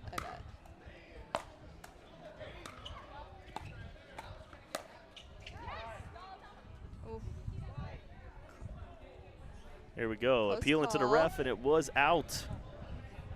Ooh. Yep. Good call.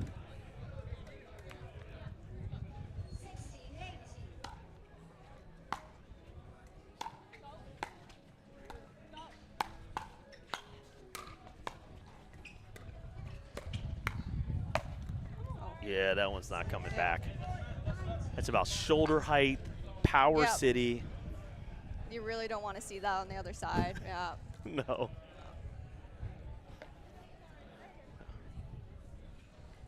You know, Rutson is also a pickup right now for GMV.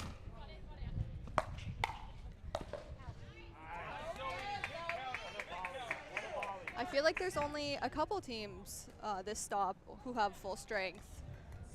A lot of the teams are having to have a sub in, so they're trying to, you know, figure things out. Yeah, we had a ooh. Nice shot. We had a couple of other, you know, we try our best to, you know, match these stops up with other tournaments and things like that, so there's not a lot of conflict, but we can't do, you know, kind of everything there. So they do. A couple of players are playing next gen right now, which is like great networking for them, and you know, they've actually been performing really well. And you know, there we go. O-Town takes it home. One up for the Sis. All right, so that is a statement setter, right? So this is a big game. They have to win this match, setting the tone early for the ladies as O-Town. I'm David Tabb here. I'm with Maya Bowie, Major League Pickleball player. We're going to be right back for the men's doubles action right after this.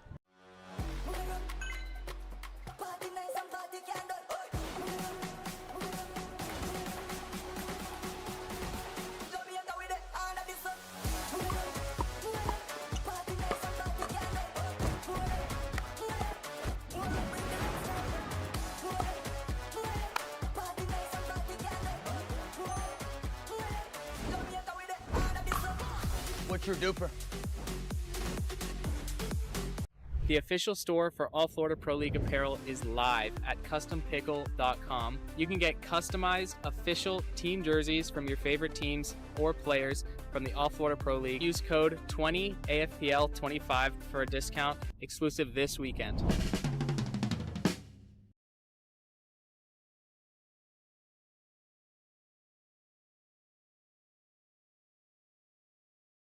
Experience the future of pickleball with PB Vision Analytics. Record and upload your matches and let AI break down every stat, every rally, every shot. Want to see how you played or tag a friend in that highlight moment? PB Vision makes it easy to share your game with the world. It's smart, simple, and powerful. The official stat provider of All Florida Pickleball. Check out PB Vision today by scanning the QR code on your screen.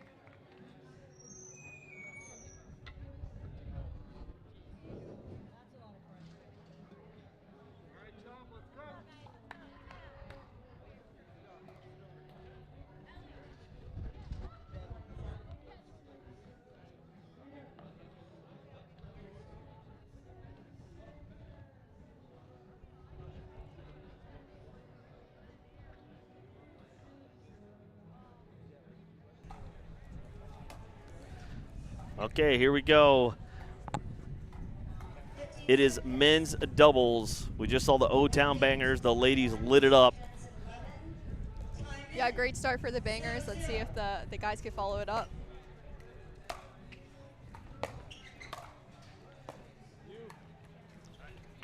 This is your roll dog here. A little Camden Bradstreet action. We haven't seen him yet on the stream today. Playing with an OG. A guy's been playing my tournaments for years. Ben Yu. Yes.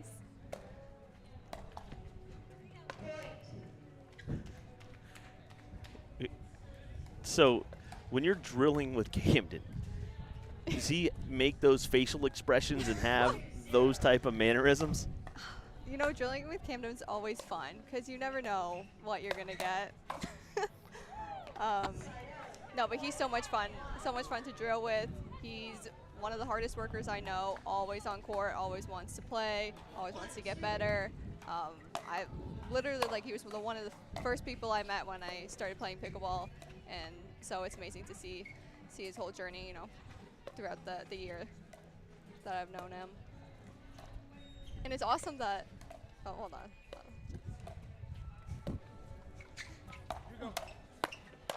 Oh, great point, great point. Keep going with that train of thought.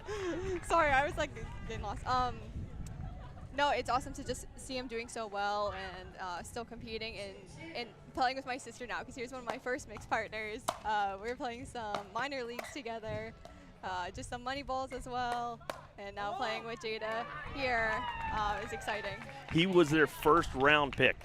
Yes. And like we know Jay here, Jay is their coach, great guy, right? So we were wondering what he knew that we didn't, where Cam was going to be a first round pick. And stop number one, we were like, oh, now we get it.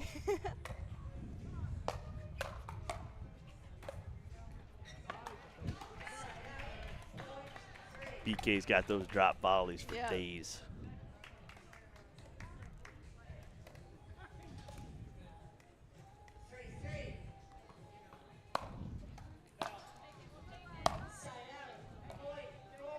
That's tough right there. It's early. Go for it.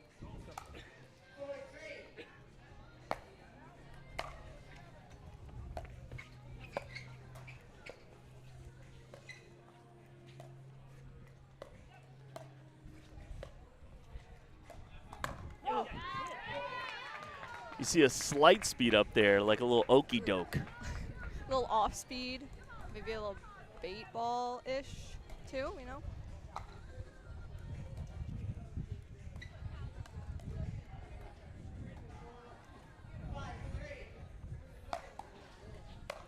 All right, O-Town taking a little lead. And that one goes wide.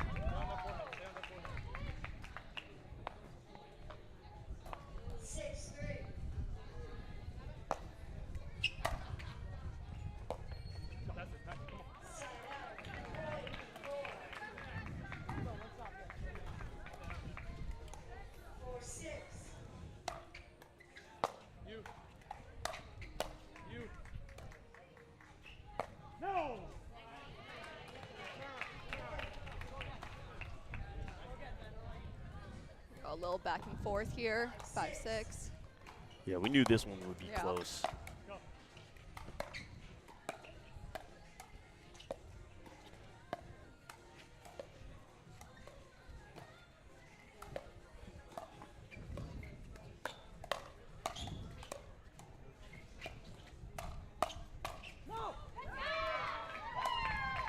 That one sails long. O-Town looking pretty solid right now, playing some clean ball. Ben is such a veteran. Yep.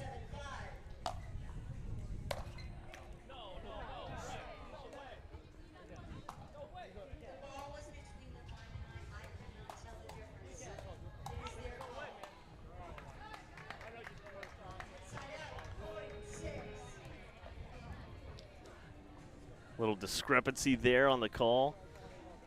The referee can't call it, so therefore it stands.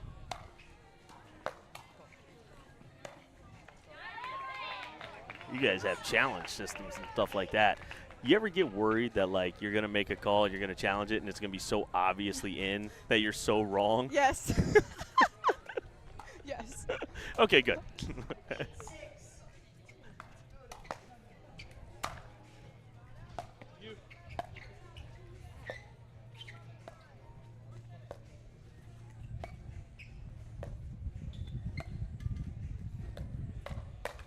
Ooh. A good setup from Ben. I got to tell you, that was really well done. I mean, Yeah. that was almost a good put away. Nice little combo. Yep.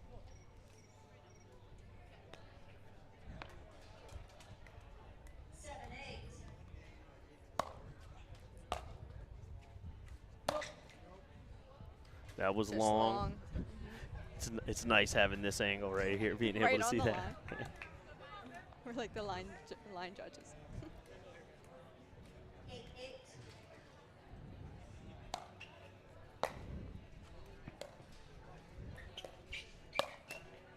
Jeez. Oh. So that's the difference in his grip. He's got more of that pancakey grip. Yes. And so his backhands, he could really reset because the paddle angle is up. But putaways are tough. Right.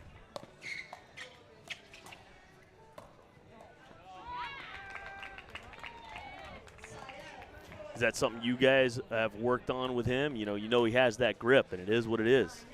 Right. At this point, it's not going to really change, but it's just him working through it, making it work, really. Yeah. Finding ways to get through it.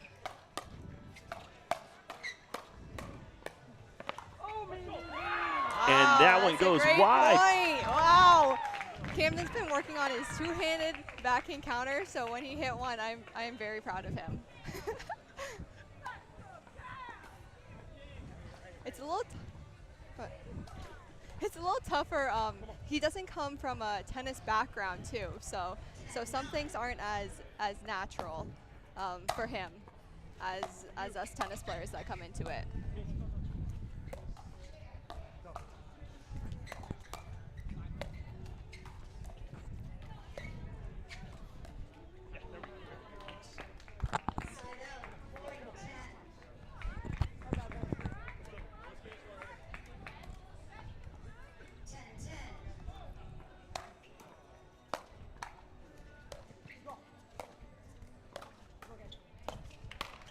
Oh, you saw BK start to run up and crash. There we go. We got the end change right there. So we're going to take a little commercial.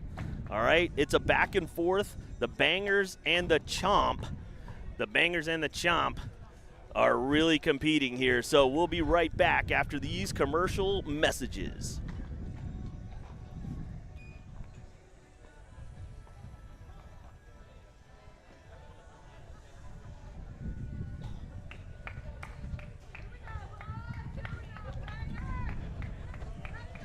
Experience the future of pickleball with PB Vision Analytics. Record and upload your matches and let AI break down every stat, every rally, every shot. Want to see how you played or tag a friend in that highlight moment? PB Vision makes it easy to share your game with the world. It's smart, simple, and powerful. The official stat provider of All Florida Pickleball. Check out PB Vision today by scanning the QR code on your screen.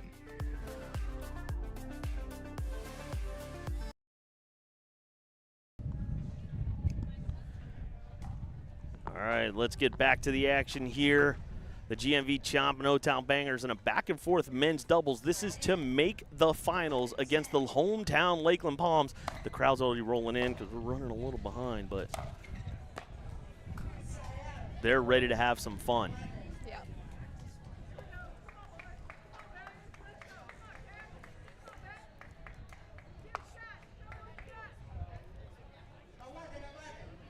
$11 up.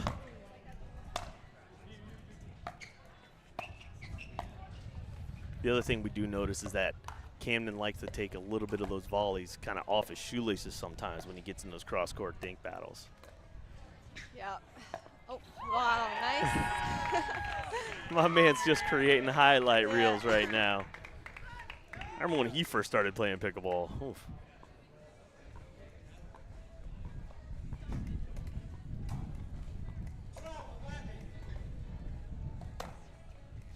Big serve from you.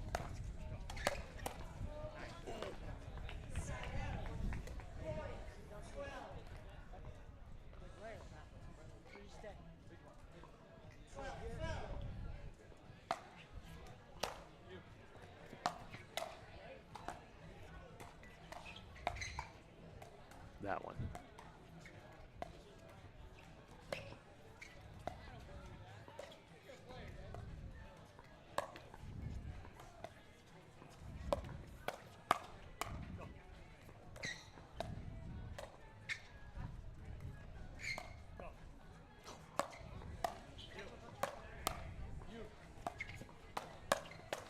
Wow, great point.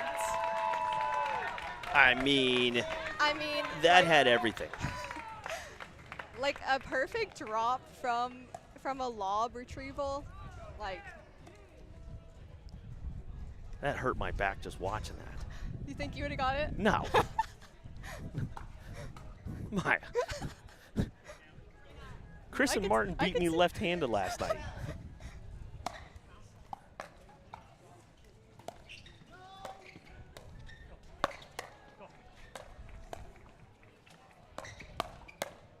Wow. Oh. Okay, young fella. Here we go. He's getting a little attitude here. Listen, when you're playing that well, you can definitely chirp it up.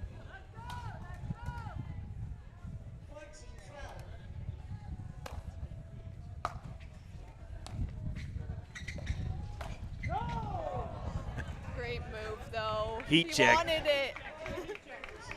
He was feeling it.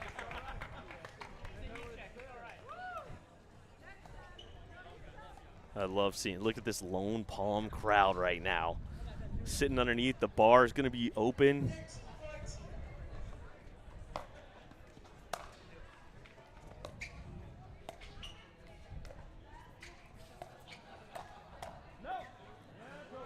Good leave there. I mean, we're still back and forth here. It's all tied up. It feels like it's a lopsided game, though. Right? Yeah, a couple, I think, just runs back and forth here.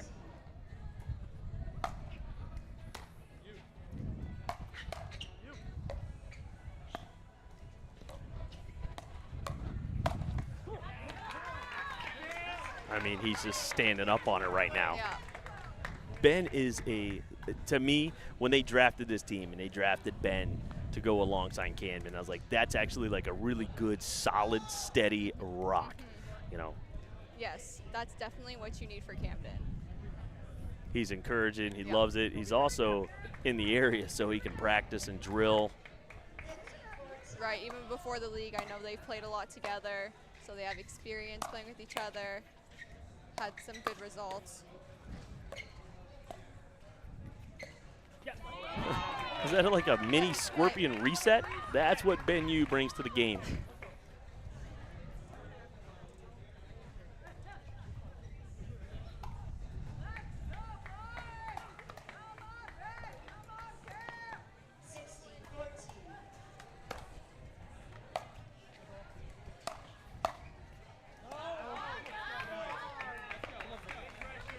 All right, now O-Town definitely starting to pull away. 3-point lead. Here. So the Chomp call a timeout. The Bangers are starting to pull away. And this is a big game, too, because going up 2-0 means it's a mandatory win here. All right, DUPR definitely not predicting this one. Holy crap. GNV with a much bigger DUPR. O-Town, not so much. O-Town's projected 36%. That is not the case right now from the Predicticator. This would be an upset. Upset City. Wow, you talking about O-Town, home to the Orlando Magic? They used to have an arena football team. Do you ever watch arena football? No. Okay, good.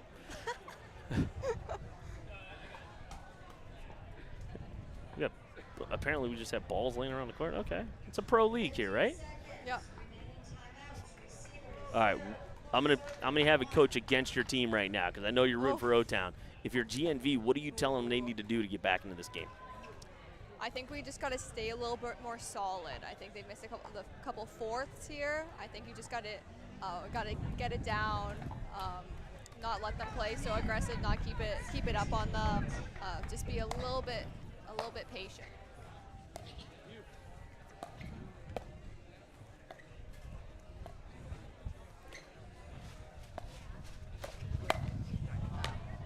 Yeah, I understand BK's, playing some good high-level ball and you got trainers and stuff like that, but I am trying to stay out of that pattern where it puts anything close to Camden's paddle right now. Yeah, when Camden gets hot, it's tough almost anywhere. He'll pull almost anything. His counters are on, so definitely want to stay away from that.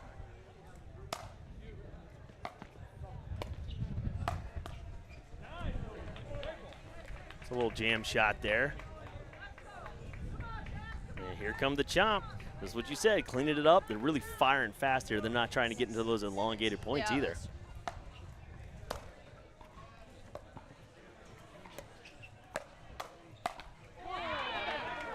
Set up really well. I love the emotional response teams there. Pickleball has the best after-shot reactions. Yes. BK throwing his hands up.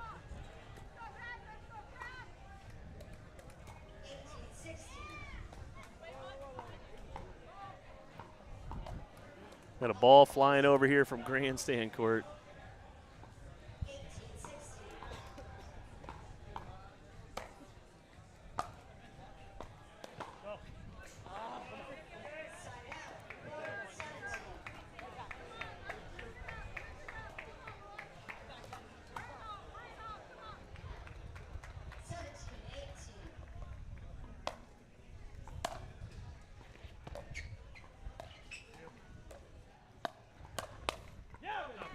It was sitting on it, but look at this. The Chomp have tied it up at 18s. It is coming down to the wire in this thing. It's honestly who's going to play a little bit cleaner here at the end. Can handle that pressure.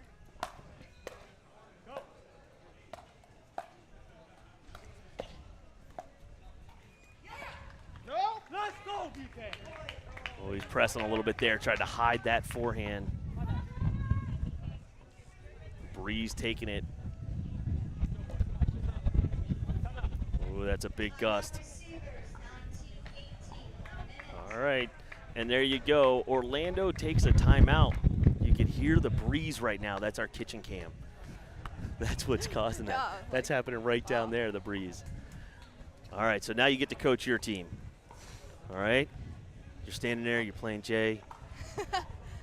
What are you telling them? What's the pattern? Where are you telling them to target right now? I honestly think they just have to stay clean, and you know, when it gets down to it, I just say go big targets, maybe a little bit more middle, work the point a little bit more until we get that higher pop-up where then I could put on a lot of pressure. But it's that decision making. It's making the right decisions at the right times. That's kind of what makes a difference here. Good advice right there as you're coming back here. Orlando's giving up the lead. They had the momentum. It has really been back and forth the entire game. So the emotional side to this is really starting to play a factor. You can see the face of O-Town.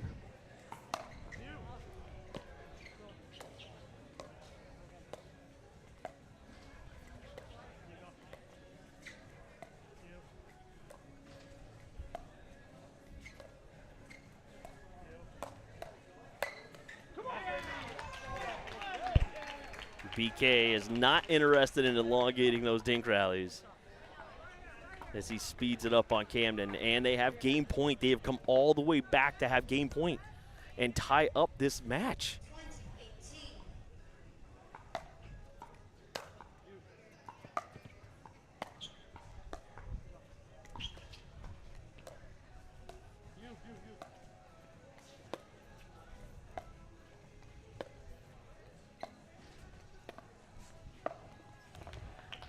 And the scoop there, the missed dink, a little upset with himself.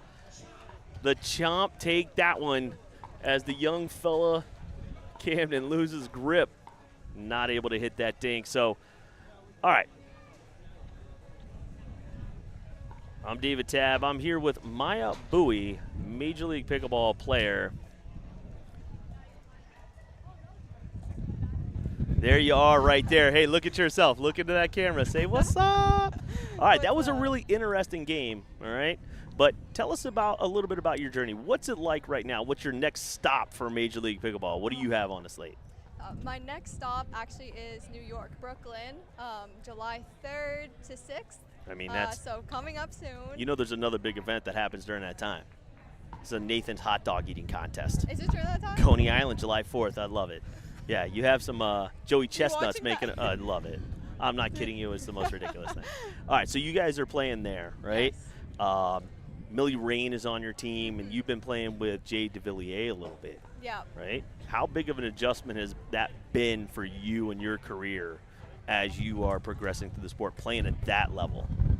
It's definitely accelerated a lot of things. It's kind of like thrown me into, the fire really early on. I remember my first event, Orlando. It's a little overwhelming, and it's pressure filled. But I love that. I love the competition. A little slow start for me, but I feel like I'm just getting into it and finding myself, feeling it out, and doing a lot better. Feeling really good about my game, about the team. I absolutely love the environment. Like I love MLP. The crowd, fans, all the stops and everything. So that's why I love this. I love the Pro League, how everyone gets to play together.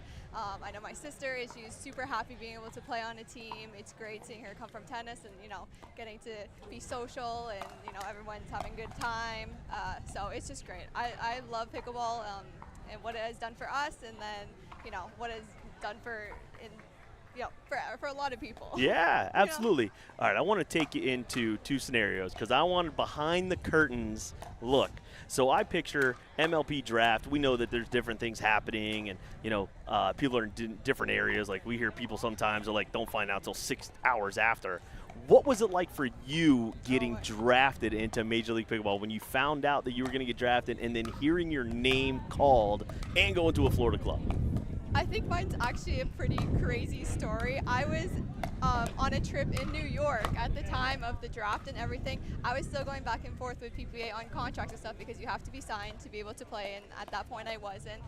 I was talking to Johnny, our coach, and he really wanted me to play, and he said he would draft me. So that was super exciting. But I was like, I have to sign. So this has all happened literally on draft day. We were still talking on the phone. He's like, the draft's in like an hour.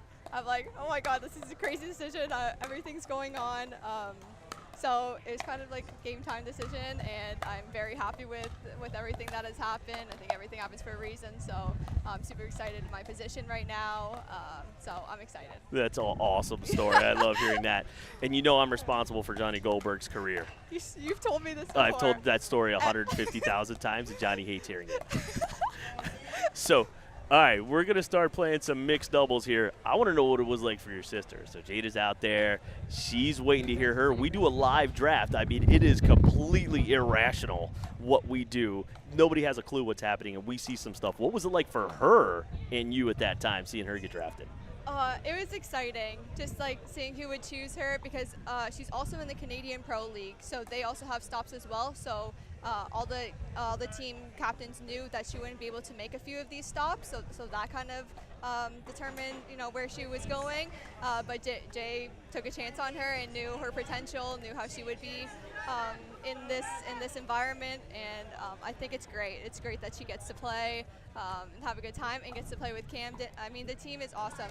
Camden, Ben, and Ellie, they're great people, so I think it's a really good environment and team for her. So I'm excited for her. Yeah, and we'll see. Maybe, the exposure we're giving her here, might be a little more valuable. I know you guys are Canadian, so it's a pride thing as well, being able to do that. All right, so we're back to this match. Thank you for those stories, by the way. I love hearing that crap. I'm such a degenerate. I had, just so you know, we had people that they sent in their draft videos of them being drafted in the All Florida Pro League, and it got emotional at times. Like, guys, girls, I love that crap. I bet. Yeah, it's so fun. All right, so this is interesting. All right, so we're going to watch your sister play here. She hits a big return. But also, too, I mean, Camden and Jada, they play a lot together. They train a lot together. They know each other well. To throw Camden back out after that tough loss, that's you leave him on the bench and let him stew, or do you let him play it out? It's a tough decision, honestly. I think it's really up to him how he's feeling. Sometimes it's better to let him sit and let it pass. Other times, you just got to get over it quicker. But I think Jada helps him a lot, try to stay focused, stay in the moment. So maybe it was a matchup thing, but hopefully he could stay focused.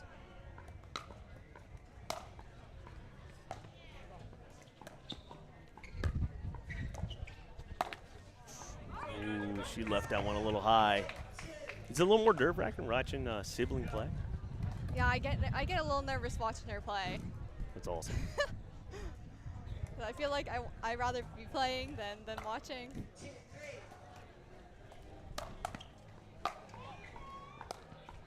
No.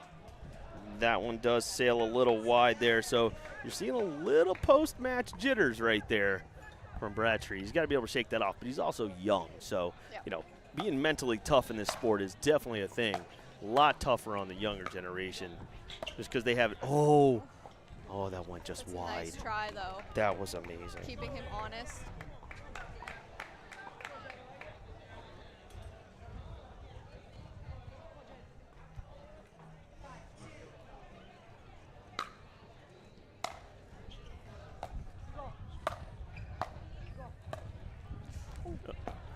Oh, he got to that ball.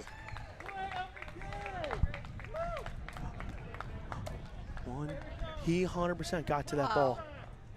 He's a personal trainer. Oh.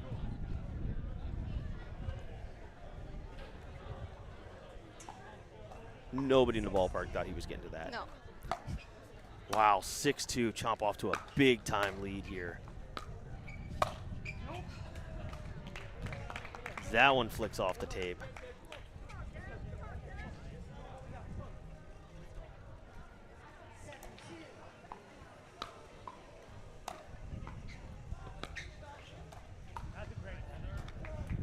I mean, it's definitely in their head right now.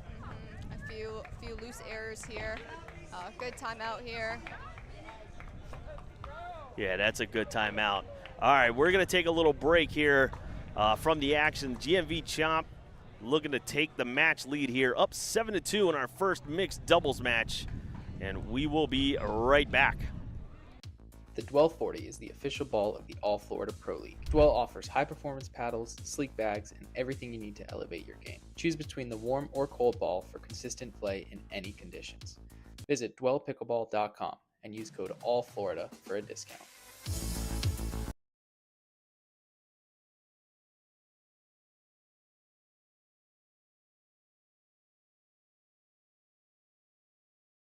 Experience the future of pickleball with PB Vision Analytics. Record and upload your matches and let AI break down every stat, every rally, every shot.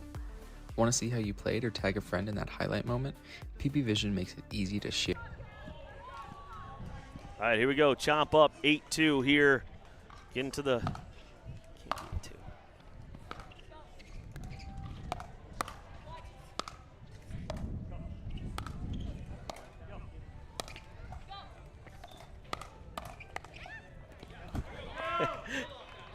Camden speeding that ball up at Heather Nobler. You hear a little squeak come out of there.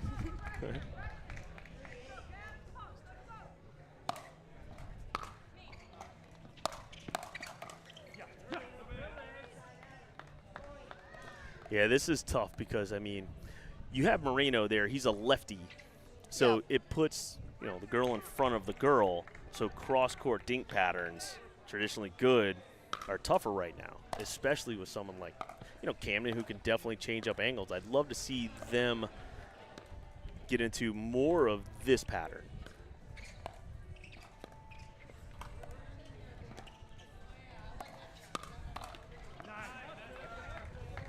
Maybe a little too aggressive, but I think that that's definitely something that might start working for them.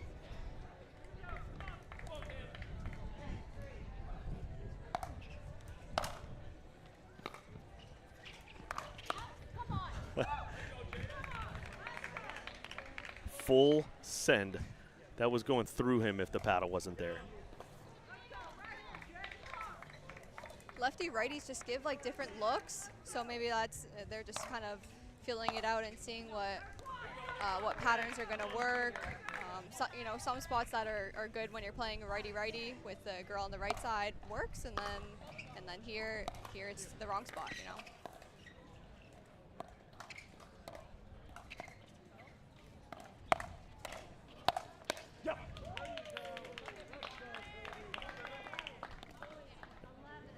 And the side switch is reached. Our first mixed doubles, you see Toby putting it away hardcore right there. You know, we're starting to see a lot of emphasis on getting to the side switch first. One, you can hear it on the kitchen. There's a little bit of wind, but also the mental side of it where you have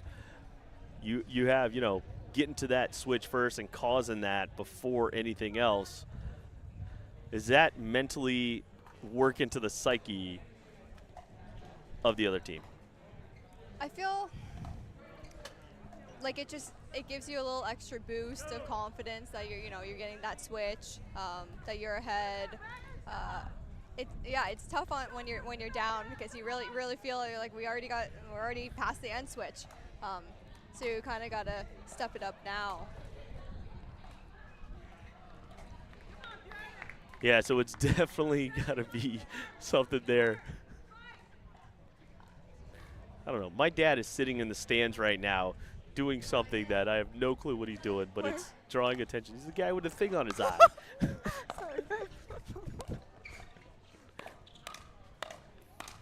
Oh, yeah. That is what we've been waiting for, that firefight. That's what I would like to see more of O-Town.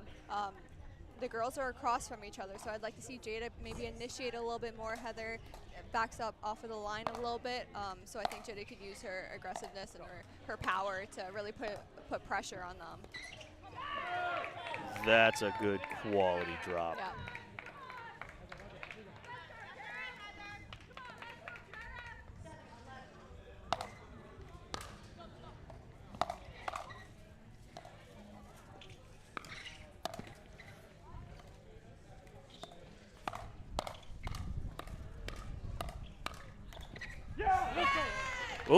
Oh, young fella, what you doing? Uh-oh.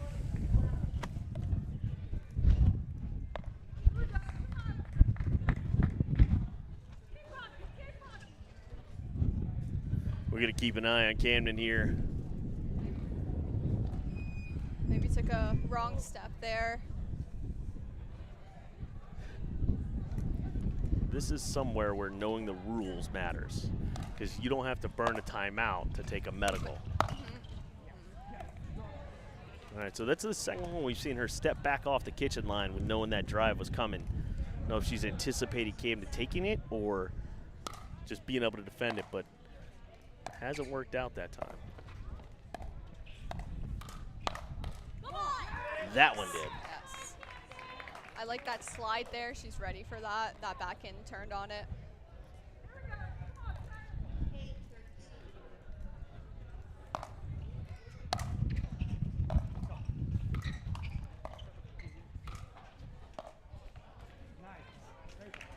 Wind definitely becoming a factor because you can see that ball kind of stall in the air. Yeah.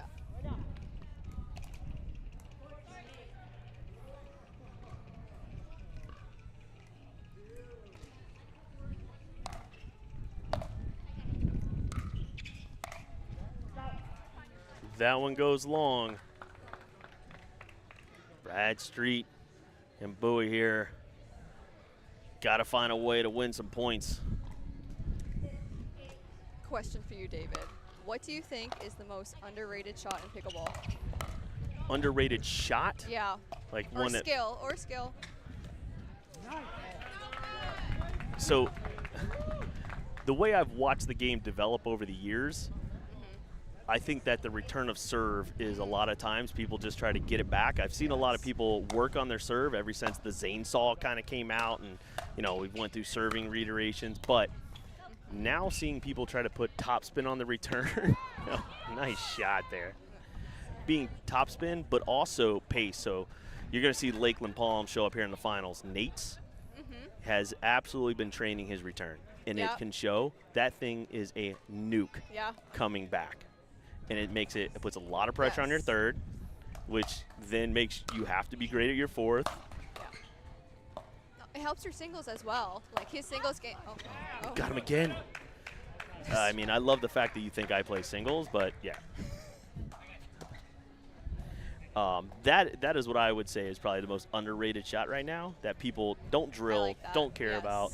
I mean, a lot of times we'll run, are you trying to run through your serve to get to the kitchen quicker? Are you setting your feet and really driving that thing and then exploding? There's just so many different scenarios right now. Yeah. I like that. All right. I'm going to flip it back to you. Okay. What's yours? Yes, mine is the 4th. I think it's the most underrated shot. I feel like people don't care about it as much. People are always talking about the 3rd, you know, getting that drop or drive. But the 4th is so important. I feel like it's something that, you know, if you miss, it's just a free point. But you're also like from a pro level, you get back 98% of your thirds. You hit over. So, you know, at the 4-0, 3-5 level, the 3rd is extremely important. Yeah, that's true. Now, I'm going to ask you this, and then you're going to laugh at me for my answer to it. You can't pick your Miami pickleball crew. Oh, he almost got to that one too. He was there. I mean, he was there. Jeez. You can't pick your Miami pickleball crew, all right? And you can't pick yourself, and you can't pick your sister. There's got to be somebody on the PPA tour. Who's your favorite player you like their game? It's so hard because I love so many people's games. Don't honestly. politic it. No, I'm so serious. Like I see things from different people, and I love just different things about different people's games. I really don't have one person, David. All right. I'm sorry, I can't give you an answer. Everyone's great. Oh my gosh. Who's your favorite? Colin Johns. Oh yeah. I'm a huge Kyle Yates fan. Like, Yeah. have been my whole career. Like, he's throwing the, shout out to Kyle right now. He's actually got the a tournament in Colorado that he's throwing right now. Okay. It's huge, huge, and he's crushing it. He wears a yellow vest, like because I guess he does parking for the tournament. But the reset is the sexiest shot in sports. You think? I know. Okay. It's so good. You like it? I do. To be able to reset the ball at the clip that he does, oh my gosh. It is impressive. It Yeah. is impressive. And the way, Very. not a lot of movement, Yeah. I mean, he's not in Major League Pickleball right now, but, hey, still, shout out. We did an event with him in Austin, Texas. He was super cool, too. Yeah. Yeah. Nice. All right, so, yeah, we're yapping a little bit here through this match, but the O-Town Bangers have started to make a little run. Maya, Yeah, what do you think about that? Time out here. They put some stuff together. Only 2-point difference now, so who knows what could happen now. In the wide world of sports, we call that anything could happen. All right, we're going to play a couple commercials here to shout out to our sponsors. We got some new cool stuff coming for our pros here to help them become professionals off the court. We're going to show you a little bit about that. We'll be back right after this one. The official store for All Florida Pro League apparel is live at CustomPickle.com. You can get customized official team jerseys from your favorite teams or players from the All Florida Pro League. Use code 20AFPL25 for a discount exclusive this weekend.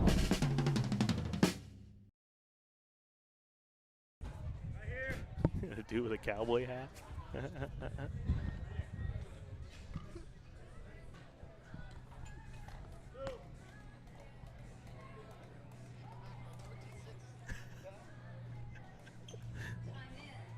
All right, we're back right there. You see us, we're live on SelkirkTV, the YouTube page. We're also welcoming people from the Dink. We're finishing up our last match here, the O-Town Bangers versus the GMV Chomp. Battling out here to see who's going to make it to the finals against the hometown Lakeland Palms. Oh, that one just sails out off the net.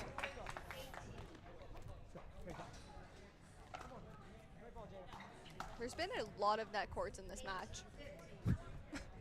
We measured them. They're good. Net?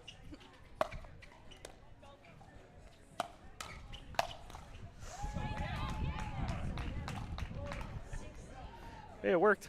It worked.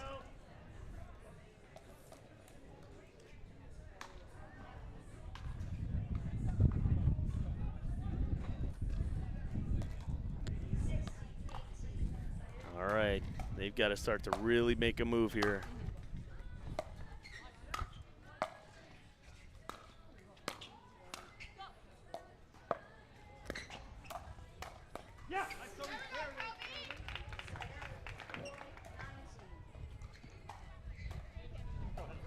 All right, GMV Chomp 2 points away from taking the lead in this match.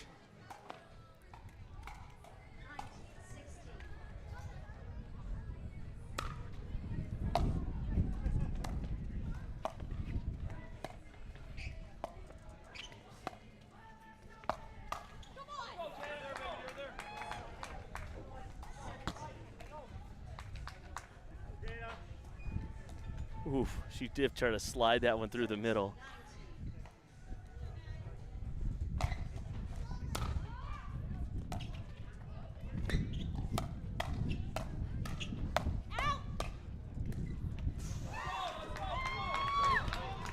Got a little saved.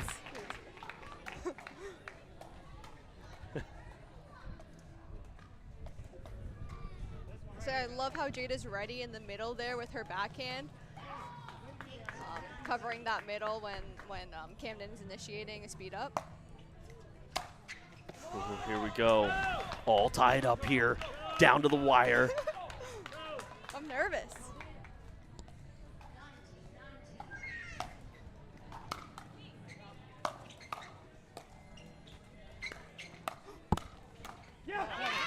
That's a little overextended. Here we go. GNV Chomp got game point.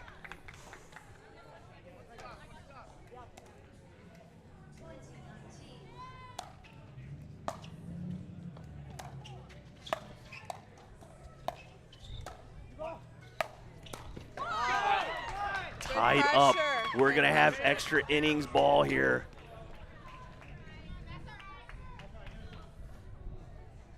Producer Chris, all he cares about right now is we're running behind. We're supposed to be starting the finals a little while ago. It's going to be a late night for us here, Chomp.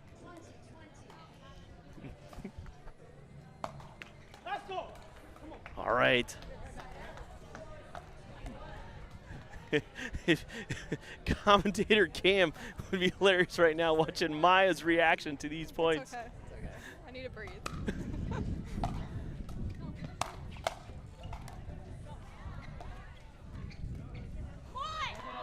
And a missed dink sends us back into some overtime. Tied up here at 21s. It is win on your serve.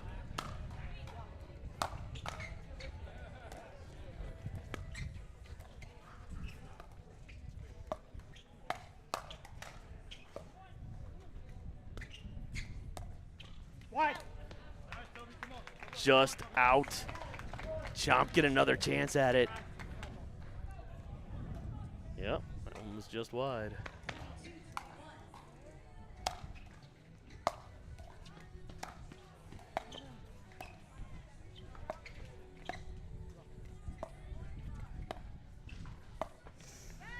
And there we go. Chomp does it on a missed dink right there. That was a great game, though. That was a great game. Yeah, I mean, I hate seeing it end that way, you know, but it's the tail of the tape. The other thing is the GMV Chomp now take a 2-1 lead and put the pressure against the defending champion of the All Florida Pro League.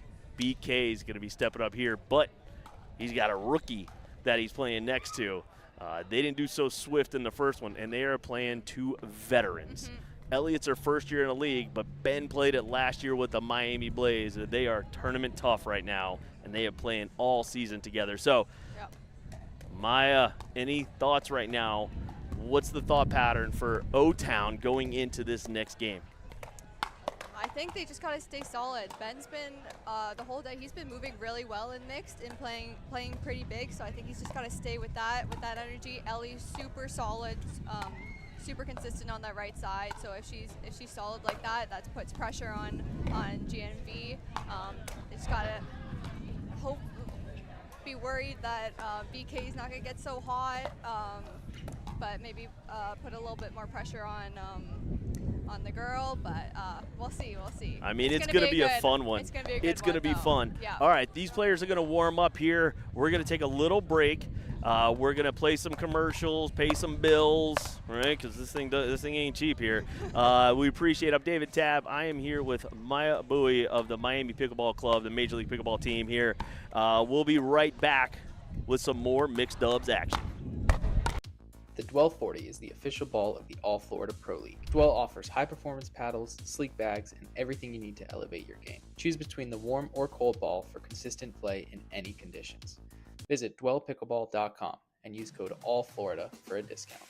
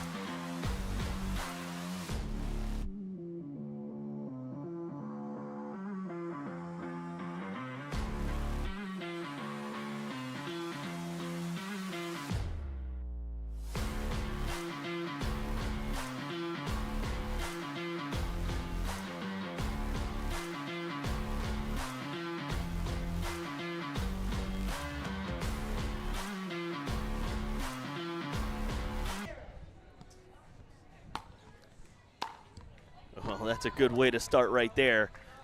O-Town on a missed return here. Zoe Rutson is a substitute right now.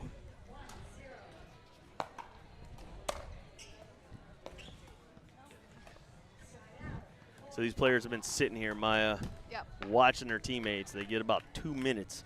Although we do have 10 other courts for them to warm up on. They don't ever do that. Yeah, sometimes when I'm, so I play women's first, and then we always play women's first. And then if I'm the last mixed match on, before my mixed, I'll probably go on court and do a couple things just to get warmed back up, just to get switch from doubles to mixed mindset. I think that really helps me just get ready and be ready for a quick game. Benyu, not known for his power, you could see maybe slid and hit it overhead, but he instead elected for the backhand. Able to finally get one put away there. All right, big time match here for the rookie. It's a great return. Good return. See? Yes, returns.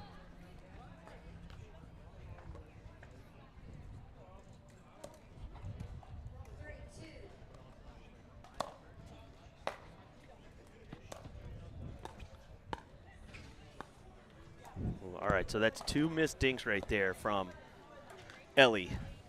If I am Chomp, I'm going to make her prove that she can put that over right now because it's got to be in her head.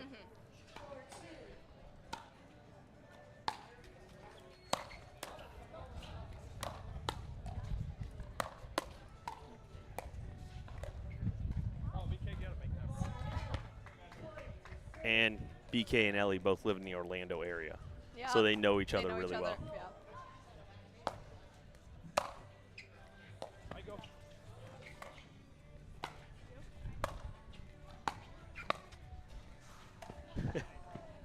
It's a BK special.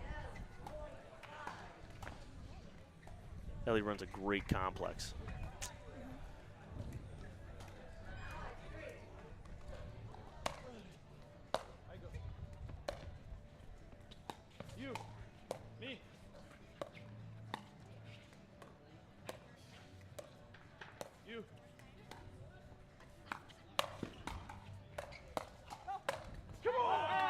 Great coverage from BK there. He did say in one of the interviews that he has hired a personal trainer and is working on his athleticism. That kind of proves that to be true.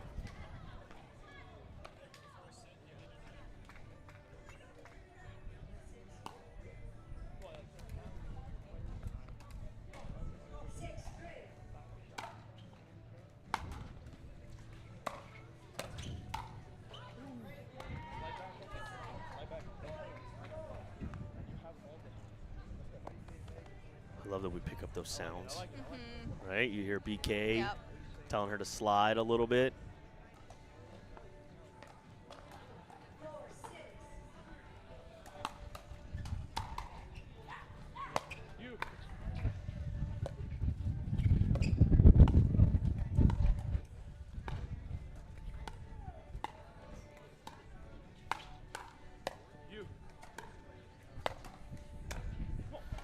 Yeah, so I like Ellie really being able to put those pressure dinks together, a little bit of pace.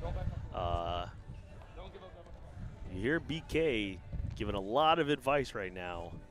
It's tough on a rookie player. Yeah, I think he's trying his best to help her, give her a couple of tips right now, be encouraging.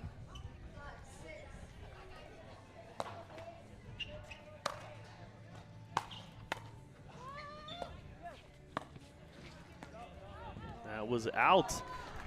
O-Town has tied it up.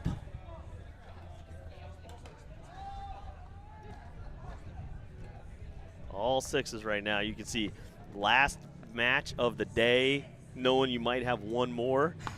It is starting to set in on those legs.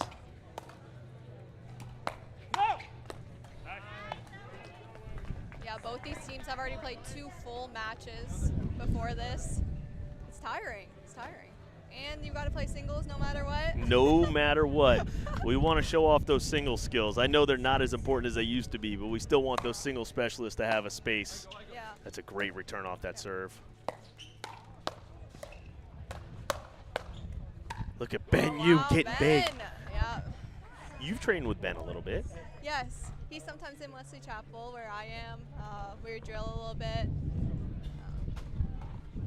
All this drilling.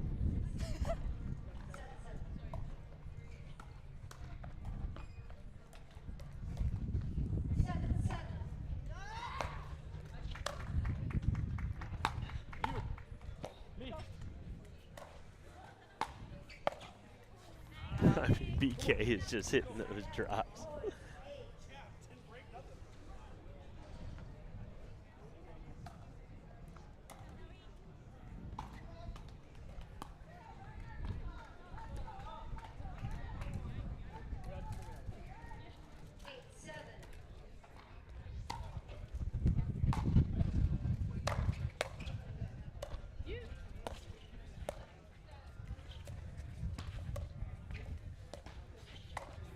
Watch it.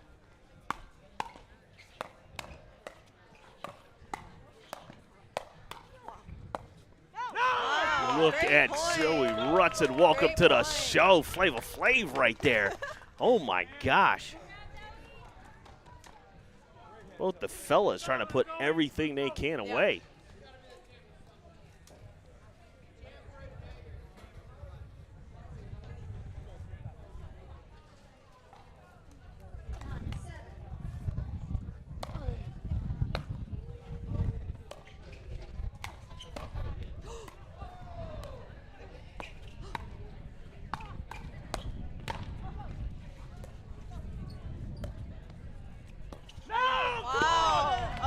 Oh my gosh. Wow.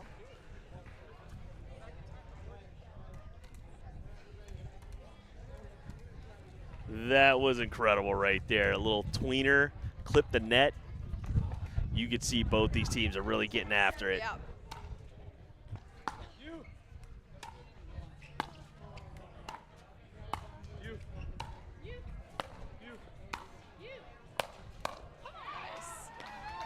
Pressure there by Ben.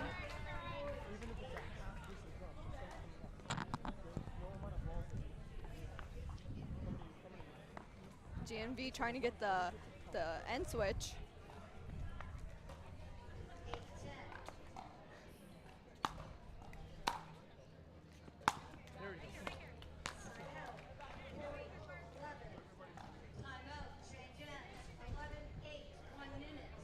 I mean, you're talking about a 3-point lead here.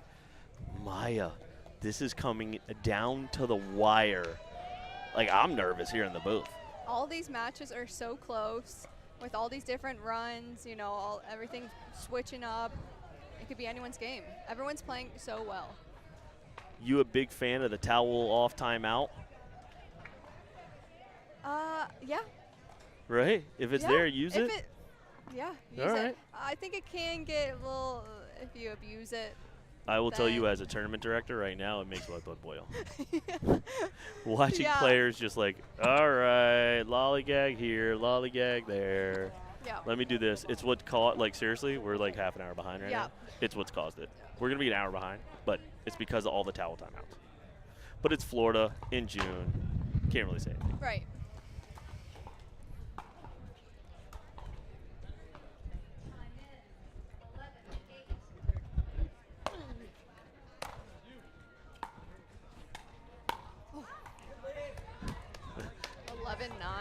I mean, she went for it right there. Yeah. We had the match earlier, the Dream Breaker mattered. I'd love to see this. Yeah.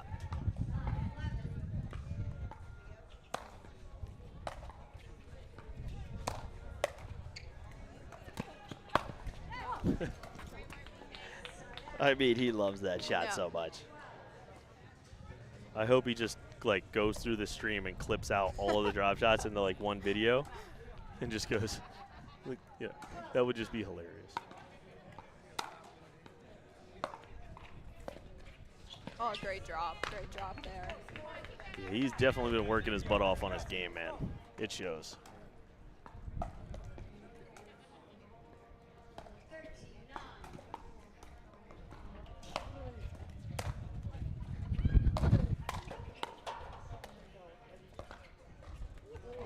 Oof.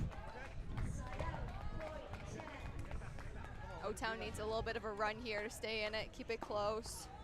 They need to win this in order to stay in this match.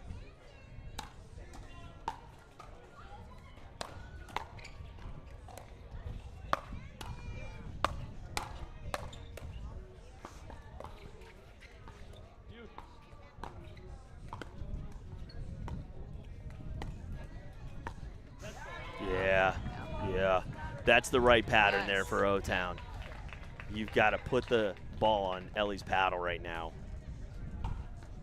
Yeah, Ellie's winning those cross-court dink battles.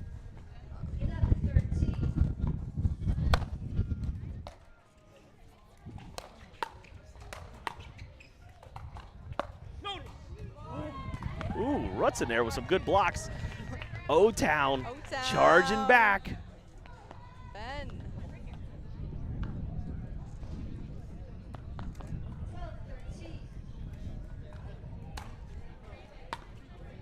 Uh-oh.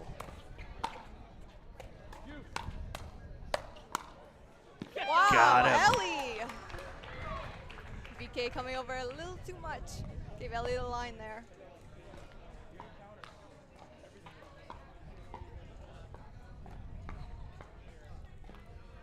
Tied up.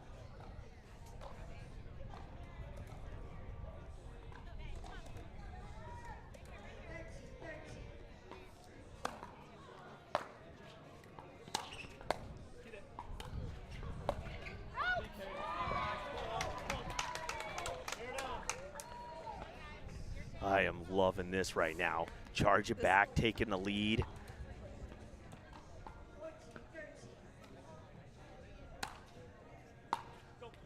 Oh.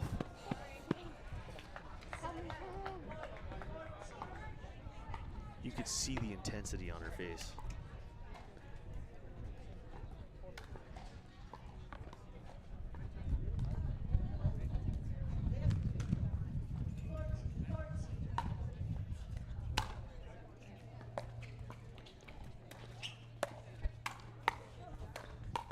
Jeez. Oh, he tripped on her foot. Ben was coming over. Ooh, ooh, ooh. That's a little hop to Malou. Tied up at 14s. Him and Camden both did the same thing. I love that he's getting aggressive, though. Yep.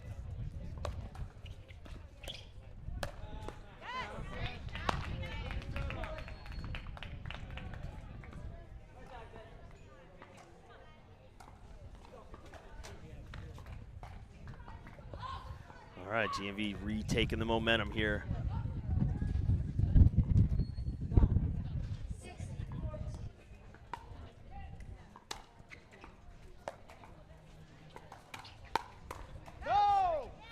Ooh, they're pulling away here. That momentum has definitely gone back to the Chomp. Trying to see if Yu's limping around a little bit. It seems to be all right.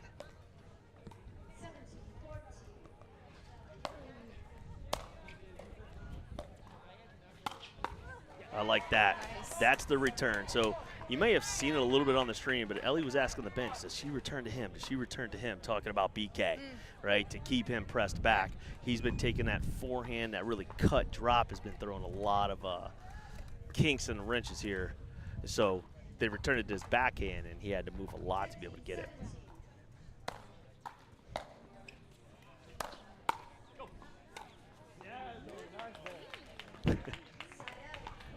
You yell at yourself a lot during the match? While I play? Yeah.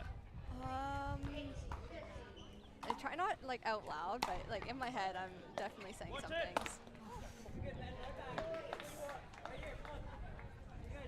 Just a few loose errors here. GMB is kind of pulling away a little bit here.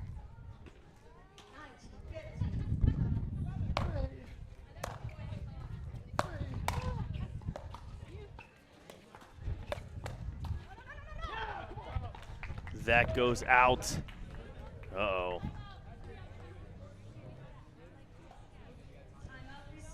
Timeout O-Town on game point. I feel like they should have called it like 2 points ago.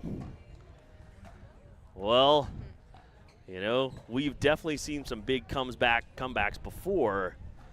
I don't think we've seen anything 5-point worthy off a hot team like BK is playing right now. But with the freeze, I don't know if you get that one back, get a couple on your serve, you never know. You never know. Way to keep it exciting. I like your style here, Maya. Right, you see Jada, look, so when I look at team dynamics here, you see Jada really in there, talking it up. The team is communicating well. You see BK is just coaching again. I mean, it seems to be working, right? Yeah, yeah. She's had some good points.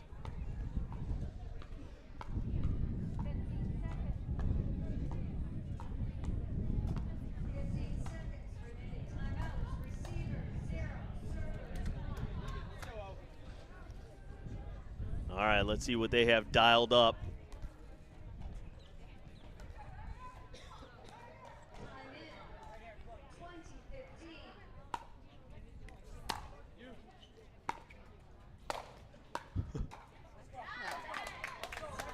He cleaned it up. He swung out of his shoelaces. All right, they fought off one.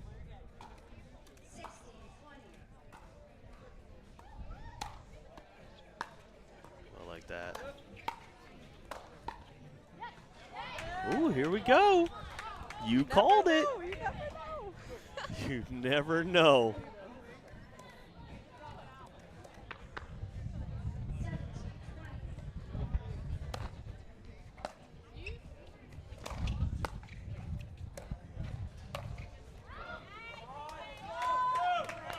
That went wide.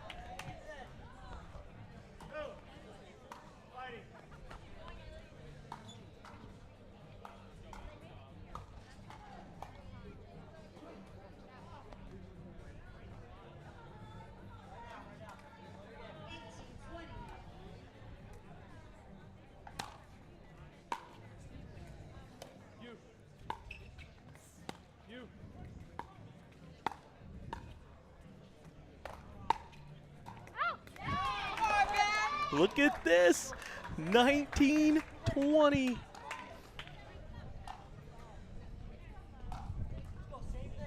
Wow, what a great timeout, eh?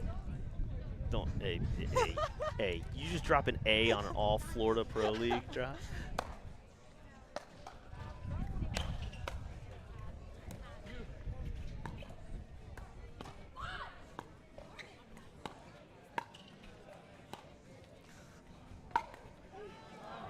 Oh, Rutson with the around the post.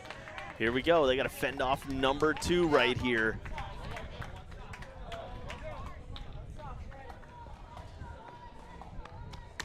This is incredible ball here.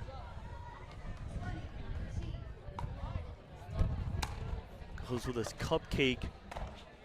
Oh, there's number 2. It is all tied up right now at 20. O-Town in a must-win situation to bring it to the Dream Breaker. Maya Bowie's fanning herself off. I'm feeling it. I'm feeling it.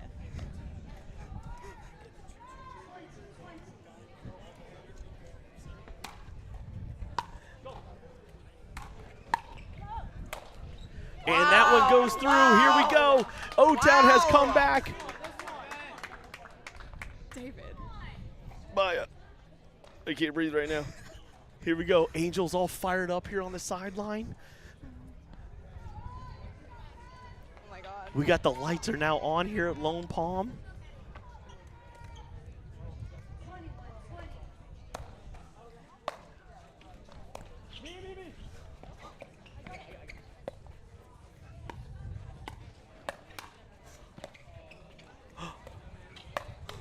Ooh, almost. All right, 21 all.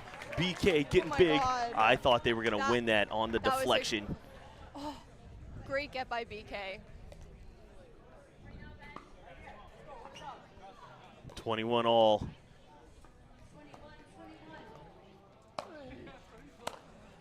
Oop.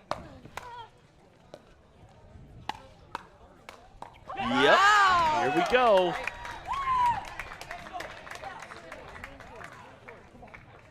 I mean, 22-21 to make it to the finals, to make a dream breaker, to get there. I'm not even playing. I need to breathe. Maya Bowie. Guys. She's breathing into the mic. It's over. Oh, all right, here we go. Tied up again. Another one. The Lone Palm crowd is like, when do we get to see our team? I promise you soon, but these guys are taking forever. We've had 2 games of extra innings. O-Town making a comeback. Here we go, another opportunity. Shot number 3 at the game.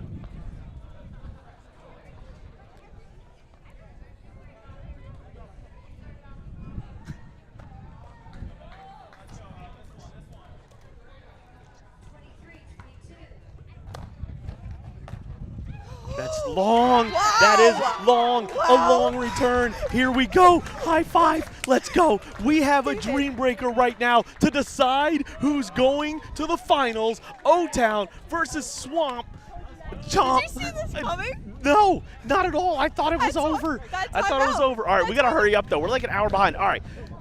Producer Vic, take us to break right now. Let's play some commercials. Let's see who they're going to throw out. We got to start breaking down. There's all kinds of pin. It's year 3 of the Florida Summer Smash, and we're bringing back the classics, the bounties, the Sockatoom Award, rally scoring, round robin into double elimination tournament, but we're adding some new flair.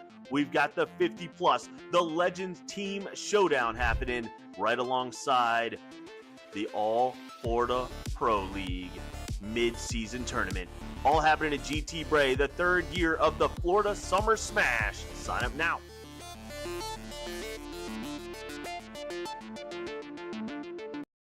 Experience the future of pickleball with PB Vision Analytics. Record and upload your matches and let AI break down every stat, every rally, every shot. Want to see how you played or tag a friend in that highlight moment?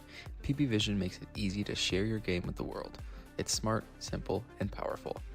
The official stat provider of All Florida Pickleball. Check out PB Vision today by scanning the QR code on your screen.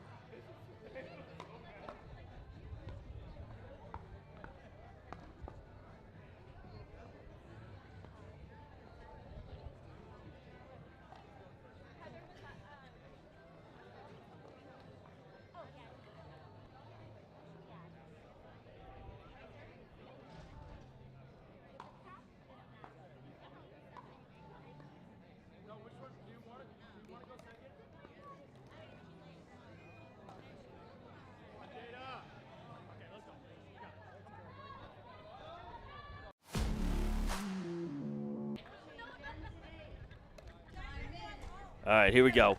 We got a dream breaker to make the finals. Chomp 2, bangers 2.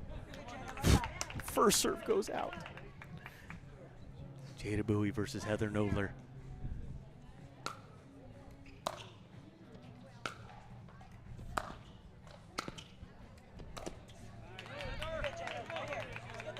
All right, here you go, GMV 2-0. And this is going to go extra innings.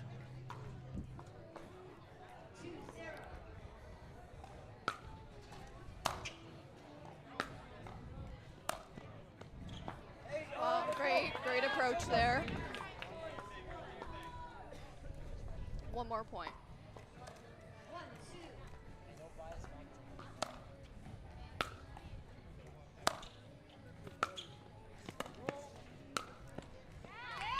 That's a good point there by Knobler. Yeah.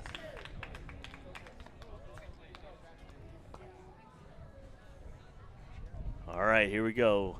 Chomp up 3-1.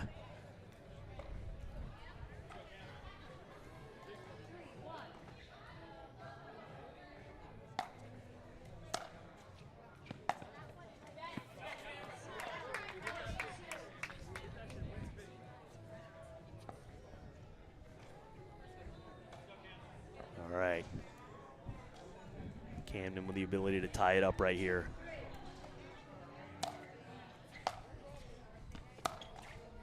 And that is a inside-out passing shot.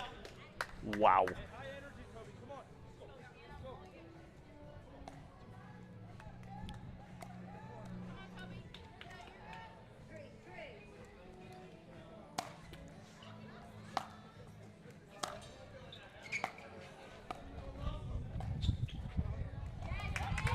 Camden with a little touch there.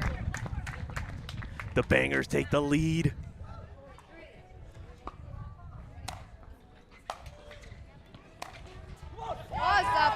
That's 4 points. All 4 on his paddle. Singles specialist. Their bench is right next to our booth, so.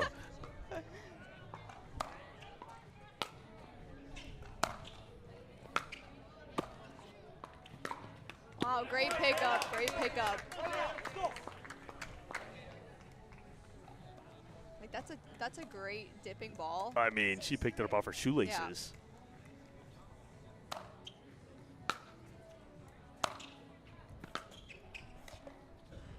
Wow, wow. Wow. Wow. That's a lot of stretching you guys must do.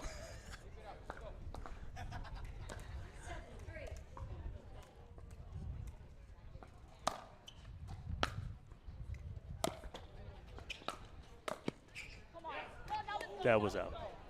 That was out. Look at this. It was good. She called it in. She called it in there. Ooh, Yeah, might have been in. Yeah, it was in. Is it in? Yeah. Good playing by Jada Bowie.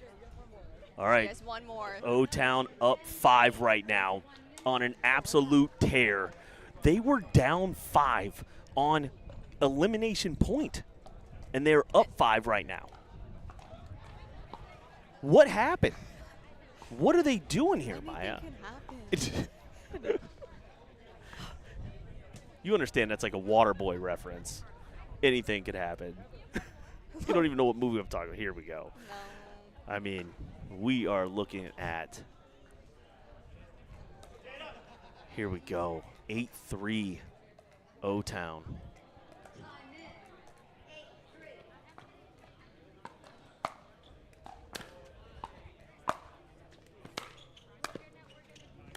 Wow. Another one in the net. That's 4 in a row from both sides. 8 straight points, right? Yes. Yes. It was 3-1. It's the kitchen coverage. She's very tall and she's She long. taller than you? She is taller than me. She's about like 5'9". So she covers the net really well in singles. How She tall has are good you? Reach. About 5'7", 5'8". Okay. So like 5'6". What are you? I don't know.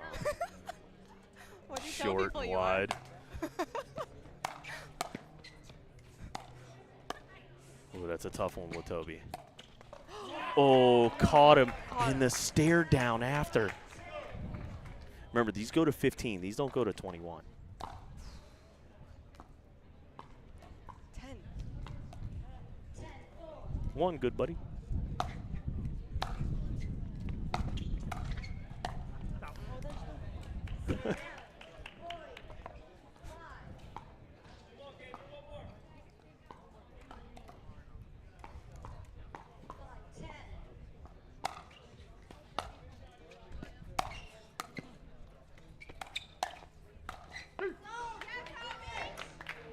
Oh, he foot faulted.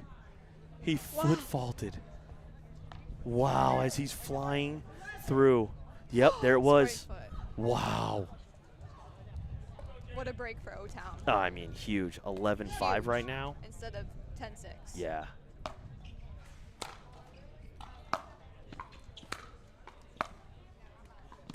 Wow. Wow.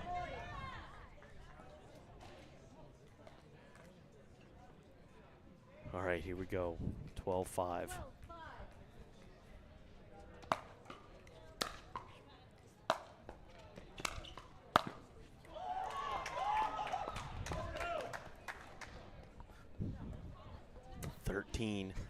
O-Town. I mean, just momentum destroyer. They are the bangers right now. Ooh.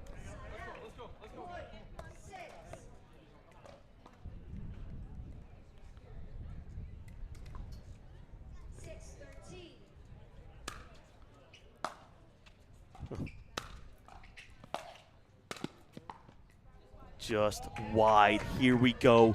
Game, match, point on the Dreambreaker. Maya Bowie is pacing around the booth.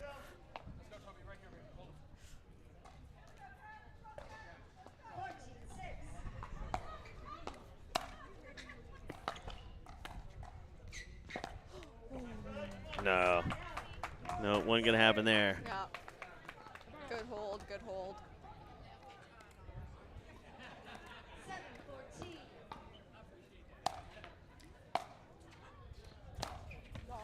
Oh, here we go. 14-7. We got another chance here.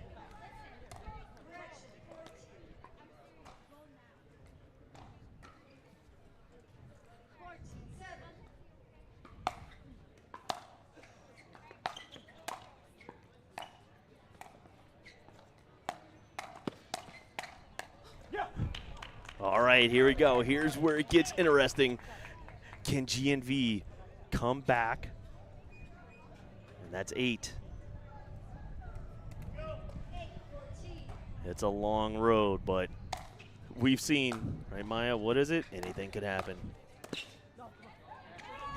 All right, number 3 here. Oh, that was 4 now. Switch with the girls. Can Jada close it out right here?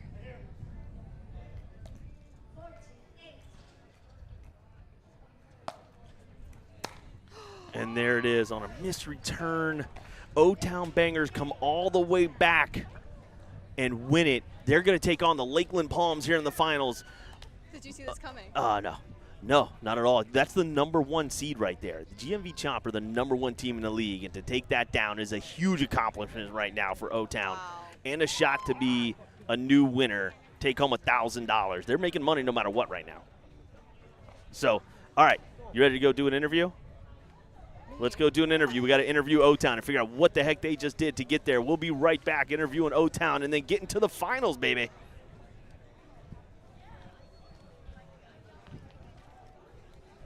Experience the future of pickleball with PB Vision Analytics. Record and upload your matches and let AI break down every stat, every rally, every shot. Want to see how you played or tag a friend in that highlight moment? PB Vision makes it easy to share your game with the world. It's smart, simple, and powerful. The official stat provider of All Florida Pickleball. Check out PB Vision today by scanning the QR code on your screen.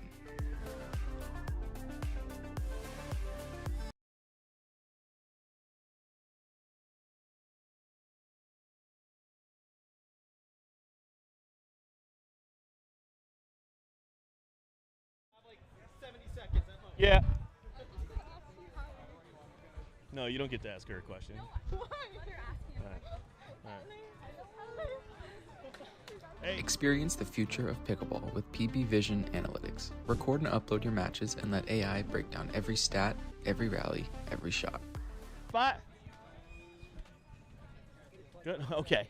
Producer Vic, let me know we're here, good to go. All right, the O-Town Bangers taking down the #1 seeded team, the GMV Chomp, with an incredible performance. All right, let's start with the youngster, the #1 draft pick, Camden. That men's doubles was a great performance, right? And then hopping, right into a mixed doubles match, right after that game. That was tough. What'd you do to mentally be prepared for that next game after that men's doubles match? Honestly, I tried to reset. I was struggling at first, but just try to reset and stay positive for my partner and just keep doing the same thing we've been doing all day. Well, it proved to be that singles performance was incredible. Good job, young fella. Ben, what's it like playing next to somebody like Camden that's flying around, hitting those shots? I mean, we saw some incredible points right there, but you're a rock out there, a seasoned vet. What's it like playing next to him? Keeps me on my toes for sure. When Cam's on, he's one of the best players out here. I always just try to be steady for him, keep a lot of balls in play, let him do his thing. I think, the mixed one we got that big win in mixed, and I think we're ready to take it one more now. You beat me to it. That was an incredible performance in that mixed doubles match. You had a couple on your paddle, but you were able to put it away. It was nice stuff. All right, Ellie, right? O-Town Bangers. O-Town is your hometown. What's it mean to make the finals right now and represent them? I am so stoked. Yeah, I'm so proud of us. We stuck through it. We had a little bit of a rocky road in between, but we pulled through. I think the positivity really helped us. So super happy. All right, and so my co-commentator here, Maya Bowie, has a question for Jada. Well, you got me shaking in the booth. Actually, I don't even know. I think I was more nervous than all you guys out there. That was crazy. Oh my God, how did you feel going into the singles portion, knowing that you guys have a chance to win and go to the finals? Yeah, after the mix, after Ben and Ellie got that one, I am 100% confident in my singles and even Cam's. He's earned my trust with singles now, and I knew that we could get the singles easily. So, yeah, super happy with that and excited. I think I was a good luck charm in the booth, but that's just what I think. There we go. The sisters not letting each other have it here. All right, so we got a 5-minute break, and we're going to come back with the finals. We got the Lakeland Palms versus the O-Town Bangers. $1,000 on the line and a ton of points to mix up the season. We'll be there right after this break. All right, you got 5 minutes. Good job. The official store for All Florida Pro League apparel is live at CustomPickle.com. You can get customized official team jerseys from your favorite teams or players from the All Florida Pro League. Use code 20AFPL25 for a discount exclusive this weekend.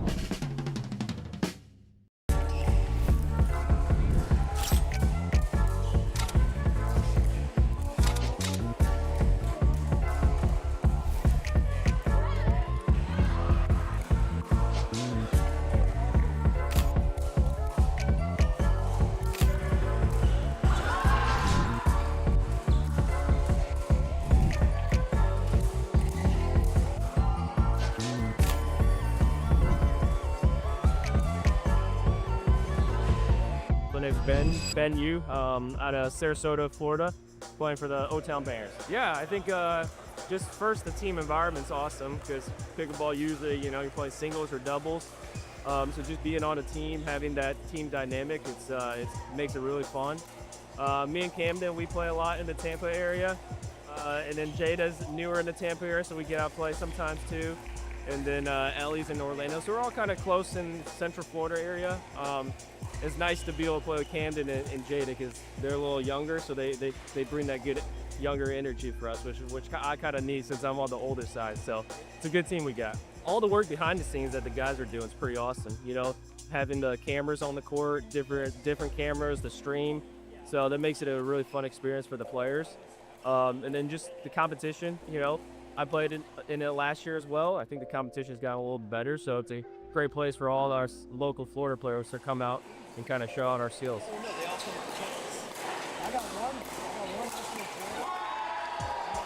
Hi, my name is Ellie. I'm from Orlando and I play for the Orlando Bangers. I love that our team is super positive no matter what happens. We're always trying to cheer each other on.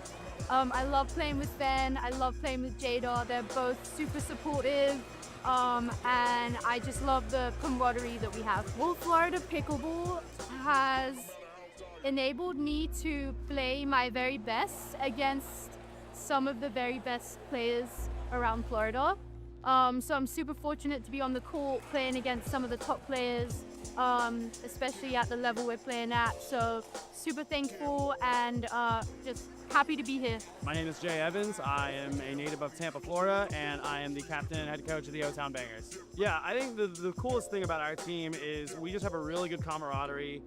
You know, we support each other. Everybody respects each other as players, values each other's opinion, and we just kind of feed off that with each other. You know, with Camden, you know, even though he's very young, you know, he brings a lot of leadership. In a lot of ways, is wise beyond his years while still being a kid at the same time. The kid's work ethic is unreal. Dude's on court nonstop and is always encouraging more people to be like that. And so just having that mentality and just pushing, you know, not only his teammates, but also our other peers to be on court all the time, to work their tails off, and just to be the best players they can be. With Ellie, you know, a lot of experience there, also experience in the Pro League. She's just a veteran and, you know, has her style of play is just rock solid. You know what you're getting out of her every single time she takes the court. With Jada, you know, with still being so new to pickleball, but obviously the racket sport acumen is off the charts. It's getting better every time I see her, and the sky's truly the limit for her. And with Ben, kind of similar to Ellie, a lot of experience, you know, high-level racket sport background as well, but he's just been doing this a long time. You know what you're getting out of him, and they all just kind of bring that dynamic energy when the match gets tight, when they need it. So, you know, just a really fun group of guys to coach. Just really been a pleasure thus far. My name is Jada Bowie. I'm from Toronto, Canada, but I live in Tampa for the past couple of years, and I play for the O-Town Bangers. Yeah, my team's great. I love them all. Camden and I live close together, so we train together literally 85% of the time. So we always drill together. I love him. He's like my little brother. And with Ellie, it's super fun. Yeah, now I'm playing the left side. We changed that from the first stop, and yeah, I think we complement each other really well. So yeah, I think just the Pro League, it gives players an opportunity to play on a team. It's different than like PPA or and in tennis like WTA, it's different. You're part of a team, you're part of more than just yourself, and it's really fun to play with your friends and against your friends. It's just a good experience and exposure for your football career, so love it. My name's Camden. I'm from Tampa, and I play for the O-Town Bangers. I love the energy the team has. You just go out there and have fun always, and it's really cool to watch as our team grows. Jada's just gotten into the sport, so it's awesome to see where she's come from, and now we're playing together in this. And same with Ben and Ellie, they're great players, and they just have a lot of experience to bring. Honestly, I love having a team captain. Like, it's just a support role. It's another person to just give wisdom and advice on the court and support us. So it's honestly great. It's honestly cool to get all these school players out here, and we're all friendly, but also we all go out there to be competitive and have a fun time. So it's just a good atmosphere to get good games while having fun still. As far as the future, I see myself grinding in the school, keeping enjoying. I started it because I loved it, and I never want to lose that. So I still want to play my best and just keep getting better if I can, teaching, and just enjoy myself. I'm doing this full time, and hopefully I want to be one of the best singles players in the world. But with that, still with doubles too, be a solid doubles player. But yeah, I want to be at the top. You know, one thing All Florida Pickleball does that's amazing is just a sense of community, you know. Being here in Jacksonville and just seeing the local fans and supporters of the sport being out here, kind of the same thing at stop one. Just really looking forward to seeing how that translates at every stop. And just also too, like, a lot of us are playing outside of here. We're rooting each other on, you know, we're supporting our friends, we're supporting our opponents even, you know, when they're not playing against us. And just having that atmosphere, having that camaraderie, you know, is really what makes the fellowship of the sport so special.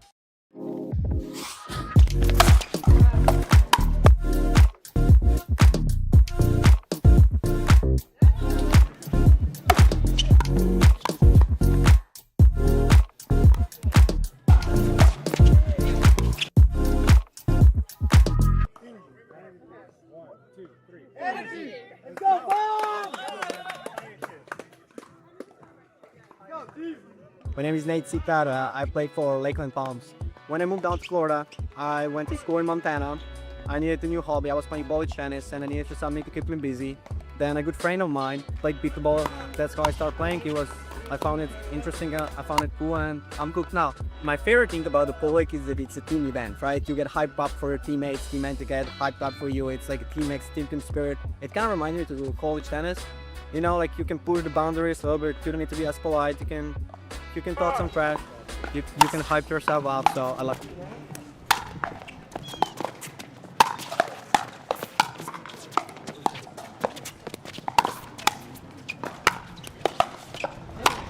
That's so good. My name's Ashley, and I'm from Tampa, Florida. I like it a lot. So kind of similar to college tennis. It's fun to have like a team cheering for you. I know them all pretty well. They're super sweet people. I'm Nate Jagger. I live in Lakeland, Florida, and I coach the Lakeland Palms. I've been coaching them 2 seasons now. This is my 2nd season. We kept Drew Holder, who is also lives in Lakeland, and we drafted 3 new players, and we're still learning each other. Like, my team hasn't really practiced a lot together. We don't know each other. One of them lives in South Florida. One of them lives in Lakeland. One of them lives in Tampa. One lives in St. Pete. So they're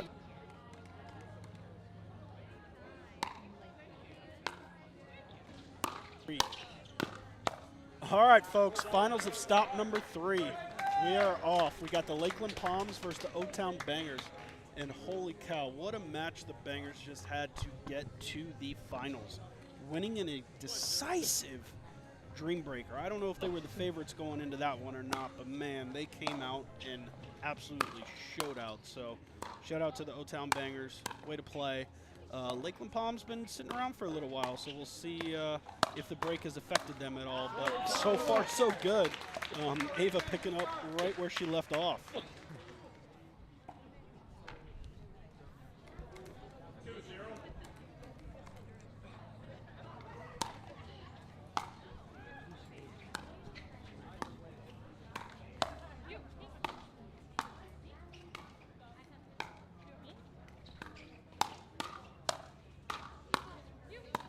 I mean, just an insane get by Ellie there. Looks like Jada's ball sailed a little long.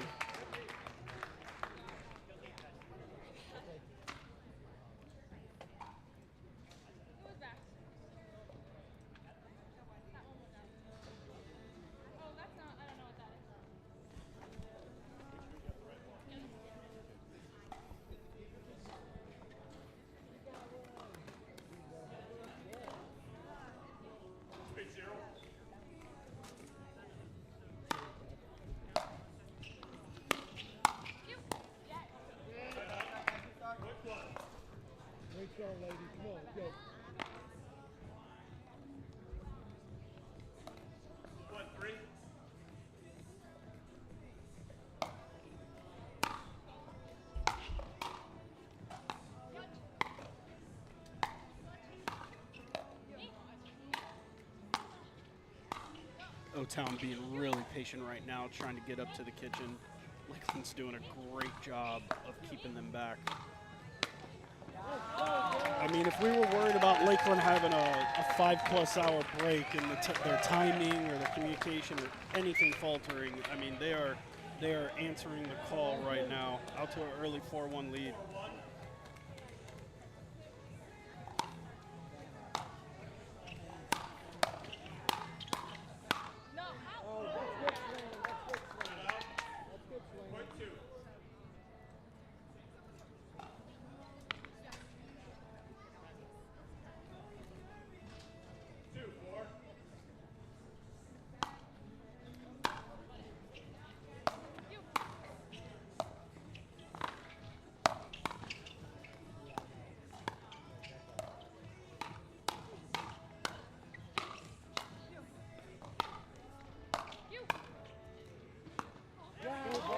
Yeah, I mean, the common theme that we've seen so far with these first few points is Lakeland's doing everything they can to keep O-Town out of the kitchen and getting into those dink battles, and O-Town's struggling a little bit to make a smooth transition from the baseline to the kitchen. So we'll see if they can figure something out, maybe focus on a little bit deeper return, but we'll see what happens.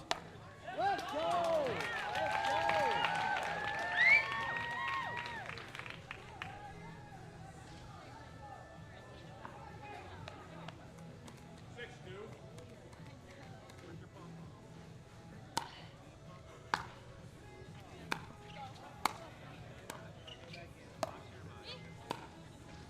Now O-Town doing a great job of keeping Lakeland back.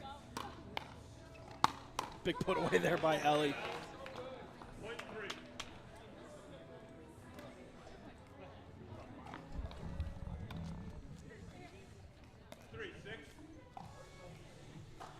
Mapatna has returned. You guys started without me? Yeah, you know, we had to. I know, we're running behind.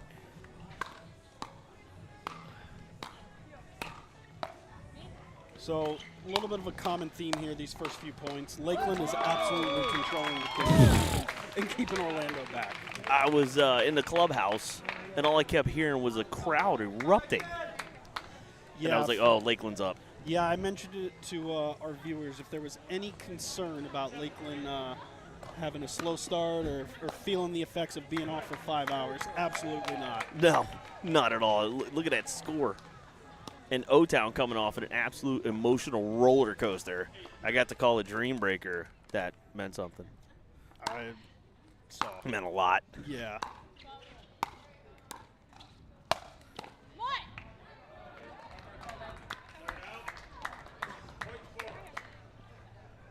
Man, O-Town Bangers off of that upset, making the finals here, 4-8. I know we're calling it an upset, but I don't know that it's that much of an upset. I think we know what O-Town is capable of. They just haven't probably performed like we thought they would early on, but we'll go with the upset for now. I mean, Gainesville is the #1 seed. O-Town is not.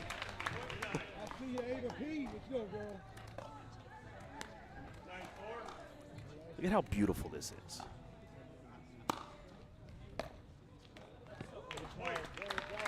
Yeah, we got the sun setting, we got a beautiful sky, we're playing pickleball under the lights, we got a nice little breeze. It's not hotter than you know what out here right now. We got Drew Holder's smiling face right next to us. It doesn't get any better than that. I have no complaints.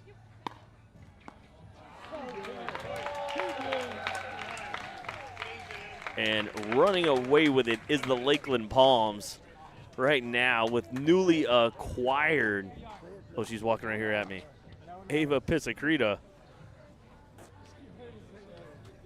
They have reached the side switch first as you get a beautiful look at Lone Palm Country Club. It is a historic place for us. It was actually the first gig where myself, Chris, and Martin teamed up and live streamed an event. It was the Lone Palm Classic. So Lone Palm, we hosted a pro-only event, $50,000 prize pool. We were throwing cash on the court out here. Anna Bright and Rachel Rohrbacher beat Megan Fudge and Susanna Barr. Oh, it was, yeah, their version of the Tournament of Champions. Yeah. Yeah, I remember. Uh-huh. And so it was a great event out here. It was our first introduction. We live streamed it, and to keep coming back here and to have them as owners of the team right here in Lakeland, you know, shows the community aspect and how much they genuinely care about the community and what we're doing here. Ooh. They are just they haven't stopped. No.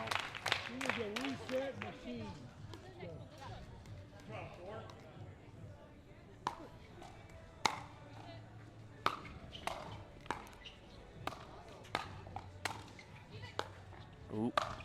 Ooh. Jeez. Jeez. Yeah. Listen, this is a tough spot, too. You just came off a big win. The crowd is absolutely against you. Without question, they do not want you to win. You've got it, and you're down a ton. And you can't, yeah. Definitely can't do that. No, if I'm Coach Jay Evans, every match counts here because it's the first 1 to 3. So if this gets too far away from O-Town, I'm looking at a timeout very, very quickly. I mean, I think Ellie saved some fans right there. A couple of those rocket launchers. Probably a few windows.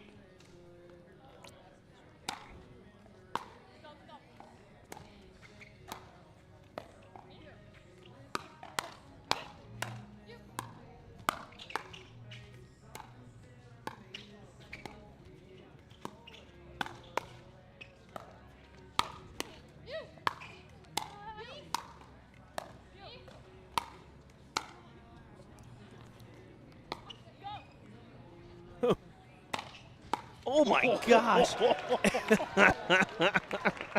That was incredible. Oh my God. Ellie said, let her rip. Listen, look at how high this thing bounced. That's I don't even know what to call that. That's a drive / overhead at the feet. I mean, she was crashing in the kitchen line. Wow.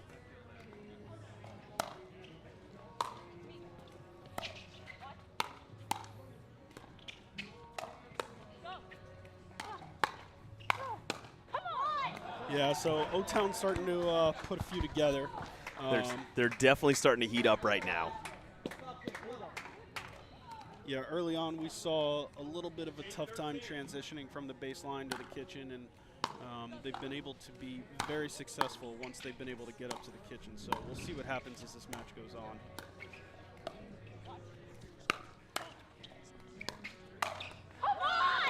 Jada coming in big. One stop right here.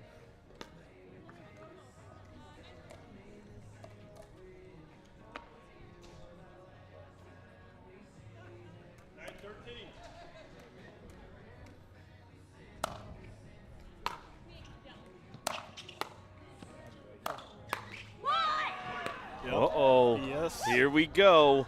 Shout out, here we come. They did this last time. Oh, good timeout there from Yeah, great Lakeland. timeout there by Nate. That is a good timeout. All right, so the O-Town Bangers are charging back, and Lakeland steamrolling it first, looking to take back control of this game. All right, we'll be right back with the last half of this ladies doubles game.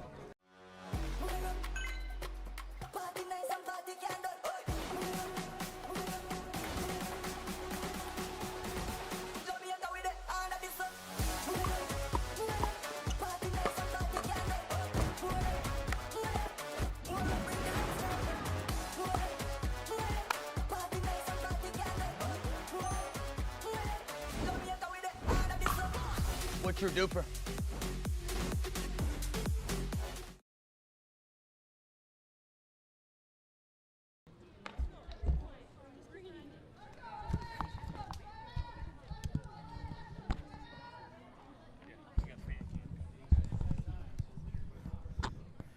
All right, here we go.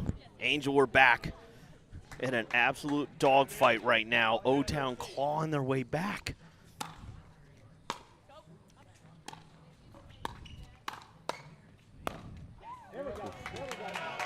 Gotta tell you, not a fan of that midcourt attack, especially what we've seen out of Piscicrete all day. Just being able to reset it so many balls. Yeah, I mean, we've talked about it. It's been a point of emphasis throughout the early part of this match as O-Town struggled to get up to the kitchen. Jeez.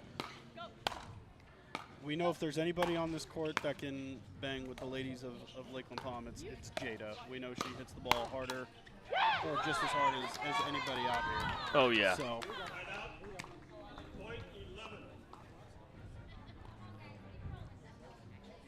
All right, here we go. Yeah, she hits an absolute tank. She was trying to see if I would stand in front of one of those nukes. Not a chance. Yeah, we talked about that at Stop 2. I've stood in front of one of those nukes. No. It's not fun. No. Great serve. Jeez. Yeah, but look how composed she was transitioning from the third to the fifth there. And she's only been playing pickleball for 2 months.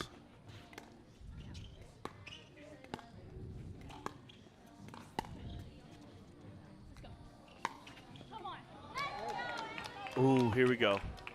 Oh.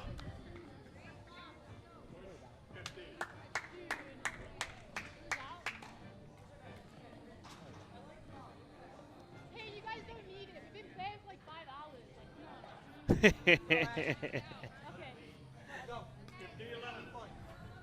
Here we go, 15-11.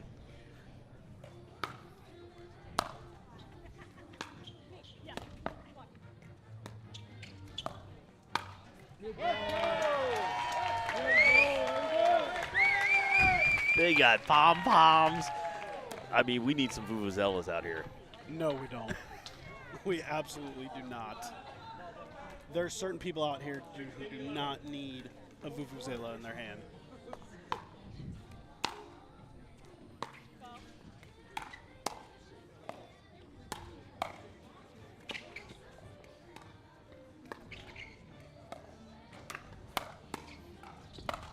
Jeez, just everything packed from Pisacreta. I mean, this might, it's way too early to call it, but I'm going to say it out loud. This might be the move of the season picking her up right now. Yeah. I'd also like to see O-Town call a timeout here. Big time. No, that's long.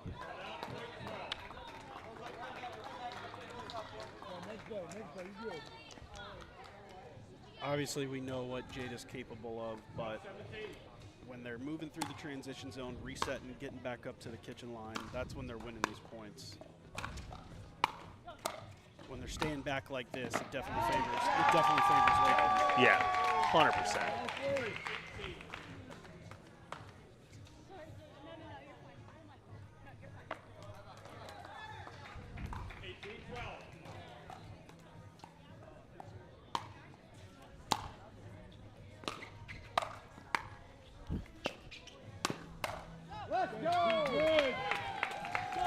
I mean, O-Town was starting to make a run. Lakeland squashed that and said, watch this. What do we call that? Hold my beer? Hold my beer. Yeah, hopefully this timeout might be a little too late with potential game point coming up. I mean, shout out to Lakeland.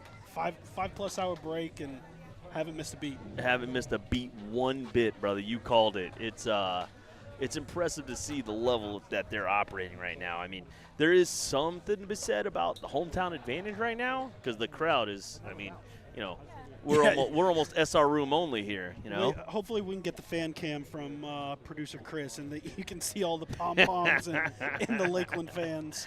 I can't wait to see. This atmosphere has been great. We raised a couple $1,000s for Boys and Girls Club of Polk County. Huge shout out. We got a chance to meet one of their staff and do that. We had fastest serve. Somebody hit like 70+ miles an hour. I think it was Drew, of all people.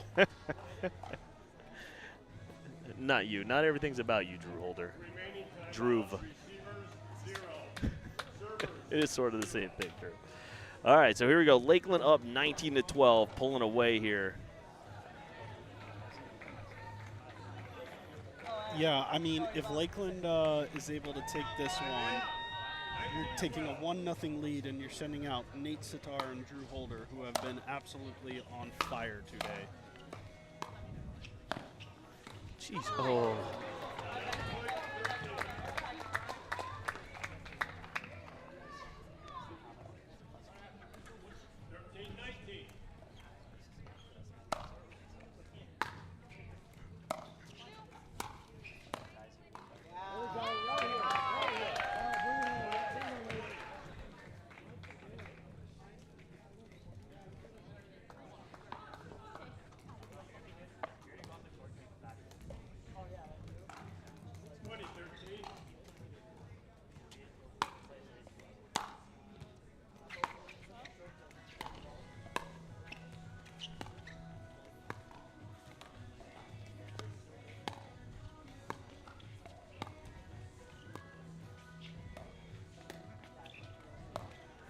Ooh, that's a tough speed up there.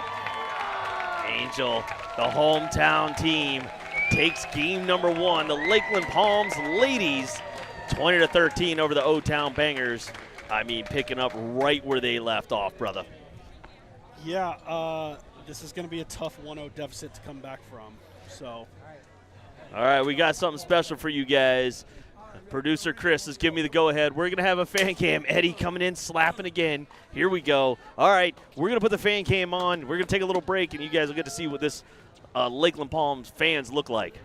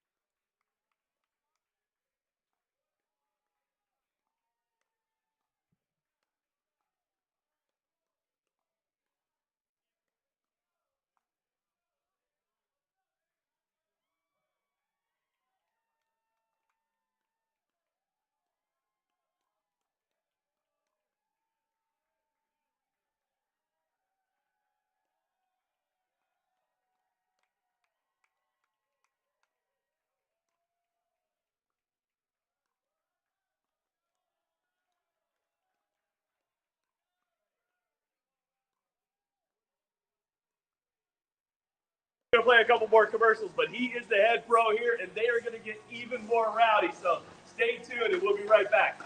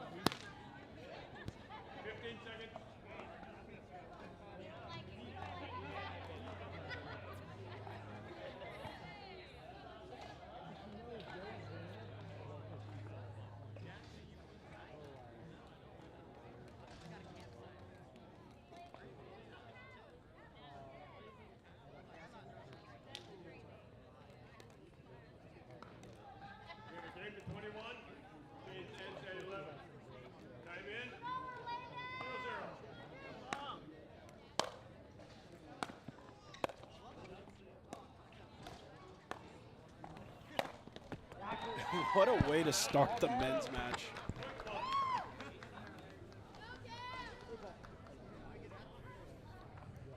So you can see based on the fan cam, a lot of Lakeland supporters in the house. Probably not going to find too many O-Town fans, but that's not going to stop them.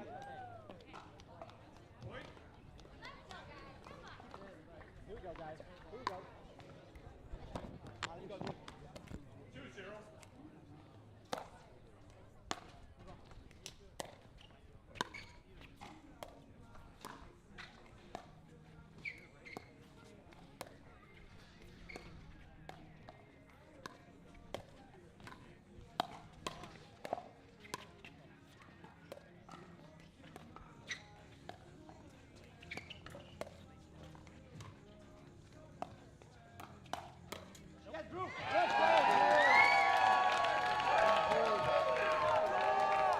Yeah, so you've got two players in Drew Holder and Cam Bradstreet facing off against each other straight ahead.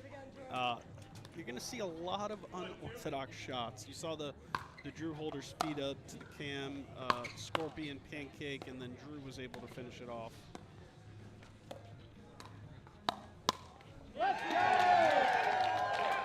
Cam missing his backhand flick there, and Nate was able to put that one away.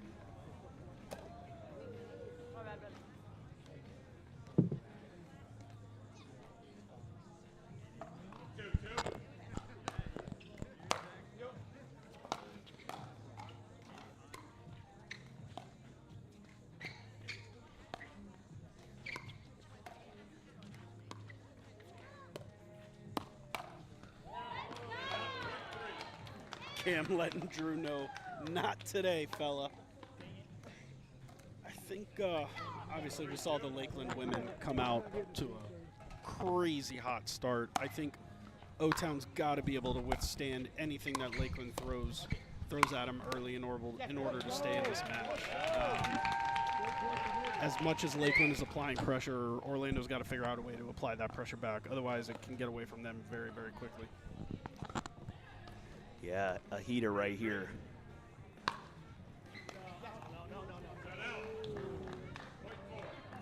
All right, that was called out. How do you like that fan cam? Yeah, that's pretty cool. That's pretty cool. Not a lot of black and red in the crowd. Zero. I think they're sitting underneath that tent right there. All four of them. I do like the chemistry that Ben and Camden have. Yeah, they're playing a lot together multiple times a week. Ooh, that dance on the top. And they're so yin and yang in terms of play styles too, which is why I think they work so well together.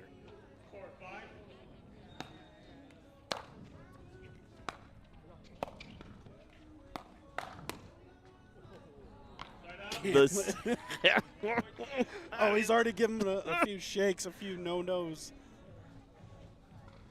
I like that Camden looks over here to see if we're laughing at that.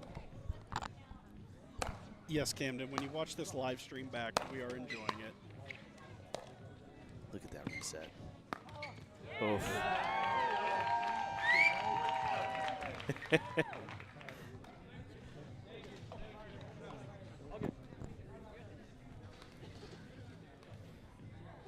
much fun were you having talking to Maya? It was good. You know, being able to, one of the things that I'm crazy passionate about here, oh, this is going to be a good point. All right, we'll continue with that story after this point.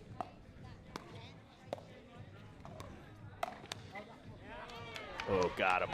That's a great athletic point there. One of the things I love is just watching players progress, and to see, you know, a hometown kid. She was, when she first started playing, now at the highest level of the sport. Couldn't be happier for her. You know, understand what that looks like for her as well, you know, because it's a lot of pressure. So, you know, just at the end of the day, I'm a fan of people. So that's really super cool to see.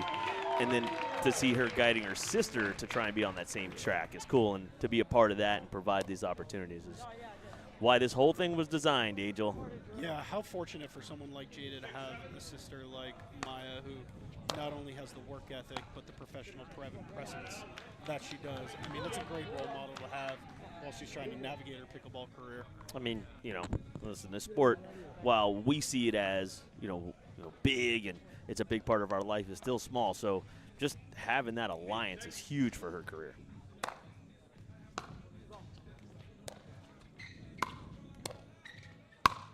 You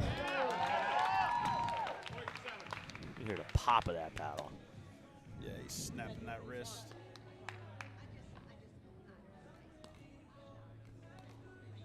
There we go. There we go.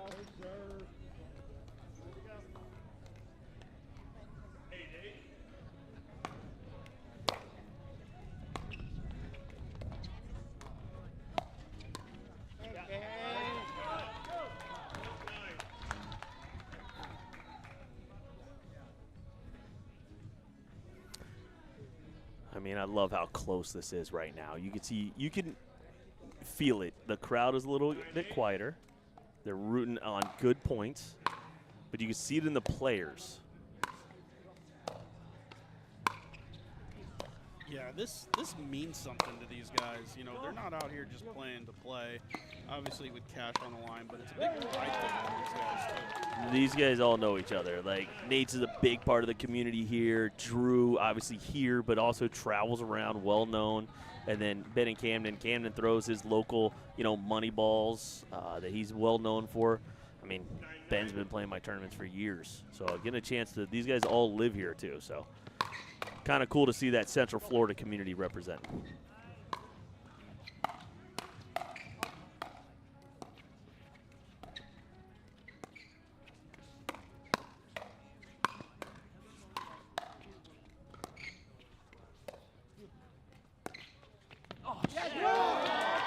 Off the net, and see that those are the ones the crowd looking at, hooping, hollering.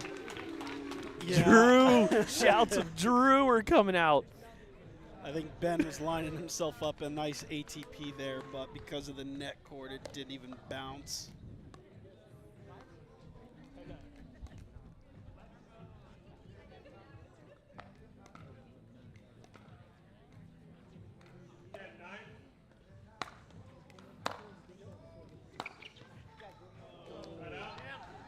Ooh, that's a pretty gutsy let go. Even if O-Town only goes down one going into the switch, I think that's pretty huge, all things considered, based upon what we saw with the women's match. Lakeland came out hot, and there O-Town does. They take the lead going into the switch. I mean, definitely impressive here. A lot of pressure on the men to follow up and, you know, avenge the women's loss here to stay close. It is a race to three, so, you know, whoever wins the match first gets the cash Ola, baby. Yeah, we'll see what happens in the second half of this match, and we'll be right back after this commercial break. Experience the future of pickleball with PB Vision Analytics. Record and upload your matches and let AI break down every stat, every rally, every shot. Want to see how you played or tag a friend in that highlight moment? PB Vision makes it easy to share your game with the world. It's smart, simple, and powerful. The official stat provider of All Florida Pickleball. Check out PB Vision today by scanning the QR code on your screen.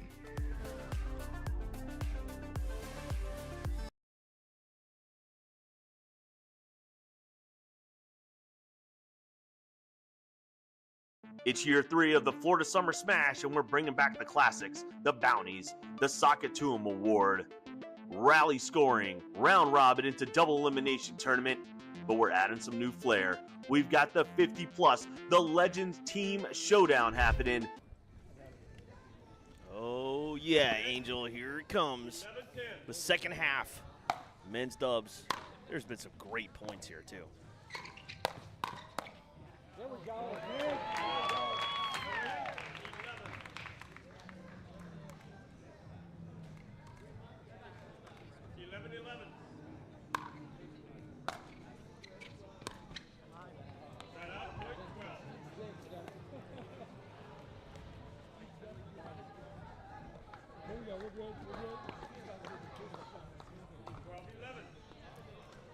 I mean, it's back and forth. The first team to break out a couple of points. Yeah, going to have a big advantage. Yeah, first one to string a few for you together here.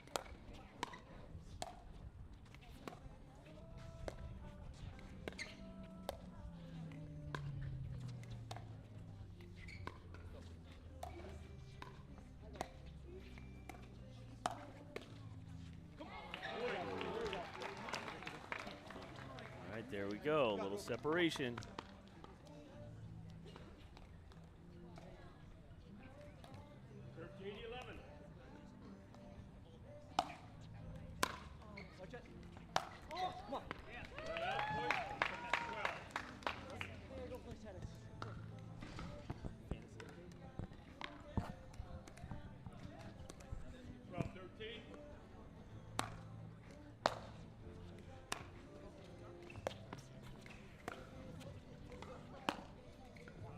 Oh, just out. Let's look. Let's look. I'll run right here, Nate. Oh, yeah, that was out. Yeah, just out. All right. 13 all.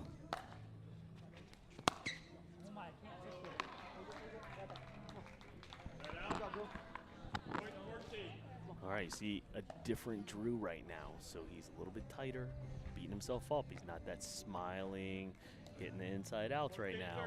He's standing right next to us. That's why I'm a little quiet. And Ben misses the serve. Whoa. That is a absolute momentum killer.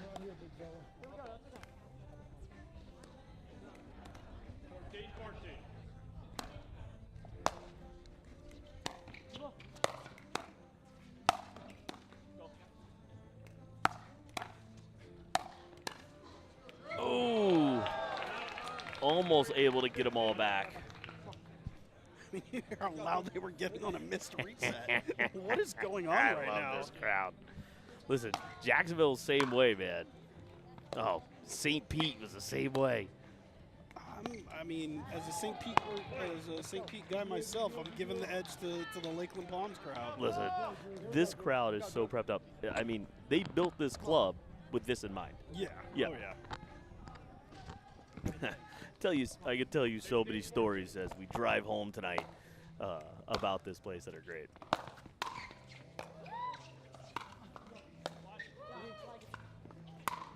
Ooh.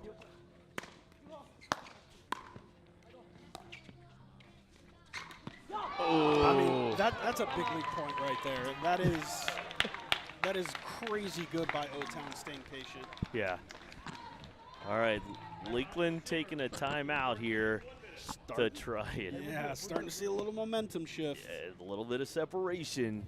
I mean, I would do anything to be. What's Eddie gonna say?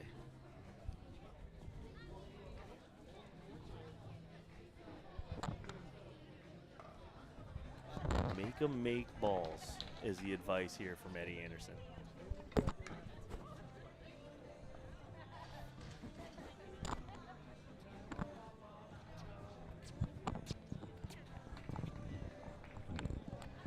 All right, so we got a barn burner here. Lakeland came out so strong. The ladies absolutely on fire here all day long and then not missing a beat. And now the fellas a little behind here. Timeouts, receivers 0, servers 1. Keith on the call. What a trooper Keith has been all day today. That's my boy.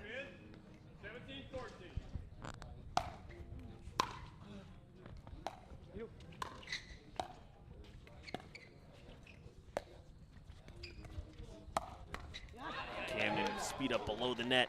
Yeah, our referees, just so you understand, they're here all day, but they love it. They compliment the players. They'll talk off-site to the players a little bit just to help them with a couple of things and answer questions about rules to make them better players. They actually watch the stream to watch themselves how they are on camera. We've been privileged to have somebody like Mary Bittner as our head ref for the league. Watching her, she did a charity event for me a long time ago, and now is on the PPA tour. You see her on championship court. You see her working her way through the ranks. So, I mean, shout out to Mary. Mary. So they watch this stuff too, just like the players watch. They watch to see if they missed anything, what they could have said better, done better.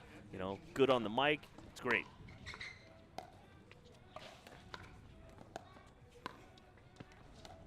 We've talked about it before with Cam's unusual or unorthodox play style, just how much back and forth he does, and I guess that's what you do when you have 18-year-old legs, but he is starting to feel it a little bit.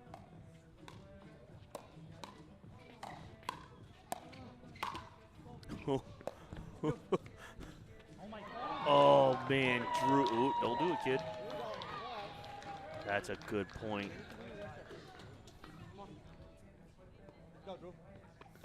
All right, game point here. All right, if O-Town wins this one, we're guaranteed to see 2 mixed matches. Lakeland has already won a stop. They won stop number 1 in St. Pete. O-Town, this is their first finals.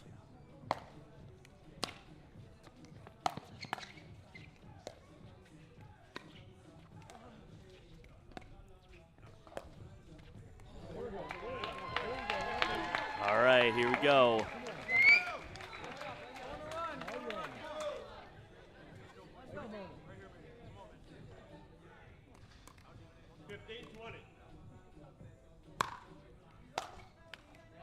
Ooh, a missed return, and the crowd's getting a little bit more excited. Here you go. 16-20.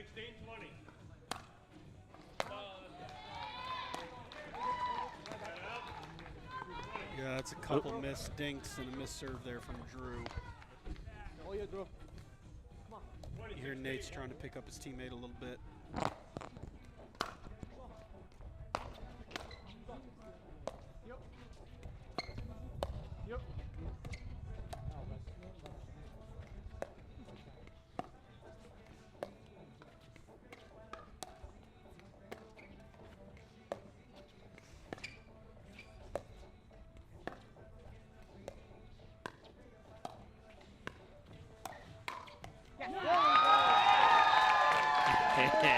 I mean, you see the crowd. We can't speak enough about how great it is to have this here. Yeah, if I'm O-Town, I might look at a timeout here real quick just to prevent this crowd from getting any louder than they already are, because if Lakeland wins this next point, there's a good chance that they're going to erupt. And you see how loud they're getting on a missed third. The bar's been open for a while, Angel. It's got a great selection inside, They too, do. if I may say so myself.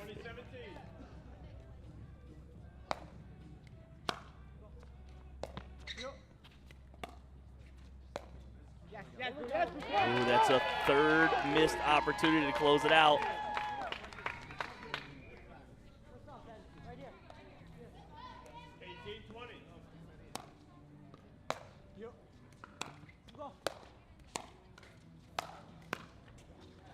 Ooh, almost. They do get excited.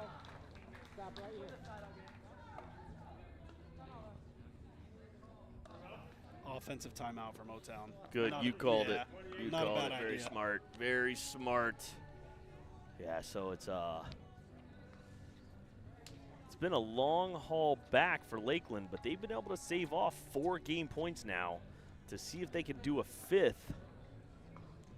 I mean, there's a lot. You see the coaches walking over, talking to Drew. get into it a little bit here.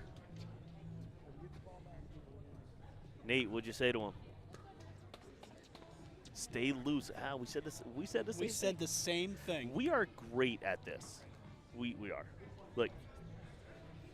Yeah. Okay. Okay. Okay. Nate. Well, you heard that. The fans didn't hear that. Nate stated that, and this is Nate, the coach. If Lakeland wins this point, game over. They're winning the whole game. I'm calling the coach's curse. Because we've been, as commentators, we've thrown out a few curses today. So it's about time somebody else does it. All right, here we go. Here we go. Here we go. Here we go. Where is he?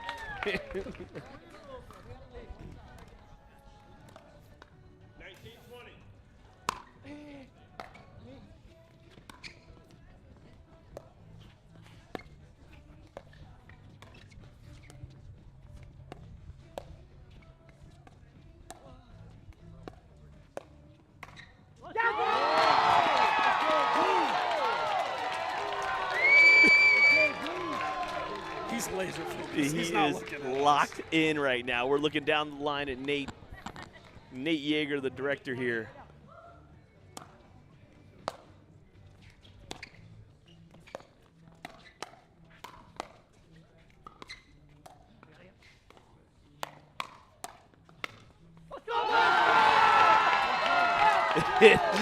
And here we go. Nate, you got one more to win, homeboy. Don't call it too early. He started cheering.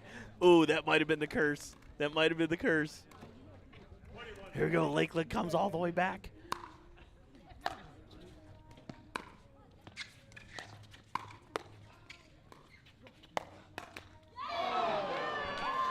Oh.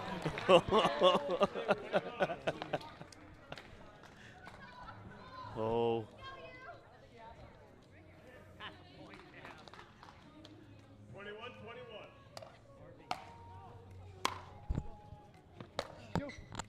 Oh, down the middle. Uh-oh.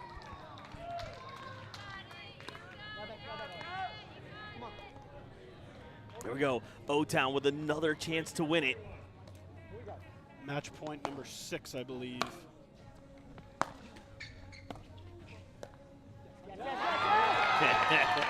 Extra innings. Extra innings, free pickleball. Here we go.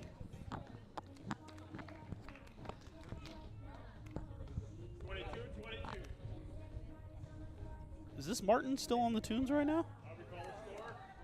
No, this is Lone Palm Sonos.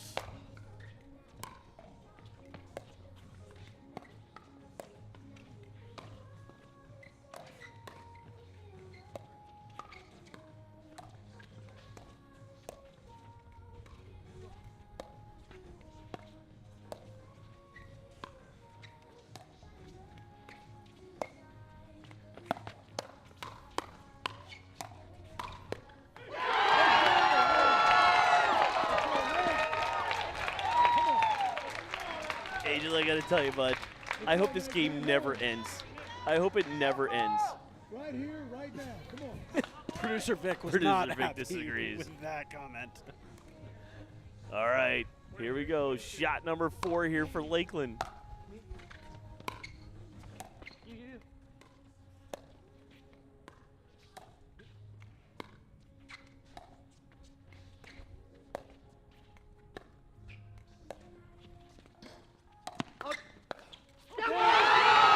They pull it off. The men come back and win it. The crowd goes absolutely insane. It's hard for us. You can hear him right now. Nate is out there chirping it up. Oh my gosh.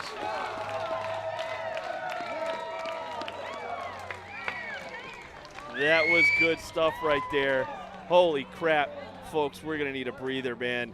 We're going to be back. We're going to let them set their mixed doubles match. Eddie coming over for more high fives. All right, we'll be right back. We got to settle this crowd down. Holy crap.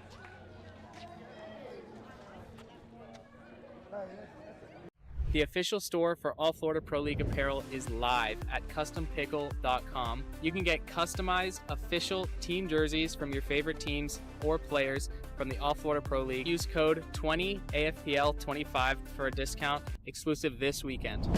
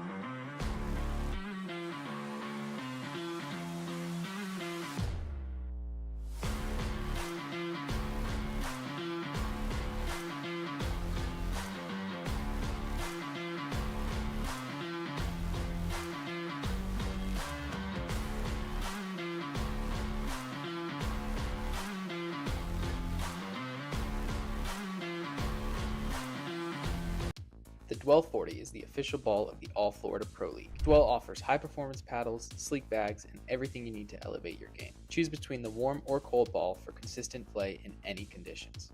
Visit dwellpickleball.com and use code ALLFLORIDA for a discount. Experience the future of pickleball with PB Vision Analytics. Record and upload your matches and let AI break down every stat, every rally, every shot. Want to see how you played or tag a friend in that highlight moment? PB Vision makes it easy to share your game with the world. It's smart, simple, and powerful. The official stat provider of All Florida Pickleball. Check out PB Vision today by scanning the QR code on your screen. It's year 3 of the Florida Summer Smash, and we're bringing back the classics, the bounties, the Sockatoom Award, rally scoring, round robin into double elimination tournament, but we're adding some new flair.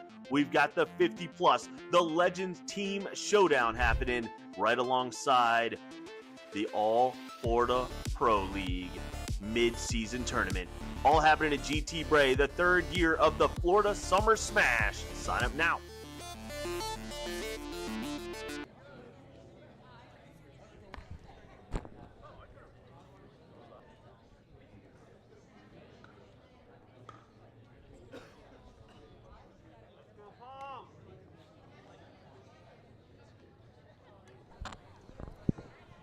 All right, here we go. Palms up 2-0, looking to close it out. They have sent out Nate. I don't know if he has vocal cords anymore. He had that crowd absolutely on their feet after that win. Yeah, the mustache was in full effect there. Oop, oop, Coming back. oop, oop. Yeah, I think this is smart by Lakeland sending out their number one. 100%. I think you've got to capitalize on absolutely everything you can with the hometown crowd. And also very smart by O-Town to match with their number one as well. Although having Benyu and Ellie, 2 veterans of the game, is not a bad 1B or 2A, however you want to look at it. I mean, after what I'm watching here, I definitely want to see another mixed doubles match. I want to see Drew Holder. Benyu. Well, I want to see Drew Holder in front of his hometown crowd with a point on his paddle to win it all. Just, I love the movie Rudy. I cry every time. You do seem like a movie crier.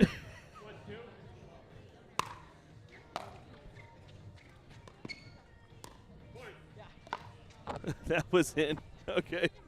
That was in. I was wondering why the ball didn't come back there. Yeah, he caught it and realized it was in. Listen, look, his socks are green. Like, and for some reason it works with those pink and white shoes. Yeah, why does the pink work here? I don't know. Oh my gosh, that might go into the outer space. That went all the way into court number 3. We appreciate everybody tuning in right now. This is the finals of stop number 3 here at the Lone Palm Country Club, home of the Lakeland Palms, and they are in the finals against the O-Town Bangers, who are up 4-1 in our first mixed doubles game right now.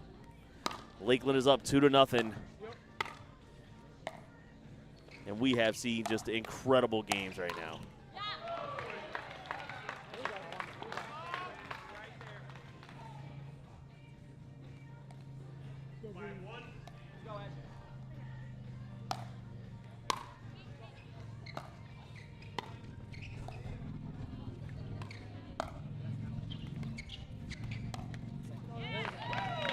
It's an interesting speed up. I mean, yeah, Jada not really coming to the kitchen on a reset.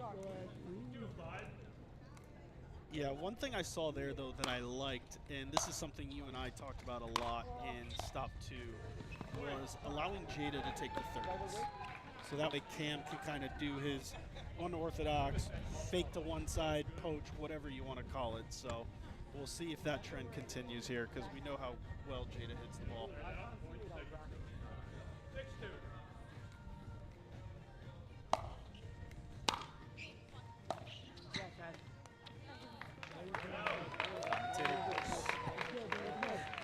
I will say the over-under on us doing well versus not well is more in our favor than not. Oh, we're Hall of Fame numbers today. Hall of Fame numbers. Hall of Fame numbers today.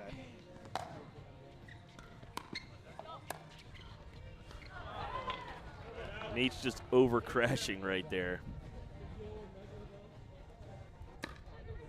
I mean, I'd still like to see Jada come back and take this third. And see what Absolutely just try and Yeah. put a dent in the ball.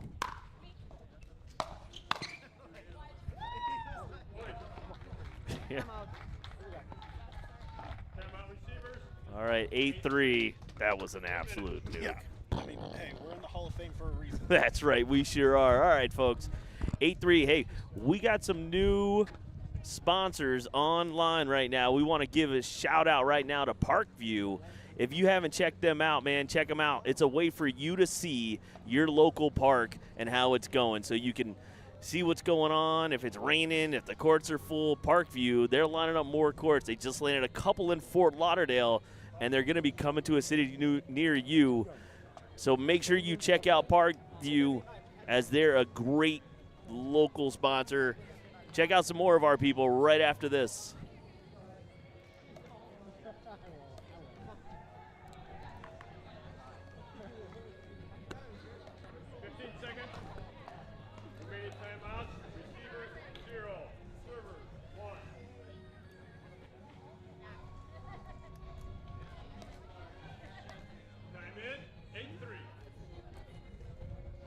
All right, here we go. 8-3 O-Town.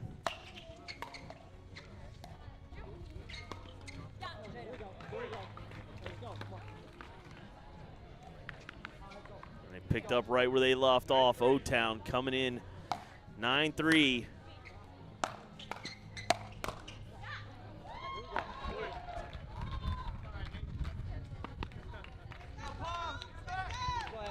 All right, you hear the crowd trying to cheer them on.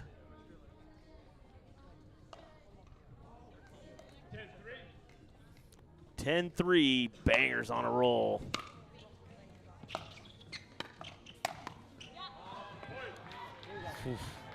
This is getting out of hand fast.